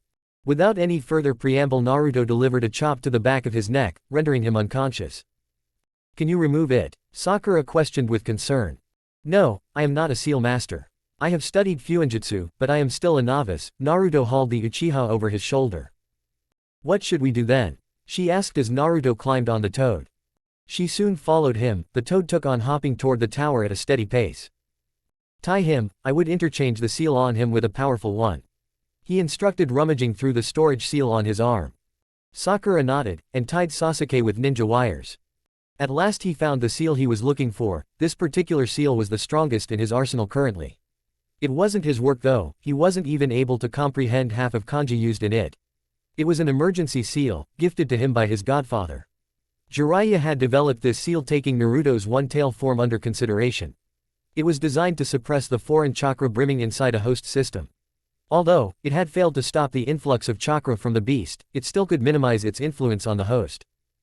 Naruto peeled off the paralysis seal from Sasuke's neck, and it didn't take long for the Uchiha to start convulsing.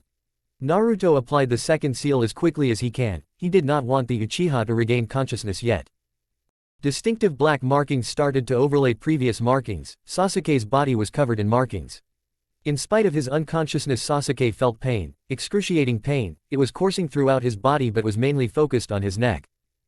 At least he was regaining the control on his body after overpowering his shadow with the additional power he was provided. After 20 minutes of struggle against his alternate's will, Sasuke was able to regain full control of his body. Memories of the past hours returned to him but blurry. He couldn't remember what he did in the past few hours. His memory was intact till his team fought the Snake Sannin. Forward to that, it became incomprehensible. The only memory he had were of that damned mirror identity of his. He opened his eyes and bright lights attacked his vision, forcing him to close it tight. Waiting a few moments to let his eyes adjust to it, he opened them again. His vision cleared as he saw a shadow of greenery passing by. He was on move, yet his body wasn't helping in that. He was laid on a rough surface tied in ninja wires. He glanced beside to see Naruto crouched down facing the other side. On his left sat Sakura, scowling deeply at her hands. He grunted as he attempted to relieve himself from the restraint. Naruto was beside him in an instant. Their eyes met, but Naruto diverted it to examine the seal on his neck. There was no markings. That meant his seal was working precisely. "Is it you this time, Tem?" asked Naruto emotionlessly. Sasuke was unnerved by the lack of expression on his teammate's face but nodded absently. "Yeah, it's me. I am, sorry," apologized Sasuke honestly. "Are you sure it's you?" "The Tem I know doesn't apologize," commented Naruto in a teasing tone. "Shut up, idiot, and untie me," bit back Sasuke ruefully. Following the nod from the blonde, Sakura untied him. After a brief discussion regarding the events of the previous hour, Naruto was confident that until he applied the suppression seal, Sasuke was under the control of the mark left on him by Orochimaru. With a resentful acceptance that they couldn't bear to risk Sasuke's condition by pursuing the other teams, Team 7 sped toward the tower on the back of Naruto's toad. Uchiha Agami was one of the Jonins assigned to the task of surveying the second phase. He was one of newly promotes from the Anbu. The Uchiha clan was flourishing again. The numbers had gone up since Shisui had allowed the members to marry shinobi and civilian outside the clan. It wasn't banned previously but was still frowned upon. Shisui had cleared those restrictions by stating that the members had primacy over the normal civilians, and thus the childbirth out of their conjugation will be an Uchiha, and most likely to develop Sharingan. Agami was scouting through the forest in search of the snake Sannin. He with an Inuzuka were assigned to look around the southern side. There's a faint smell of Mitarashi-san here. In that direction, his partner pointed toward their left after a sniff. They stumbled across Mitarashi Anko a few steps forward, sprawled across one of the clearing unconscious undoubtedly, a note placed beside her. He put his finger on her neck to check her pulse. It was normal, that meant she was only unconscious. He picked her up and signaled his companion to take the note. With a seal-less shunshin he disappeared, followed by the Inuzuka shortly. Meanwhile, Hiruzen had traveled to the tower with the entourage of Shisui, Shikaku and Kakashi. Whereas, Danzo had been assigned to look over the village in coordination with Tsunade. Regardless of the proof of Danzo being a changed man, Hiruzen wasn't a fool to trust him blindly. He had assigned the Slug Princess to look over Danzo. If he slips even a single step he was to be polished away. Hiruzen wasn't allowed to travel through the forest, but he could be summoned or teleported directly in the tower. The former one he decided on. He had learnt enough fuinjutsu for such task. He entered the office assigned to him. The desk and chair setup was similar to his own. He took a seat behind the desk, and ordered his remaining entourage to seal the door tightly. Kakashi and Shisui, I want both of you to get hold of the situation, he ordered sincerely. The duo nodded respectfully and took their leave. Shikaku, assemble a team of 10, and get on checking every participant entering the tower, he ordered the Nara and waved him off. The man left the room after a brief but respectful bow. After a few moments there was a knock on his door. One of his Anbu, one with the rat mask, opened the order to come face to face with Uchiha Agami. I have a crucial information for Hokage-sama, the Uchiha informed sincerely. What is it? The masked shinobi asked stiffly. I must apologize, but this is only for his eyes to see, the Uchiha answered sternly. Fair, he was allowed in, but was kept under the scrutiny of the Anbu present in the room. The Uchiha stood in front of the desk and crouched down, extending the paper in front. Hiruzen picked the paper from his hand, and opened it to read. Dear Sarutobi-sensei. This is a warning to you, don't even think about canceling the exams. I will attack the village this instant. Even if you're able to kill me, that's not possible. I will destroy as much of the village as I can, and I am sure you don't want that to happen to your precious leaf. You're not so faithful. Orochimaru. Hiruzen knew that Orochimaru wouldn't hesitate to carry out his threat. Even with Shisui, Tsunade, Danzo and himself in the village, the number of casualties would be elephantine. Not to forget the amount of infrastructural damage it would cause. Hiruzen was neither overestimating his wayward student, or underestimating his shinobis. The snake Sannin was of the best in what he did. After all, he was one of most talented Leaf has nurtured in recent centuries. Jiraiya could stand still against him, but he was away, and it would take him a week to return. On the other hand, Tsunade's hemophobia would held her down. He wasn't as formidable as he prime. The old age has reduced his efficiency and stamina drastically. He could stalemate the Sannin but couldn't check him. Orochimaru was already a cage-level shinobi when he left the village, and his years away has added notoriety to his villainous legacy. There was only a single shinobi that could defeat him, Shisui of the Shinigami Eyes. The boy has gained a new moniker in recent years. His legend was similar to that of Fugaku. Yet, while the latter one wasn't an S-ranked, the former one was. Shisui had 983 missions under his belt, with a success rate of 92%, one of the highest. His entry was in the top 10 of the International Bingo Book. Hiruzen had tried to pass the hat to the youngster, but the boy had refused, saying he wasn't the one to sit behind a desk. However, a battle between the two giants couldn't be settled under a roof. The clash would destroy 1/6 of the village at the least. It appeared Hiruzen had no choice but to wait for the Sannin to make a move so he could work on it. Team 7 had reached the tower half-hour ago. They combined the scrolls as suggested, and threw it on the ground. Baruka emerged out of it. He delivered a speech about combining soul and body, or something like that. Naruto was too tired to focus on that. Instead his mind was occupied by the discovery of Juinjutsu on Sasuke. Fortunately, every team was provided with a separate room. This made his task of sending reports to Hiruzen and Jiraiya easy. He also sent a missive to Kakashi informing him about his teammate's condition. He didn't know how toads located the receivers, but they had done their job in mere minutes. The drainage on his coils due to the messenger toads was small but not unnoticeable. Hiruzen was looking through the reports of the Chunin surveying the exams through CCTV, when with a familiar poof of smoke a toad appeared in front of him and handed him a slip of paper. His eyes scanned through it before he burnt it with a small kaiden jutsu. Hiruzen held his head in his hands. He was just too old for all this shit. Nearly after a decade the mantle of Hokage was mocking him to take more desperate steps. If only that blonde bastard was still alive, he would surely have a solution. Hiruzen sighed deeply, rubbing his forehead with the back of his left hand. He recomposed his posterior and signed for his Anbu guards.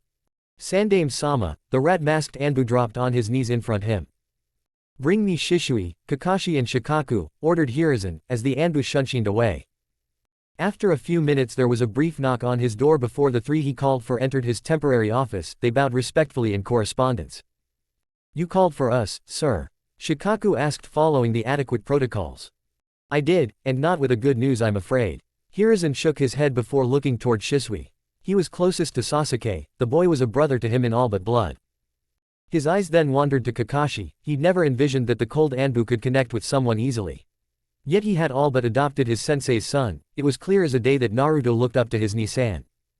"I got a major lead regarding Orochimaru's plan. Unfortunately, it was too late. He was successful in his endeavor before I came to know about it," stated Hiruzen unhappily.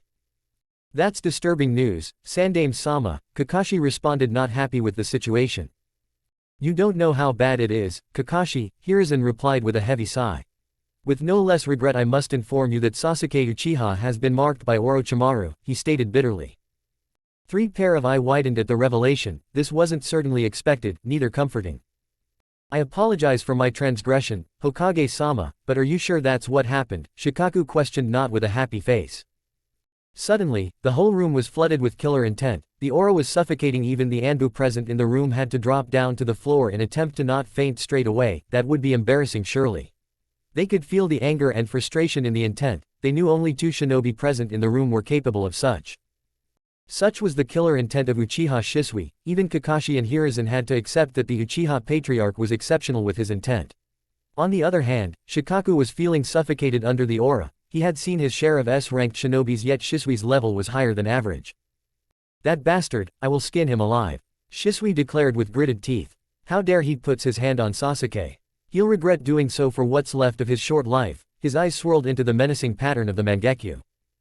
Hiruzen was sure half of the tower could feel the oppressing aura of the Uchiha. He couldn't fault the boy either. If not for his experienced year, he would have reacted same if Orochimaru had dared to touch his apprentice. A hand was placed upon Shisui's shoulder. Kakashi shook his head pointedly. "You shouldn't act on your instinct, Shisui. Orochimaru knows about your relation with Sasuke, and I'm sure he's waiting for you to misstep," Kakashi said critically. After all, Sasuke was his student. "Would you have been this calm if Naruto was harmed?" Shisui replied, facing the Hitaki, his eyes still shining red due to the Mangekyo. "Believe me, Shisui, if I hadn't been this merciful, half of the village would be decimated for how they've treated my brother," Kakashi said with a similar glint in his eyes. Shisui nodded grudgingly. The last Hitaki had been surely lenient if nothing else. He could have destroyed half of the village when angered. That wasn't beyond him. Kakashi of the Sharingan wasn't named such without reasons. Moreover, Orochimaru has threatened us against any action on our part. Considering his reputation, we can't risk it, added Hiruzen as Shisui receded his aura. "Then what? We couldn't stand here and wait for him to enslave Sasuke," Shisui responded with a deep frown. "He sacrificed everything for us. There would be destruction if he gets the wind of what has dawned upon his brother," Shisui muttered under his breath. Kakashi nodded solemnly beside him. They didn't want an irate Itachi to deal with. "That wouldn't come to. I'll let Jiraiya look upon the mark and put a restriction seal on it. Safety of the village is foremost. We couldn't put the lives of civilians in danger," Hiruzen decided after pondering briefly. "Jiraiya-sama isn't present in the village," Shikaku reminded Hiruzen. "I have a scent summon for him. He'll be here in a day or so," Hiruzen waved off his concern. "Nonetheless, we need to confirm the facts with Team 7, furthermore they would be quite disturbed after such unfortunate incident. We should talk to them, and try to calm them down," stated Hiruzen calmly. Shisui and Kakashi nodded sincerely while Shikaku took his leave. His work wasn't cut short after all. A missive was sent to the blonde to appear in the office with his teammates. Hiruzen in the meantime passed a file to Kakashi and one to Shisui. Look through them, and tell me your observations, he ordered, taking his seat. Folding the arm under his chin, he eyed the two individuals. This is quite astonishing, Sandame-sama. Shisui declared, forgetting his anger of the previous minute. Haruno-san has showed great tact and robustness in the forest. Uprooting and hurling a tree isn't child's play at this age, he mused loudly. Indeed it isn't. Perhaps Kakashi could shed some lights over it. Hiruzen raised an eyebrow toward the masked Jonin. It was Zabuza's idea to teach her that, and due to her chakra focusing exercises it didn't took her long to learn, Kakashi relayed unexcitedly. Chakra focusing, isn't that too advanced for a new genin or even a seasoned one? Shisui asked, concerned. The level of pressure that could put on a genin's chakra network wouldn't be manageable. Yes it is, but she has more than average control over her chakra. Hokage-sama had discussed that with us, if only you could remember. Kakashi replied with a shrug. I perfectly remember that, Kakashi Taiko, Shisui replied, annoyed at the tone Kakashi was using with him. It's just surprising, I wasn't expecting such proficiency, he added with a wave of his hand. Kakashi arched a brow at him but didn't spoke, only shrugged. Surprising as that be, this is much more than that, Kakashi said, placing an open file at the desk. It was a handwritten report by Naruto following their encounter with the snake Sannin in the fight, if that can be called as such, that followed. Shisui picked up the file and scanned through its content: Kaden Jutsu, Fuinjutsu, Fudenjutsu and Exceptional Taijutsu. The blonde wasn't an unexpected development, however. Shisui had to recall who his parents were. Not to mention he was being trained by 3 of most feared shinobis in the Leaf, and the brat was resilient as hell. He is exceptionally stubborn, still he doesn't jump into fights without a strategy. Shisui commented, flipping the page. He also follows your example by overwhelming his opponent with jutsus, not just elemental though. Shisui conceded with a shake of his head. It says he had been continuously expelling a small amount of poison into the air, but Orochimaru was undeterred by it. He added with a shocked expression. Surely the brat wasn't this efficient, he should be in Chunin Corps if the report spoke truth. That he must have learnt from Shizune, she's one of the few to use those orthodox methods still today, Hiruzen accepted with a kind smile. With due respect, you should have never held him in the reserves. Shisui asserted with a frown, handing Kakashi the file. What about Sasuke? He let out the question bothering him. For your first question, he isn't ready yet. In prospect of skill and tact, yes, but he's still immature. Moreover, we don't need another Itachi right now, Hiruzen accepted regretfully. Allowing the elder boy on the path he followed wasn't one of the best decisions he had made, yet Fugaku was just too powerful. He had played with the thought of using Koto Amatsuki on the Uchiha Patriarch, but Fugaku was almost unaffected by Sharingan-based genjutsu. His Mangekyu looked out for him in that regard. His musing was cut short by a knock on the door. He wasn't able to answer Shisui's last question as a result. Come in, Hiruzen invited them in. Naruto and Sasuke entered the room, the latter one was supported by the first one. Trailing behind them was their third teammate, the pinkett was walking with a slight limp in her steps. Naruto laid the Uchiha on the sofa. In spite of the suppression seal he had placed over Sasuke, the mark still had the upper hand whenever he tried to remove it. He had tried to remove the seal with the thought that Sasuke was fine now. Soon as he started to peel it off, his teammate's right arm flared up with a plethora of seals. Shisui crouched behind Sasuke to check on him. The boy was fairly bruised and beaten. He wasn't in dire need of medical attention though. Realizing a heavy sigh, Shisui ruffled Sasuke's hair. Sasuke was his student, he had seen the real potential of the boy. The bond that he shared with the boy was above that of a student and teacher. He had tried and succeeded in diverting the boy's attention from revenge. That path would have never worked out for him. As cold he was for a stranger, his heart still followed the footsteps of Makoto. Are you okay, Naruto? Kakashi asked, standing beside his brother. Hi, Ni-san, he replied honestly. You don't need to seek a medic, do you? He prompted attentively. I am a little sore, though I don't need to see a medic, he replied, rubbing his elbows. What about you, Sakura? Kakashi faced the kunoichi. Do you need medical help? I think I do, Sakura said, rubbing the spot Orochimaru had hit her on. She could also feel throbbing pain in her right thigh, maybe it was sprained. I will call one to look upon you, take a seat on the sofa, Kakashi instructed her softly. Sakura nodded and followed his advice. Hiruzen sent one of Anbu to bring one of the healers present in the tower. Naruto looked behind his shoulder at Sasuke before addressing Kakashi and Hiruzen. I had to apply that restriction seal over his mark to cut its influence, but it still flares up if I try to remove the seal, Naruto told them with a knowing expression. That was astute of you, the mark's influence could have addled him mentally, Hiruzen said with a nod. The medic arrived with the anbu and after a short inspection proved Sakura's suspicion right, her right thigh's muscle was strained. He applied a salve on it to soothe the pain and wrapped it in bandages. She was further advised to not put pressure on that leg. With departure of the medic, Naruto and his two sensei continued their discussion. The situation is controlled but not solved. The restriction seal needs to be removed eventually, Hiruzen said thoughtfully. I have sent a report what had transpired to Ero Oji-san. I have requested his assistance in this matter. Naruto accepted. You're proving yourself even more resourceful than some of my anbu, Hiruzen praised him bluntly. Naruto rubbed the back of his neck shyly. He was just looking out for his teammates. Before they discuss further regarding the Uchiha laid on sofa, a toad appeared in the office with a puff of smoke. The toad's skin was deep crimson in color except under his limbs and around his eyes. The latter was white while the former was gray in contrast. Ohio, Naruto-san, croaked the toad with a mock salute. Welcome back, Gamataro. Did you deliver my message to Ero Oji? Asked Naruto calmly. I did, he has sent a reply and a scroll with it, Gamataro informed his sardonically. He took the scroll and the letter out of the pouch on his abdomen. Naruto took the scroll and the letter handed to him. He placed the scroll for later inspection and opened the letter. It read. Naruto.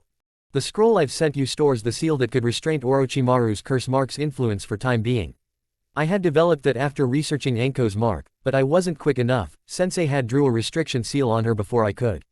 I hope it's successful in nullifying the effects of the curse mark. Just be careful that you don't use it within another seal, it's quite sensitive. You're Oji-san, not Ero. Jiraiya the gallant. Naruto shook his head a bit amused at his godfather's antics. Really, the man was as colorful as one can be.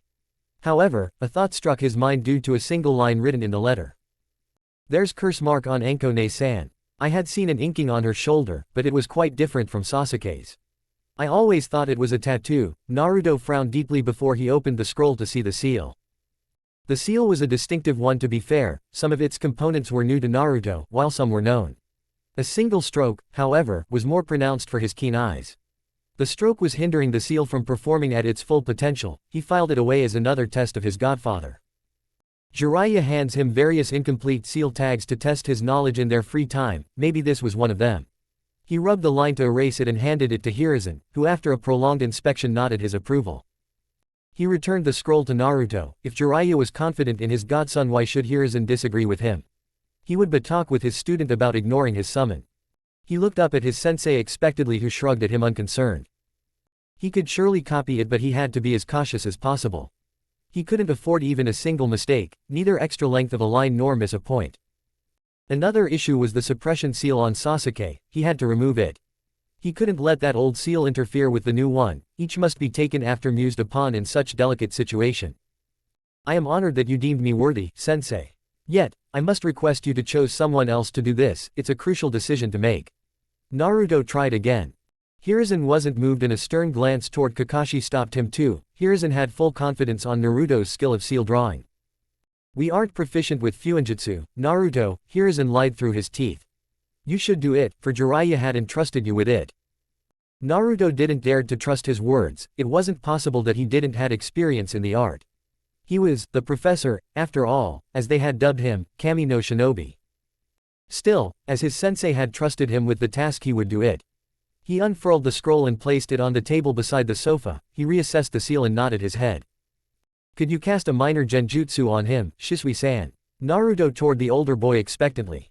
I'll have to remove the seal, and for quick application Sasuke should remain still. I am not proficient with genjutsu.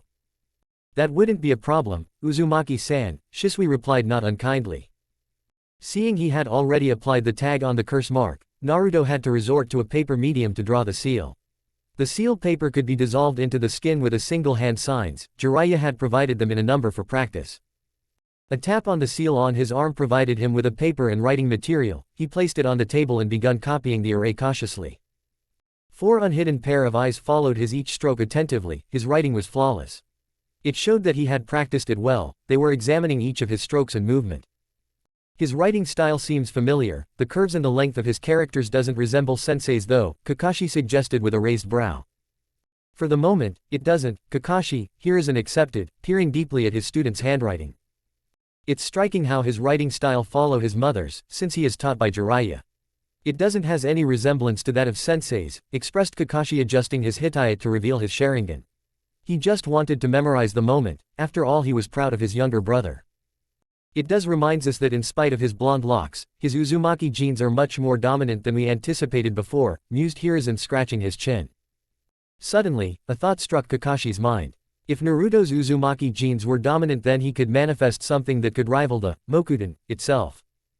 Could it be that he may be able to manifest those chains in the near future?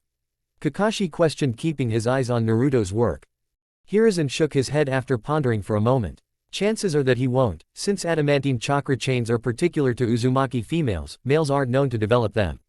It's too unlikely that he'll develop them. Kakashi nodded respectfully, he suspected as such but just wanted to share his doubt. Naruto had completed the seal in the meantime, he plopped back and examined it thoroughly. The seal was more than an acceptable copy of the design sent by Jiraiya, he had to add blood of a volunteer who would keep the Uchiha in control. I need blood, this seal incorporates the blood and chakra of a volunteer to keep him in check, Naruto said, standing up. He dusted his clothes and stood straight. You would do it, Naruto. Hiruzen asserted, eyeing Shisui for any arguments. I concede, Shisui agreed, only after a few minutes of musing. I don't understand, Naruto questioned, confused at the prospect. Shisui-san or Kakashi-sensei would be better choice. I am just a genin and this requires commitment, which while I'm ready to provide, yet can't promise I will be always present to do so. It's quite opposite, Naruto, Hiruzen responded with authority. Since your ranks don't differ, you'd be easy to match. Nobody will question your presence with him on regular basis. Naruto nodded, still he was hesitant to commit himself to this responsibilities. He wasn't backing down from aiding his friend, but things could go wrong unexpectedly at some point of time. What then? Who was he to look up for help? Shaking those inevitable thoughts from his mind, Naruto crouched down. He put a small cut on his palm and irritated the wood to drop a few on the seal. It gleamed orange for a moment before receding back to its original color. Naruto remained in the position and motioned for Shisui to move closer. He couldn't risk getting distracted by Sasuke. The placement of the seal should be accurate. Counting to 3 in his mind, Naruto tore off the paper. Sasuke's body convulsed vigorously before his eye popped open. Peace, sleep, Shisui muttered, his eyes shone bright as Sasuke peered into them curiously. That'll do it. Naruto placed the seal on the glowing mark on the Uchiha's neck. Following a hand seal, it dissolved into his skin, printing the array on his neck. Kai, Naruto's voice boomed, struggling only a bit to overpower the influence clouding Sasuke's mind. That was quick, commented Kakashi lazily, eyeing the mark before refocusing his attention. The seal sure stopped the effect of mark, added Hiruzen, grasping the Uchiha's hand to observe his temperature. It wasn't hot as expected. Shisui bowed in front of Naruto. I appreciate your help, Uzumaki-kun. The Uchiha clan will be always eager to assist you, you just need to ask. It was nothing, Naruto rubbed the back of his neck shyly. As his teammate, it's my duty to help and protect him to my best, Naruto returned the bow. Sakura, who has been forgotten during the whole fiasco, woke up groggily. The medicine she had been given had rendered her asleep for maximum efficiency. Heat rose up to her face and her ears turned red. She had nodded off in the office of her village leader. Apparently, her movements hadn't gone unnoticed as several eyes followed her ordeal. Hiruzen smiled her kindly, while Naruto stifled an amused chuckle behind his hand.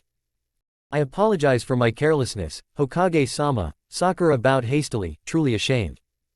It's all right, Haruno-san, Hiruzen waved off her concern with another smile. I hope your beauty sleep was unbothered, he added amusedly. Sakura blushed deeply yet still nodded positively. Crowd cleared out of the room. Kakashi dismissed himself first, followed by Sakura.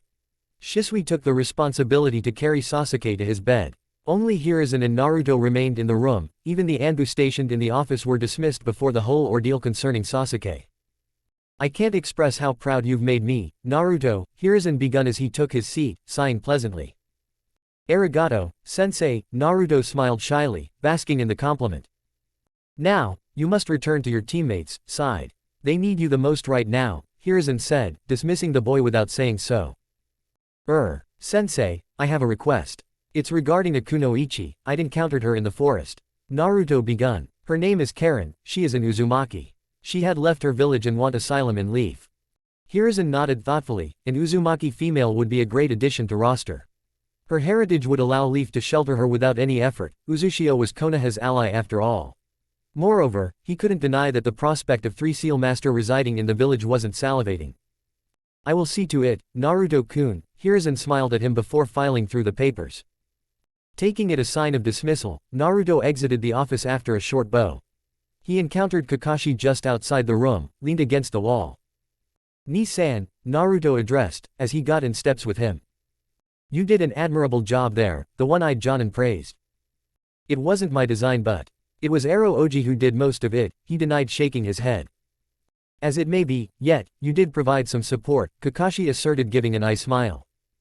"Don't presume that I don't know, Sensei stopped you from helping," Naruto narrowed his eye at his brother.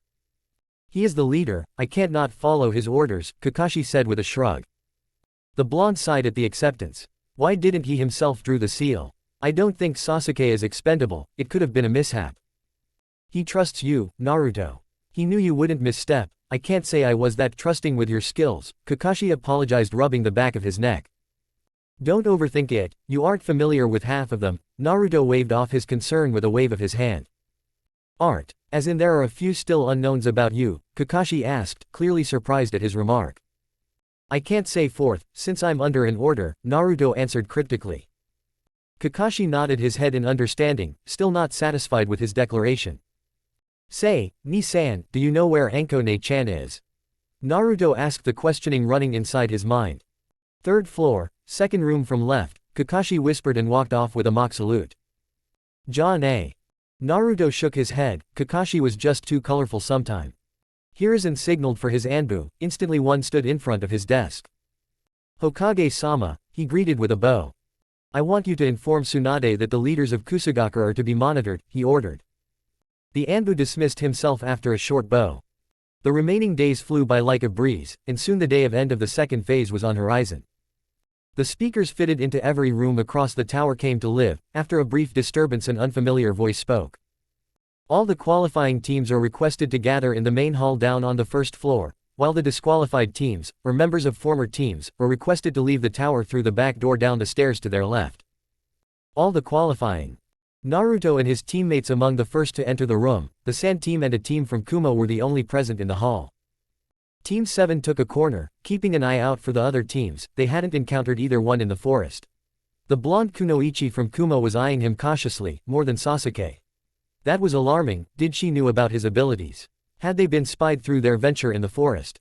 That couldn't be right. He had taken on himself to make his trails untraceable. This was something else. He would have to be cautious around her. He surveyed the hall curiously. It wasn't small in size. A statue of Shinobi stood at one end, his finger interlaced in bore sign. Balconies with metal railing ran parallel to the walls at opposite sides, and in the middle was a compact circular arena, marked by white and red paint. His thoughts were interrupted by the arrival of other teams after short intervals in between. The doors were locked soon as the Jonin in charge confirmed that all teams required were present. Naruto looked around hall. The number of team that cleared the second phase was dramatically lower than the previous phase. He could see the genin teams who all graduated with him, Lee's team, Shukaku's team, a team from Kumo, their offender from the first phase, and few from other small villages.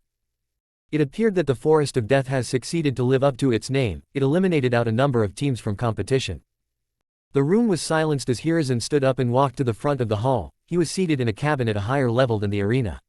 He was flanked by a number of Chunins and Jonins. His elite stood just behind him. Naruto knew a few personally, while the rest he had across in the bingo book provided to him by Anko. Most notable among them were Hitaki Kakashi, the copy ninja, Sarutobi Asuma, the leaf swallow, Yuhi Kurenai, the Genjutsu mistress, Might Guy, the noble green beast, Uchiha Izumi, the Crimson Tide, and Uchiha Shishui of the Shinigami Eyes. The entourage was downright terrifying to fight against. Uchiha Izumi was a new addition to the Elite Five, making them 6. She had been an Anbu for past several years, after completion of her service in the Black Ops. She had been promoted to Jonin the previous year. It only took her year to achieve the elite rank. The Jonin of the other village also represented their village, and stood on the other side of Hiruzen. They weren't stupid. Their attempt to harm the Hokage would only lead to their death, and destruction of their village. Darui and Baki were such representatives. Until the final stage of Chunin exams, until the Raikage and Casecage respectively traveled to the Leaf, these two were to be treated as honorable guests.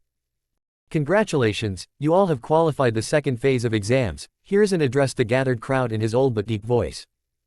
"The second phase tested your leadership and survival tactics. Forest of Death is an unforgiving piece of land. Many of your peers were unable to save themselves from the hardships it threw at them, some succumbed to it while a few weren't found. The sincerity in Hiruzen's voice was enough for the gathered teams to keep their mouths shut. Now the process forth will be explained by Gecko Hayate, your proctor, he said and returned to his place. The assigned Jonin came in front, but not before giving a short bow to Hiruzen. He had brown hair cut short, mahogany-colored eyes and dark markings under his eyes. Even though he was a young man, the lines under his eyes were quite pronounced. He was dressed in the standard Konoha shinobi outfit, complete with a hitayat that he wore as a bandana covering his hair. A flak jacket rested above it, and a pair of regular shinobi sandals. One could also see a katana with a rectangular hand guard, strapped over his back. Gecko Hayate was one of the former Anbu Black Ops, a proficient kenjutsu master and currently holding a position of Takbetsu Jonin. You're thus promoted to the next phase of the Chunin exams. Teams are hereby disbanded, since the next level is one-on-one battle. Hayate explained, suppressing his fit of cough as best as he can. It's everyone for himself now, the number of genins qualifying the second phase is slightly higher than we expected. Taking this under consideration, there'll be preliminary rounds before we move on to the final part of the exam, he added, his voice was ragged due to excessive coughing. A prelims. I mean, we understand that the numbers of genins are a little higher, but still we could move forward with the exams, asked the redhead from Kumo. You clearly don't understand this, the last phase of this tournament is just that, a one-on-one tournament. Hayate interrupted her ranting. The lots of you would be competing against each other, the winner would qualify for the next rounds until we get a champion. This whole tournament would be monitored by the cage of your respective villages or equals, the daimyo and wealthy nobles simultaneously. Perhaps, they wouldn't be interested in needless matches. That's why, we would cut off the unnecessary competition here only, explained Hayate. Before Hayate could say more, Hiruzen cleared his throat. I think, you all don't understand the value of Chunin exams. These exams aren't merely a way to test the level of genins a particular village holds and promote deserving genins. These exams are an alternative to war. Villages use this exam to show the level of skills in their shinobi ranks, Hiruzen asserted from his seat. That's some high-level thinking, if you ask me, commented Kankuro silently. Undoubtedly, a dumbass like you couldn't understand such norms, taunted Sasuke from beside him. Do you want to fight, Uchiha? Questioned Kankuro angrily. Relax, make-up boy, you'll get your chance, replied Sasuke easily. Now, if anybody wants to quit then you are free to do it, this is your last chance, offered Hayate. The hall went silent, none were tempted to do so. Very well, please move on toward the balconies, wait until your names appear on the board, announced Hayate gesturing toward the stairs. The genins settled in the stands quickly, the board opposite to the stone statue flashed with random symbols. It stopped at two names, Uchiha Sasuke vs Omoi. Uchiha Sasuke and Omoi, please come down to the arena, announced Hayate. The dark-skinned boy with white hairs walked down the stairs, a lollipop swirling in his mouth at an easy pace. He was followed by Sasuke, who appeared with a shunshin. Show off, muttered Naruto, his mouth twisted into a grin. The Kumo genin's eyes landed on the hilts of the Sasuke's swords. Omoi was a practitioner of the famed kenjutsu style used by Kumo. Begin, Hayate's voice echoed across the hall. Omoi waited for Sasuke to make the first move, he wasn't hasty like his redhead teammate. Sasuke didn't had such qualm, he rushed forward a brief moment of pause. A slight twist of wrist and two shurikens were speeding toward the Kumo genin. Omoi jumped over the shurikens, and threw a kunai toward his opponent from midair. As he landed his finger were already in a sign, lighting crackled from the kunai as it neared Sasuke. Several eyes narrowed, what was the Uchiha thinking? The lighting chakra would give him shock if he stands still, as he is doing. Instead of dodging, Sasuke picked it from the air, his hand already encased in Raiden chakra. Several jonins raised their eyebrows, elemental manipulation wasn't a safe path until you're a chunin for a few months. A genin using it with such ease, and without hand signs wasn't something they had anticipated. Raiden, blinding flash, he muttered and thrust his palm forward, a blinding flash of white light and deafening noise erupted from it. Omoi brought his arm in front of his face to shield his eyes, Sasuke used this distraction to cover the distance. He passed through Omoi's guard effortlessly and threw an uppercut to his chin, it connected. The Kumo genin was propelled in the air, he flew back crossing the red marking on the arena. Ino gasped at the strength stored in that single punch, she was clearly not ready to compete against these genins. Sasuke shunshined in front of the blonde and threw a right hook, but the genin was in the control of his body now. He ducked left, and assaulted the Uchiha with his knee. Sasuke grunted but intertwined his legs with Omoi's, he tripped the boy who fell on the ground flat. Kakashi smirked, his student wasn't hindering his performance by choosing honor over resourcefulness. Sasuke reached to his shoulder, grasping the hilt he brought one of blades down. Omoi shifted right and reached for his own, he rolled back another swipe of the Uchiha. He blocked the next one while still crouched, with a grunt he pushed the boy back stood straight. He didn't get the chance to counter the bicycle kick aimed at his head, it seemed Sasuke was relying on his taijutsu more than his other skills. Clearly, his opponent had same affinity as him, moreover the Kumo genin was also adept at using katana. Karui gasped as she observed the black-haired boy overpowering her teammate. Omoi wasn't one to lose easily. Sasuke moved forth with a jab to face, Omoi clutched his nose. It was probably broken, or disfigured. Sasuke used this opportunity to deliver a knee to his chest, knocking him down. He pinned him to floor with his weight. You're well matched with me, I couldn't use my katanas on you. Sasuke accepted, delivering a right hook that connected well. But I've to save my energy, Sasuke said, and peered in the eyes of his unguarded opponent with his crimson pair. Omoi struggled under his gaze for a moment before succumbing to its effect, his eye closed and he felt himself drifting into sleep unwillingly. Sasuke stood up and aside from the prone form of his opponent, Hayate kneeled beside Omoi to check. Omoi has fainted, winner by knockout is Uchiha Sasuke, announced Hayate. That paranoid idiot, muttered Karui. Darui jumped down the balcony, picked up Omoi and returned to his place. In the stands, several genins shifted as Sasuke joined his teammates. They now knew he was one to avoid, except a few who were excited at the prospect of testing their limits against him. The board started to flash with symbols again, it stopped at 2 new names. Kurama Yakumo vs Onsen Akayadu. Did you really need to show off your mastery with Shunshin? Naruto teased his teammate with a knowing grin. It doesn't have to do anything with you, he huffed as he refocused his eyes on the arena. Not every fight would be detailed, that would take a lot of time and would be boring. I would only detail the important and interesting fights. The fight didn't last long, Yakumo made quick work of her opponent. Akayadu wasn't an exceptional shinobi indeed, he was defeated quite easily after Yakumo had him under one of her illusions. She was the winner by knockout. The board dropped 2 names for the next fight. Hyuga Neji vs Rei Okamoto.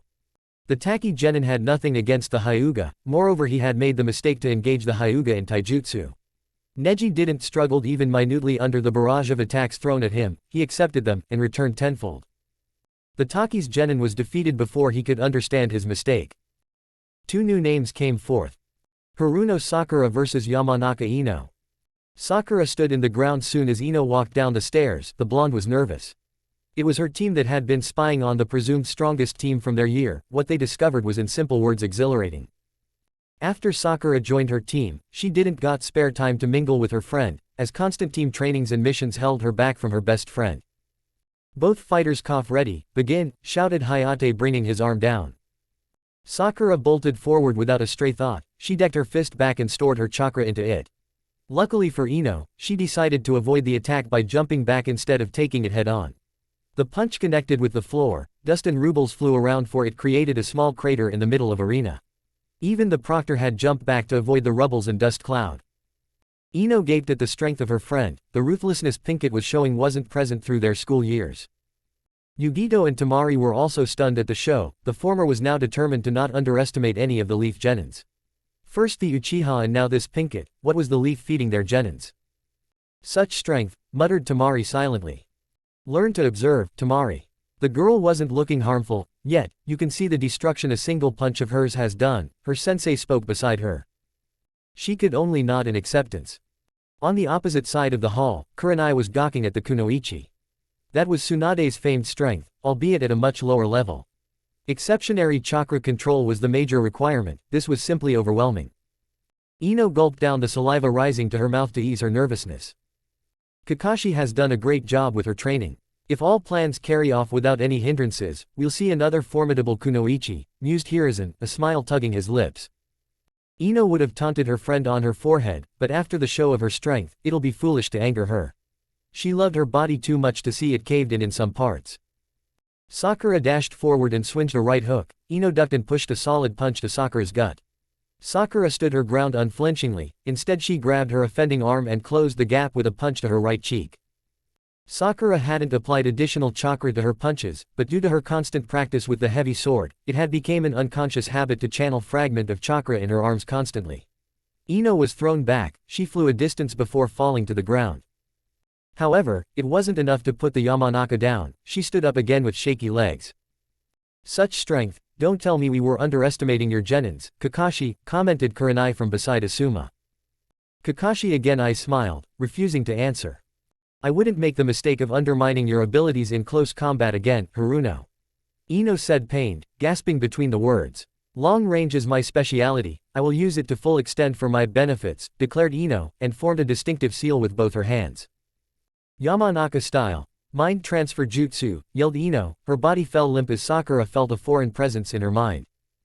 The voices and whispering died down as Sakura crouched down. Most of the occupants in the rooms contemplated this was the end of Haruno. However, her teammates were unconcerned. Her small chakra reserve abled her to identify and repel genjutsus. It also helped that Zabuza had taught her meditation. A calm mind was more resistant to genjutsu than a mind in chaos. Sakura looked up from her crouched position, her smile unnerving a few of the occupants. It isn't that easy, Yamanaka, she shed the last of Ino's chakra from her mind. Ino's slumped form came alive with a start. Sakura was more resourceful than given credit for. Impossible, Ino whispered, it wasn't often that an opponent could resist their mind control, not this young at least. In her stupor she forgot that she was in the middle of a match, consciousness of her surrounding came very late to her. Sakura had already covered 90% of the distance between them. Ino brought her arms forward to defend, except Sakura ducked and hit her right in the middle of her abdomen. Ino was thrown back by the force of her fist, unconscious took control of her senses, she fell limp on the ground. Hayate checked Ino's pulse to confirm she was unconscious. Sakura was the winner. Next match, Sabaku no Tamari vs Higurashi Ten. The match did last long. Tenten wasn't a talentless shinobi. In contrast, her proficiency with weapons was praiseworthy, yet she wasn't trained for long-drawn fights. Tamari, on the other hand, was dependent on her fan and wind jutsus, which she could use to prolong or shorten the fight as to her advantage. It took her quite the time to render every weapon of Tenten useless, but it was worth it. At last, Tenten didn't stand a chance, she was defeated and Tamari emerged as a winner. The board flashed with random symbols again, halting at the next contenders for the fight. Hyuga Hinata vs Yoroi Akato. Hinata glanced toward Naruto, and was gifted by an encouraging smile. She nodded and took the stairs to arena. Naruto had helped her through the week. She wasn't going to disappoint him here, she had to win this fight. For him. Several eyes focused their attention toward her. Yugito was one of them, she was accumulating the Hyuga princess from her balcony. Hinata was the reason her village had opposed the policies of their previous cage, she was the same girl their Sandame Reikage had tried to kidnap and failed in doing so. This failure proved to be last nail in the coffin, he was replaced by his son only after a few days. Although Yugito or most of Kumo didn't had much of love for their third cage, his hunger for bloodlines and crude methods of acquiring them can't be ignored. However, the fall of one's cage due to a single clan's heiress of another village was something unheard of. Hinata walked to the arena confidently, she wasn't the same meek girl Naruto had to rescue twice. No, her uncle had seemed to remove those tendencies. She still became self-conscious around Naruto, but he was the only one she admired more than her uncle. She used to fear her father, again the training regime Hazashi had thrown her under didn't allow her the respite to do so. Naruto's offer to help her in Tanto Jutsu wasn't something she had anticipated, nor had she expected him to work through it meticulously. She couldn't say she was a master in the weapon arts, yet she definitely could hold her ground. Begin, yelled the Takbetsu Jonin. Hinata made the first move, and lunged toward Yoroi, her hands shaped into claws. Blue chakra swirled at the tips of her finger, with a huff she pushed forward. A swipe from right was dodged by the other Leaf Nin, he sidestepped her next strike and hovered his palm over her wrist. The glow on the tip of her finger flickered a few times, she looked up at him suspiciously. You're absorbing my chakra, she narrowed her eyes at him. The boy smirked under his mask, yet the skin on his cheeks tightened to give a hint of his facial expressions. I'll rip that smug grin from your face, she sneered at him, with a sudden movement she broke through his guard. Being a seasoned genin Yoroi used this to his advantage, and placed his palm in front. Hinata noticed the depletion in her reserve and tried to strike his palm, instead he grasped her wrist with his another arm and pushed her back. Hinata wasn't one to back off easily, she was upon him again the next moment. Yoroi ducked under kick pushed his own forward, she stepped aside making him falter in his steps. Before he could regain his statute Hinata touched him on his shoulder with one of her chakra-laced fingers. Yoroi screamed, her touch has dug a hole in his shoulder. She smirked, and crouched down to do the same to his calf. Yoroi crumbled down in a heap screaming helplessly. The genins present were stunned, such ruthlessness was unaccounted from the Hyuga princess. Even the jonin present were shocked by her technique, including her own sensei. It appeared she wasn't informed by her student about this new development. Regardless, she grinned pleasantly. She was gonna rub this into the face of Hiyashi, in front of the elders nonetheless. Why you fucking whore? Yoroi shrieked in pain.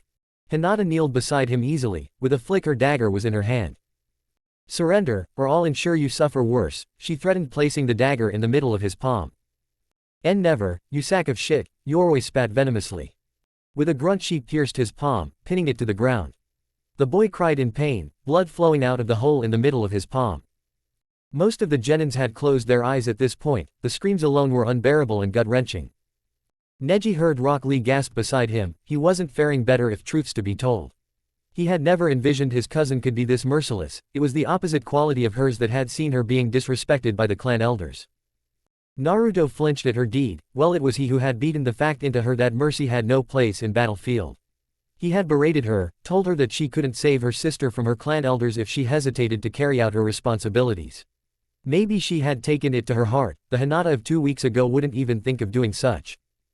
Oh okay, I surrender, the boy blurted out. Winner by declaration, Hyuga Hinata. Hinata looked up toward Naruto, who nodded sincerely. She hadn't done anything wrong per se. Meanwhile, Kurenai was giving her a cautious look as she joined her teammate, who both were also unnerved by her sudden show of cruelty. Are you okay, Hinata? That wasn't like you, Kurenai asked, worry written across her face. I am okay, Kurenai-sensei, she smiled at her, easing her worry little bit. Hinata's eyes trailed to Naruto, who was conversing with Sakura animatedly. Just someone placed a mirror in front of me, he showed me how the world really is. It is the good and weak whom are oppressed the most. I no longer want to suffer that. Kurenai nodded at her words, eyeing the blonde. He had definitely done something none had ever expected. Next match, Nara Shikamaru vs Changseo. Shikamaru was one genius bastard. Naruto accepted that with a chuckle. Changseo had tried his best to poison the shadow user, but failed miserably. Shikamaru didn't let him get close in the first place. He maintained his distance throughout the match. With a wink toward Naruto, the Nara air sneaked a flash bang in the middle of his chase. After that he didn't had to put effort to use his shadow to incapacitate the Taki genin. Finally, he used Chang's own needle to poison him and won the match. You're one lazy bastard, you know that, Sasuke said as Shikamaru climbed the stairs. The shadow user just smirked in response. Next match, Shin vs Masumi. The name, Shin, wasn't familiar to any of the Konoha rookies. They have never had a classmate of this name. They had seen Kabuto and his team, and knew Masumi was one of his teammates. A boy walked down the stairs from opposite balcony. He had light purple hair and black eyes. Shin was one of 3 genins that had attacked Team 7 in the beginning of exams. His 2 teammates stood on the balcony on the alternate side. The fight didn't last long as Shin's team was personally trained by Danzo, the same Danzo that had formed the root, and used it wickedly. Shin and his team were specially chosen for their training due to their unique and dangerous abilities. Masumi didn't last long. He tried to stretch his body to coil it around Shin. Instead he found himself facing the pointed side Shin's blade, the winner of the match. Karui vs Zaku. Karui had an easy win over Zaku. The boy was already weakened by Naruto in the forest. Inuzuka Kiba vs Akamichi Choji. The board stopped at these 2 names. Kiba didn't win the match easily. In spite of his appearance, the Akamichi heir was a formidable opponent. His use of partial expansion jutsu proved to be fruitful for Choji. Kiba constantly struggled to survive under Choji's attacks. However, the fat boy couldn't hold the technique for long. The Inuzuka were known for their stamina at the field, and it showed clearly in the match of the clan heirs. Kiba had to put great effort to put down the Akamichi, nonetheless. The board flashed again. Rock Lee vs Aburame Shino. Rock Lee walked down the stairs after an odd session with his older twin. On the other hand, Aburame was calm and collected as he reached to the arena. Aburame clan was famous for being difficult to understand, yet their words didn't derail from logical conclusion. Shino wasn't any different. That's a strange-looking guy, Kiba pointed out at Lee, who instead of taking offense smiled at him with a pose. His antics aren't any different, Kiba added dryly. Naruto shook his head at the proclamation. It wasn't wise to judge an individual on his dressing sense. His years with Anko and Kakashi had taught him that being strange wasn't uncommon in Shinobi line. If one opens the bingo they would see oddest of the humans there. In the S-rank section. You shouldn't underestimate your enemies, buddy. Keep patience, he'll definitely surprise you, concluded Naruto with a smile. And indeed he did. Lee dominated the fight without giving Shino time to counter. Aburame bred their bugs to suck out chakra of their victims. It aided the clan member to overpower their opponent. Ironically, it was this particular ability of the bugs that was used against them. Lee wasn't using chakra in his taijutsu, and even though Shino wasn't a novice in hand-to-hand combat, he was far from a specialist in the field. The bout did last long as Shino attempted to break Lee's dominance through various strategy, but couldn't turn the tides in his favor. The win went to Rock Lee by knockout. Only 8 participants remained, waiting for their chance. The board made the sound as it always did and deposited the next 2 names. Sai vs Kin Tsuchi. Sai was another of the genins unfamiliar to the rookies. His face was void of any expression as he stood in front of his opponent. As the fight played on, Naruto had to accept that the girl knew what she was doing. Her attempts to cast genjutsu using the chime of bells wasn't something he had seen before. She pushed the emotionless shinobi to his edge. Yet, Sai never lost his focus. He defeated the girl after much struggle, his tanto still unused at his back. Winner, Sai, Hayate declared. Sabaku no Gaara vs Dosu. The last Sand sibling was pitted against the last Oto genin. Gaara had been leaking his intent through the previous match. He was etching to end the worthless life of these so-called ninjas. They truly didn't deserve the title in his perspective. Intent on carrying out his mother's will, who was ranting and raving about blood. He wasn't going to induce a headache by ignoring her. No, she will be fed. The match began with the shout of Hayate. Dosu fired several compressed wind balls toward Gaara. He easily blocked the attempt of his opponent, his sand not daring to refuse his command. By Gaara's sand shield. Look of surprise adorned many faces among the participants. They hadn't expected him to use sand as weapon. His gourd while big wasn't noticeable enough. Dosu's second attempt to disturb his composure was met with the same force. Naruto eyed the sand genin warily. If the boy was a Jinchuriki then this sand was much dangerous. Dosu again tried to use his cannons to fire wind balls to disorientate Gaara, but was faced with an aggressive Gaara ordering his sand to go on offensive. The sand started to encircle Dosu. He attempted to fend it off by firing wind balls, but the holes repaired in minutes if not seconds. His attempts fell to no avail as the sand soon enclosed him. It started constricting around his limbs like a snake coiling around its prey. Gaara didn't give the Jonins or Hayate a chance to interfere. With a sudden smirk the sand crushed the Oto nin. Skelch. The sound was sickening to hear. Dosu was no more. He was crushed like a watermelon by the sheer force of sand. Most of the Jonins averted their eyes, while Genins stood shocked by the amount of the cruelty the redhead was ready to exert. Sasuke and Sakura understood why Naruto had warned them against the said genin. The boy wasn't a mere genin anymore in their eyes, he was a merciless killer. Only Naruto understood that the said killer wasn't as cruel as others thought him to be. He was misguided, betrayed, and isolated. Any sane human would develop similar symptoms after the treatment that Jinchuriki received from the ones whom they protected. Naruto wouldn't have been any different if Kakashi, Enko and Hiruzen weren't present there for him. Winner Sabaku no Gaara. 2 new names were dropped by the board, the next 2 competitors. Niyugido vs Sabaku no Kankuro. A girl. Is this a joke? I can't possibly be expected to fight seriously against this weak Kunoicho, taunted Kankuro. Shut up idiot, how many times do I have to tell you to not underestimate your opponents? Tamari dug her fist in Kankuro's head. Kankuro muttered to himself about abusive elder sister while he walked down toward the arena, where Yugido had already shunshin too. Yugido didn't responded to his banter, but her facial expression failed to hide her disgust toward the puppeteer. While in the stands, Yugido's both teammates facepalmed at the Sand Genin's antics. It was widely known in Kumo that Yugido hated people who demeaned people on their gender. Kankuro was on her hit list after his comment. Begin, yelled Hayate. Kankuro initiated the bout with a chop. Yugido brought her elbow forward to block it. Kankuro moved a little back, and pushed again with a spin kick. Yugido ducked under it and brought her palm in front, shaped like a claw, inkazing it with blue chakra. She thrusted it toward Kankuro. He failed to avoid it and one of her claws impaled his stomach, but to the surprise of everyone except his siblings and Baki. Kankuro didn't bleed, instead his stomach broke into shreds like a glass. It wasn't glass though, else Yugido would have been hurt. Yugido looked up in confusion. This was first time someone had been able to take on her chakra claws and remain conscious. She jumped back to make some distance. She didn't know what more surprises Kankuro held. Kankuro let out a sinister laugh, parts of his shredded stomach were scattered across the floor.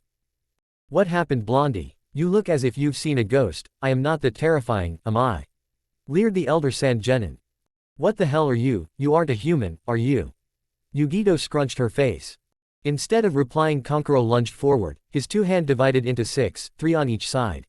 Yugito parred his strikes with her claws, strikes were exchanged in flurry of speed. Even if Kankuro had the advantage in the form of unknowns, Yugito wasn't backing up from the fight. Instead, she was keen on countering every single strike of her six-handed opponent. In the stands, both teams from Kumo and Sand were at their toes, anticipating the outcome of the ongoing match.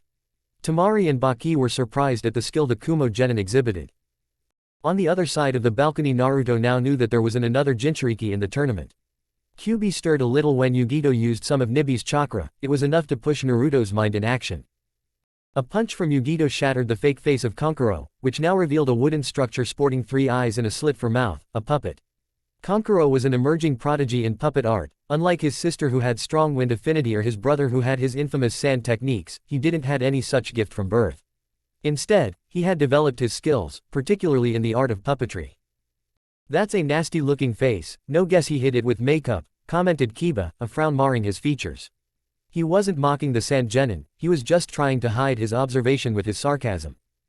The fight didn't last long after that. No matter how much skilled Kankuro was, he couldn't defeat a Jinchuriki.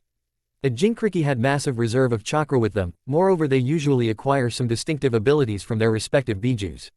Kankuro put a great fight, but in the end Yugito excelled him in combat. The winner ni Yugito.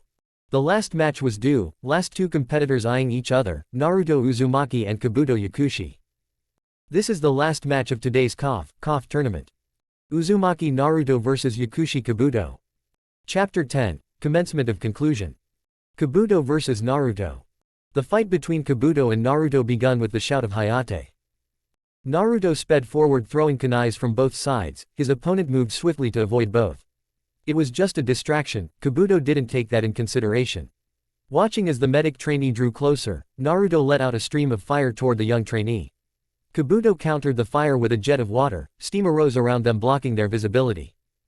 Still, Kabuto had to show that he was the seasoned one of the two. He opted to use sound to track the other genin. While it would have been better if he could use his hearing senses unhindered, that wouldn't come to pass without the notice of their proctor. Thus, he decided to dim it intentionally, perhaps he would be able to gauge the level of his opponent that way. He was really surprised when two arms enclosed him from behind. He didn't get the chance as a knee impacted his from behind. Bending down, Kabuto avoided the elbow that was passed above his head. He was tricked, the blonde wasn't in front. Instead a knee to his back, and pain surged through his body instantly. Without a stray thought he swirled around, but except air there wasn't much for him to hit. He decided to use a few stored jutsus of his arsenal, but perhaps Naruto never wanted him to attempt such. This time the assault was from both sides. Coincidentally, the steam was lifting lightly. Kabuto could make out two similar silhouettes on his sides. Taking the advantage of steam he stabbed the Naruto on his right with his kunai. The teen smoked out, a shadow clone. I see, Sarutobi hasn't held back with his training, the bothersome brat know the shadow clone technique. Kabuto mused lightly as a frown appeared on his face. And with the amount of chakra he has at his disposal, this could turn ugly real quick. And that it did, the steam rose more and now the Oto spy and Naruto were fairly visible to all. Or I should say Naruto-s. There were 3 of them surrounding the Oto spy, who swore under his breath and took the initiative to attack the boy again.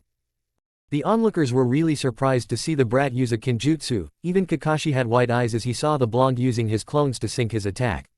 Though, Sasuke wasn't one of the surprised, nor was Hinata. They had seen the yellow-haired boy use his clone technique, Sasuke while Naruto trained him and Hinata on similar turf. Kabuto was assaulted by 2 sides. He tried to kick the clone at his right that avoided it by crouching down. He jumped up as the other one attempted a swipe. In doing so he forgot about the 3rd member. And that did came as a big mistake on his part. A kick to his abdomen pushed him back. The clone on his right grasped his arm in a hold, while his counterpart delivered a spin kick to his face. Kabuto staggered back and tried to pull himself. Instead he received an elbow to his chin. Humiliated and infuriated, he hooked his leg with Naruto's and pushed him. The clone on his left attempted to halt his advance with a punch. Instead he ducked down and stabbed the 3rd with a kunai. It smoked off. Kabuto spun on his heel to do the same to the first one, except his arm was again grasped, firmly. He looked up to see 2 more blondes, smirking in his direction.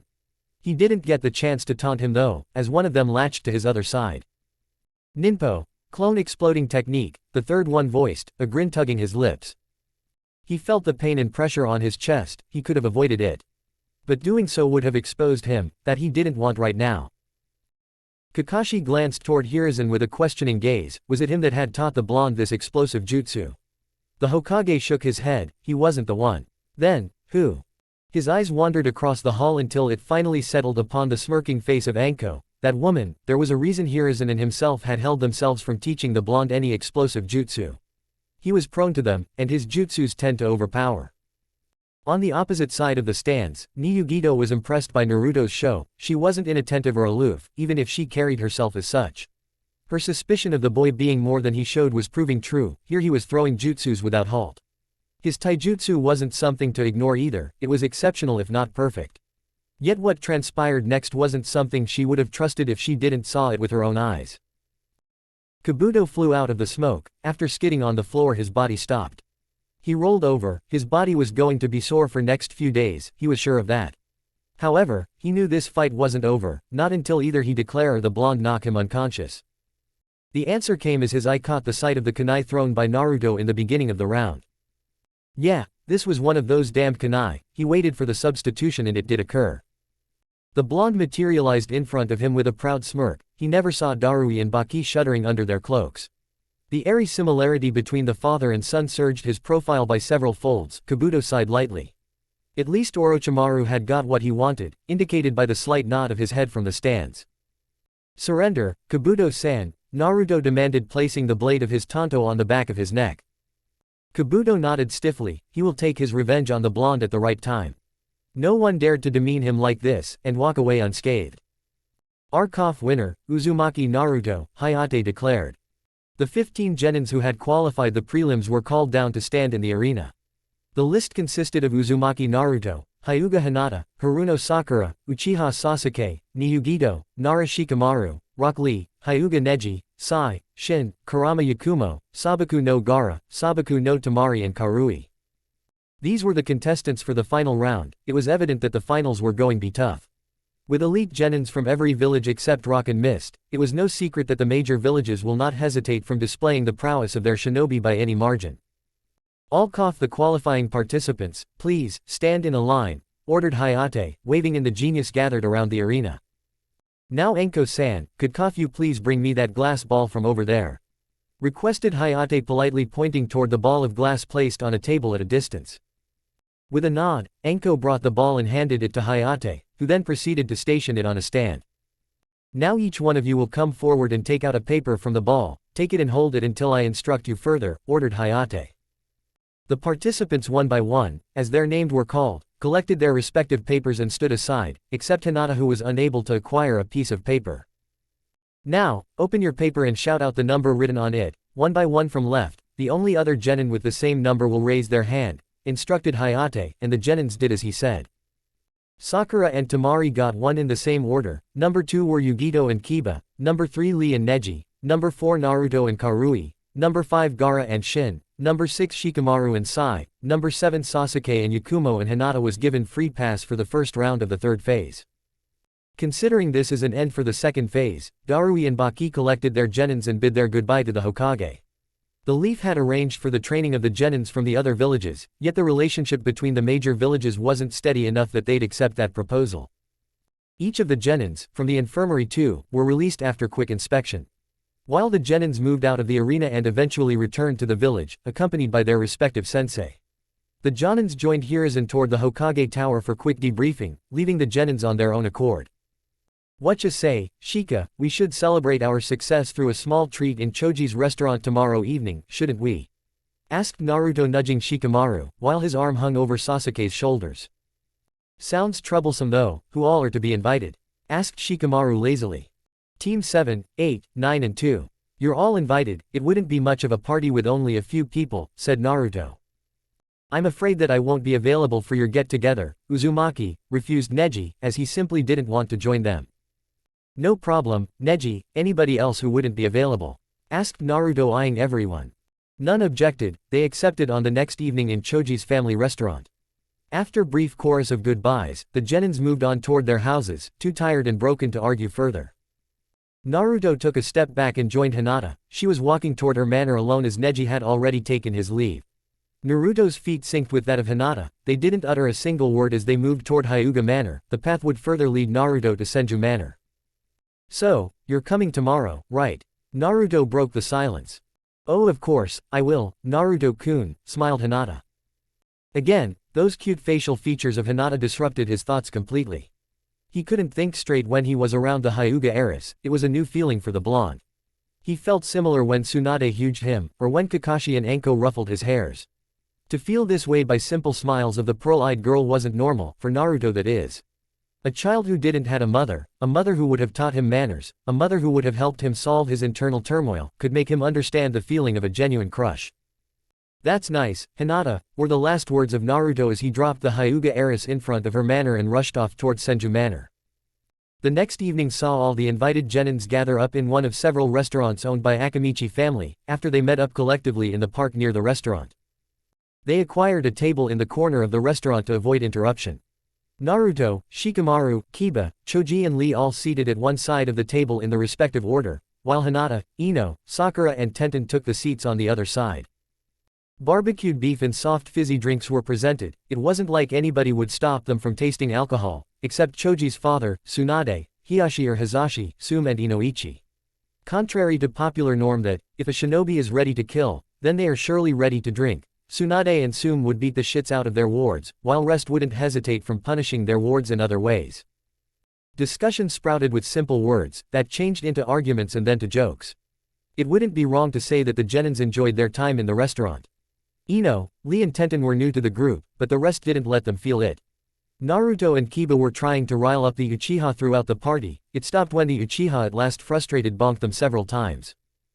This became one of the many reasons for all-out laughter at the table. In the side note, Naruto and Sasuke challenged Rock Lee for a training session after the Chunin exams. This further led to Tenten reciting Lee's over-the-top training routine to both the boys.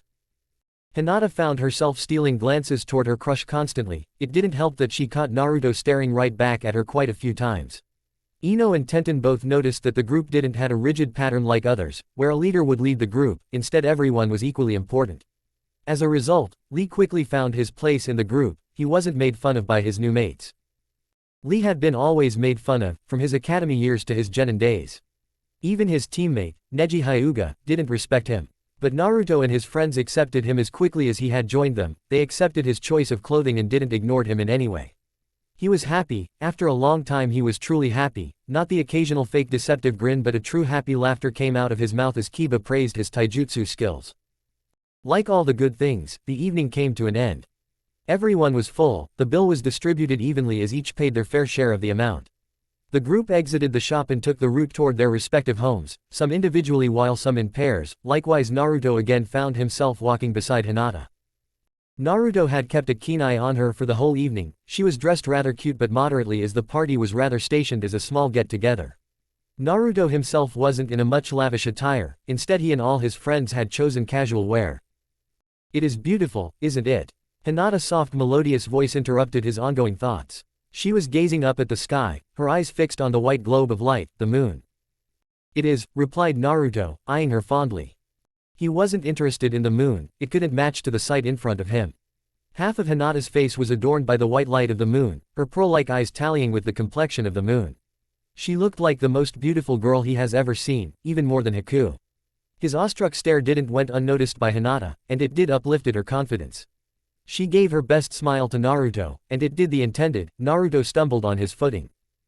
She giggled softly, her voice gentle and warming. Naruto adjusted his posture before smiling at her sheepishly, rubbing the back of his head. His embarrassment was evident by the pink tinge on his cheeks. Hinata was truly a beautiful person, both from inside and outside.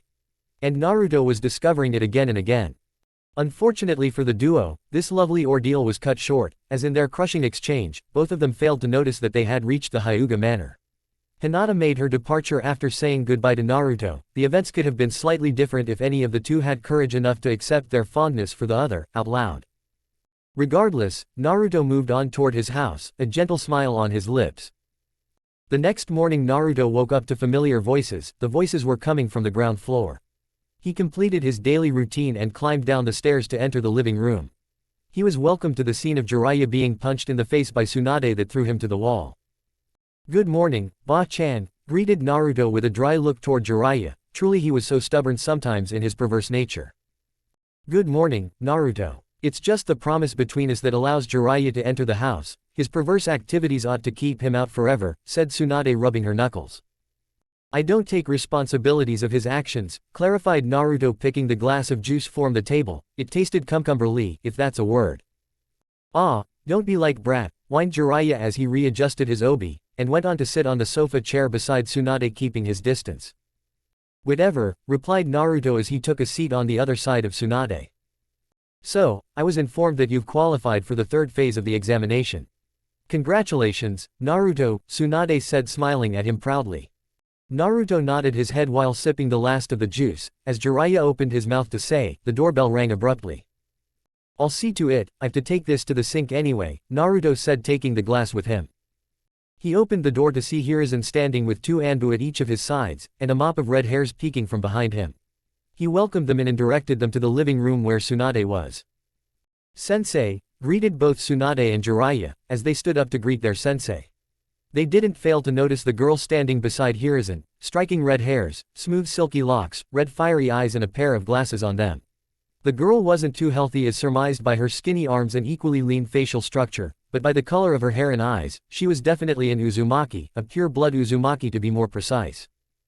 "Sit down, you two, I am just here to discuss some important matters and introduce someone." He spoke as Naruto winked at Karen, and signaled her sit on one of the sofa chairs as Hiruzen sat on the other one. Naruto joined his godparents and looked at Hiruzen expectantly. Hiruzen signaled his Anbu to remain out of the room. "First of all, let me introduce you two to Karen Uzumaki. If I consider your baffled expressions, I could rightly conclude that Naruto had forgotten to tell you about her," Hiruzen said with amused look in his eyes. The duo in front of him were doing great imitation of Wide-Eyed Eye. Naruto had rescued her in the second phase of exams. A quick blood test by her consent revealed her lineage is an Uzumaki. Naruto invited her to join the village as she was unhappy with her treatment in Kusa, expressed Hiruzen, getting serious. "If her red eyes and hairs proved her lineage is an Uzumaki, does that mean a pure Uzumaki has same colored hair?" asked Naruto with a thoughtful look. Consider it as a distraction toward Karen that Hiruzen unconsciously nodded, responding to Naruto's question. Because Hiruzen knew how calculative Naruto can be, and if he puts his mind to the task he is given he can be very effective. He didn't want to give unnecessary hints to Naruto about his parentage right now. It could prove quite disastrous if he reveals the secret of his lineage unknowingly. "So, if you'd allow, Tsunade, she could live with you. And if you don't, then I will have to provide her with a separate apartment to stay in. You don't know, but I had to supply 2 heavy medical equipment in exchange for her." Kusa wasn't in the mindset to let her go. Hiruzen added the last part with a mind that it would ignite the fire of curiosity in Tsunade, and sure it did as she observed the girl keenly. He decided to add further to use it to the advantage of the girl. She has inherited a strong Kekkei Genkai from her mother's side. She could heal anyone if they bite her skin. Tsunade Ba-chan would surely allow her to stay in the manor, moreover she's a family. "Won't you, Ba-chan?" asked Naruto with big pleading eyes. Tsunade looked between Naruto and Karen for a few moments, before sighing with a smile. She had taught Shizune what she could, the rest she could handle on herself. It would take her mind off mundane things if she decides to take new apprentices. "Indeed I will," Tsunade accepted, smiling at the girl. Thus, it was settled that Karen would stay in Senju Manor. "Now that that's handled, Naruto, we've to discuss your training regime. But first let me inform you how proud I'm with your performance until now," said Hiruzen as he turned toward Naruto. "Thanks, sensei," Naruto accepted with a short bow. Hiruzen smiled at the boy. "I want you to spend the month training with me and Jiraiya, first 2 weeks with him and then with me," Hiruzen informed, nodding toward Jiraiya. Naruto's eyebrows furrowed together at that. "I accept the prospect, sensei. I would be respected to be under your and Oji-san's care," said Naruto. He stood up and bowed respectfully. The rest 2 occupants of the room were bewildered. Naruto wasn't known to show such formal behavior for anyone. "Hey, why don't we get such respect from you?" asked both Tsunade and Jiraiya at the same time. Naruto just looked toward them with a mischievous grin, while Hiruzen just smiled at them wisely. He knew Naruto only showed such a respective side when it was a necessity. He would never show this side of him to his 2 godparents. "Yet, I am perplexed at the prospect of being trained by 2 of best shinobi in the village," Naruto said hesitantly. Wouldn't it be unfair on the other genins? He asked honestly. No, it wouldn't be, Jiraiya answered his question without any pause. We are shinobi, Naruto, your opponents will never fight fairly or with honor, those notions belong to samurais not us. Naruto nodded solemnly, he knew that, emotions, honor and fairness wasn't a part of shinobi code. On the side note, though, your teammates have accepted offers presented to them. Hiruzen added. Uchiha Sasuke has accepted an offer from his clan head, and a close contemporary simultaneously. Meanwhile, Haruno Sakura was offered a month of training under Momochi Zabuza, and Yuki Haku. What about Kakashi Nisan then? Why hasn't he offered to assist anyone of us? Naruto asked with a frown. I don't know why, but Hitaki Kakashi has filed his outstanding holidays of past 3 years to take a month off, Hiruzen said without divulging any more information. 3 years? Naruto exclaimed baffled. He hasn't refused a mission in past 3 years, that scarecrow.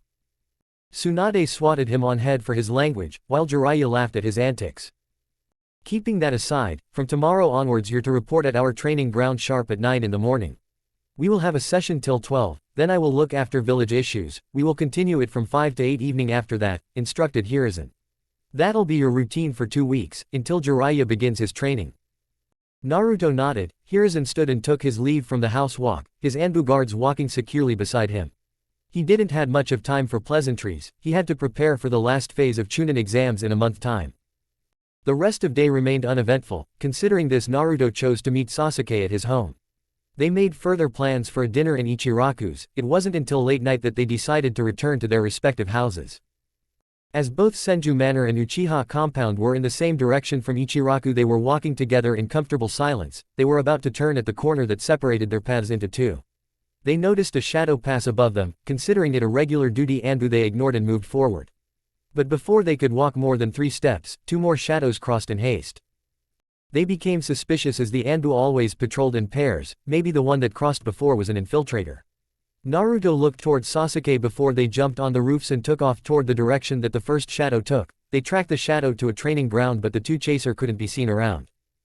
Sasuke tapped on Naruto's shoulder, and signaled him to take the route on their left.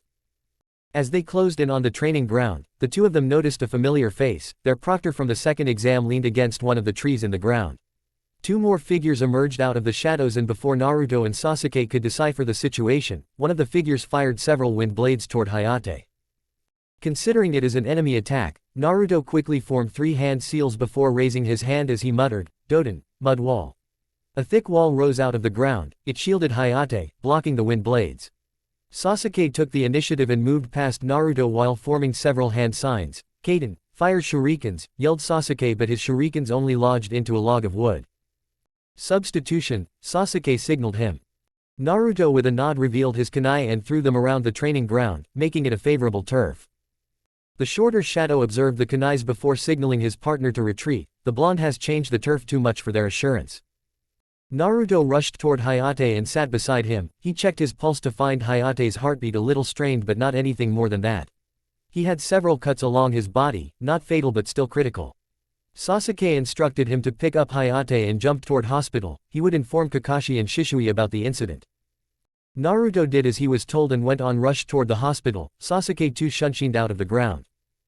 In half-hour Naruto had reached the hospital with Hayate. Sasuke had returned with Kakashi, Shisui and Hiruzen at his toll. Tsunade with Shizune was in the operation chamber, looking over Hayate.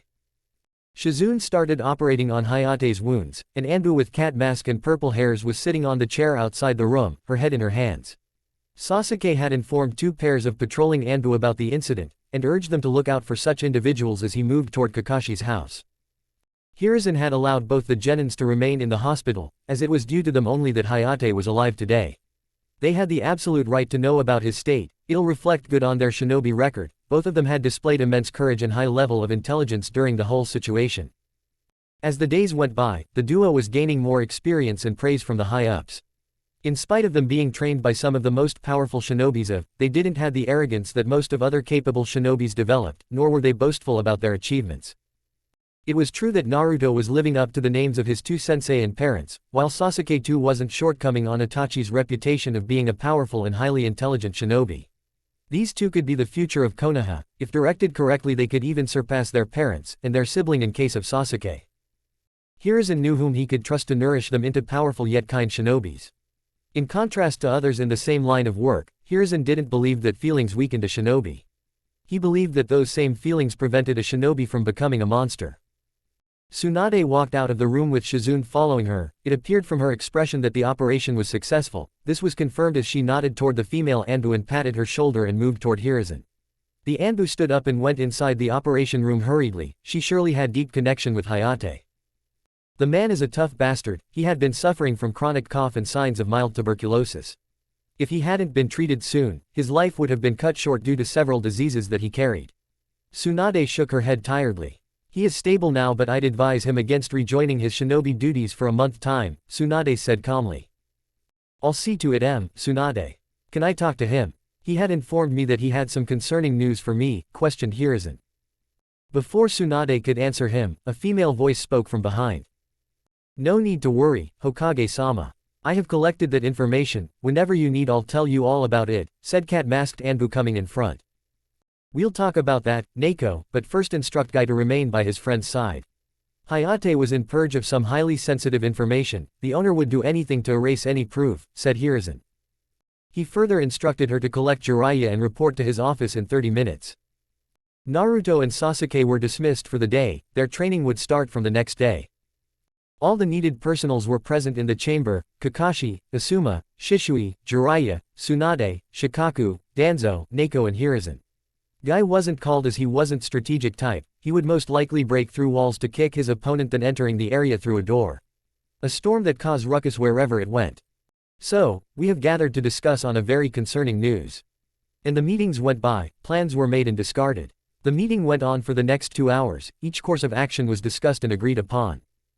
In the meantime, Naruto had another musing to do. If his mother had red hairs and he didn't had, that means his hairs matched that of his father.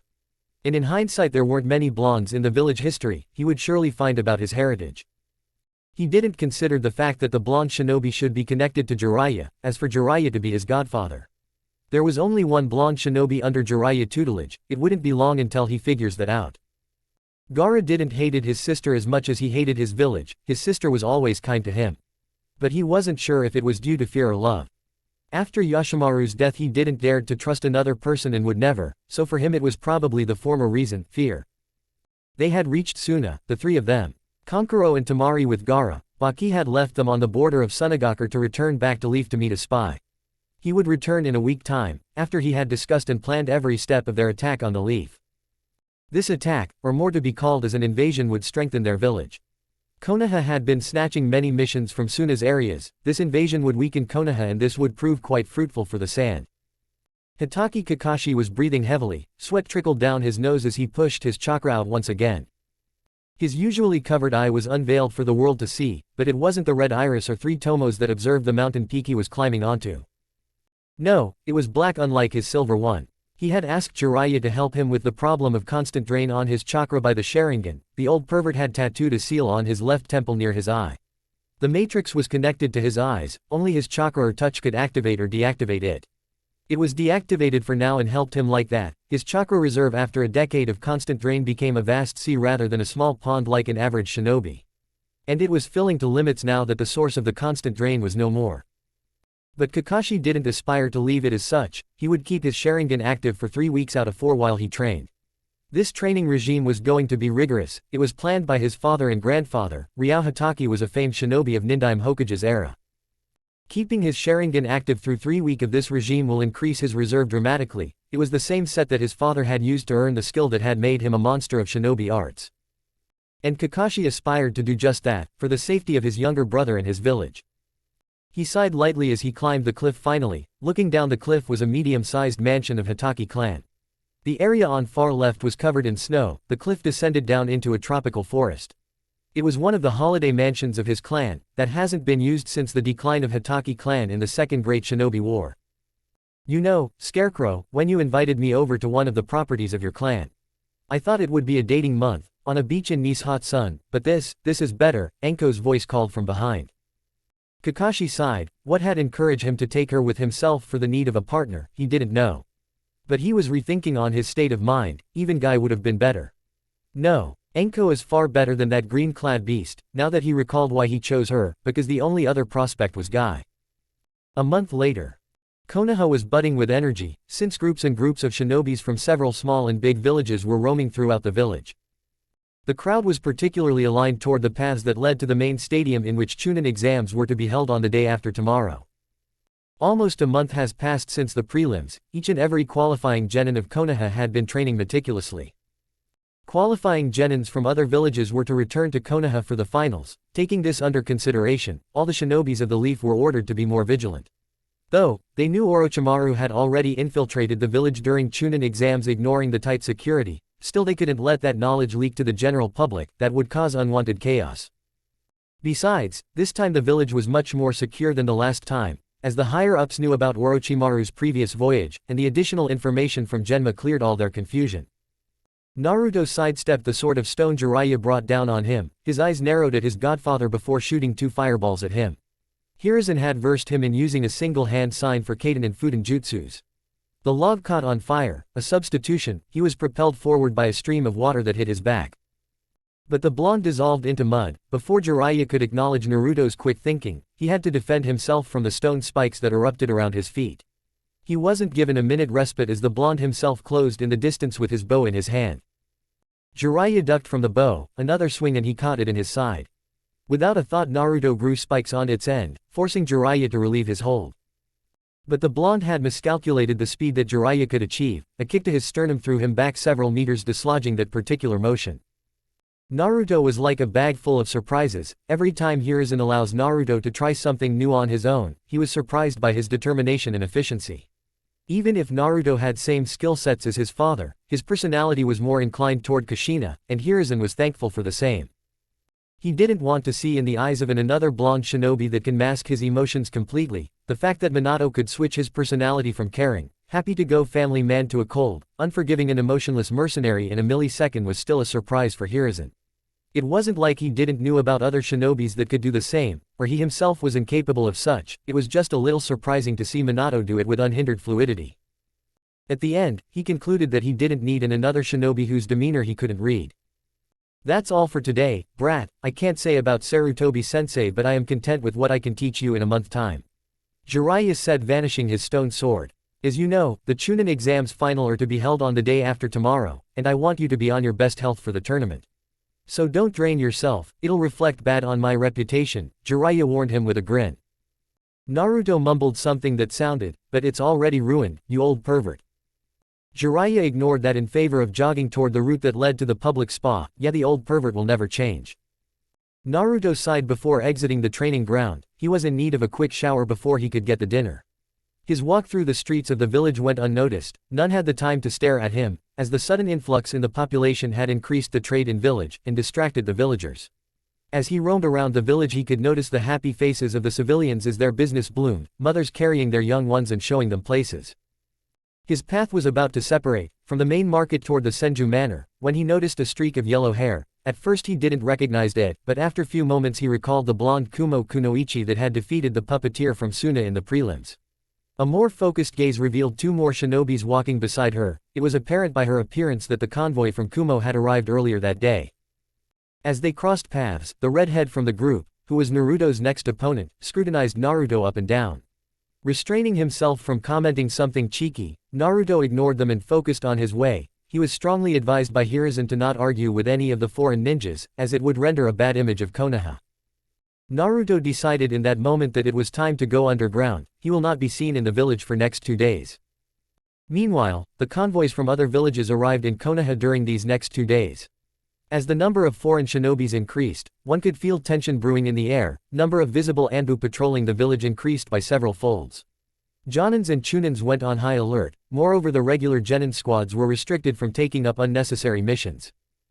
One thing that unnerved Naruto most was that the Anbu were scouting through the village like a pack of wolves. It seemed that they were hunting something, or perhaps someone. It might be that all of this fiasco was connected to that attack on Hayate. Whatever it may be, these actions didn't signal toward a pleasant surprise.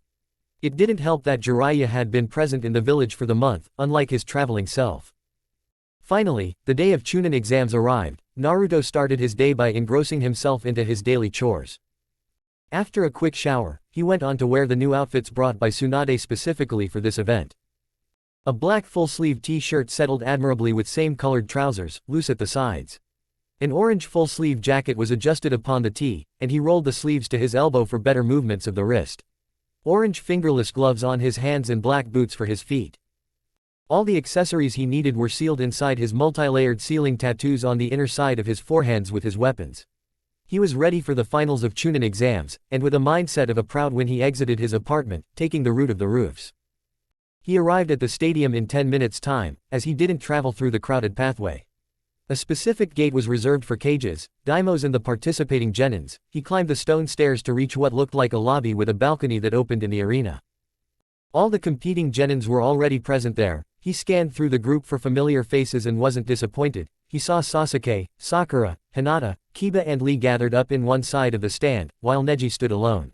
He roamed his eyes further to see Shikamaru sitting on one of the seats, his eye closed and his hand supported his head from the back. The mysterious team from Konoha was also standing in one of the corners of the stand, and Gaara and his sister were seated at the back of the stand while others scattered across the balcony. He walked up to his friend's group. He could feel the gaze of some of the competitors on himself but ignore it in favor of his friends. As he came near them he could hear Sasuke arguing with Kiba while Sakura was chattering to Hinata. Lee was just laughing on the antics of Kiba as he teased the Uchiha. Everyone had changed their attires for the events. It wasn't just a simple tournament, it was more like a show of strength from their respective villages.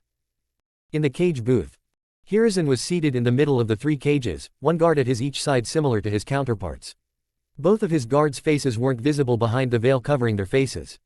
Seated at his right was the Raikage. The man had a monstrous posture, towering above his peers and the guards. As the only son of the 3rd Raikage, he was groomed from early childhood to become the next Kage. But after the Hyuga incident, the majority of the members on the Kumo Council lost faith in 3rd Raikage's ability to lead them further. They couldn't replace the Raikage as their power were limited, but understanding the unrest among the population, and decided to succeed his father early. As expected, the 3rd Raikage didn't oppose his decision. He had groomed his son for this very moment only. Was a dark-skinned man with a large muscular build, blonde hair combed back, his face adorned with a small mustache and goatee. His face had pronounced cheekbones and tear troughs under his eyes, a prominent crease ran across his forehead. His attire consisted of white haori without a shirt underneath, and the traditional Raikage hat.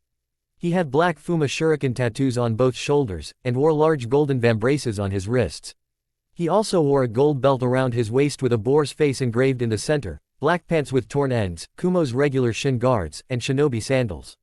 All of these aspects combined gave him the appearance of a professional wrestler. At Hiruzen's other side was the Kage, Rasa the Yondaime Kage. Rasa had auburn hair and dark eyes, his face set in stern expression. He was dressed in white robe with blue underline and the traditional Kage hat on his head. Shiranui Genma was chosen as the new proctor of the final exam, and considering the current health of Hayate Gecko, he couldn't proctor the exams effectively. The proctor stood in the middle of the arena, his eyes taking note of the crowd gathered in the large stadium to spectate the finals of this year's exams. Confirming that every important dignitary was seated, he begun his introduction. I, Shiranui Genma, welcomes you all to the finals of the Chunin exams held in Konoha. All the competing genins are requested to present themselves in the arena, announced Genma. The 15 genins walked down the stands to the middle of arena, their head held high and posture relaxed, except Shikamaru who was descending the stairs lazily. I present you with the 15 genins that have qualified the second phase in the prelims, getting placed in the finals. Genma's voice boomed as he gestured toward the gathered genins. Only one shinobi out of these 15 will win this tournament. I wish all of you the best of luck. Genma added. Now all of you may return to the stand, except the ones with number 1, you'll remain here, instructed Genma facing the genins. Haruno Sakura and Sabaku no Tamari stayed on the ground, while others took the route to stadium. This tournament starts with our first match, Haruno Sakura from Konoha against Sabaku no Tamari from Suna, the proctor announced loudly. Both fighters ready? Asked Genma. They both nodded in response. Begin, Genma yelled loudly. Both competitors stood in front each other, it seemed none of them were risking the first movement. Tamari knew to assess her opponents before attacking them up front. On the opposite end Sakura was also taught by Kakashi to be patient and use her brain rather than the adrenaline rush in a fight. What is it, Pinky? Are you afraid of me already? Tamari mocked with a smirk. Her temper flared as she saw Sakura ignore her comment. Well, if you're not going to come then I think I will, said the blonde Suna Kunoichi before rushing toward her opponent. Sakura didn't try to block the punch that was sent her was, as if she knew Temari's punch wouldn't have much impact. Unexpectedly for Temari, it didn't. Sakura had welcomed the punch right at her face, with even flinching. The foreign kunoichi gritted her teeth, as she went for another punch that was also left unblocked. This didn't go unnoticed by Tsunade, who was seated near the booth with Shizune at her side. Her long-range vision caught the hue of additional fading chakra around Sakura's face. Anybody without the knowledge of the said jutsu wouldn't be able to notice it though, and it seemed like Naruto's teammate had succeeded in copying her jutsu to a limited level. This certainly indicates that the girl should have admirable control over her chakra and high IQ, both were still to be seen yet. Sakura used Temari's confused state to her advantage and returned with a left swing. Temari crossed her hands in front at the last moment to block it. Still, Sakura's punch made her slide back several feet. Temari felt like an idiot. How could she forget the damage the pinkett had caused to the blonde during prelims? She couldn't afford to attack her up front. She was unmoved by the punch Temari had delivered. It wasn't a weak punch in least. Her strategy was to either knock her opponent out on the first punch or to go out with stamina. Her punch wasn't successful, so she had to go on with mediocre but frequent attacks. But the fight didn't went onwards as she expected. Even if she tried to prolong this battle, Sakura wasn't in the mood to do so. Sakura pounced with a high kick, that was reflexively blocked. A side kick, blocked. A right punch, blocked. A descending kick, nearly blocked. Sakura was trying to break through her guards continuously. She was trying to deliver high-powered attacks, like she did to Ino to end the fight easily. She wasn't succeeding in it though. It appeared that the blonde in front of her wasn't as mediocre as the Yamanaka heiress. Temari guards were near impossible to break through. Additionally, the girl was maintaining a distance between the both for extra safety. Sakura had to devise a plan to trick the girl. She found one after a few moments of pondering. Meanwhile, her onslaught was continuous. If Temari wasn't keen on close distance, perhaps she can make her jutsu reach her. Sakura jumped back, and went through several hand signs. Doden, stone boulder, she yelled as she slammed her hands on the ground. A boulder rose from the ground, and before Temari could understand the jutsu, the boulder was speeding toward her. The boulder didn't brought success that Sakura had envisioned, as it was broken into pieces. Credit to the fan that Temari held in her hand. She didn't waste it a single second, and swinged the big fan to shoot wind waves toward the other kunoichi. The wind wave faced a metallic resistance at the opposite side, emitting a loud noise. Clang! Boom! The waves hit Sakura's heavy sword to make the loud noise. This didn't discourage Sakura from pacing toward Temari as soon as she deflected the waves. She attempted a heavy right swing that was blocked by Temari's fan.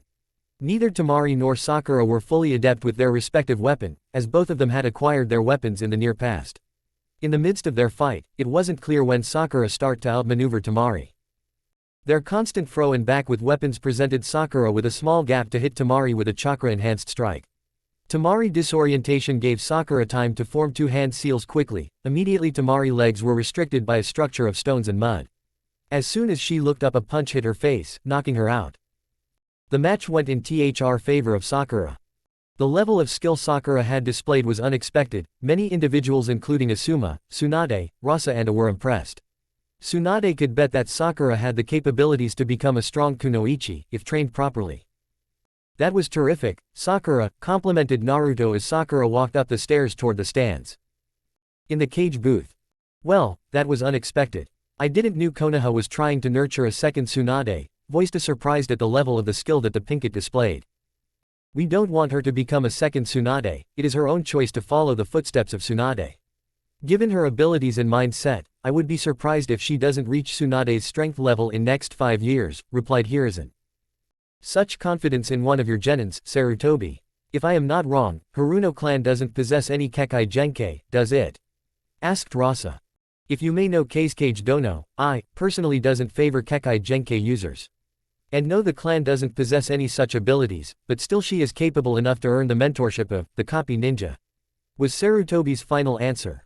I suggest we wait until we see Haruno-san's next performance before determining her future. For Temari-san, she should acquire more experience. Suggested the Raikage. Hiruzen and Rasa both nodded their heads in agreement. Inuzuka Kiba and Niyugito, please come down to the ground, announced Genma.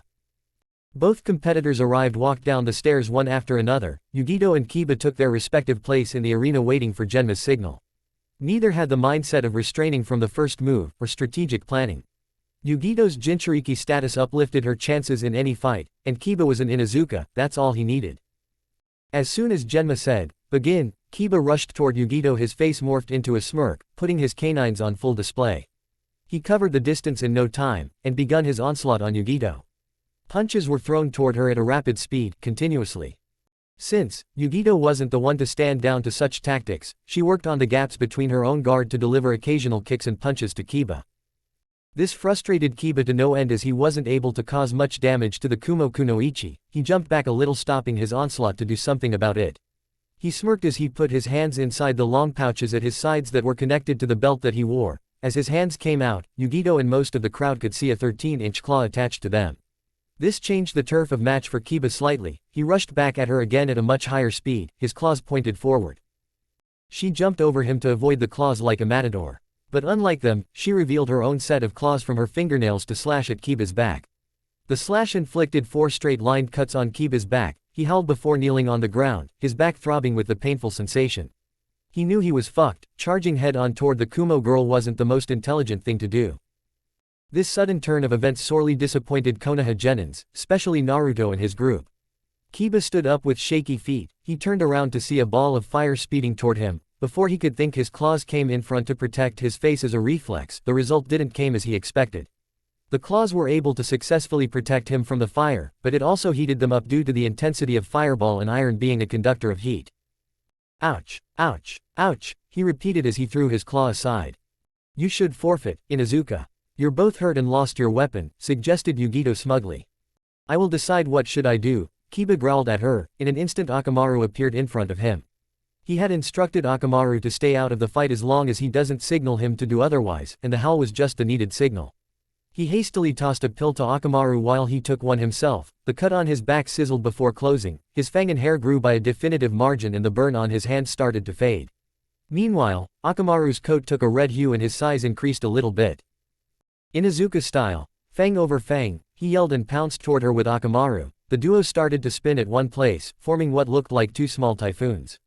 The 2 typhoons combined together, and rushed toward Yugito, who in turn jumped over the typhoons to land a little far away. The movement was quite similar to a cat on her 4 limbs, and Naruto didn't fail to notice it.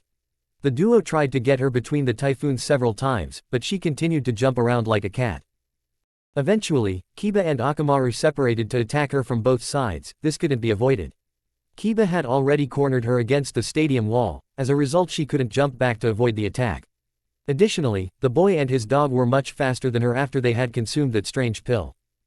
Her only escape was her fire technique, so she just did that. As soon as Kiba and Akamaru came in the right distance, she spewed blue fire, forming walls of fire around herself. Kiba and Akamaru collided with the firewall, and burned out themselves on them. Too tired to move, they collapsed on the ground, unconscious. Yugito picked up the win. In stands. Kiba-kun, exclaimed Hinata to herself. He truly gave his all to this match, though he was an idiot to underestimate her, thought Sakura as she watched the fight. That idiot, he had to underestimate her. Naruto shook his head. Kurenai was both proud and worried about her student. Kiba had sure showed determination throughout his match. Yet, he should stop underestimating his opponents. Only if he had taken Yugito seriously, the outcome of the match would have been different. In cage booth. That was anticlimactic. Perhaps Kiba should focus more on his defense than offense, said Hiruzen at the end. Correctly said, Hokage Dono, voiced A. It seems that all the cage shared thoughts with Kurenai. Kiba was determined but was inexperienced. His path to Chunin hasn't came. Next match, Hyuga Neji vs Rock Lee, announced Genma. Neji and Lee walked down the stairs toward the arena for their bout. As they stood in front each other, they both reflected upon the number of matches they had through years. Lee was always trying to outdo Neji in combat, but Neji was one of most gifted Hyuga in the entire clan. He could do main branch moves effortlessly even without formal teaching. That skill of his conflicted with his father morals, as Hisashi was inclined more toward Hinata's training due to his fatherly affection for her. His father didn't outright oppose him learning the main branch moves, but he didn't allow him to use those moves publicly. It was under the consideration that the elders would see this as another weakness of Hinata and would create problems for her. Lee wasn't far away. Contrary to the popular views of him being a failure, only a few were able to recognize his determination and true talent. What many of the civilians, and even majority of the shinobi population failed to assess was that Lee wasn't a weak shinobi. His skills in taijutsu were developing at an alarming rate. He wasn't a genius like Neji, Sasuke or even Naruto to some extent. Unlike them, he was hard worker. He would train and complete his regime until his body falls apart, theoretically not literally of course. "Begin," shouted Genma, and the match started. Lee took the initiative and closed the distance, throwing punches like a boxer. Left, up, down, right, up, left and so on. Each of his punch were blocked by Neji effectively. He didn't spare an extra move to block them, displaying why a Hyuga's defense wasn't best for nothing. Lee was continuously trying to break through his defenses, and Neji could feel the level of strength Lee possessed. It was like he was being hit by a person wearing bricks instead of gloves. He was constantly deflecting the punches Lee threw at him, but he couldn't understand how the failure of his generation could be this strong. In the midst of his onslaught, it wasn't clear when Lee unwrapped the bandages from his wrists. One moment Neji was deflecting his punches, the next moment he was surrounded by bandages ready to wrap him. This was one of the moves that Lee had developed in synchronization with Guy Sensei. A devastating tombstone piledriver wrapped tightly by bandages wasn't the best thing to look forward to. Since Neji had acquired some main branch jutsu, ignoring his father's advice, he decided to use one of them, the Kaden. As soon as the bandages enclosed him, he started rotating like a top, expelling chakra from both of his palms, resulting in formation of a dome-like structure. Lee was thrown aback due to the force of chakra inside the dome. This surprised the majority of the audience. A side branch member using main branch moves was unheard of, let alone be seen. The clan elders were seething in the stands. How could a side branch member use a main branch moves? Such atrocity couldn't be foreseen, more so, if the heiress is unable to perform those moves. Eyes turned toward Hiyashi and Hizashi, who were seated right above the elders. Since Hiyashi was the clan head, he was to look after such incidents. It became more of a problem when the said side branch member was the nephew of the clan head. Considering his position, he could have been trained by the family. However, apart from the rumors and lies, these allegations didn't hold validation. As soon as the dome dispersed, Neji bolted forward with his palms outstretched and directed toward Lee. Lee didn't get a chance to avoid the impact, as he hadn't got the chance to remove his weights until now. He had the muscle memory to dodge it, but his speed didn't match his reflexes. Neji struck Lee at various points with two open palms, as he shouted, 8 trigrams, 32 palms. He closed 32 of Lee's tenketsus. Little did he consider that Lee never used a bit of chakra in his genin days and academy years. As Lee's chakra passages were too narrow for chakra to pass through them, he couldn't use ninjutsus or genjutsus and was relied solely upon taijutsu, in which he specializes. Since 32 palms immobilizes the one it is used on, Neji relaxed a little. Lee couldn't possibly oppose the effects of the technique. He was most likely paralyzed and defeated. Right. It came as shock to Neji and most of the audience when Lee returned with a knee to his gut, grinning like usual. As if he didn't felt the effects of the Hyuga palms. That couldn't be possible. What they failed to understand was that even if the palms could stop the flow of chakra in one's body, it required active network of chakra to do so. Since Lee's chakra network were already clogged from birth, he could just shook off the effects. Not prolonging the fight further, Lee kicked the Hyuga that threw him back several meters. He quickly followed his teammate, but this time, his speed was unmatched and his movements were swift. Visible chakra flared around the boy, before his eyes went complete white, not unlike his Hyuga teammate. Neji cursed internally. It seemed that Lee had successfully opened first of the 8 gates. Much to dismay of Hyuga clan members, Neji didn't stood a chance afterwards. A right-hand punch was accurately blocked by Neji, but the following kick from the left wasn't noticed. As a result, it hit Neji square on the face. Apart from his speed, Lee's strength had also increased slightly, making the kick more dangerous. Neji landed a little far, but Lee wasn't done yet. Lee was on his heels right now. A double-hand axe handle was dropped upon Neji. Neji hadn't conversed or taunted Lee throughout the match. He wasn't an idiot. He knew Lee was under direct supervision of Guy Sensei. He was ought to be powerful. At the same time, he was astonished. Lee never displayed such physical or battle prowess in their spars. Was he always under the illusion that he was the strongest of the three? How couldn't he notice the strength Lee possessed all along? He always pitied Lee, as he assumed Lee's weakness was due to his inability to use chakra. What an ironical situation he found himself in. Lee's inability to use chakra was his biggest strength. Lee was always the strongest one of the three. He always let others underestimate him. The fight ended as Lee used the force he used to deliver the axe handle to jump toward the arena wall, and use it as a springboard to deliver a dropkick. Neji's last thought was pain, immense pain. The winner Rock Lee. The cage booth. He surely did a number on the Hyuga. I was expecting more from the Hyuga. Taking his lineage under consideration, he should be one of the elite genin of this village, stated the Raikage. He should be, but he isn't, retorted Rasa, the cage. Thank you for concern, my fellow Kages. But, since we aren't in middle of a shinobi war, children of my village doesn't need to sacrifice their childhood in quest of power, replied Hiruzen. A noble thought, I expected nothing less from you, Sarutobi Dono, complimented A. I suggest that we observe 1 or 2 more matches of the green-clad boy before we consider for his graduation. Suggested Rasa. I agree with you, Kage Dono, the green-clad boy showed great skills in taijutsu. Replied the Raikage. Then the decision is made, finalized Hiruzen. In the stands. Kakashi had moved toward Guy during the match, since he was Guy's friend, he knew Lee was under Guy's tutelage. Did I saw Lee using the first gate? By the way, his transition from base to first gate was flawless. Bearing into mind that, even most of the Jonin were unaware of his transition, praised Kakashi. Aren't you a little worried about me teaching him gates this early? Asked Guy soberly. We all have aces up our sleeves, Guy.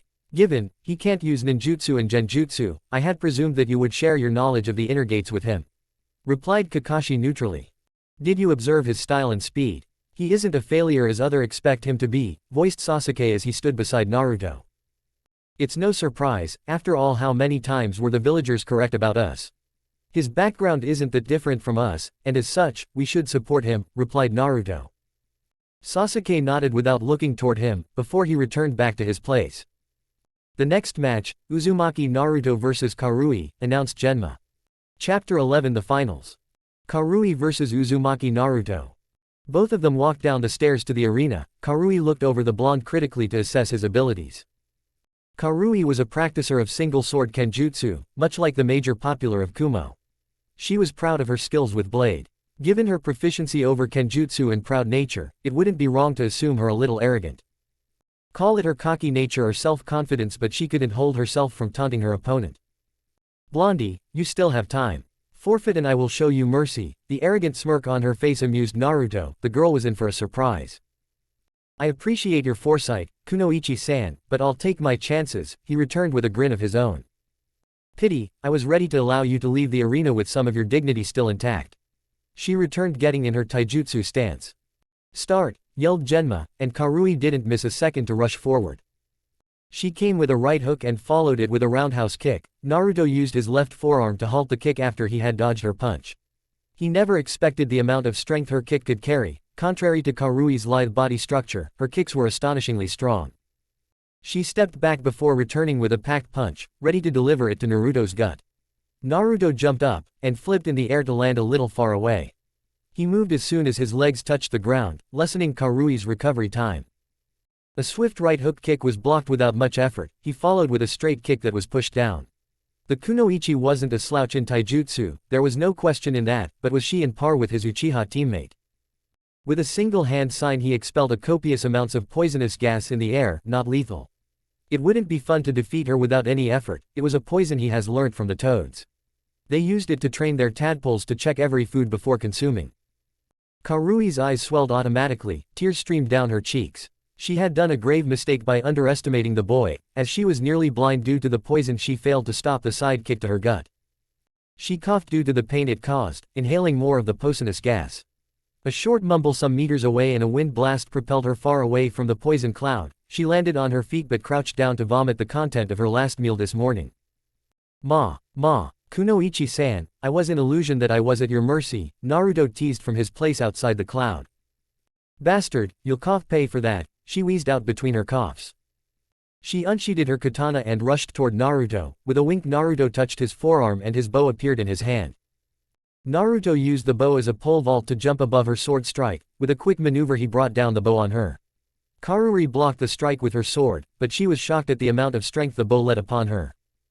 Karui did a quick sweep to unbalance him and moved out of his strike. She couldn't allow him to overpower her this easily.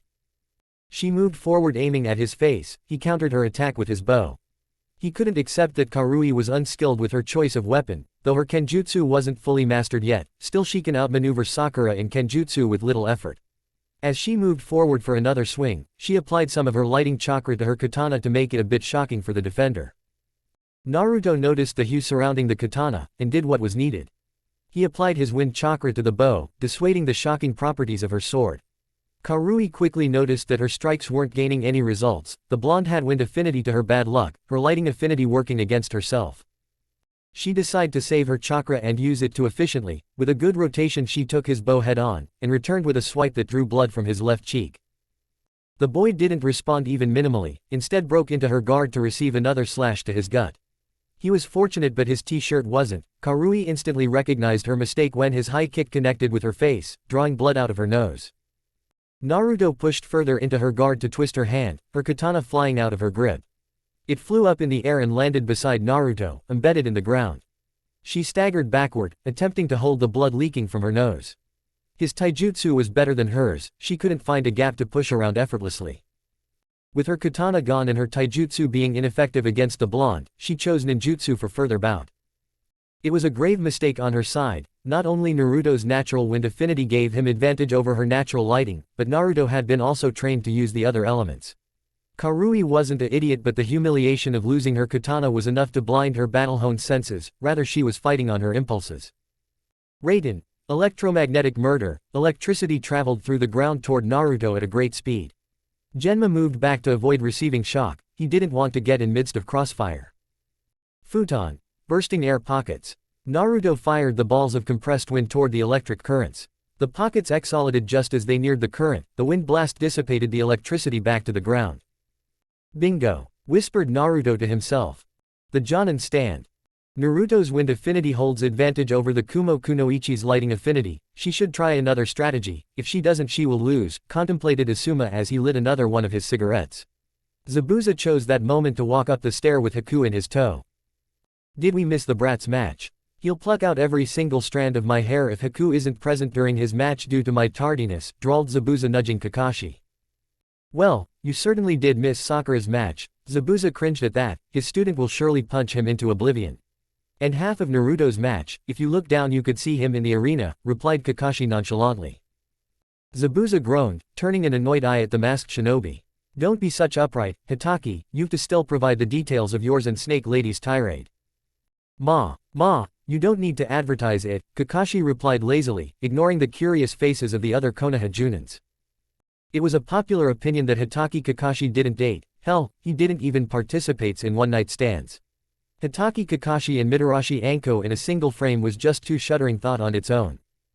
In the seats. Whoa, gasped Karen as he watched her cousin battling the rehead from Kumo. He's holding back, Shizune said distractedly. Yeah, he is. A rather sly approach coming from him, he isn't the kind to preserve his stamina, Tsunade replied eyeing the blonde curiously. It's Hokage-sama strategy then, right? Asked Shizune eyeing the redhead with narrowed eyes. Maybe, there's a slight chance that it's Jiraiya's, Suon supplied. In the arena. Karui was stuck, she didn't have a second affinity or in another long-range Raiden jutsu. Most of the Genins and Chunins didn't develop a second affinity naturally until a particular age, Karui wasn't any different. She could only save herself from utter humiliation, if she could reach to her sword. It was her last resort for the time being, but it was impossible. It seemed Naruto could read her inner turmoil, he was guarding the sword aggressively. Kaden, fireball jutsu, another fireball was fired toward her, she jumped right to avoid the scorching ball of yellow menace. Naruto was trying to tire her down completely, he hadn't used any of his unique techniques until now. It was a strategy beaten into him by Jiraiya. Naruto had suffered losing many spars against the Toad Sennin due to his inclination toward large-scale jutsus. The strategy was working perfectly, as a result Karui was slowing down. Naruto had fired at least 5 fireballs until now. With his mastery over the jutsu and immense reserve of chakra, it didn't have much effect on him. On the other hand Karui was getting slower and slower as the time passed. Kaden, fireball jutsu, a fireball of the size of a volleyball was fired toward Karui. This time she avoided it by mere inches, confirmed by the hot sensation that ran across her left arm and shoulder. Naruto understood that the iron was hot, it was the time to hammer it, he started forming hand signs in quick succession. Futon. Wind shuriken jutsu, he yelled and threw some shuriken toward Karui. A transparent shield started to form around each shuriken, rotation and speed of each shuriken increased by several folds. Karui, in panic, formed an electric shield around herself but to no avail the shurikens passed through them like a hot knife passes through butter. The shurikens didn't inflicted any physical damage to her body parts, instead she was pinned to the ground through her clothes. Naruto appeared above her in a blur, a quick hand sign and he was exhaling blue smoke from his mouth at a steady pace. Forfeit or you'll die, said Naruto expressionlessly. The smoke was suffocating his opponent to a certain extent, where she can only breathe alternatively. I quit, Karui choked, the air to her throat being suppressed. Loudly, demanded Naruto firmly. I quit, Karui accepted loudly, her breaths got normal as the smoke dissipated slowly. Winner of the match, Uzumaki Naruto, announced Genma, his eye held the impression that he has been a fool for years. In the cage booth. Yet again, you have succeeded in nurturing a skillful shinobi, Sarutobi, remarked, not harshly. Thank you, Raikage Dono, smirked Hiruzen. You haven't yet answered my first question, Hokage Dono. Is he your apprentice? Asked Rasa sounding genuinely interested. Hiruzen knew that Rasa wouldn't budge until he gets his answers. It would at least set up Naruto standards, if nothing else. He is, but he isn't, answered Hiruzen genuinely. Don't play around with words, Hiruzen. Is he or is he not? This time the question was asked by A. He isn't my full-time apprentice, I was only interested in teaching him Suru-style Bojutsu, so I just did that. Hiruzen replied coolly. In the foresight, if you must remember I am not obliged to answer you questions, my fellow cages, his tone didn't give impression of amusement as before, it was a warning. No one, means no one was allowed to demand answers from the Hokage. Hiruzen had tolerated some of the questions from his fellow cages, but the eminent boundaries shouldn't be forgotten. Indeed Hokage Dono, replied A, and took up his time to think. I suggest the blonde boy is eligible to be a chunin, his skills are easily chunin level, he could use 2 affinities at this young age. That's a feat in itself. Praised A. You haven't even seen half of his skills. Jiraiya and Hiruzen both thought at the same time, Hiruzen just nodded in the response. I suggest we see some more of the blonde boy, suggested Rasa. The decision went into Rasa's favor for now, Naruto would have to show a few more of his skills to get promoted. The next match of the day Sabaku no Gaara vs Shin, announced Genma. As the both competitors descended toward the ground, the silent crowd didn't display any sign of support. The crowd had went silent as soon as Naruto's match was announced, this represented how much they disdained the blonde shinobi. As for Shin and Gaara, the Konoha public didn't know anything about the purple-haired boy while the Suna crowd had same animosity toward their own Jinchuriki. Both fighters ready, begin, yelled Genma. Waves and waves of sand leaked out of Gaara's gourd and rushed toward Shin, who jumped back to avoid the waves of sand. The sand followed him around, and soon he was running around the arena to avoid the sand trailing him. He had to formulate a plan to defeat the redhead, he couldn't keep running. A slight mistake could end his life, confirmed by the menacing look the redhead was sending toward him. Shin had seen Gaara kill the genin in prelims, he knew Gaara wouldn't hesitate to end his life if given a chance. Across the halfway of his third round he got an idea, he started forming hand signs as fast as he can. He waited for the sand to reach him as he slowed his speed, and as soon as the sand neared him he turned around and yelled, Sweden, water pistol. A jet of clear water was fired upon the wave of sand following him. Given the water would make the sand heavy, the onslaught stopped for a few minutes. This was all Shin needed, given Gaara hasn't displayed a second of taijutsu he wouldn't be proficient in one. Neither did he carry a weapon around, furthermore, no more sand was leaking out of his gourd signaling it was empty. Shin rushed toward Gaara unsheathing his tanto in the process, as he neared Gaara he attempted a right swipe. The tanto didn't cut through Gaara as expected by Shin, instead it stopped as soon as it hit Gaara's arm. He felt as if he had hit a rock, the redhead boy's body couldn't be made of rocks. Can it be? Shin's situation worsened, further, unexpectedly more sand leaked out of Gaara's gourd and started encasing the tanto Shin held. Shin tried to leave his tanto but he understood he was late, Gaara's sand had already started to encase his legs and arm. His nose wasn't as precise as an Inuzuka but even he could smell the blood on Gaara's sand. I forfeit, he yelled as Gaara started applying more force through his sand. Gaara ignored his plea and continued his onslaught. I said, I forfeit, this time Shin less or more pleaded. Gaara further ignored his pleas as he continued. Naruto was about to jump off the stands with Sasuke at his toe when suddenly 2 green blur passed across the arena. Suddenly there was a Senbon aimed at Gaara's jugular point while Shin was standing outside the sand, guarded by an older version of Rock Lee. All genins had to look again to confirm that an elder Lee was standing in the middle of arena guarding Shin. When he said he had surrendered, you should have stood back, Genma warned tersely. Why should have I? A weakling like him isn't allowed to live the life of shinobi, he'll prove my existence, drawled Gaara seething in anger. And who do you think you're to decide that? Questioned Guy with an equally angry tone. This is your first and last warning. If you'll try to do something like this again, not only will you suspended from the tournament but you'll be also barred from entering again, instructed Genma calmly. Gaara went off toward the stand silently, but his facial expressions opposed the word calm. Winner Gaara. In cage booth.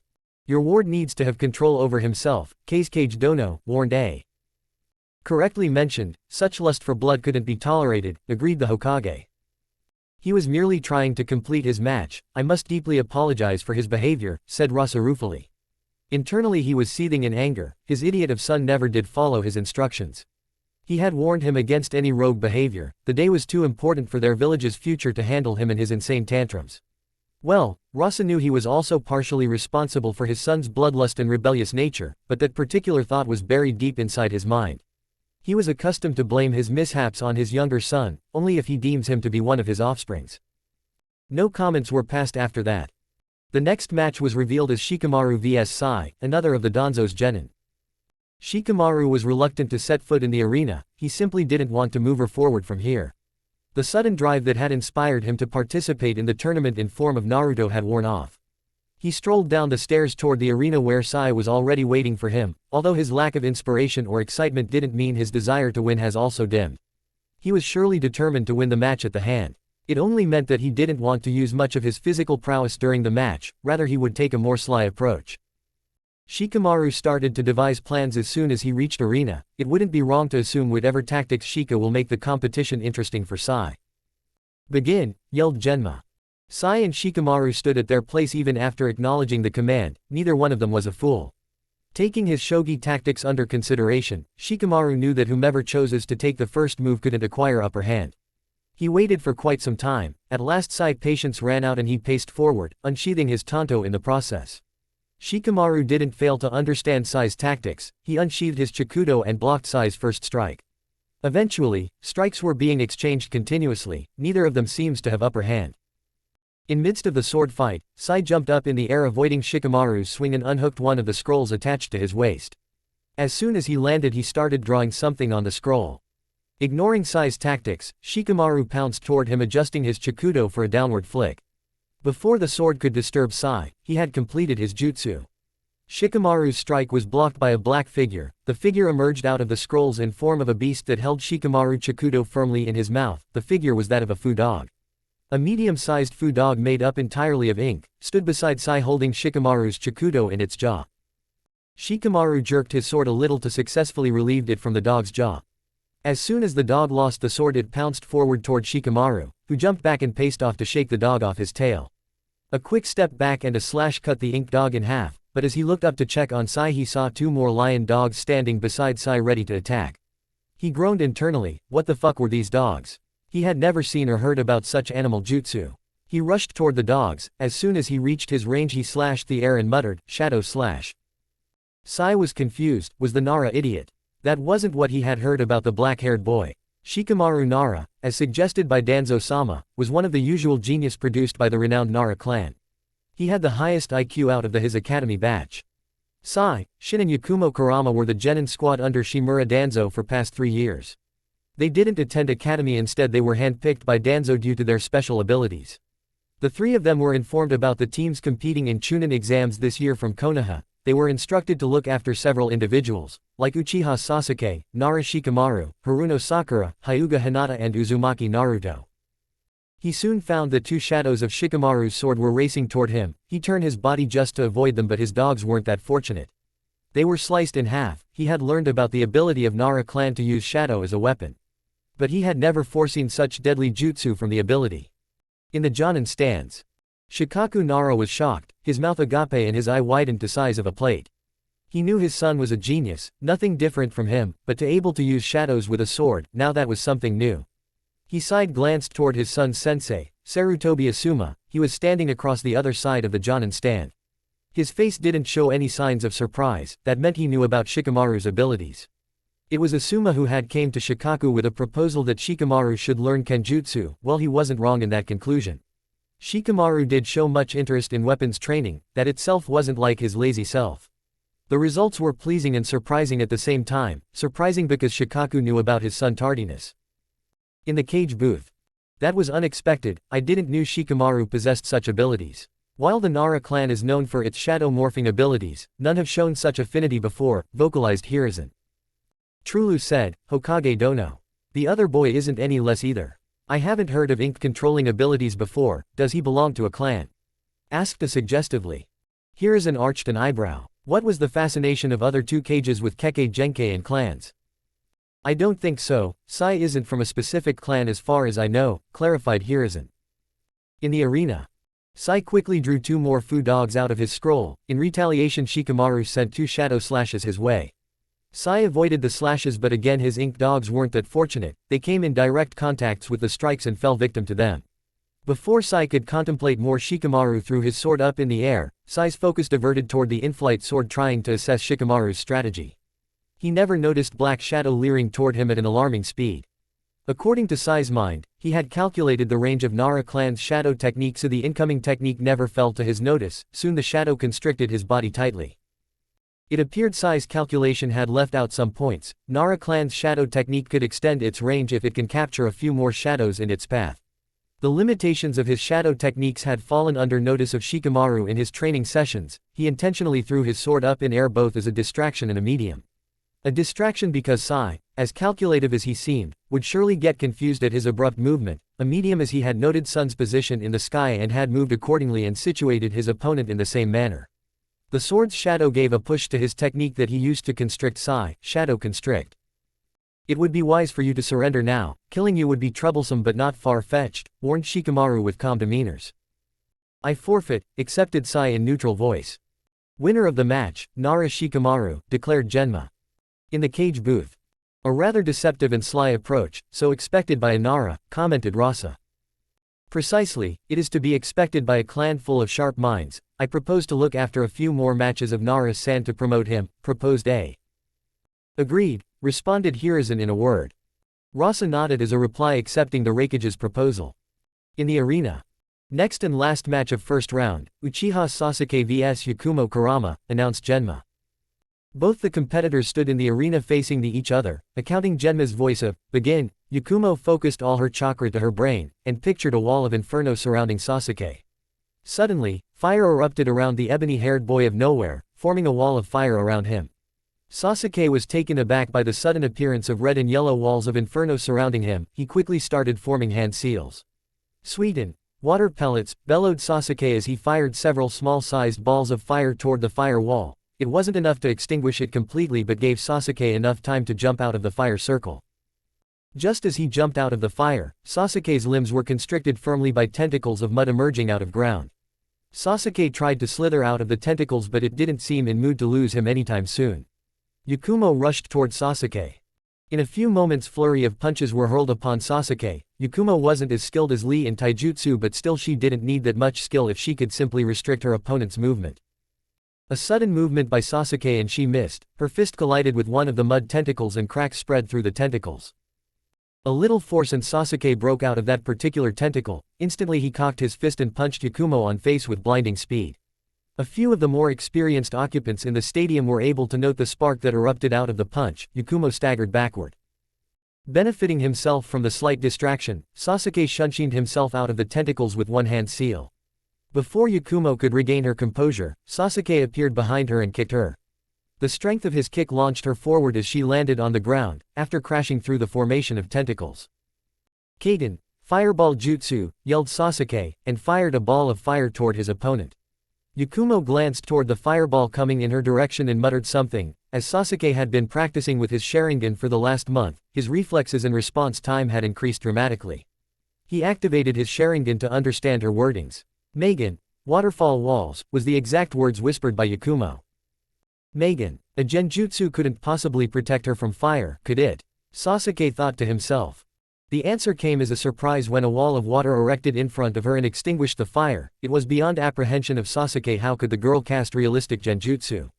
Was he under a genjutsu himself? Release, thought Sasuke as he tried to yank out of the possible genjutsu. No further effects were noted. If it wasn't an illusionary genjutsu, then what could be the possibility of the girl casting a realistic genjutsus? In the stands. Naruto was astonished by the abilities of the girl. She was casting ninjutsu without hand signs. He didn't possess Sharingan, so he couldn't possibly assess that the girl was casting genjutsus. In Naruto's point of view, Yakumo had displayed the abilities to use 3 of 5 elements without hand signs, and that was impressive. In the arena. Sasuke was thrilled. Only Naruto was able to draw such fight from him in his age group. Yakumo Kurama was surely a strong and keen genin. Any doubt of her being weak flew off to the wall when she cast it, the waterfall wall, without any hand signs, and it came as realistic as possible.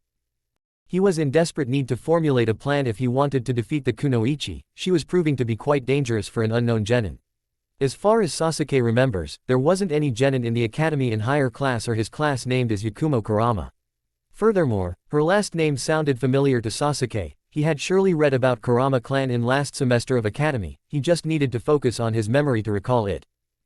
Yakumo built up some distance between herself and the Uchiha. She was in deep trouble. Casting sealess genjutsus drawled a lot of chakra out of her. The Uchiha was a formidable enemy.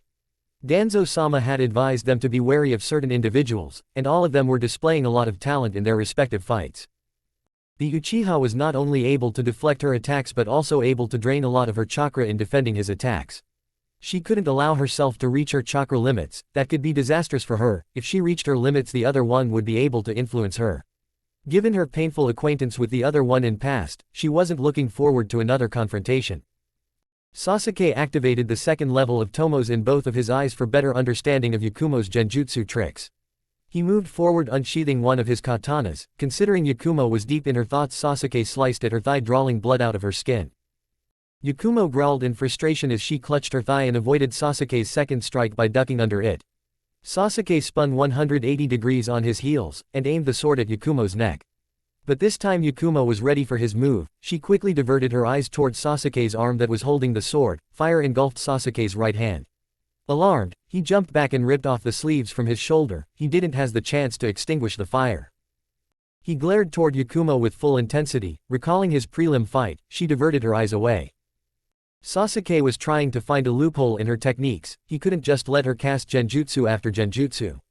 Yes, he had recalled Kurama clan's ability. Kurama clan was an ancient clan said to be direct descendant of Kyuubi no Yoko. It was most probably a myth, as Sasuke had read that Kyuubi wasn't a real beast, rather it was a chakra formation given life.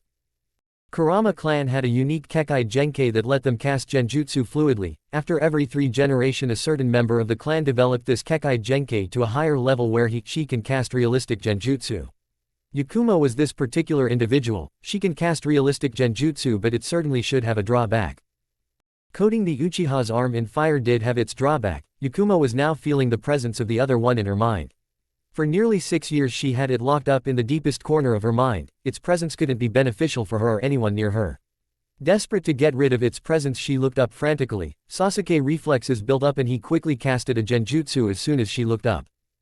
But instead of Yakumo falling to ground unconscious, Sasuke was drawn inside her mind. He felt a two presence in her mind. One was calm and pure, on the other hand second one was radiating malicious aura and anger. Sasuke saw a yellowish-green cloud forming up in front of him. It took a form of a lion-like beast. The other entity, which was Ito, sensed the darkness inside Sasuke, particularly in the mark on his shoulder. It started drawing darkness out of it to overwhelm the boy. Sasuke felt his seal pulsating. Before Naruto's securing seal could restrain it, it started influencing him, recalling the same feeling in the forest. Sasuke tried to control it his best but was unsuccessful in doing so. Outside Yakumo's mind, Sasuke's right eye turned black and kanji started to spread on his arms. Genma and many of the Jonins and Genins felt the sudden rise of malicious chakra around both Sasuke and Yakumo. Shocked at the sudden transformation of Sasuke, Kakashi tried to jump off the railing to aid his student, but before he could do that Naruto formed a hand sign and muttered, securing seal FUNN.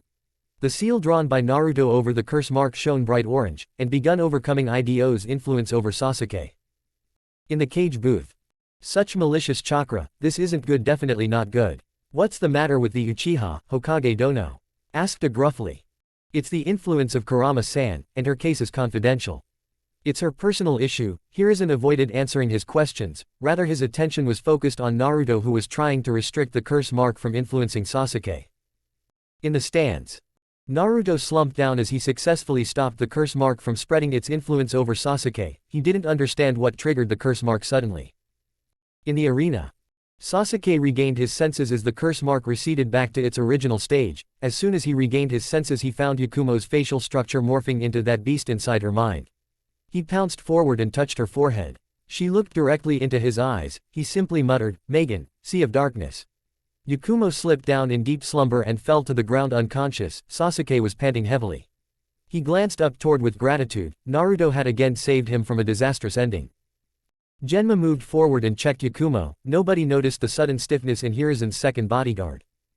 "Winner, Uchiha Sasuke," declared Genma after checking her pulse. Soon nurses carried her toward infirmary for medical support.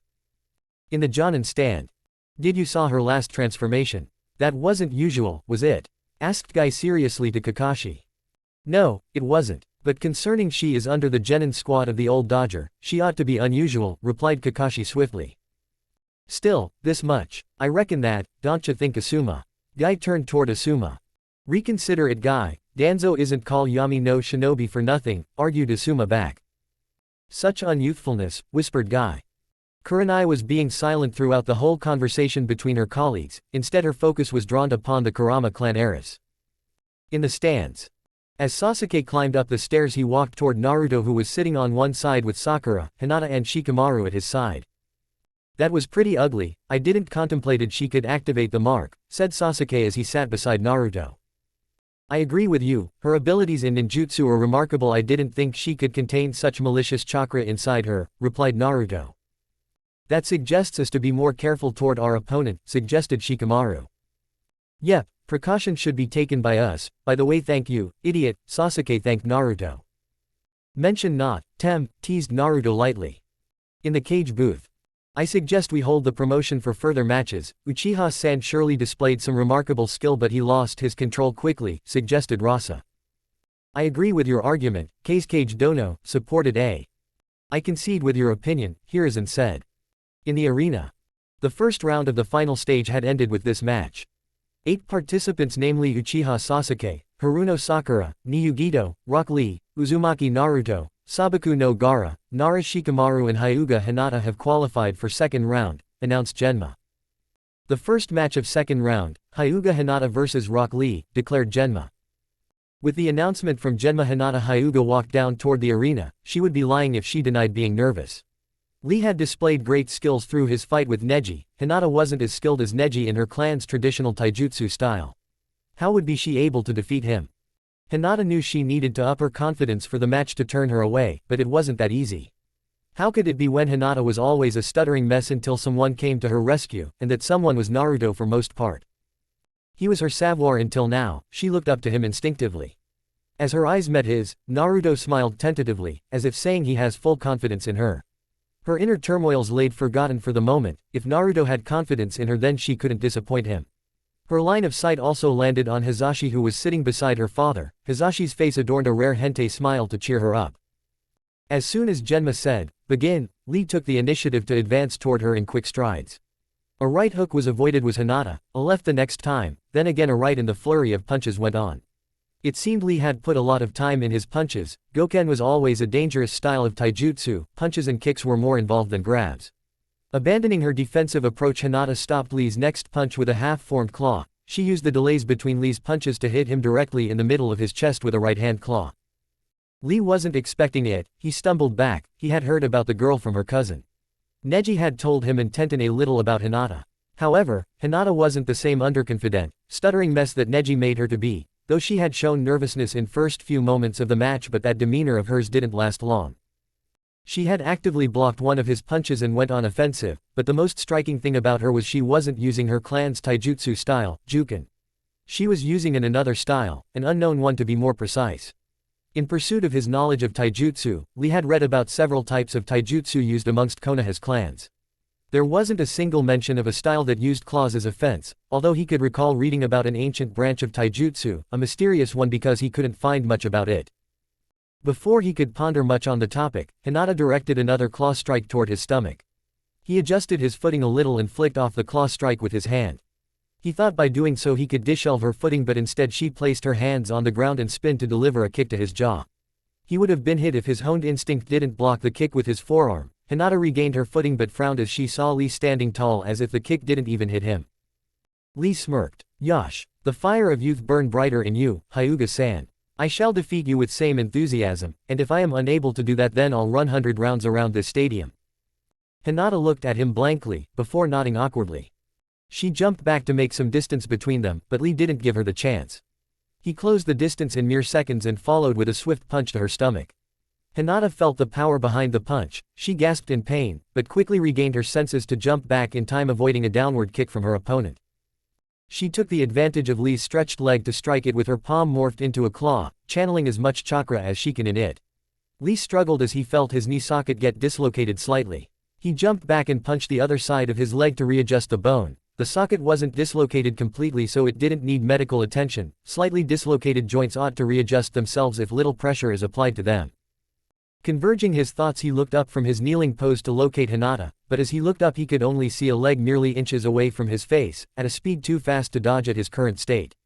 During the last few moments before the impact he considered that not unbuckling his weights was a mistake. He underestimated Hinata, and that wasn't like his former self, but the excitement he felt after he defeating Neji has overwhelmed his senses for the fraction of the match.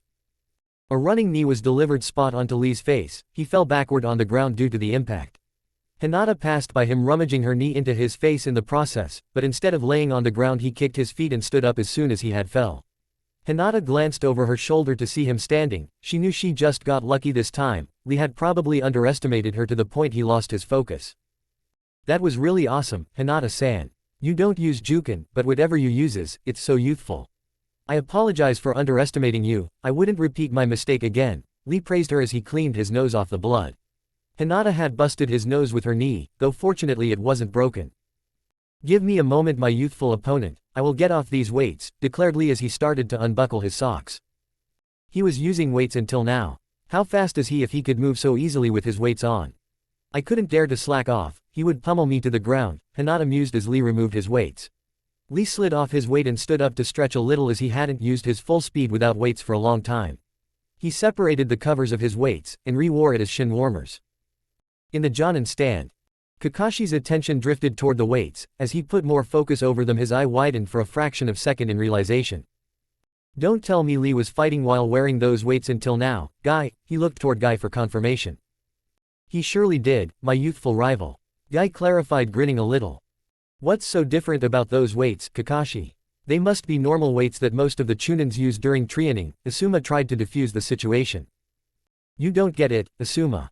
Those are a pair of weights with 5 sets of bar in each, and each bar weighs at least 25 kilos. They weigh over 120 kilos when combined, Kakashi explained, awestruck. Asuma's cigarette fell off from his mouth. His mouth was agape as he looked between Lee, Guy and Kakashi. He swallowed a little, thinking about Hinata's current situation. He glanced toward Hinata's sensei. Kurenai stood a little far away from the particular group, staring intensely toward the competing genins in the arena. In the cage booth. If I am not mistaken, isn't the girl Hyuga heiress, Hokage Dono? Asked with a frown. Indeed, she is, replied Hiruzen easily. No offense, but why isn't the girl using her clan's taijutsu style, intervened Rasa. It's her choice. She wanted to use another style of taijutsu than Juken as a challenge. Hiruzen hid her situation and choices smartly. His reply concluded their discussion for now. In the arena. One moment Lee was stretching in front of her, and the next moment he had broken through Hinata's guard and was about to deliver a right hook, and so he did. Hinata flew back certain distance due to the strength in Lee's punch. Before she could adjust herself, Lee was upon her, delivering a downward kick. She tried to block it at last second but failed miserably. She picked the dust around herself as she was pummeled into the ground, creating a small crater around herself. Naruto's brow furrowed as he stood in the stands. It wasn't easy seeing her getting manhandled like that. Yet, he couldn't fail but admire the taijutsu prowess of Lee. The boy was truly a terrifying opponent to fight against. Still, if he knew Hinata properly, then this match was far from over. The stadium was silent suddenly. Every pair of eyes was fixed on the dust-covered crater in middle of arena. The dust cleared and everyone got a good look at the Hyuga heiress. She was laid on the ground while a small trickle of blood leaked out of her mouth.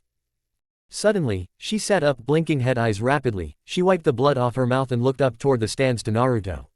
Naruto nodded as if allowing her do something. She tried to stand up, wobbling a little in the process.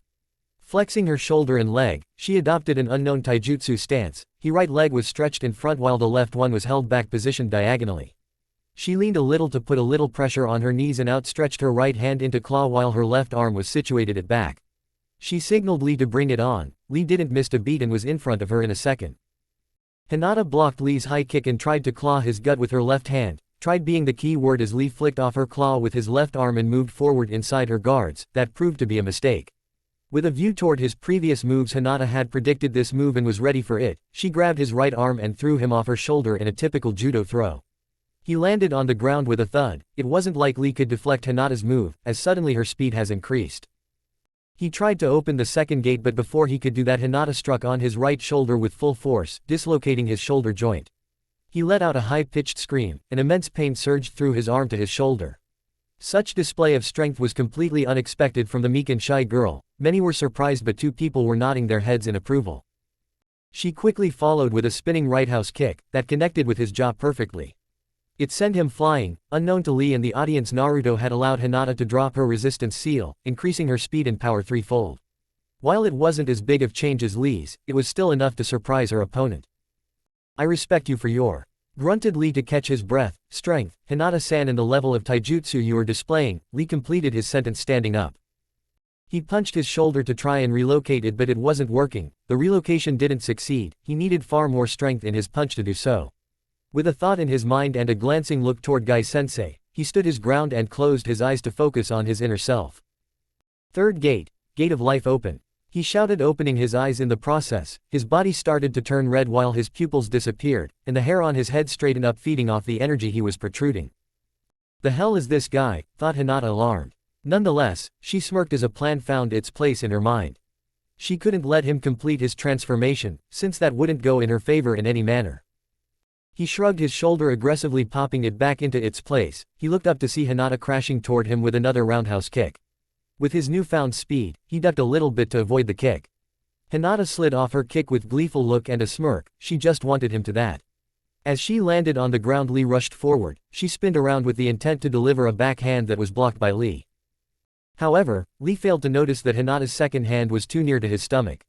A dagger appeared out of thin air in her hand as she sliced it through his abdomen, inflicting a deep gash across his abdomen. Before he could comprehend the situation, she flicked the dagger and plunged it into Lee's right shoulder.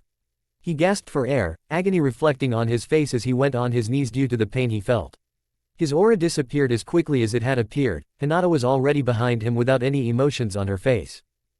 A second dagger appeared in her hand. Given Lee's pain-struck position, Hinata used it to inflict a cut across his back, making him scream again as he fell flat on the ground. Medical team appeared quickly and took him off toward infirmary for quick aid.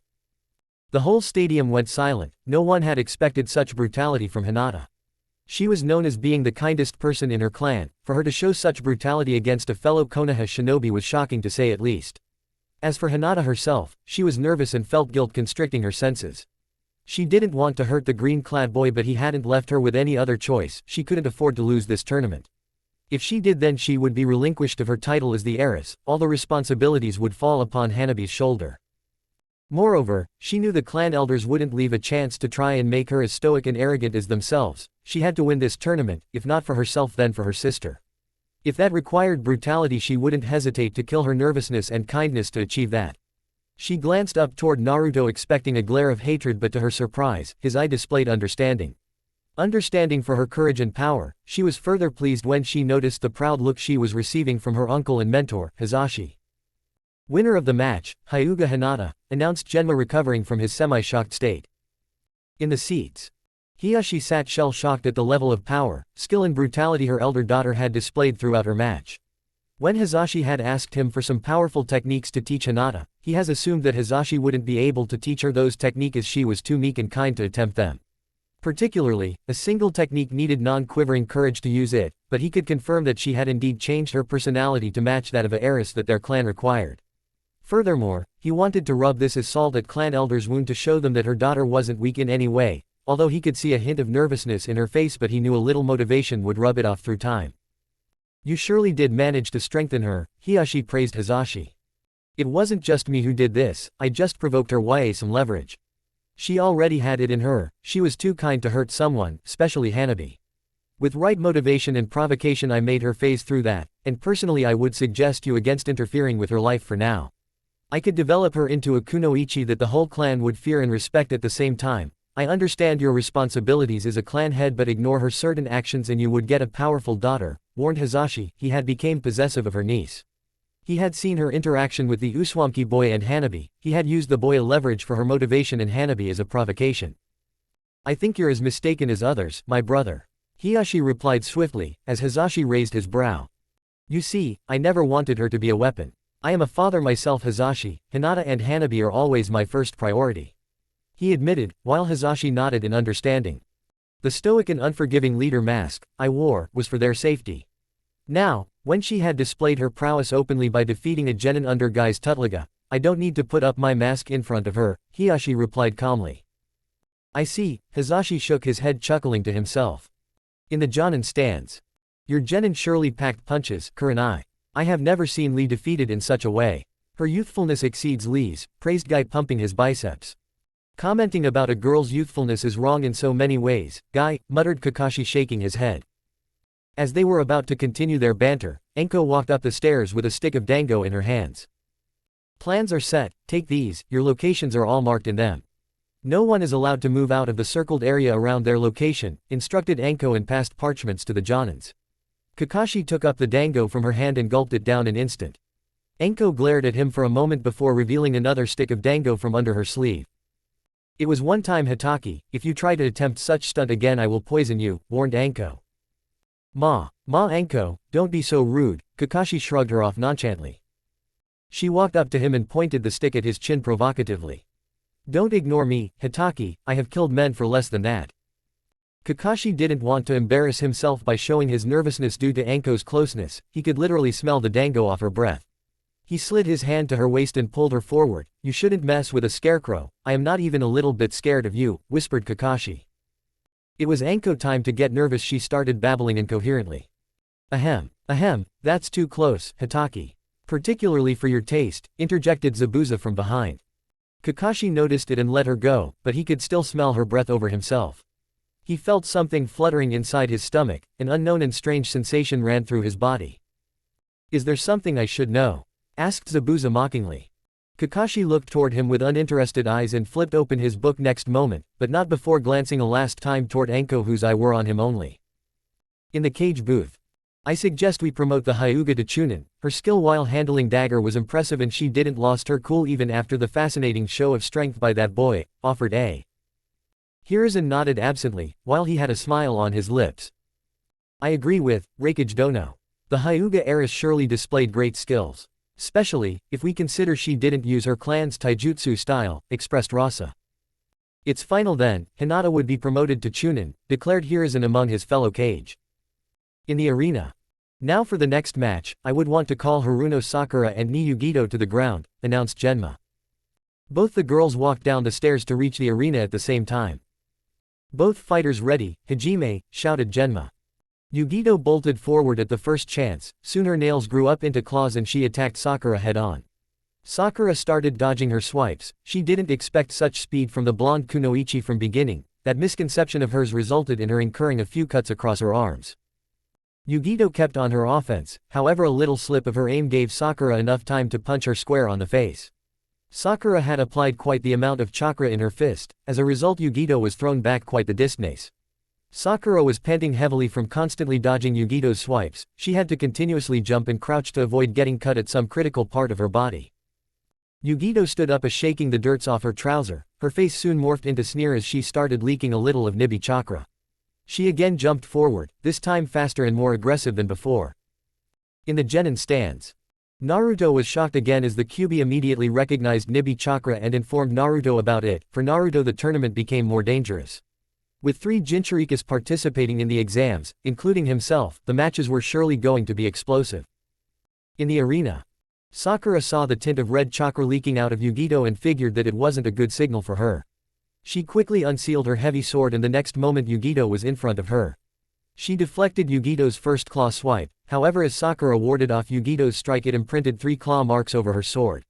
She glanced down at her sword with wide eyes, it was confirmed now, she didn't want to face those claws head-on. Yugito spun on her heels and delivered another swipe with her claws, this time Sakura infused a little of her chakra in her sword. This technique was taught to her by Zabuza, he had told her that he used the same technique to ward off low-level elemental attacks. It chopped off the nails of Yugito's right hand, Sakura smirked a little on her success. But her smirk soon turned into a scowl, when Yugito grew another set of claw, it meant the claws were regenerative. Sakura didn't waste a single moment in thoughts, instead she opted to attempt another swing at Yugito's head, the blonde ducked under her sword and rolled in front. Sakura didn't give her the chance to attack, instead she stepped back from her and used the back of her blade to hit on Yugito's leg. That tripped Yugito and she fell backwards. Sakura used this moment and tried to deliver a downward swipe to Yugito's chest. Yugito, expecting it, as her village had a lot of kenjutsu specialists, rolled back to avoid the slash and used her momentum to kick the sword off Sakura's hand. Before Sakura could reach to her sword, in quick succession Yugito cleared the distance between herself and Sakura to break through her guards. She quickly pointed one of her claw nails at Sakura's jugular point. "Surrender, you're done here," Yugito warned Sakura. Sakura nodded her head reluctantly. She wasn't an idiot, she knew she was at disadvantage now. Yugito had far more speed and resilience than her, not only that but her claws were regenerative unlike Sakura's sword, and not to mention that strange red-tinted chakra leaking out of her. Even if she refused to surrender, inevitably it would lead to a more painful defeat for her in a few minutes. "I forfeit," she blurted out. "Winner of the second match of the second round, ni Yugito," announced the Senbon-wielding man. In the cage booth. That was impressive, both of them displayed great skills and sense of mind. "I propose that we should promote them both," Hiruzen proposed his offer. "I agree with you, Hokage Dono. Since the Konoha Kunoichi was able to defend herself for quite some time and even forced Yugito on back foot on a few occasions." "I agree with you," replied A. It was truly remarkable and alarming how each of the Konoha genins were displaying different abilities in their matches. Konoha indeed hasn't faltered its reputation of producing skilled and powerful shinobi. If his father would have been able to see beyond acquiring Kekkei Genkei for the village, he could have assessed the benefits of Konoha being an ally with Kumo. Yet, he wasn't his father, he wasn't hungry for clans that held Kekkei Genkei, instead he needed allies. Unlike Raikage's proud and arrogant self, he had deducted that his village needed allies. Tsuchikage was an idiot to plan with his father and commence a war on Konoha. Konoha didn't go on back foot as expected, instead with the quality of ninjas it produced and an unlikely ally as Suna, it had decimated whole battalions of Kumo, Iwa and Kiri. Rasa didn't speak but just nodded his head in agreement. This wasn't unlike the present cage. He was always aloof and unemotional, talking less and acquiring more was his motto from the beginning of his term. I had seen the power of gold dust firsthand. Kumo, Iwa and Kiri were able to form an alliance against Konoha. Suna came as an unexpected ally for Konoha and equaled the battlefield. In the end Konoha and Suna had demolished the armies of 3 combined nations, and that was due to the number of skilled shinobi from Konoha and Suna. Although, Suna's rank has fell down after the Third Great Shinobi War. However, Konoha, even after losing a large number of its most skilled shinobi like Minato Namikaze, Itachi Uchiha and Orochimaru, had held to its reputation of producing dangerous and skilled shinobi. What he didn't predict was that the real show of strength was still to come. He would see the true power of Konoha in a few hours' time. Nonetheless, the matches moved forward as usual. The next match, Uzumaki Naruto vs Nara Shikamaru, announced Genma. Naruto smirked toward Shikamaru in the stands. He knew Shikamaru will draw him to the edge for a win.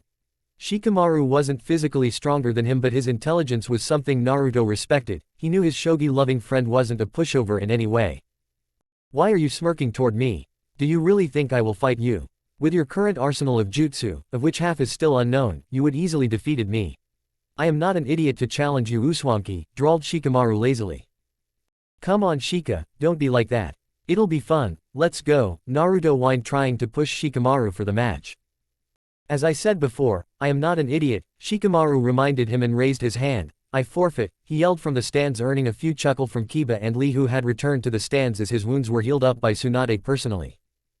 "That baka Shikamaru, he's going to get it sometime," Ino yelled in frustration. Choji was sitting beside her trying to calm her down. They both knew Shikamaru's lazy attitude. Ma Asuma, that boy is sure a lazy ass, he should have been in my team," Kakashi said lazily. "You bet," Hitaki, chuckled Asuma. He knew about Shikamaru and was astonished that he even fought until now. "You're a fucking lazy ass, you know that," Naruto scolded him, irritated at his antics. Shikamaru just shrugged and went on to sit on his chair. Winner of the third match of the second round, by forfeit, Uzumaki Naruto, Genma announced stoically. In the cage booth. "Well, that was anticlimactic," chuckled Hiruzen. A and Rasa just shook their head in disappointment. In the arena.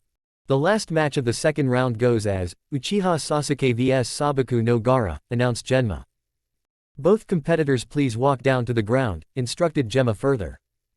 Sasuke and Gaara instead chose to appear through shunshuns of their own to the arena, Sasuke in a leaf shunshin while Gaara with sand shunshin. "Begin," shouted Genma. Gaara was stalking the ebony-colored boy with angry red eyes, his eyes accurately displayed his hunger for Sasuke's blood. Gaara had been restricted form ending the life of his last victim, and quenching his thirst for their blood so that his mother could please. His mother was screaming for blood and death inside his mind, she was provoking him to kill the boy in front of him. And he couldn't dare to deny her or else she would cause him great mental pain, he would kill the boy for his own sake and quench his mother's thirst. Without giving a second thought he signaled his sand to pace towards Sasuke, much to his ire the boy dodged the first wave of sand. The tentacle erupted behind Sasuke, trying to tear him to shreds but he had already activated his Sharingan. He quickly jumped up to avoid the tentacle and fired a fireball toward him.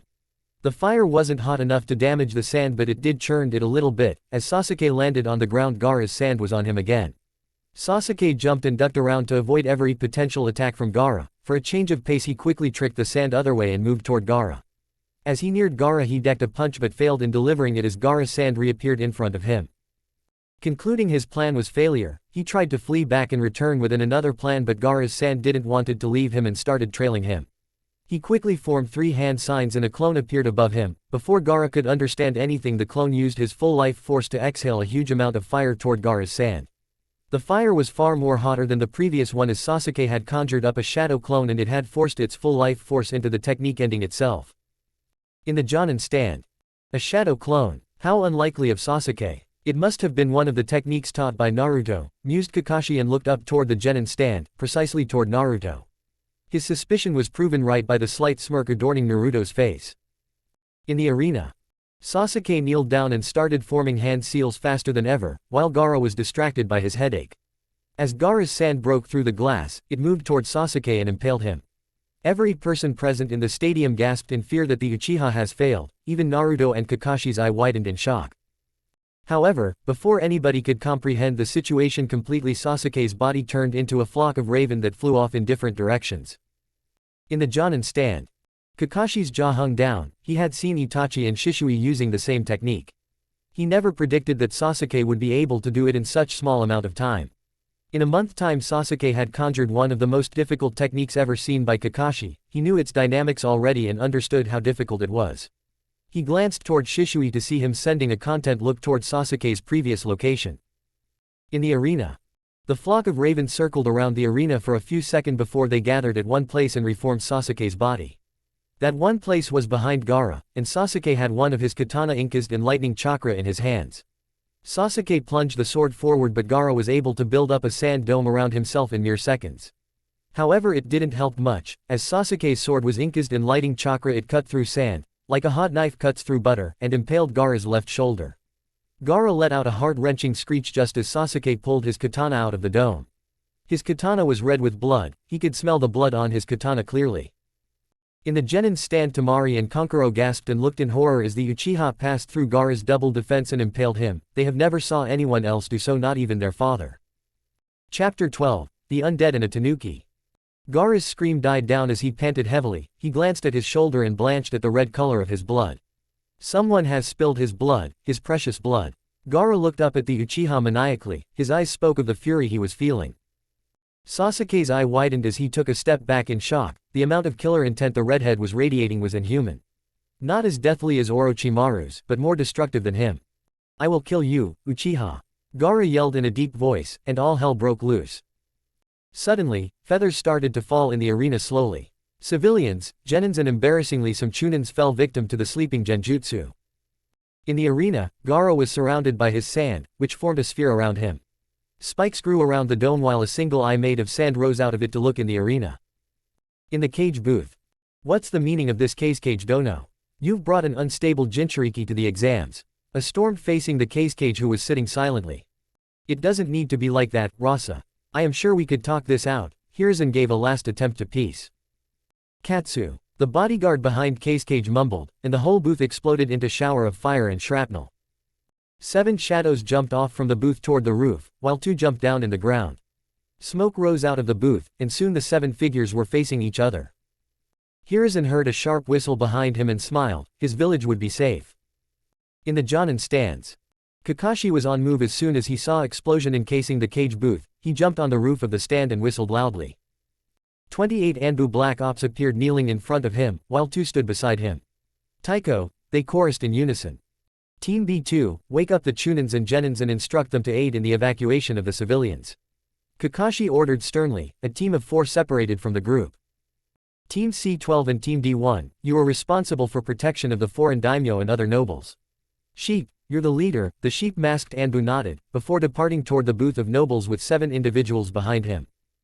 Team C6, follow the trails of the enemy and destroy any and every way they could call reinforcement, Kakashi ordered sternly. Mantis, you're the leader. I want you to be in contact with Team C8 and C9. 4 Anbu hopped off the roof in search of the designated teams, their mission being clear: trap the enemies. Kakashi glanced around the arena before facing one of Anbu team. Team A4, you're assigned the duty to aid the clan heads from behind the line. Take Team A7 with you, FOX2 will be the leader. The fox-masked Anbu gave a curt nod before disappearing with her team. Tenzo, you're assigned the duty to guard the walls of Konoha, Kakashi said with a nod. It's nice to be under your command again, Taiko, with his part said. Tenzo sped toward the village's outer wall. Commander, you should take Team D2 and proceed to provide security to Hokage-sama, Kakashi said to the Anbu at his side. Hi, I will. By the way, it's nice to see you take the responsibility, Hitaki, the Anbu commander said proudly. It's just temporary, Commander, Kakashi replied easily. The Anbu commander nodded before taking off in strides, a team trailing behind him. Kakashi looked around himself. His village was burning. Explosions encased entire compounds. Oto and Suna Shinobi were coming in droves. It was time for him to show their enemies that Konoha was still strong. They still had the iron will to defend their home without any failure. It was the day that Konoha's enemies will find new reasons to fear Hitaki Kakashi. With that thought he sped toward the front line without any hesitation. As soon as the feathers started falling, Naruto held his fingers into a seal and shouted, Kai. A pulse radiated from his position and encased the whole genin booth, barring any genins from falling before the effect of the village-wide genjutsu. He glanced to his side to note that the Suna shinobi had already left the stand, probably to help their comrades in the invasion. Zabuza appeared inside the stand from thin air, a bloodthirsty grin on his face. You've got your mission, Gaki. Your mission as soon as Sand Demon, move now, he barked. Hi, Shika, Sakura and Sai behind me. Naruto took the lead jumping from the stands. The 4 genins sped toward the sand dome. Sasuke was already trying to cut through the sand with his lighting-sheathed katana but to no avail. Stop, Sasuke. A simple blade couldn't penetrate through that thick layer of sand, Naruto said. Soon, the dome was surrounded by at least 3 Suna and 2 Oto nins, who stood their position protectively. You'll not move forward, or we'll kill you where you stand, said the Jonin, whose half-face was covered with a white cloth. Baki-san, threatening our genins is beneath your level. Fight with someone of your own caliber, the proctor said appearing behind the genins. Shmaui Genma, Leaf's porcupine. You've got some guts facing me so openly, Baki replied with a sneer. It's no fun that you know me, Genma chuckled. Let's get over with it, then. Baki jumped over the genins to engage his opponent. His genins and the Oto nins would be easily able to strike down the team of tree huggers. Sasuke and Sakura on the Oto nins, you're allowed to kill but try to incapacitate, Naruto ordered. Shika, take on the Suna Kunoichi. A girl, that's troublesome, Blondie, Shika drawled. Don't call me that, Temari and Naruto shouted at the same time. As I said, what a drag, Shikamaru muttered taking his stance. Can I trust you, Sai-san? Naruto asked the odd genin standing behind him. My life is for the protection of the Leaf Village. I will fulfill my duty to the village, the boy answered with a strange smile that didn't reach his eyes. Right, then handle the puppeteer, Naruto ordered. Go. Use this scrolls to capture them, killing is not allowed. Understood. He passed each one of them a scroll. Hi, they shouted and took off their own opponent, pocketing their respective scroll. Now, how to get through that thick sand dome of yours, Naruto pondered. An idea appeared in his mind instantly. With a smirk he took out one of his special kunai. Let's try something wild, the blonde said pulling back his arm to throw the seal-wrapped kunai. He threw it toward the dome before forming a series of hand seal. He applied a little pressure on his chest and expelled a ball of wind. Fuden, wind bullet. The wind jutsu covered the kunai completely, increasing its speed by several folds and forming a wind buffer around it. Unlike Sasuke's katana, Naruto's kunai passed through the sand effortlessly. It was probably due to the wind chakra. Naruto smirked in victory before vanishing from his spot, leaving behind a lone kunai. Meanwhile, Shikamaru was already attacking the blonde kunoichi. With his sword in hand, he was directing several shadow slashes toward his opponent. Tamari was panting from constantly moving around to avoid her opponent's attack. The girl jumped again to avoid one of the annoying shadow slashes heading her way. She twisted in midair and launched a number of shurikens toward Shikamaru. But as always, the shurikens halted in midair as their shadows were caught in mid-flight. Crafty bastard, she groused as she unhooked the fan from her back. Suddenly a loud boom echoed around them and a yellow blur flew past them. She looked the other side to see her brother, half of his body coated in sand. One of his arms had taken the shape of Sand Claw, and a lone tail made up of sand swished behind him. Gaara, she whispered in horror. It was the first stage of his transformation. His size would grow minute by minute until the sand fully covers him.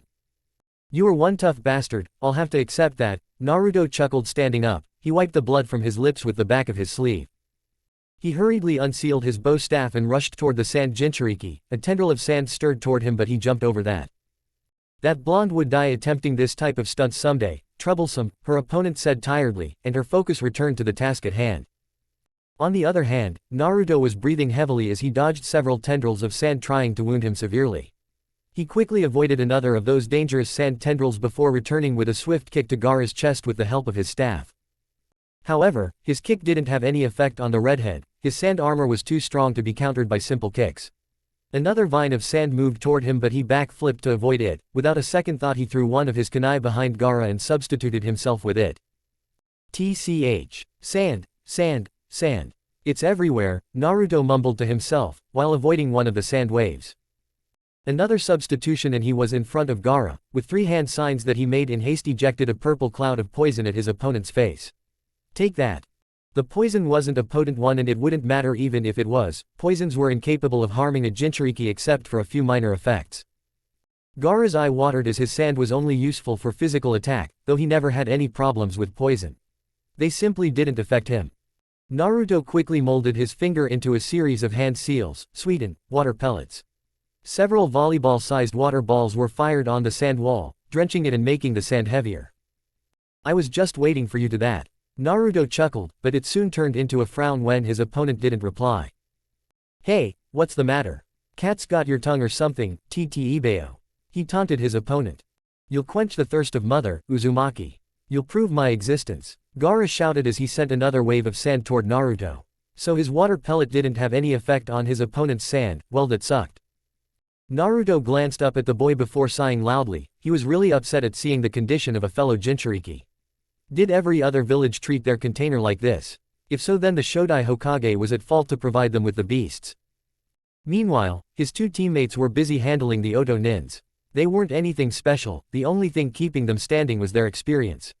At least they had more experience than newly graduated genins they're facing. Sakura blocked her opponent's kick with her forearm, but couldn't avoid the elbow to her gut. She jumped back to make distance between herself and her opponent. Her opponent didn't disappoint and followed her quickly. She took the advantage of her opponent's eagerness to follow and adjusted her footing before speeding toward him, pumping a large amount of chakra in her fist. She weaved through the wobbly guard of her opponent and released the chakra-enhanced punch at his abdomen. The Oto Shinobi looked up toward her in shock, before a pained expression came on his face as he flew back, impacting the arena wall in process. He was on the ground unconscious the next moment. Sasuke was already wiping the blood of his opponent from his katana. His opponent was more amateurish than Sakura's.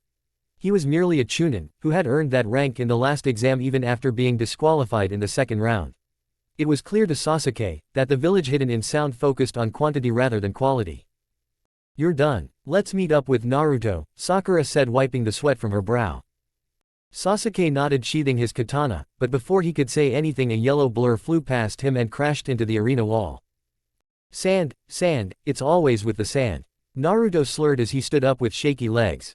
Sakura and Sasuke sweat dropped at their teammates' antics. They looked the other way to see a raccoon-like animal entirely made up of sand except its head, which was still of Gaara. I only shot 2 fireballs at you, bastard, Naruto yelled, supporting his weight with his staff. Sakura quickly unbuckled her heavy sword bringing it in front of her body, while Sasuke drew his katana. Don't. This time Naruto's voice was stern. He's my mission, you two should move into the village and help the Chunins clear the area, if you know what I mean. Both of his teammate looked hesitant but nodded positively nonetheless. Are you sure you can fend him off in your current condition? Asked Sasuke. Don't embarrass me, Tem.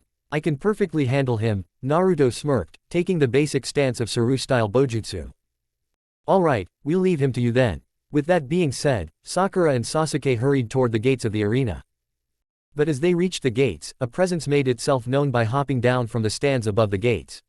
Rock Lee stood in front of the two genins, his body wrapped in bandages at several parts, mainly around his shoulder and abdomen.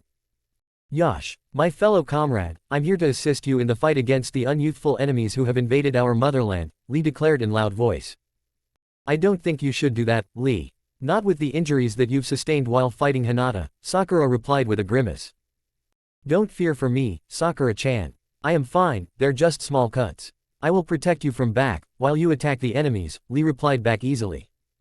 "I still don't." Sakura's words were cut off when a body flew past them in blur. They glanced in the direction of the body to see an Oto Jonin, as signaled by his vest, implanted into the wall. They looked the other side to see pure mayhem. Zabuza and Haku were clearing the arena like hurricanes. Oto and Suna shinobis were falling like flies wherever they went. Zabuza's mask and Kubikiribocho were colored red with blood, most probably his enemies, while Haku had several ice and bonds in her hand. Zabuza's eyes were spinning like pinballs as he dispatched one enemy after another, leaving a trail of blood behind him. At least Haku was only incapacitating her victims, or freezing them. Another explosion went off in the stands and the three genins' eyes looked up toward the sound instinctively. What they saw made their blood run cold. Standing on the roof of civilian side of the stands was Hitaki Kakashi. He held a small tanto in his left hand in reverse grip, which was encased into lighting chakra. While his right hand held his katana, blood dripping from its blade. His gray hairs had hints of red in them, and one could see at least 50 shinobis laying around him, dead. It was this moment that Sasuke understood who was truly a monster in human form. Suddenly, Kakashi brought down his tanto, which was crackling white due to lightning chakra. Several bolts of lightning crackled around him, taking the shape of a hound. The next moment he had electrocuted 30 more enemies. "We should move out of here, come on, Lee," Sasuke said and walked out of the stadium, fire of determination dancing in his eyes. Hinata deflected another shuriken with her daggers. She scanned behind herself to check on her sister, who was fine except being a bit afraid. That was to be expected. Fighting beside her was Hizashi. He had been given the responsibility to protect the women and elders of the clan. While Hiyashi and several branch members were fighting the enemies, and preventing them from reaching the vulnerable members of their clan. Hinata threw one of dagger that embedded in the skull of an Oto Genin, evident by the lack of any vest on his person. With a flick of her wrist the bloodied weapon was back into her hand, a feat possible due to the summoning seal etched on her wrist, a gift from Naruto. A battle cry came from her left and she instinctively looked toward it. A swarm of Suna and Oto ninjas were advancing toward her clan. One blink was all it took. One blink of her eyes and half of those were incapacitated on the ground, the perpetrator. One Asuma Sarutobi. Standing off against at least 15 enemies, the Hokage's son had his custom trench knives in ready stance. They were extended with wind chakra to aid him more efficiently. Another blink and he was engaging the offenders. Dispatching several enemies in mere seconds. At a bit distance from the Hyuga were the Akamichi and Yamanaka clan. Their clan heads had opted to handle the situation in the village rather than staying in the stadium. A wise decision. Their clans didn't need their help. Both the clans had a number of powerful shinobis in their midst. Suddenly, an ominous killer intent was felt around the whole stadium. Fighting stopped in several parts as eyes turned toward its source. The lone redhead Jinchuriki was leaking such potent killing intent that it was putting Jonins to shame. "I'll kill you, Uzumaki. You'll prove my existence with your blood," the boy shrieked inhumanly, pouncing on the blonde in front of him. Some pitied the blonde. He would die in vain while protecting his worthless village at the hands of that monster. They were mainly the shinobi from Oto and Suna. However, others felt that it was match made from heaven, the demon versus the monster. Unsurprisingly, that was the thought process of more than a few shinobis from his own village, mainly Chunins and newly promoted Jonins. Naruto gazed at his opponent emotionlessly. The redhead had his whole body covered into sand except his head and looked rather bizarre due to that. It seemed like a human head on the body of a raccoon made up of sand. He can also see trail of black along the nails and other parts of the tanuki body. They look eerily similar to ceiling matrix. "Futon, drilling air bullets," roared Gaara as his belly inflated with excess wind chakra. He shot 5 large bullets of air toward the Kyuubi Jinchuriki. Naruto knew without resorting to one of his more chakra-taxing techniques he couldn't halt the wind bullets, and he didn't want any leaf nin getting into crossfire. With his mind fixed, he formed a single hand sign and a clone was beside him copying his hand signs but a much faster rate. "Doden, Earth-style wall," the clone whispered, placing his palms on the ground. A wall raised out of the soil effortlessly and the clone dispelled due to the loss of its chakra. "Doden, double Earth-style wall," Naruto said a bit loudly. With the help of his clone he had formed 2 consecutive earth walls. The bullet impacted the first wall and demolished it, but the second wall stopped its momentum with only a few cracks on its surface. However, he didn't predict that the Ikibi Jinchuriki will use the wind bullets to mask his own movement. He was in front of Naruto soon as he dodged the bullets. A claw swipe clipped him on shoulder and his right arm. Swearing loudly, he jumped back to let Kyuubi's chakra heal the damage, but Gaara wasn't in mood to allow that. He wasn't a greenhorn though. He held his staff behind him with one hand and shot a fireball at his opponent's face point blank. Gaara's sand came to his protection, but a minor chance was all he needed. The Ikibi Jinchuriki fell down as he felt his legs being swept from under him. He looked up with furious eyes to meet 3 sets of cerulean eyes. They only said one word: Katsu. Gaara soared back with his sand trailing behind him, though some of it moved beneath him to soften his landing. Although he had burn marks all over his arms and face as his sand wasn't fast enough to protect him from that, his last line of defense had failed him for the second time. He grunted as he landed on his sand. At least it has cushioned him. Unintentionally, his sand started swirling around him like a sandstorm. The sand started forming a cocoon around him as he glanced up at his opponent with a smirk. Naruto knew that look. He quickly sealed up his staff. Something big was coming and he had to get ready for no matter what the redhead brought. Potent chakra leaked out of the cocoon as it grew in size instead of forming into a dome like previously. Soon the cocoon was at the magnitude of a small mountain. Naruto knew at that moment that he was truly screwed. The 7 figures on the roof of cage booth eyed each other. The Raikage was about to ask what was happening when suddenly the cage's guards jumped in air, dividing into 4 people. While a figure rose out of the shadow of the Suna's cage, white-scaled skin covered by a purple battle kimono and black hairs straightened down to his shoulder. Ku, it's been long since I last saw you, sensei, chuckled the figure, revealing himself as Orochimaru. The 4 figures that had divided from the 2 guards took position around the roof, 1 in each corner. Ninpo, 4 flames formation, yelled the 4 shinobis in unison. Barrier walls materialized out of thin air, blocking anyone from interference. Orochimaru, the traitorous Sannin. Raikage recognized the man easily.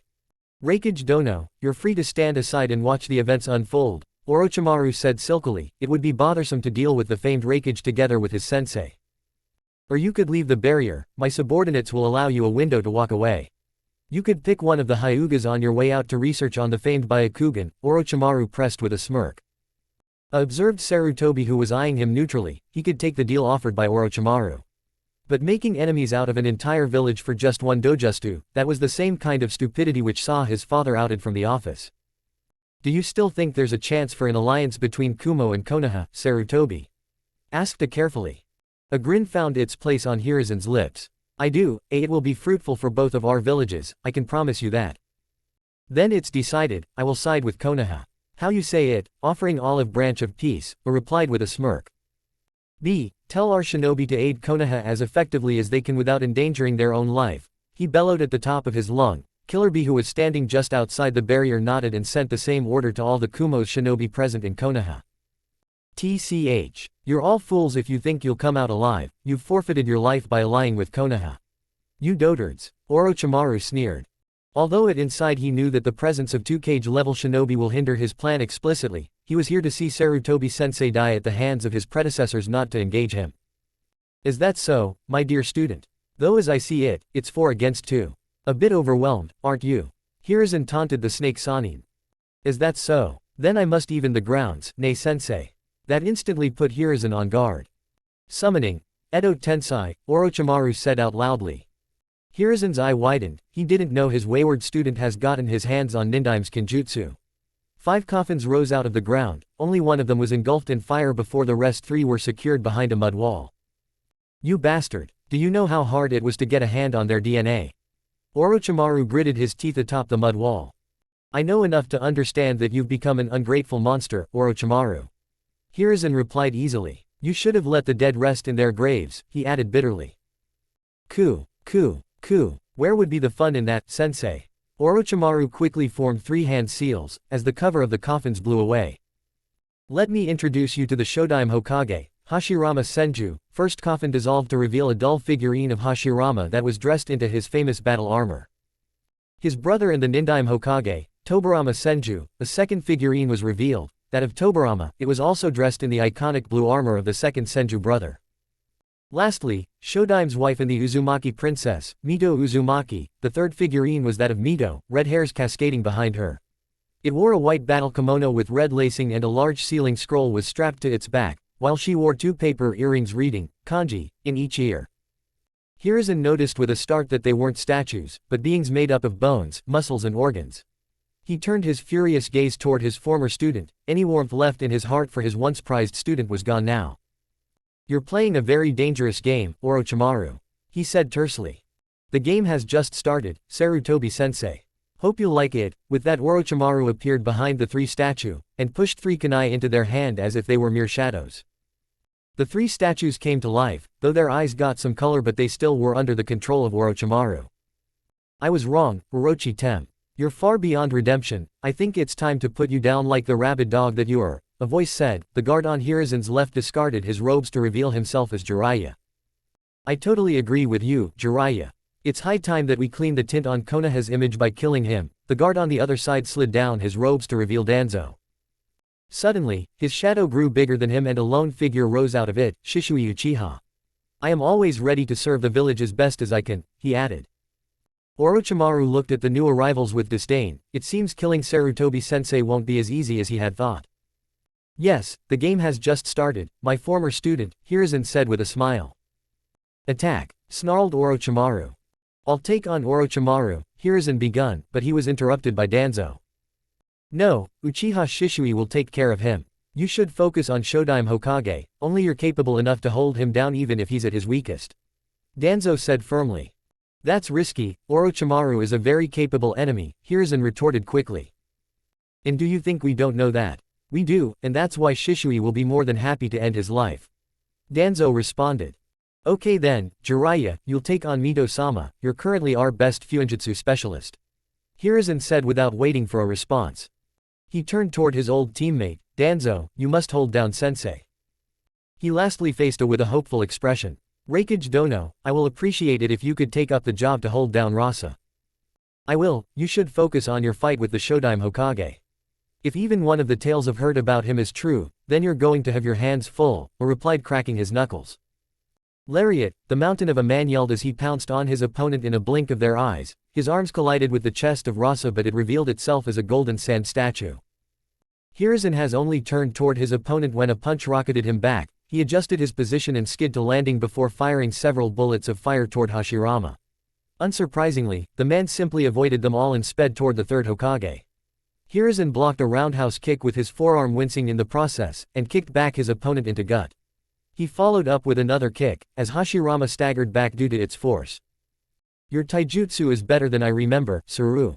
Your power has also increased by several folds," Hashirama complimented. "You can talk. I never thought sensei had developed the jutsu that much," Hiruzen stated wide-eyed. "Of course I can, Hiruzen. And don't sell your unruly student short, it's him who has developed this accursed jutsu to this level. It's a pity that he has lost his will of fire," Hashirama replied as his body moved on its own. Hiruzen ducked under a haymaker, and rolled to his side to avoid an axe kick. "Ninpo, tiles shuriken technique," Hiruzen pronounced as several tiles rose up from the roof and hit Hashirama directly on his face, disorienting him. Hiruzen took advantage of his diversion and succeeded in delivering an uppercut to his abdomen. The energy behind his punch propelled back the first Hokage to a certain distance. Hiruzen didn't stop there and dashed forward to continue their fight. "You're Suna's teammate, aren't you? I remember you, Jiraiya, always onto something disastrous," Mito said with a smile, as her body moved on its own. Jiraiya blocked a punch with his crossed forearms. The woman followed with 2 more punches that were blocked successfully. "How's Suna, by the way? Is she still mourning the loss of Dan?" Mito asked worriedly. She is fine now. I brought her back to the village with the help of Kushina's son," Jiraiya replied between his grunts. The woman was really powerful. As powerful as Kushina in sheer physical strength, and that woman could uproot a whole tree without any effort when enraged. "Uzumaki style. Pressure seal level 4 inches," Mito said, working through a series of hand signs. A seal appeared beneath her feet, spreading toward the Totsenin. "Fuck," Jiraiya muttered and jumped back, eyeing the seal-covered area warily as it collapsed down a few inches due to the increased gravitational pressure. "Yes, you need to avoid my touch, Jiraiya. I can transfer seals with mere touch, a deadly skill I'd picked from my late brother," Mito said with a sincere smile. Her fingers intertwined together to form hand seals for FUNN, Wind Slash, an ninjutsu that was repeatedly used by Kushina during her shinobi days. Jiraiya ducked beneath the Wind Slash aimed at his head, and moved forward with a speed his late student would have been proud of. Just like Minato all over again, he murmured to himself going through a series of hand seals. Summoning, Toad's tongue lock, Jiraiya bellowed and slammed down his hand on the roof. Several seal patterns appeared around the Toad Sage and each of the matrix had a fleshy appendage peeking out of it. They moved forward at a decent speed to latch onto the limbs of their victim, but before they could succeed, Mito had already unsealed a katana from somewhere. She cut down the offending appendage attempting to capture her. "Did I tell you that I taught Kenjutsu to Kushina?" Mito asked with a smirk. Jiraiya groaned as the woman drew back her katana to attack him. It was going to be a long day. Naruto gulped as he saw the towering figure of a raccoon-like creature made up entirely of stand. It had a wide maw and black inky markings all over its body. Its yellow patterned eyes looked without any emotion, while its mouth was closed tightly. "I'll kill you, Uzumaki, and bury your cold body in my sand. Ku. Ku. Ku." The figure spoke in the voice of its Jinchuriki, showing it was still Gaara controlling the sand giant. Fighting across the whole stadium stopped. The Suna shinobis were eyeing the sand spirit fearfully. They knew what would happen to Konoha now. Their own village has suffered under the demon for years. It was now time for Konoha to see what kind of monster Gaara was. The Konoha shinobis looked at the still form of Ikibi with wide eyes. They already knew what damage a tailed beast could cause to their village. The memories of that fateful night of years ago came back with a kick. The fox hadn't vanished until its hunger had been satiated by the blood of Yondaime Hokage and the Red Death. Two of the most feared individuals that Konoha had ever nurtured. They had been compared to the Sannin during their years as shinobi. "That's the sand spirit, Suna's Biju, Ikibi," Hizashi said with a quivering voice. Hinata looked in the direction of the large figure, but her eyes quickly diverted to the small figure standing at its feet. That blonde hair and attire, it was definitely Naruto. She attempted to jump down from the stands but a firm hand held her shoulder. She glanced behind her shoulder and looked directly into the eyes of Hiyashi Hyuga. "You wouldn't go there," he declared in a firm tone. Hinata shook her head. "He's my friend, I've to go and help him." "It's out of your league, Hinata. Don't be a fool, you will only be a hindrance." Hizashi's voice reached her ears. Meanwhile in the arena, Naruto eyed the Ikibi coldly. "Hey, as if I would allow you to do that." The onlooker watched with morbid curiosity as the blonde formed several hand signs in quick succession. Summoning jutsu, the blonde yelled, pushing out as a large amount of chakra in the technique. He slammed his hands on the ground and the area around him was engulfed into white smoke suddenly. The shinobis around him backed away as quickly as they can. They didn't have any desire to get between the two powerhouses. Hiyashi, Hizashi and other shinobis of the Konoha looked in awe as a single figure moved forward from the smoke, drawing it with itself. The smoke dissipated a little to show the enormous shape of an animal, a toad to be more precise. One with magenta-colored skin, giant horn-like protrusions above its eyes and gray marks touching his eyes that spread out to its limbs. The toad had a giant sasumata in one hand, and a shield made of straws was strapped to its back. It was dressed in a black kimono with a white sash tied around its waist, and mesh armor underneath that. "Uzumaki-san, you know I'm a bit clumsy, but I'll try to do my best," Gamaken croaked loudly. "I've told you to call me just Naruto, and don't sell yourself short, Gamaken. You're an awesome partner to have in battle," Naruto replied with a fond smile. "As you wish, Naruto-san," Gamaken said with a smile. Naruto nodded, not correcting he didn't have time for that. His village was in danger, and so were his family and friends. It was time to act. Hiyashi's eyes widened as he measured the size of the toad. If he wasn't mistaken, this was one of the famed battle toads that Jiraiya of the Sannin frequently brought to his battles. "That boy," he chuckled. "He's full of surprise, isn't he? Who would have thought that we'd see a similar scene after a decade," Hizashi added with an odd look. Hinata looked at the two giant figures measuring each other depth with eyes, and smiled proudly at Naruto. From just outside the stadium, Sasuke looked up in alarm, gripping his twin katana wet from the blood of his victims. Two towering figures could be seen behind the tall wall of the arena. His eyes caught a blonde dot on the head of the toad. Naruto, the idiot, was full of surprises. Sakura was in a similar state, but her eyes were fixed on the large form of Ikibi. That was why Naruto had told them to back away. This was no normal genin, and while Sakura had already noticed that, she hadn't thought that the redhead was this dangerous. Asuma landed beside them with Ibiki in tow as the two Jonins looked at the two giants with blank face. They knew who was the blonde's teacher, but summoning such enormous being was no joke. "Ibiki tched, this is getting out of hands. You shouldn't be distracted so easily," Sarutobi Asuma. You've made quite the name, being the son of 3rd Hokage. I didn't expect less, said a voice from behind them. Asuma turned around to look at the speaker. Gurei Tokage, Suna's sand lizard. You've some nerves facing me after the stunt you pulled against me and Taki, Asuma snarled. My, aren't you snappy today? I'll smack that attitude out of you, Sarutobi. Gurei chuckled and pounced on his opponent, dozens of Odo shinobi following his lead. Sakura, take my back, Sasuke barked the orders. Lee, beside me, I would suggest you to use a more lethal weapon. Lee grinned and suddenly his nunchucks were spiky. Sasuke nodded and attacked the Odo shinobi with Sakura and Lee in his stead. Kakashi deflected another shuriken with his katana, lighting crackled around his tanto turning it white. He glanced around himself to count 4 shinobis ready to attack him, his instinct screamed at him to attack. He brought forward the katana in his left hand, inflicting cuts on the stomach of the enemies on his left.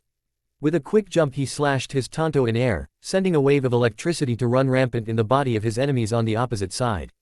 They're paralyzed, he put his left foot in front and flicked the tanto in its sheath. Without a second of pause he plunged the katana direct through the abdomen of his 5th enemy.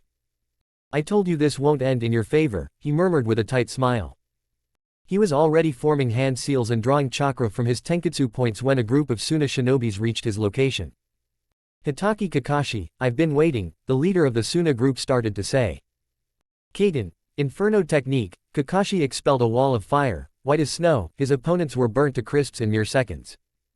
Kakashi didn't even feel any effect on his reserve, his training in the hidden mansion has been successful. Training for a month while having his Mangekyu constantly draining his chakra had increased his reserve by several folds. He can proudly say that he can match Jiraiya's stamina unless the latter taps into senjutsu.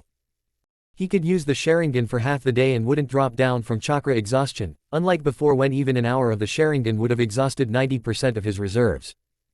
Kakashi looked on impassively at his burned opponents. The village was in danger and he wasn't so sure he could show mercy to the attackers. Suddenly, he felt a massive chakra spike from the direction of arena. He swirled around only to see a large raccoon-like creature towering over the whole stadium, its voice echoed around the whole village. The Suna Jinchuriki was unleashed, he knew what destruction an unrestrained Biju could cause. In the next moment, another chakra spike was felt and half of the stadium was engulfed into smoke. A familiar smoke of summoning. Towering over the whole stadium was another figure, a toad, specifically one of Battletoads of MT. Myoboku. Stood on its head was his blonde student. Naruto was looking at his opponent impassively. Kakashi smirked at the sight of his younger brother atop the giant summon, it was like seeing his sensei all over again. Minato sensei would have been proud of his son, achieving unbelievable milestones at such young age. He didn't need to worry about his student or the tanuki, Naruto was capable enough to handle it on his own. His musing was cut short by the cheers of a group of 10 or so shinobis from Odogakure. With a swift movement his left eye was uncovered for the world to see. 3 black tomos swirled into the blood-red eyes, he glanced behind him for the last time before jumping down the roof to confront the group. Sasuke grunted as he hid behind a broken wall, his opponent fired another of those sound waves.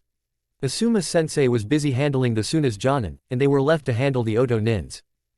The proctor from the first exam, Morino Ibiki had sped off toward the village gates before the group of Suna and Oto shinobi had caught up to them. Sakura was hidden behind a still intact wall to his left with Lee. He peeked from his hidden place to observe the location of his opponent but had to duck again to avoid the sound waves sent his way. He glanced to his friend who was crouched on one leg, her cleaver sword was laid in front and she had a bottle of violet liquid in her hand. What's this, Sakura-chan? Lee asked the question that was on lips. It's a potent poison, Haku was generous enough to provide me with a few bottles. What Haku didn't tell her was that it was a special concoction made only in Kiri. A simple cut and a drop, that would be enough to kill even a fully matured bull, Sakura added with a wink. Sasuke looked at her sword and back at her a bit alarmed, he didn't want to know how much time the poison would take to kill a human. Not at all. That'll do, Sakura remarked spreading the liquid all over her sword. Sakura, we'll use formation. You will be in front at a certain distance, Lee and I will handle any enemies from side back and leftover from you, Sasuke ordered with a resolve. And please keep that sword away from me, Sasuke stated looking forward, not meeting the eyes of his teammate. Really, Sasuke-kun, you're afraid of a poisonous sword? Sakura teased. I just don't want to die prematurely because you mistakenly cut me with that sword, Sasuke said stoically, but Sakura's laughs ringed into his ears. Whatever, I'll give us an opening, be ready for a full-powered attack. With that said, Sasuke activated his Sharingan, which he had deactivated before to save chakra. He jumped over the broken wall, one of his katana held in his right arm. His sharingan caught the swirling of chakra in his enemy's arm, probably to fire another one of those sound waves. He instinctively rolled to his right as a near-invisible wave of sound was fired at him, pumping his leg muscles with chakra. He jumped forward. His katana was already unsheathed as the enemy looked up toward him. He made the mistake to look directly into the sharingan. The sound shinobi froze, and Sasuke used that moment to deliver a decapitating blow from his katana. Another one of the sound shinobi yelled as he jumped forward to attack Sasuke, but the ebony-haired boy ducked reflexively as Sakura's cleaver sword connected with the chest of his enemy. "Hey, are you trying to behead me? That sword is poisonous, one cut and I'll be dead," Sasuke glared at his pinkett teammate. "Sorry, Sasuke-kun," Sakura laughed as Rock Lee jumped over to attack the remaining member of the group. Naruto looked at his opponent impassively. Appearance of a tailed beast in a village could be quite terrifying. Especially, after what Kyuubi had done years ago, he had to defeat the Tsuna's Jinchuriki as quickly as he can. "You're proving to be quite the opponent, Uzumaki. You're worthy to be the next person who will prove my existence," Gaara stated from his place atop the head of Tanuki. "There's only a slight problem, I can't control Mother's body as effectively as she can herself. Thus, I'll have to rely on her to finish my work," Gaara said while laughing maniacally. "Naruto-san, this means he'll doze off, as the Aikibi can get the control of its host while it's sleeping if the seal is weak," Gamaken clarified worriedly. Playing possum jutsu, Gaara's body slumped down as his eye closed momentarily. The Aikibi opened its eyes, yellow pupils with a hint of madness in them. "Yahoo! I am free, at last I am free. This is that stupid fox's territory, I'll demolish it and show him that having more tails doesn't make him a god. Let's have the party started, baby," it laughed fanatically as he looked around himself. Eventually his eyes caught to the form of the giant toad in front of him. "A toad? That's how you are trying to control me, I'll rip it into pieces and bathe in its blood," Shukaku continued his rant. "Fuden, air bullet," it yelled and fired a large bullet of wind toward the toad. "Gamaken," Naruto ordered, and his summon deflected the bullet with its Sasumata. The wind bullet changed its direction and collided with one side of the wall surrounding the stadium. The force and pressure of the wind was so high that a whole part of the wall turned into rubbles. "That's more than what I expected, we'll have to be careful of those air bullets, Gamaken," Naruto remarked. The toad nodded positively. "Fuden, air bullets," 2 more wind bullets were sent their direction, but this time Gamaken was ready for them. "Suiten, water bullets," he fired back with full force. Both the techniques collided in midair. As a result, rain started to pour down in the stadium, thus the arena was flooded now. "This is the fights of titans, where average shinobi like us don't have any place," Ebisu said from his position in stands. "Rightfully said, Ebisu. We'll be only mere hindrances if we try to intervene in their fight. I still can't wrap my head around the fact that these are 2 green genins fighting each other," Rado said, deflecting a kunai with his tanto. "Sand coffin," the Aikibi motioned the sand to move toward its opponent. "Gamaken, jump." The toad jumped up in the air without any hesitation. A plan formed in Naruto's head as he looked down at the Aikibi. He quickly formed 2-hand seal. "Gamaken, can you fire a stream of water at Aikibi when I signal you?" Gamaken nodded in positive. "Let's do it then," Naruto said, and completed his hand seals. He spat a large amount of mud that was then directed toward Shukaku with the help of water stream. A rock wall erupted around the one-tailed beast, who looked around himself in rage. "You dare to think that a simple wall made of rock could hold me down?" The tanuki swiped his tail. The walls never stood a chance. Gamaken landed heavily, crushing trees and a few enemy shinobis under him. He was already in motion when Tanuki looked up after demolishing the walls. Dragging his arm back, he swung the Sasumata at his enemy's head. The sand demon blocked the swing with his forearm, and expelled a good amount of sand at his opponent. Gamaken jumped back to avoid anything the sand demon was about to try. And true to his prediction, a sandstorm materialized around Naruto and his toad summon. Dust and debris flew around him in a clockwise direction. Gamaken brought forward his shield as wind picked up speed around them. Suddenly the sandstorm blasted forward. "Fuden, wind wall," Naruto said. Wind shaped around him as a transparent shield, blocking out the sand and debris. "It's getting dangerous by every minute, Gamaken. We need to finish this quickly. If he gets the upper hand, the village will be destroyed," Naruto yelled above the sound of storm. "I've a plan, can you move out of this storm?" asked Naruto quickly. Gamaken nodded, started spinning his shield in anti-clockwise direction, mirror technique, wind attack reversal. It was a jutsu Gamaken seldom used. It was a fairly common technique that could only reverse wind techniques or its alternative, such as sand or snow winds. The sand started falling suddenly as the shield absorbed wind chakra used to power the sandstorm. This gap was all Naruto needed. He quickly formed a single hand sign. 2 shadow clones popped into existence at each of his side. With a firm nod, all 3 of them started forming the same set of hand signs. With their signs completed, both of them shouted simultaneously, Kaden, Fire Dragon Jutsu.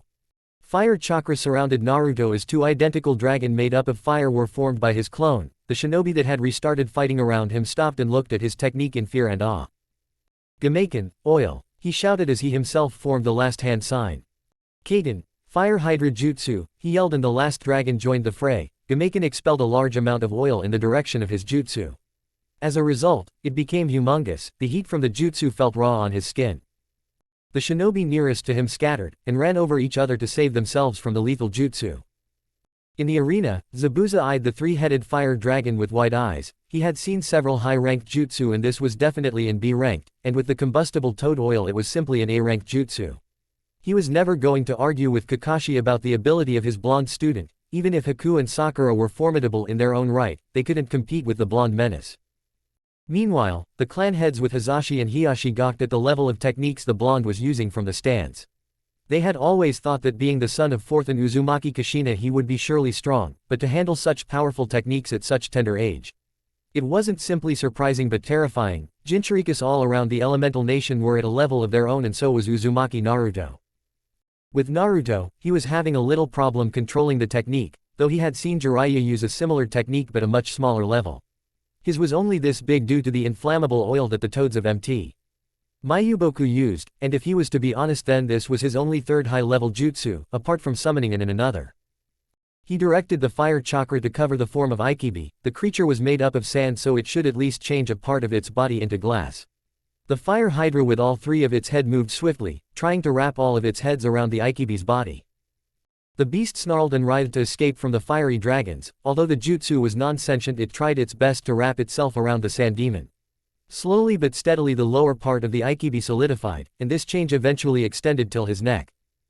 The jutsu had almost lost its chakra till now. It wasn't easy to suppress a tailed beast even if it had only one tail. Naruto-san, try to wake up its host. The Ikibi will lose its body if the Jinchuriki wakes up, Gameiken said urgently. Naruto nodded and jumped from his position. In the midair he unsealed his staff, gripping it tightly in his right hand. As soon as he reached to the head of the sand demon, he swung his staff with full force. His aim was accurate, as such Gaara was thrusted back with quite some force. Suddenly, the sand formation started to fall and the glass shattered by its weight.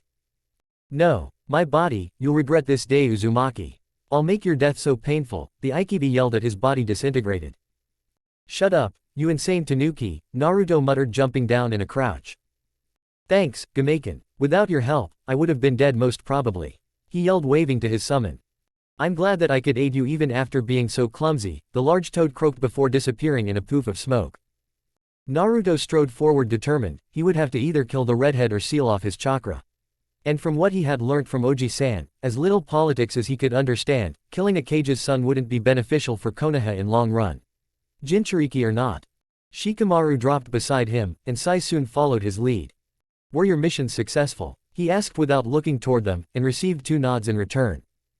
I still couldn't understand why you would stop us from killing the duo, Naruto-san. Sai asked in a monotone voice. Naruto spared a glance toward him before replying, if it was any other shinobi you have the full right to end their life for threatening Konoha. Children of Akage from another village are entirely another case, however. Their conversation was interrupted by the whimpering of the redhead in front of them. He was trying to pick his body up to continue fighting, but he was too tired to even crawl around. How are you? Gasped, so strong, you Uzumaki. The boy mumbled, eyeing him fearfully. That's a discussion for another time, Gaara. It's time for you to sleep now, fear not, you'll not be harmed, he said a bit softly. Honestly, he could see himself becoming just like this boy. If he didn't have Kakashi ni, Enko ne, Aro Oji or Oji-san, he would have probably turned out to be a murderous psychopath. Gaara wasn't a bad person, he was a Jinchuriki, clawing and biting his way out to survival. His existence was more important to him than anything. He didn't want to die, and it was an instinctive feeling that he shared with every creature. Why would you show me mercy to me? He asked, breathing unevenly. I will, because I am not too different from you, Gaara. With that single sentence, Naruto took out a paper with several seals etched on it from one of the tattoos on his hand, and stuck it on Gaara's forehead. The redhead slumped down, falling into a deep slumber without any lingering effect from Ikibi. Naruto sealed him into a scroll with advanced storage and stasis seals on it. Both the sealing paper and the scroll were provided to him by Jiraiya for this special mission. Now with our primary mission completed, Shika, you should go and aid the Chunins protecting the academy. And Sai, you should rejoin your team and lead them to help the Chunins secure the hospital. Naruto said, taking calming breaths. He was really glad that he had been able to take down Gaara. He turned toward Sai and Shikamaru. Before jumping off, hand me the scroll storing both the puppeteer and the blonde. I will deposit them into the IT department, then I'll move on to help Sasuke and Sakura. Sai and Shikamaru nodded, and handed him the scrolls without any questions. After all, Naruto was the one who had been given the mission to subdue the sand demon in any companies he had. Shisui grunted as he blocked Orochimaru's punch with his forearm. He tried to connect a kick with his opponent's jaw but missed by mere inches. You were always one of the strongest shinobi of your clan. I could safely say that you've surpassed Itachi-kun, Orochimaru hissed with a smirk. Shisui vanished into thin air without replying. He appeared at a certain distance the next moment. His hands were already into Tiger Seal, Kaden, Grand Fireball technique. An enormous-sized fireball was directed toward his opponent, who hissed in displeasure before going through several hand signs himself. Sweden, exploding water current. A same-sized water wave clashed against the wall of fire, and ended into a blanket of mist. It was merely a distraction. Shisui was already behind the snake Sannin with his katana unsheathed. Orochimaru bent at an awkward angle to avoid the stab directed at his back. He ducked under the next swing and turned around to deliver a kick to his opponent's chest. Shisui sidestepped the kick and executed a perfect leg sweep. Orochimaru was already airborne. Two snakes were launched from his sleeves, intent on biting the Uchiha, who simply cut them down before they could reach him. Shisui's eyes bled red as looked into the eyes of Orochimaru. Unfortunately, the snake Sannin was experienced enough to divert his vision as soon as he saw the crimson tint in his opponent's glare. Quite the fascinating tool is that Sharingan. I've always desired to experiment with its limits. Orochimaru chuckled and worked through a series of hand seals. Doden, snake house. Orochimaru spat a glob of mud on the ground, which soon turned into a 12-feet-long mud snake. Doden, snake house. Shisui copied his jutsu effortlessly. The two snakes collided with each other and collapsed into a heap of mud and stone. Excellent. I've always wanted to see the jutsu copying alibis of those eyes of yours. Orochimaru cackled with glee. Your time's up, Orochimaru. I will punish for the heinous crime you committed by experimenting on the people of Konoha and deserting the Leaf Village. Shisui said with a harsh glare. Mangekyo Sharingan. The three tomos in his eyes morphed into an unusual shape of four-point pinwheel. Orochimaru felt something he thought he had let go of a long time back, fear. True fear grabbed the hold of his mind. He didn't know that this man held those accursed eyes. He had faced a humiliating defeat at the hand of Uchiha Itachi due to the same eyes. It had seen him abandoning the Akatsuki. I am possible, Orochimaru snarled as he tried to work through a series of hand seals. Unfortunately, he wasn't able to do that. Amaterasu, black flames burned his body. His lips parted to release the scream he was holding down. He wasn't able to do so as his body crumpled down like a puppet whose strings have been cut. That ends your treacherous life, Orochimaru, Shisui said, cutting the flow of chakra to his eyes, deactivating the taxing Kekai Genkei. You spoke too soon, Shisui-kun. Underestimating me is worst possible thing you could do, Orochimaru hissed behind him. Shisui stiffened. It wasn't possible. The flames of Amaterasu couldn't be avoided by a simple kawarimi. The black flames latched onto the very body of its victim. Replacing it or submerging it in water or soil wouldn't have any effect. How's this possible? It's impossible to avoid the flames of Amaterasu. Shisui looked behind him to see the still burning body of Orochimaru. It is impossible, but for others, not me. You see, I am a mortal being. I can simply shed off the skin I'm inhabiting. Orochimaru cackled at the shocked expressions of his opponent. I think I should release her now. She would be a perfect match for you, Shisui-kun. That way I will get my chance to end the pathetic life of that old dotard. He simply formed a single hand seal, and the last coffin's door exploded forward. Shisui got the first glimpse of the once legendary Kunoichi as she stepped forward like a puppet. She was a fair-skinned and slender woman of feminine build with violet eyes and striking red hair. Her hair was straight and reached her thighs with shoulder-length strands that framed both sides of her face. It was tied behind with Konoha's forehead protector. Her attire consisted of a standard Konoha flak jacket over a black short-sleeved shirt, and black form-fitting pants that reached her calves. Two katana were stripped to her back and a series of scrolls hung from a belt tied to her waist. All in all, she looked like the part of powerful kunoichi that she was. Uchiha Shishui, meet Uzumaki Kushina, Orochimaru smirked evilly. Shishui heard a gasp from behind him and glanced to see Jiraiya standing there shell-shocked, several emotions playing on his face. Affection, disbelief and top of that all, dread. Uzumaki Kushina, also known as Akai Shi, was one of the elite ninjas of the Leaf Village. So much so that she had been in run with Minato and Orochimaru for the seat of Hokage. It was only due to her tenant that Hiruzen chose Minato. Although she could control the fox in her seal with her adamantium chains, in her weakened state the nine-tailed fox could influence her heavily. It has been a right decision, not only because Minato was sharp and ruthless enough to take the steps necessary for the betterment of village, but the rampage of Kyuubi after it had broken off from the seal during Naruto's birth had proved his theory right. Still, the woman was as formidable as they come. She had been an Anbu for a decade and then became a Jonin. She taught Minato the sealing she knew, and it was her who had revolutionized the barrier core of Konoha. She had been a well-respected and truly feared shinobi of Leaf. Her death had shocked Konoha's ranks heavily. Orochimaru tossed a kunai in the back of head that triggered a response from her. She blinked a few times before looking around herself. Huh, hey, I was dead, Ebane. Where am I? She asked worriedly. You're in Konoha, dear Kushina. I've brought you back from the list of dead, you can thank me later. Orochimaru chuckled at the growl that left her lips. Orochi Tem, what's this? Why have brought me back? She growled at his chuckle. Obviously to lend hand in the destruction of Konoha, Uzumaki. You're my ace in whole after all, he grinned maliciously. Ha, as if Hiruzen will let you, you'll be killed way before you plot something nefarious like that, she snorted eyeing his disdainfully. Idiot girl, look around yourself. Your beloved Sandaime is busy saving his pathetic life from Shodaime Hokage. He pointed toward the battle between Hiruzen and Hashirama's Shodaime Hokage. Kushina gasped as she looked at the fights between two titans. You're a treacherous fiend, Minato always told me to keep an eye out for you. Kushina struggled with the power that was holding down her consciousness, if only she could reach to the scroll on her belt.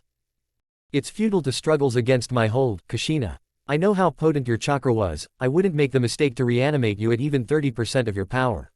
He cackled. Meanwhile, Jiraiya was looking toward her with tears in his eyes. He had always cared for Kushina like a daughter-in-law. While he was still a pervert he knew where his limits end. Snap out of it, Jiraiya. Or you'll die. Mito yelled unconsciously, sending another chakra chain toward her opponent. The chain was almost at his neck when Jiraiya moved. He rolled to his side to avoid the chain and slammed both of his palms on the ground. The roof split as his Doden Jutsu did its job. The crack ran toward Mito and before she could look down an explosion of debris and flames rocketed her to the other side of the roof. Hiruzen landed beside him in crouch. Jiraiya looked over him to see Hashirama stuck in adamantine prison wall. It would hold him off for enough time so Hiruzen could have small talk with his student. With her arrival we need someone strong to handle her. Shishui is strong but even he would be stretched then if he is to fight her and Orochimaru at the same time. Hiruzen said solemnly. Unfortunately, we need to bring him in. The barrier wouldn't allow any other technique to pass through except Fuinjutsu, and as much as I want Tsunade or Kakashi here they aren't adept in Fuinjutsu like you or Naruto. Jiraiya looked at his sensei with wide eyes. Have you gone insane, old man? I know Naruto is strong for a genin, but he couldn't possibly stand against Kushina. Even at her weakest she will wipe the floor with him. I'll never put the brat in such danger. Hiruzen sighed looking toward the redhead. I understand your concern but we don't have any other choice, the Raikage is busy dealing with Rasa. The cage was keeping A at his toes. He was at present using his golden sand as extension of his hand in form of large boulders to try and crush the Raikage. Danzo isn't getting younger, he has his handful with Tobirama sensei. And I don't think I would be able to avert my attention from Hashirama sensei, he's a force to reckon with especially in this form. Hiruzen said with a shake of his head. I'll summon one of the battle toads to fight her, sensei. Really, Naruto wouldn't be able to fight with Kushina at even footings, no matter how strong he is, Jiraiya said stubbornly. I think you sell Naruto-kun short, Jiraiya. He's my student, do you think he would reveal his true power this easily? Hiruzen said with a knowing smile. You mean, he's been hiding his abilities for so long? I don't believe it, Jiraiya declared with a glare toward his sensei. He'll surprise you, my dear student. With that being said, Hiruzen plunged a familiar kunai into the tiles of the roof and channeled a bit of chakra into it. Naruto formed a single-hand seal, multi-shadow clone jutsu. At least 300 clones appeared around him. The shinobis fighting in the arena gawked at the amount of solid clones the blonde could make. 50 of you should move toward academy, help Shikamaru and Iruka-sensei to protect the students and teacher, he ordered. 50 clones separated from the group and jumped off toward the academy. 100 clones will go into the village, help protect and evacuate civilians as efficiently as you can. Hundreds of them chorused, "Hi," before running toward the village. I think 50 clones would be enough to help the nins securing the hospital. Move on. Another 50 separated and took the route toward hospital. Rest of you should move toward the gates, stop any more enemies from entering the village by any means available, he ordered with a nod of his head. He turned toward the stands to see that the ANBUs were already dispatching and capturing enemies alike. He was about head toward the village when felt one of his substitution kunai pulling his chakra. He grinned before allowing the feeling to cover his body and was whisked away the next second. Chapter 13, The End of Chunin Exam. Jiraiya was stunned as the kunai was replaced by a grinning blonde. His godson wasn't the one to shy away from challenges. "Hey, Arrow Oji-san. Need help. I knew you were too old to fight," Naruto taunted his godfather. "Shut up, brat. I have told you to stop calling me that and I can still wipe the floor with you, so keep your mouth shut." Jiraiya bolstered his point by smacking him on the back of his head. "Hey, don't start yelling at me, you old pervert. I never get how you got the title of Sannin. Hokage Gigi would have been drunk when he did that," Naruto said, rubbing the back of his head. "Well, I didn't give him that title, Naruto-kun." Hiruzen chuckled beside Jiraiya. "Of course, Hokage-sama," Naruto said quickly, noticing his teacher standing beside Jiraiya. Even Tsunade struggles to make him call her anything but Ba-chan. "How do you get him to do that?" Jiraiya stated, shaking his head. "Did you really call Suna, Ba-chan? She must be really pissed. Even in her adult years she was overly conscious of her looks," a voice said from some distance. Naruto followed the voice to come face to face with Mito, his eyes widened to the size of saucers. Even if he hadn't been very interested in history, he knew who this woman was. With long red hair and a large scroll tied to her back, she couldn't be anyone else but Uzumaki Mito. The woman was a legend in her own right. It was said that she was one of the strongest Fuinjutsu users, even by the standards of the Uzumaki clan. But she couldn't be alive. It was pretty common knowledge that the wife of the first Hokage had died of old age. Mito-sama. I've read that she died decades ago of old age. Are you her G-ghost? Naruto asked as a shiver ran down his body. What's the matter, brat? Afraid of ghosts, aren't you? Jiraiya teased, forming a series of hand seals. Fuinjutsu, first form restriction. Jiraiya bellowed, slamming his palm on the roof as a seal array sped toward his opponent.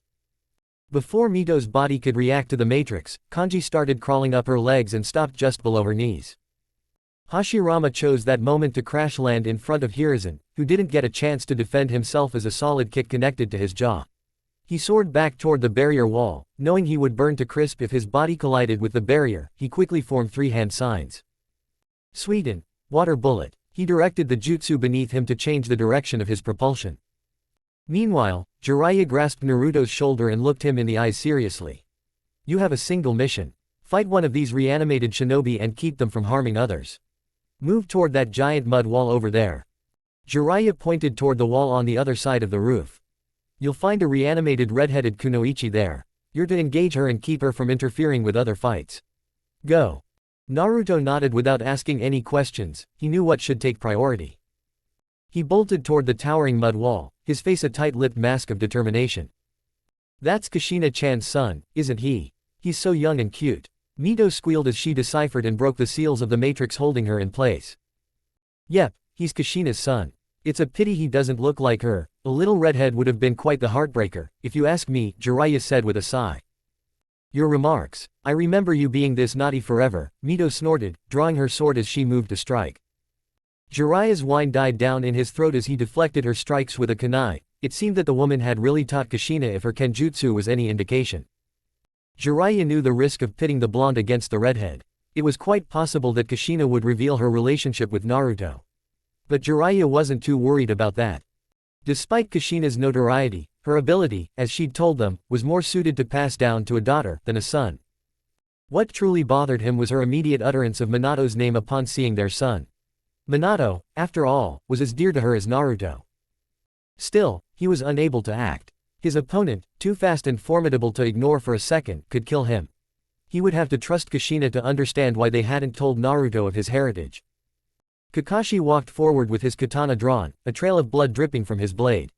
He had officially lost count of the victims when he reached 136. Hitaki Kakashi, the bloody copy ninja. A voice chuckled from behind him. He spun on his heels, a jutsu forming on his lips. However, before he could ignite the shinobi, a sword plunged into his abdomen. It seemed the copy ninja had at last made a mistake. As soon as that thought left his opponent's mind, his face twisted in pain shock. He looked down at his chest, where a bloodied, black sword protruded. How? The shinobi choked on his blood and fell off the roof, dead. Looking into my eyes was your mistake, Kakashi's voice echoed as he vanished from his vantage point. The Konoha General Hospital was in disarray. Senju Tsunade was coordinating with several doctors to treat the injured brought to the hospital as effectively as possible. Although the notice had already been received to follow the wartime protocols for the duration of the invasion, Tsunade found herself stretched thin. It was already tiring to handle several departments at once, but Suna had increased that pressure by attacking the hospital building. Several Chunin and Genin teams were trying their best to secure the building, but the attackers were relentless. It seemed Suna had sent nearly 2/5 of its force, and adding that to 3/4 of Odo's full army, the devastation was immense. Something glinted through the window of the corridor. She glanced outside. A few Hyuga were coming to help the tired protectors. However, that wasn't what caught her attention. Behind those Hyuga, nearly 50 enemy shinobi advanced. Something yellow peeked from behind the enemy shinobi. Tsunade squinted, seeing nearly 50 clones of her godson in pursuit of the enemy shinobi. It was a continuous game of cat and mouse, and despite the seriousness of the invasion, Tsunade chuckled to herself. Her godson was the perfect combination of his mother and father, observant and driven like his father while stubborn and a true menace like his mother. She observed as the clones caught up to their enemies. 3 clones jumped down from the roof slamming their hands hard on the ground. Doden, earth wave. The earth beneath the clones rumbled before rising like waves. Doden, earth-style spikes. 3 more clones yelled dropping on the ground. The clones vanished out soon as they finished their chakra ran out. Tsunade recognized the jutsu from her spar with the brat. It seemed Sarutobi-sensei had taught him to increase the chakra output, as the wave that rose were higher and had bigger spikes than she remembered. A group of Odo shinobi jumped forward, firing streams of water and shattering parts of the spike wall that was about to fall on them. Though it still took out 3 of them, the blonde's clones weren't backing down from using full force. 4 of the clones separated to fight the Odo shinobi head-on but didn't succeed. Faulting the eager clones, a group of 10 clones moved forward in perfect sync. Working through the same long series of hand signs, while the 10 clones behind them distracted the enemies by throwing kunai. Sweden. Water pellets, the clones cried out in unison, firing several water bullets the size of a volleyball.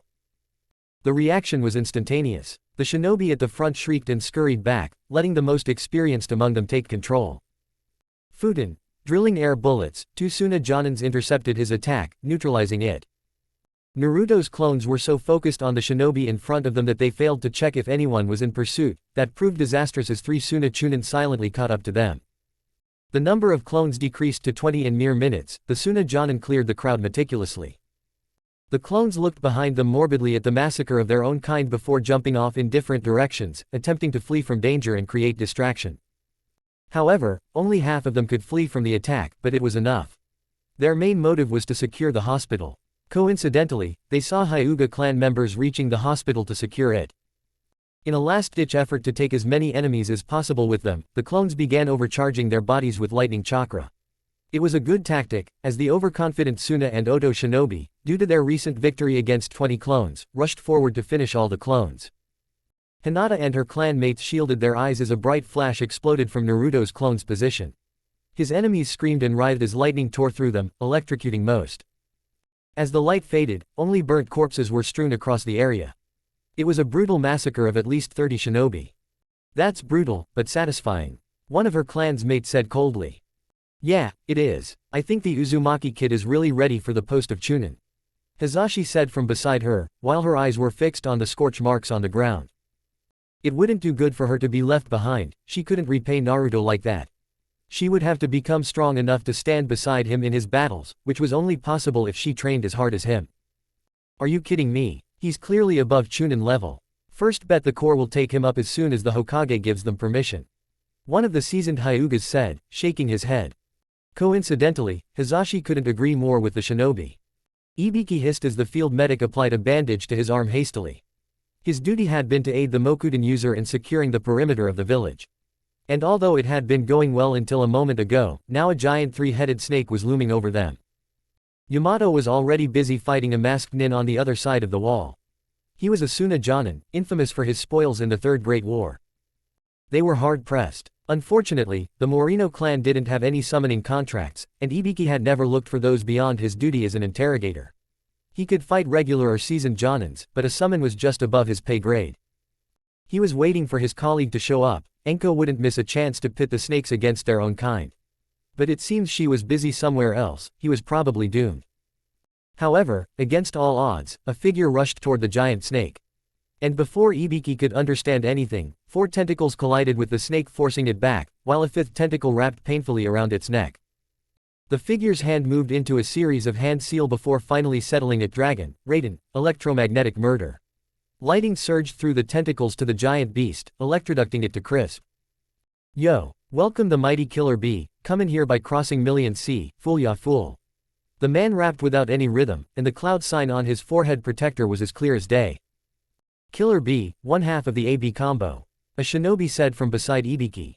Yes, everybody knew about the awful rapper of a Jinchuriki from the Kumo. Ibiki and the other jonins of the village were advised against underestimating Killer Bee. Despite his goofy personality, he was the second strongest shinobi of Kumogakur, and a perfect Jinchuriki, whatever that meant.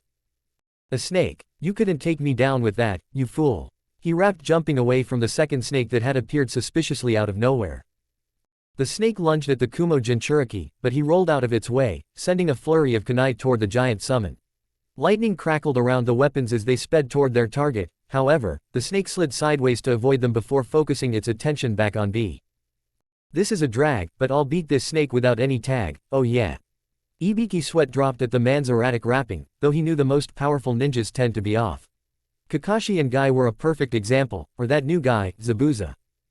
B formed a distinctive hand seal before spitting a large glob of ink at the beast, blinding it in the process. With a quick movement he unsheathed 3 out of his 6 swords and launched them toward the giant creature. Kushina's vision blurred due to 2 smoke bombs, suddenly dropped on either side of her. She lashed out reflexively, yet only hit air. Suddenly, 2 windmill shurikens were coming her way at blinding speed.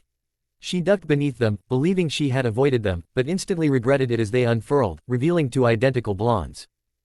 Both jumped on her with kunai in their hands. She weaved between the attacks of first one and grabbed the jacket of the second.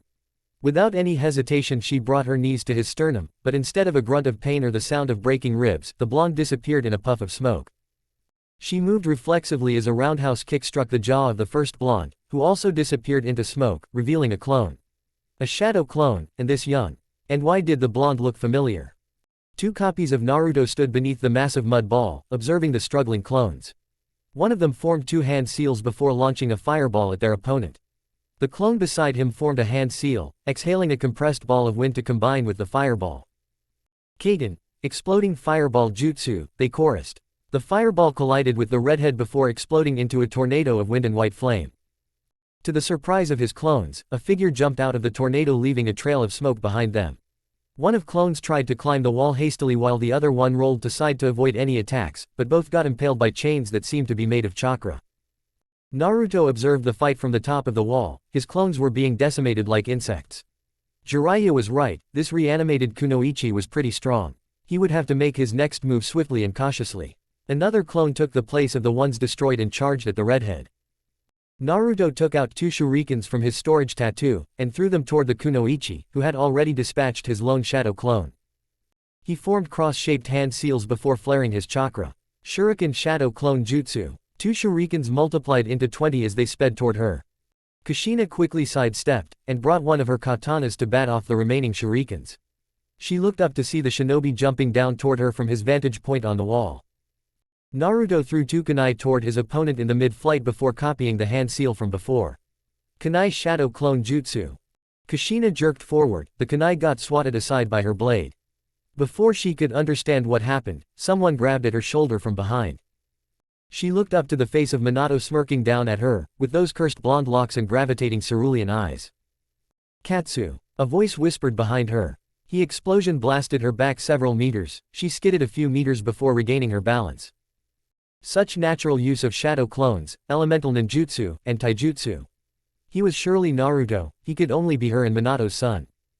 Naruto landed in front of the redhead and got his first real look at her. She was beautiful to say the least, and he felt a sort of connection to her. What it was he didn't know, but it was strong and calling to him.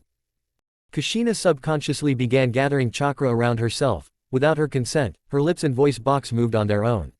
A sudden, intense heat spread through her veins. Her muscles tensed, a raw power surging within her. Unconsciously, she tapped into the first gate, the gate of life.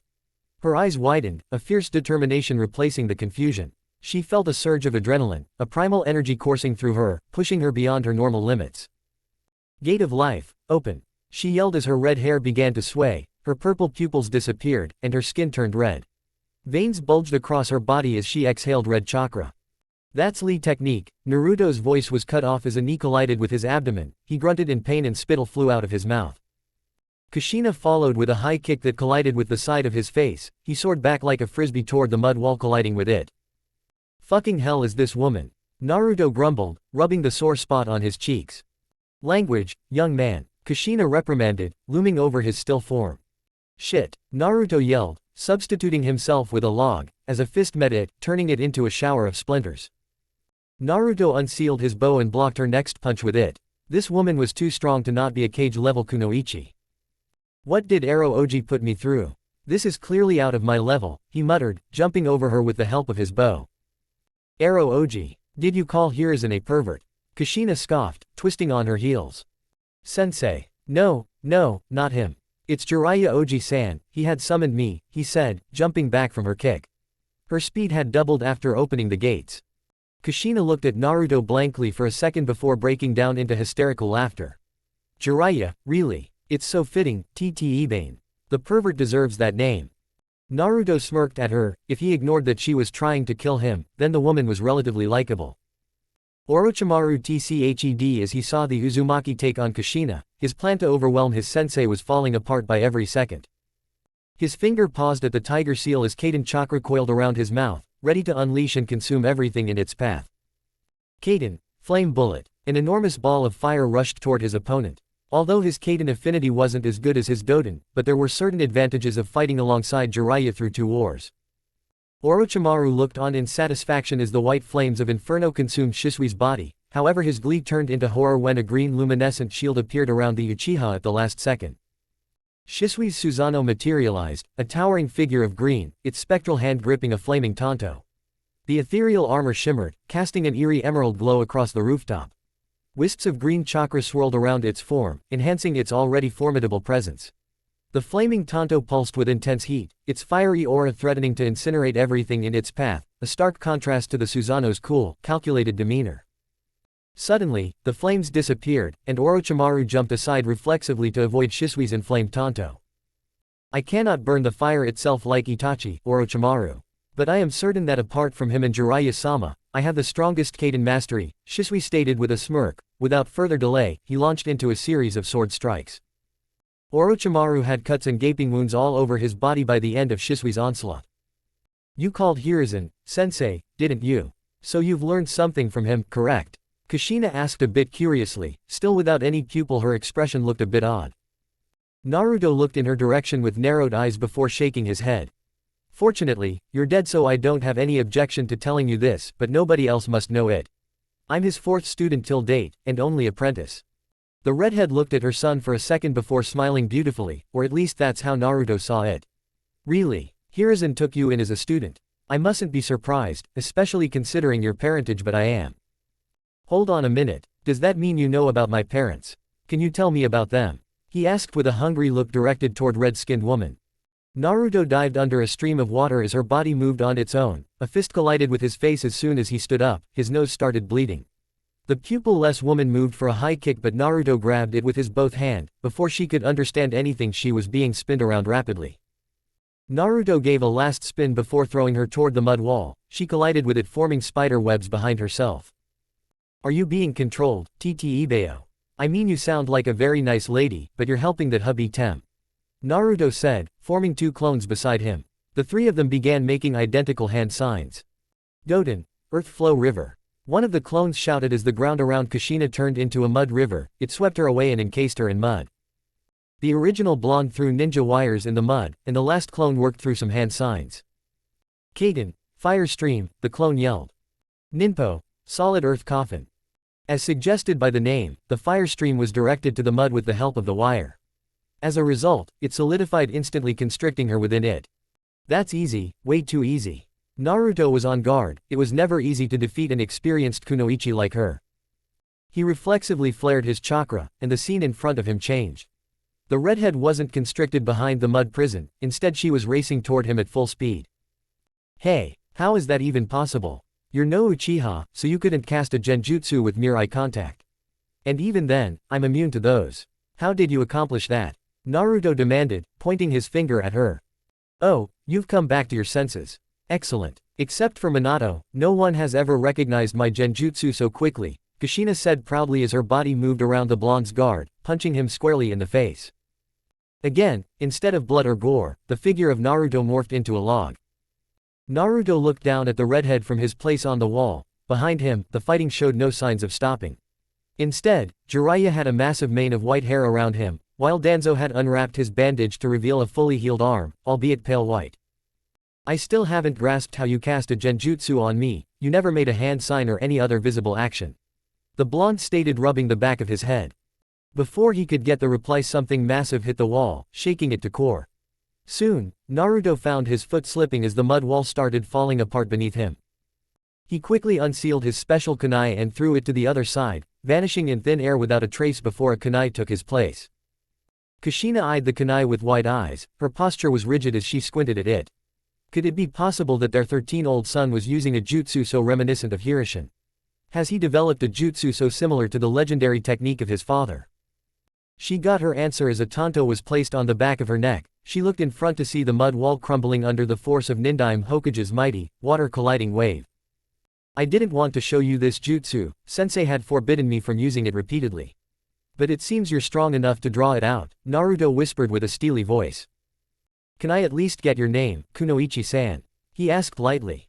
Kushina snorted to herself. She should have bet with Minato that their son would be a prodigy just like him. But she wasn't a legendary kunoichi for nothing. Before he could move, she sliced his tanto in half with one of her katanas. She had not lost her transformation until now, but she knew she wasn't as adept as Might Guy was with this technique. She was feeling it wane, she would lose it in under 10 minutes.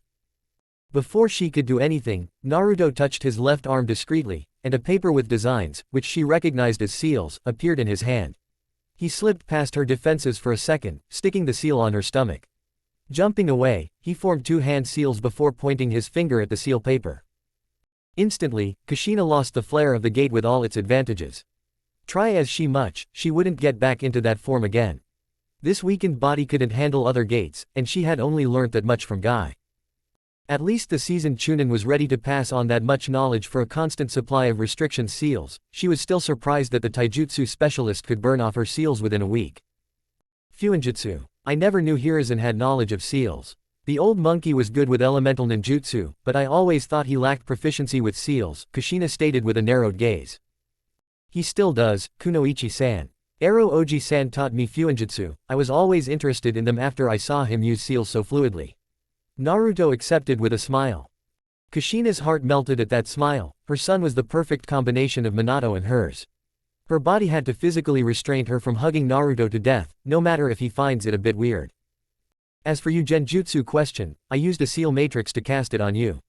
Look at your left sleeve. Kushina explained as she unsheathed her second katana.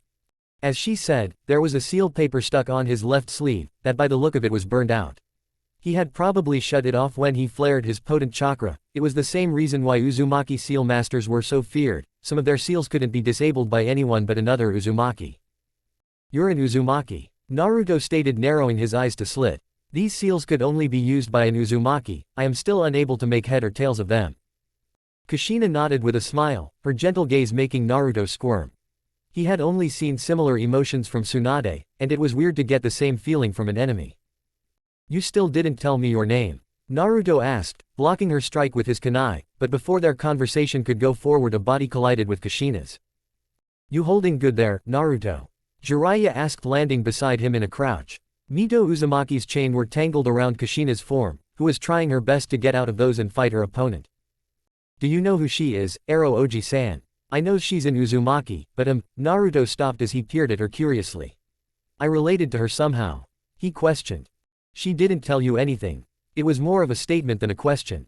Kushina's continued silence was truly surprising. As much as he knew of her, she would have jumped at the chance to meet her son.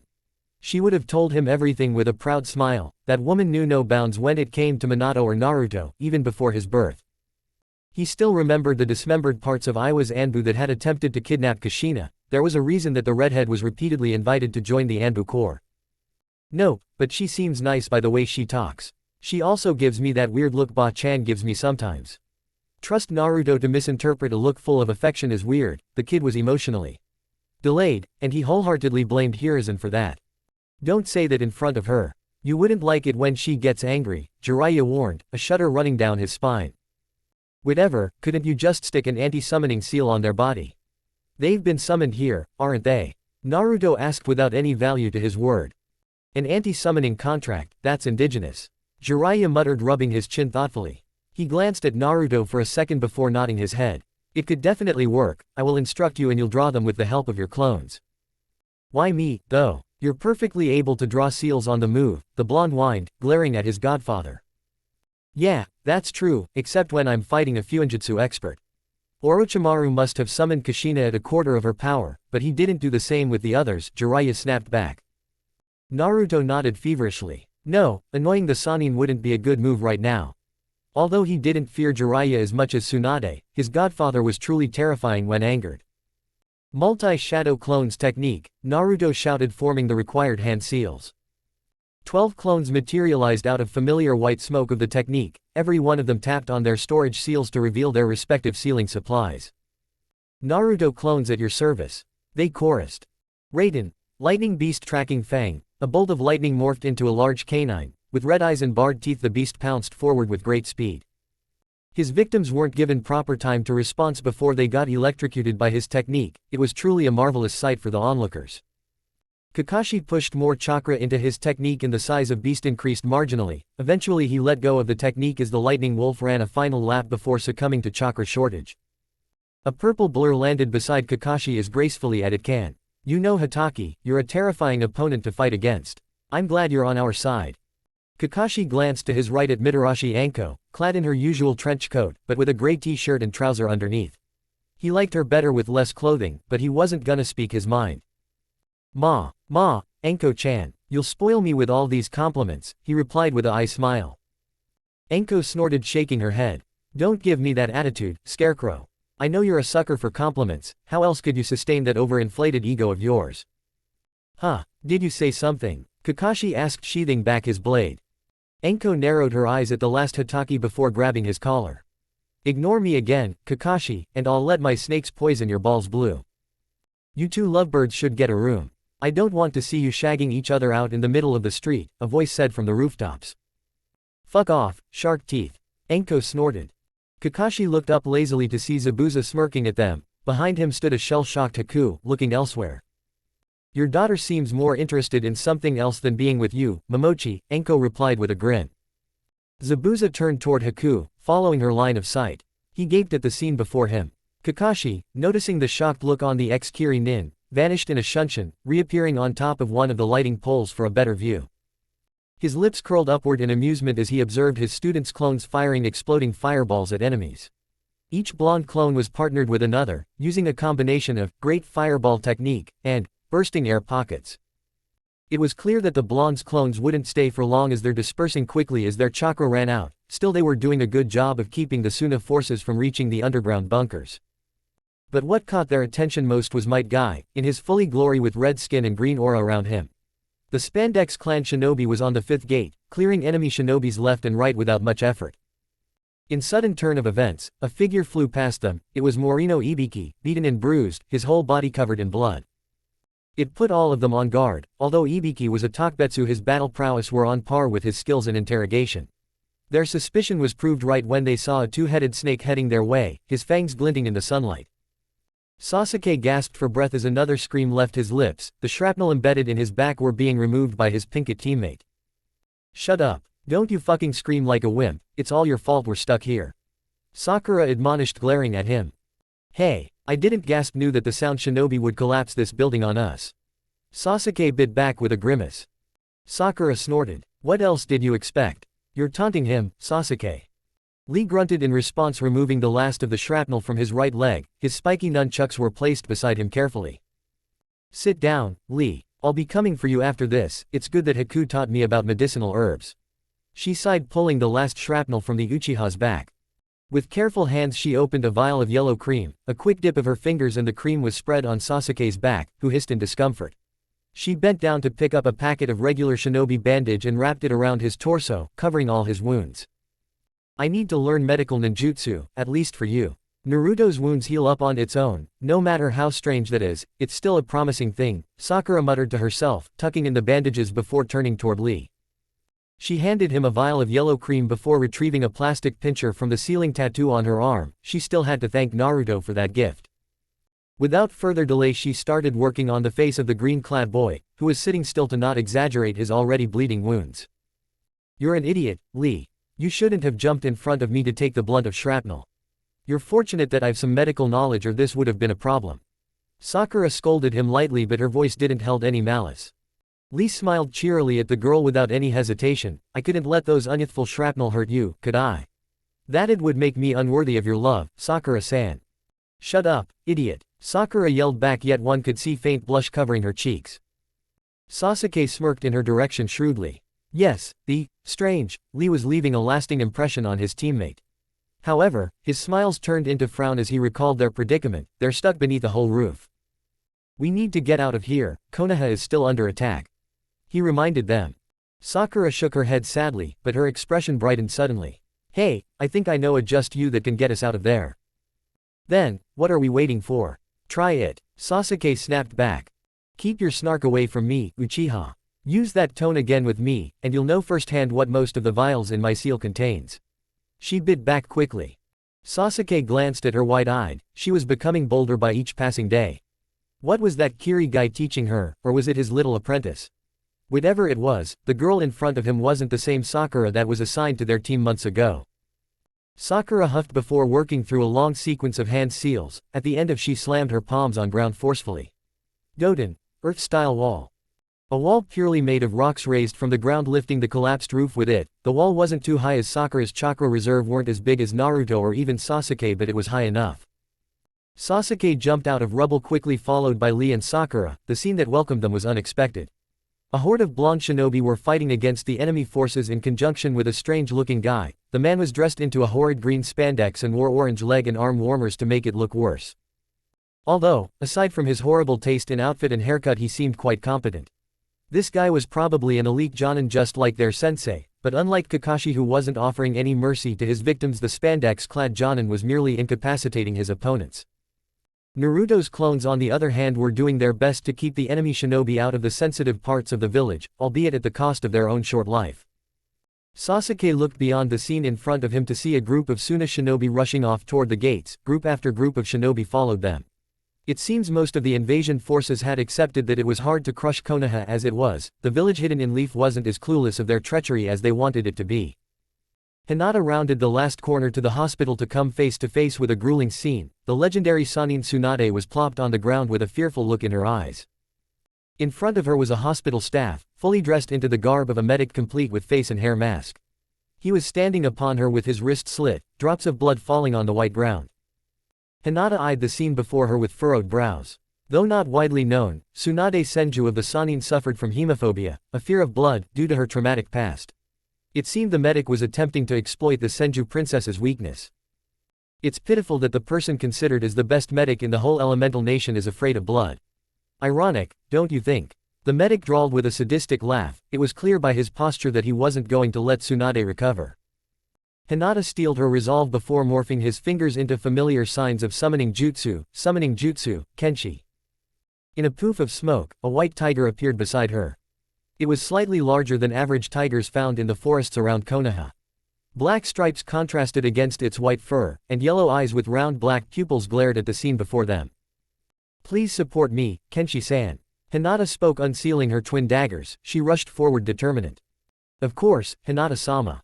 The tiger was beside her as she pushed forward one of her daggers, which was unexpectedly caught by the medic. Ah, the Hyuga princess. How nice to see you here. The medic said with an evil glint. You can't expect me to be caught short by your feeble attempt to be stealthy. He continued with a laugh. I was never trying to be stealthy, medic-san. She said before spinning on her heels. From behind her the white tiger pounced on the enemy medic. He was irritated by the sudden turn of events. He had noticed the girl a few minutes ago. Although, he wasn't that concerned about her, regarding her as only a genin. But the tiger was an unexpected surprise. He didn't know that the Hyuga princess had a summoning contract. That two of tigers, one of most powerful summons after the monkey clan and legendary three of leaf. It was probably one of the best kept secret of clan, considering his status as a spy. Orochimaru-sama needs to know about this, but before that he would have to subdue the girl. He grit his teeth as he felt the tiger's canines pierce his skin. His natural healing attempted to knit the wound closed, but the white feline prevented it. Hinata took advantage of her opponent's distracted state, and shoved her dagger into his another shoulder. Her victim screamed in agony but she didn't let it affect her. Before he knew, Hinata morphed her free arm into a claw shape and directed it toward his heart. It would kill the man or at least incapacitate him for a long time. The medic kicked it aside before coating his palm with chakra scalpel. He swung the scalpel toward the tiger which jumped away at the last second to save itself. But it was for nothing as the Hyuga quickly stepped into the shoes of her summon. Though she didn't bite the medic, her approach was more of daggers and taijutsu. The medic quickly fell into a defensive pose but Hinata was having none of that. Without any warning she threw her dagger at the medic with force. The medic tried to cut off the dagger with his chakra scalpel but the tiger stopped that arm with a firm bite. Her dagger met its mark on his injured shoulder, and he screamed in agony. The attack was brutal and to the point. It was easy to see that Hinata wasn't holding back. She activated her Byakugan with a simple command, and moved into the guard of her opponent. It wasn't easy to do so even if the medic was injured. Hinata had to reveal her trump to subdue this man. She quickly took note of his tenketsu points, which were slightly bigger than average medics. That meant he wasn't any ordinary medical staff, he was probably a combat medic. 8 trigrams, 8 claw marks. 2 claw marks on the medic's chest tore his shirt to shreds, revealing 3 deeper claw marks that bled profusely. It appeared an animal's claws had inflicted them, likely a wolf or, more likely, a tiger. The next 2 strikes were directed at his injured shoulders, tearing the wound apart. The agony Kabuto felt was unreal, and unfortunately it wasn't the end of it. 2 more strike on pecs deepened the claw mark, and the last 2 fell on his shoulder making it nearly useless. Your arms are gone medic-san, I've also tore up your shoulder blades and shattered the socket. Hinata said neutrally. The medic gasped for air, the agony he felt was unreal. Not only had the girl damaged his tenketsu, but her strike had also left deep, claw-shaped gashes on his body. Her Byakugan allowed her to see the damaged tenketsu, and she felt his conviction waver. Her taijutsu style, combined effectively with her bloodline, made her a force to be reckoned with in taijutsu. The medic collapsed on the floor, bleeding profusely. Hinata turned to check on Tsunade, confirming the man was incapacitated. 3 of Naruto's clones were working on a small scroll with patches of sticky notes attached to it, a specialized scroll used by experienced fuinjutsu masters. It let them create seals on a whim, and then stick them on surfaces to get the preferred results. The real Naruto was fighting the redhead Kunoichi at a distance. The woman had her twin katana out and was parrying the blonde's bow attack with equal ferocity. I have to admit, Kunoichi-san, your skills with swords are unmatched. I've never seen someone be so versatile with blades. He huffed, ducking a strike that was intended to decapitate him. Thanks, Naruto-kun. The woman beamed, and Naruto suddenly found himself stuck in his spot. Her smile reminded him of his own, strangely so. It proved to be a mistake to remain at a single place. The woman moved with lightning speed and thrust her katana forward. Naruto's eyes widened, but he quickly tossed one of his special kunai into the air. It took him the briefest of moments to vanish from his spot, replacing his kunai with practiced motion. A clone materialized beside him in the air, and started forming hand seals in quick succession. Meanwhile, Naruto formed 2 hand seals quickly. Kaden, Fire Dragon Jutsu. His clone yelled. Kaden, 2-headed Hydra. Naruto fired his own fire dragon into his clone's jutsu, and a dragon with 2 faces sped toward Kushina. Sweden, Water Torrent Technique. Kushina yelled, and the pooled water from Tobarama's technique got pulled in, forming a large torrent of water, that collided with the fire dragon, and vanished into steam. Jiraiya eyed the ninjutsu battle between the mother and son, and smiled to himself. Kushina must be proud of her son. It wasn't a secret that Kushina was efficient in both Kaden and Sweden ninjutsu. Her immense Uzumaki reserve made sure that she didn't fall behind Minato when it came to ninjutsu battles. But it seems Kushina had pushed in a lot of chakra in that technique as she found herself kneeling, and Orochimaru on the other side of the roof winced, as it took a toll to keep the redhead under his control. Meanwhile, Naruto didn't have any such problem and came out of steam with his fist cocked. His punch was halted by Kushina, but he instead gripped her hand and latched onto it. Katsu. The explosion echoed around the roof as Naruto's exploding clone took off one of Kushina's arm in the blast. Kushina eyed her arm, shocked. She was a good sensor, but even she had been pushed thin to notice she was fighting one of her son's clone. On one side she was proud of her son's battle prowess, on other she felt Orochimaru push in more of control on her. Yata. One of Naruto's clones yelled from his place, as he held up a familiar-looking seal. An anti-summoning seal, in a hybridized style of Uzumaki and Konoha sealing techniques. Jiraiya flashed in front of Naruto with a shunshin, and took that seal back to fight with Mito. Hey! The boy exclaimed with a scowl.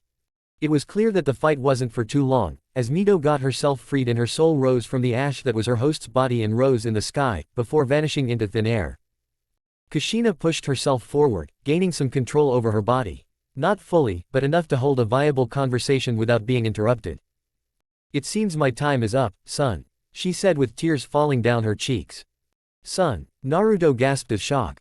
It seems Hiruzen and Jiraiya have not told you about us, but believe me, they would have to answer me in the afterlife, she said with conviction, her fist twitching to curl up.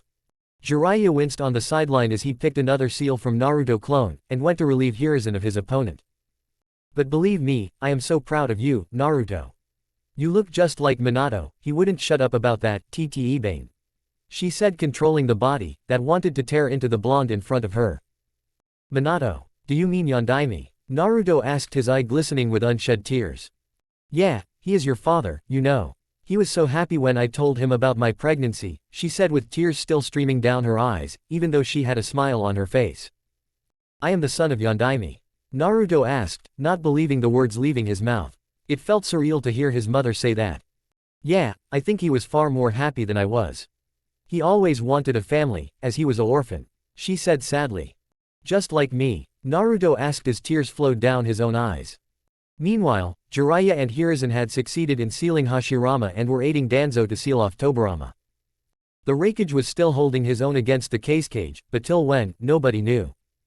Damn you, Hiruzen, you destroyed all of my plans, yelled Orochimaru, working through seals of his own. Summoning Jutsu, Inferno of the Snake Sage. The man yelled as a long dragon, at least 20 feet in length, lunged toward Shisui. He shunshined away, but the dragon followed his trail. Shit, the man cursed, shunshining away repeatedly to avoid the fiery beast. You'll rue this day, old monkey. Hiruzen's wayward student cursed, melting into the rooftop. Naru. Kushina's body disintegrated into ash. Her beaming soul rose into the air. Tobirama's body had already turned to ash by then. It seemed to Jiraiya that his treacherous teammate had abandoned him and fled as soon as he saw the second Hokage fade away. Mum, Naruto muttered, his eye watering, before he could hold it in. Jiraiya appeared beside Naruto and placed a hand on his shoulder. Meanwhile, Kage found himself confused, as the strong genjutsu casted on him by Snake Sanin lifted. Meanwhile, in the hospital premises, nobody noticed when the body of Medic vanished in a poof of smoke. Hinata was too busy with Tsunade, who didn't have the slightest inclination of her whereabouts. That damned Medic, he was a crafty one, wait till I get my hands on her, she muttered to herself. Naruto looked at the fleeing enemy Shinobi, as the barrier was brought down. It seems the invasion has ended. The village looked like a mess. He could see that the Suna and Odo forces had failed to dominate the Leaf, but the infrastructure and civilian populace had taken the brunt of attack. Hiruzen eyed the boy proudly, his training has shown great results.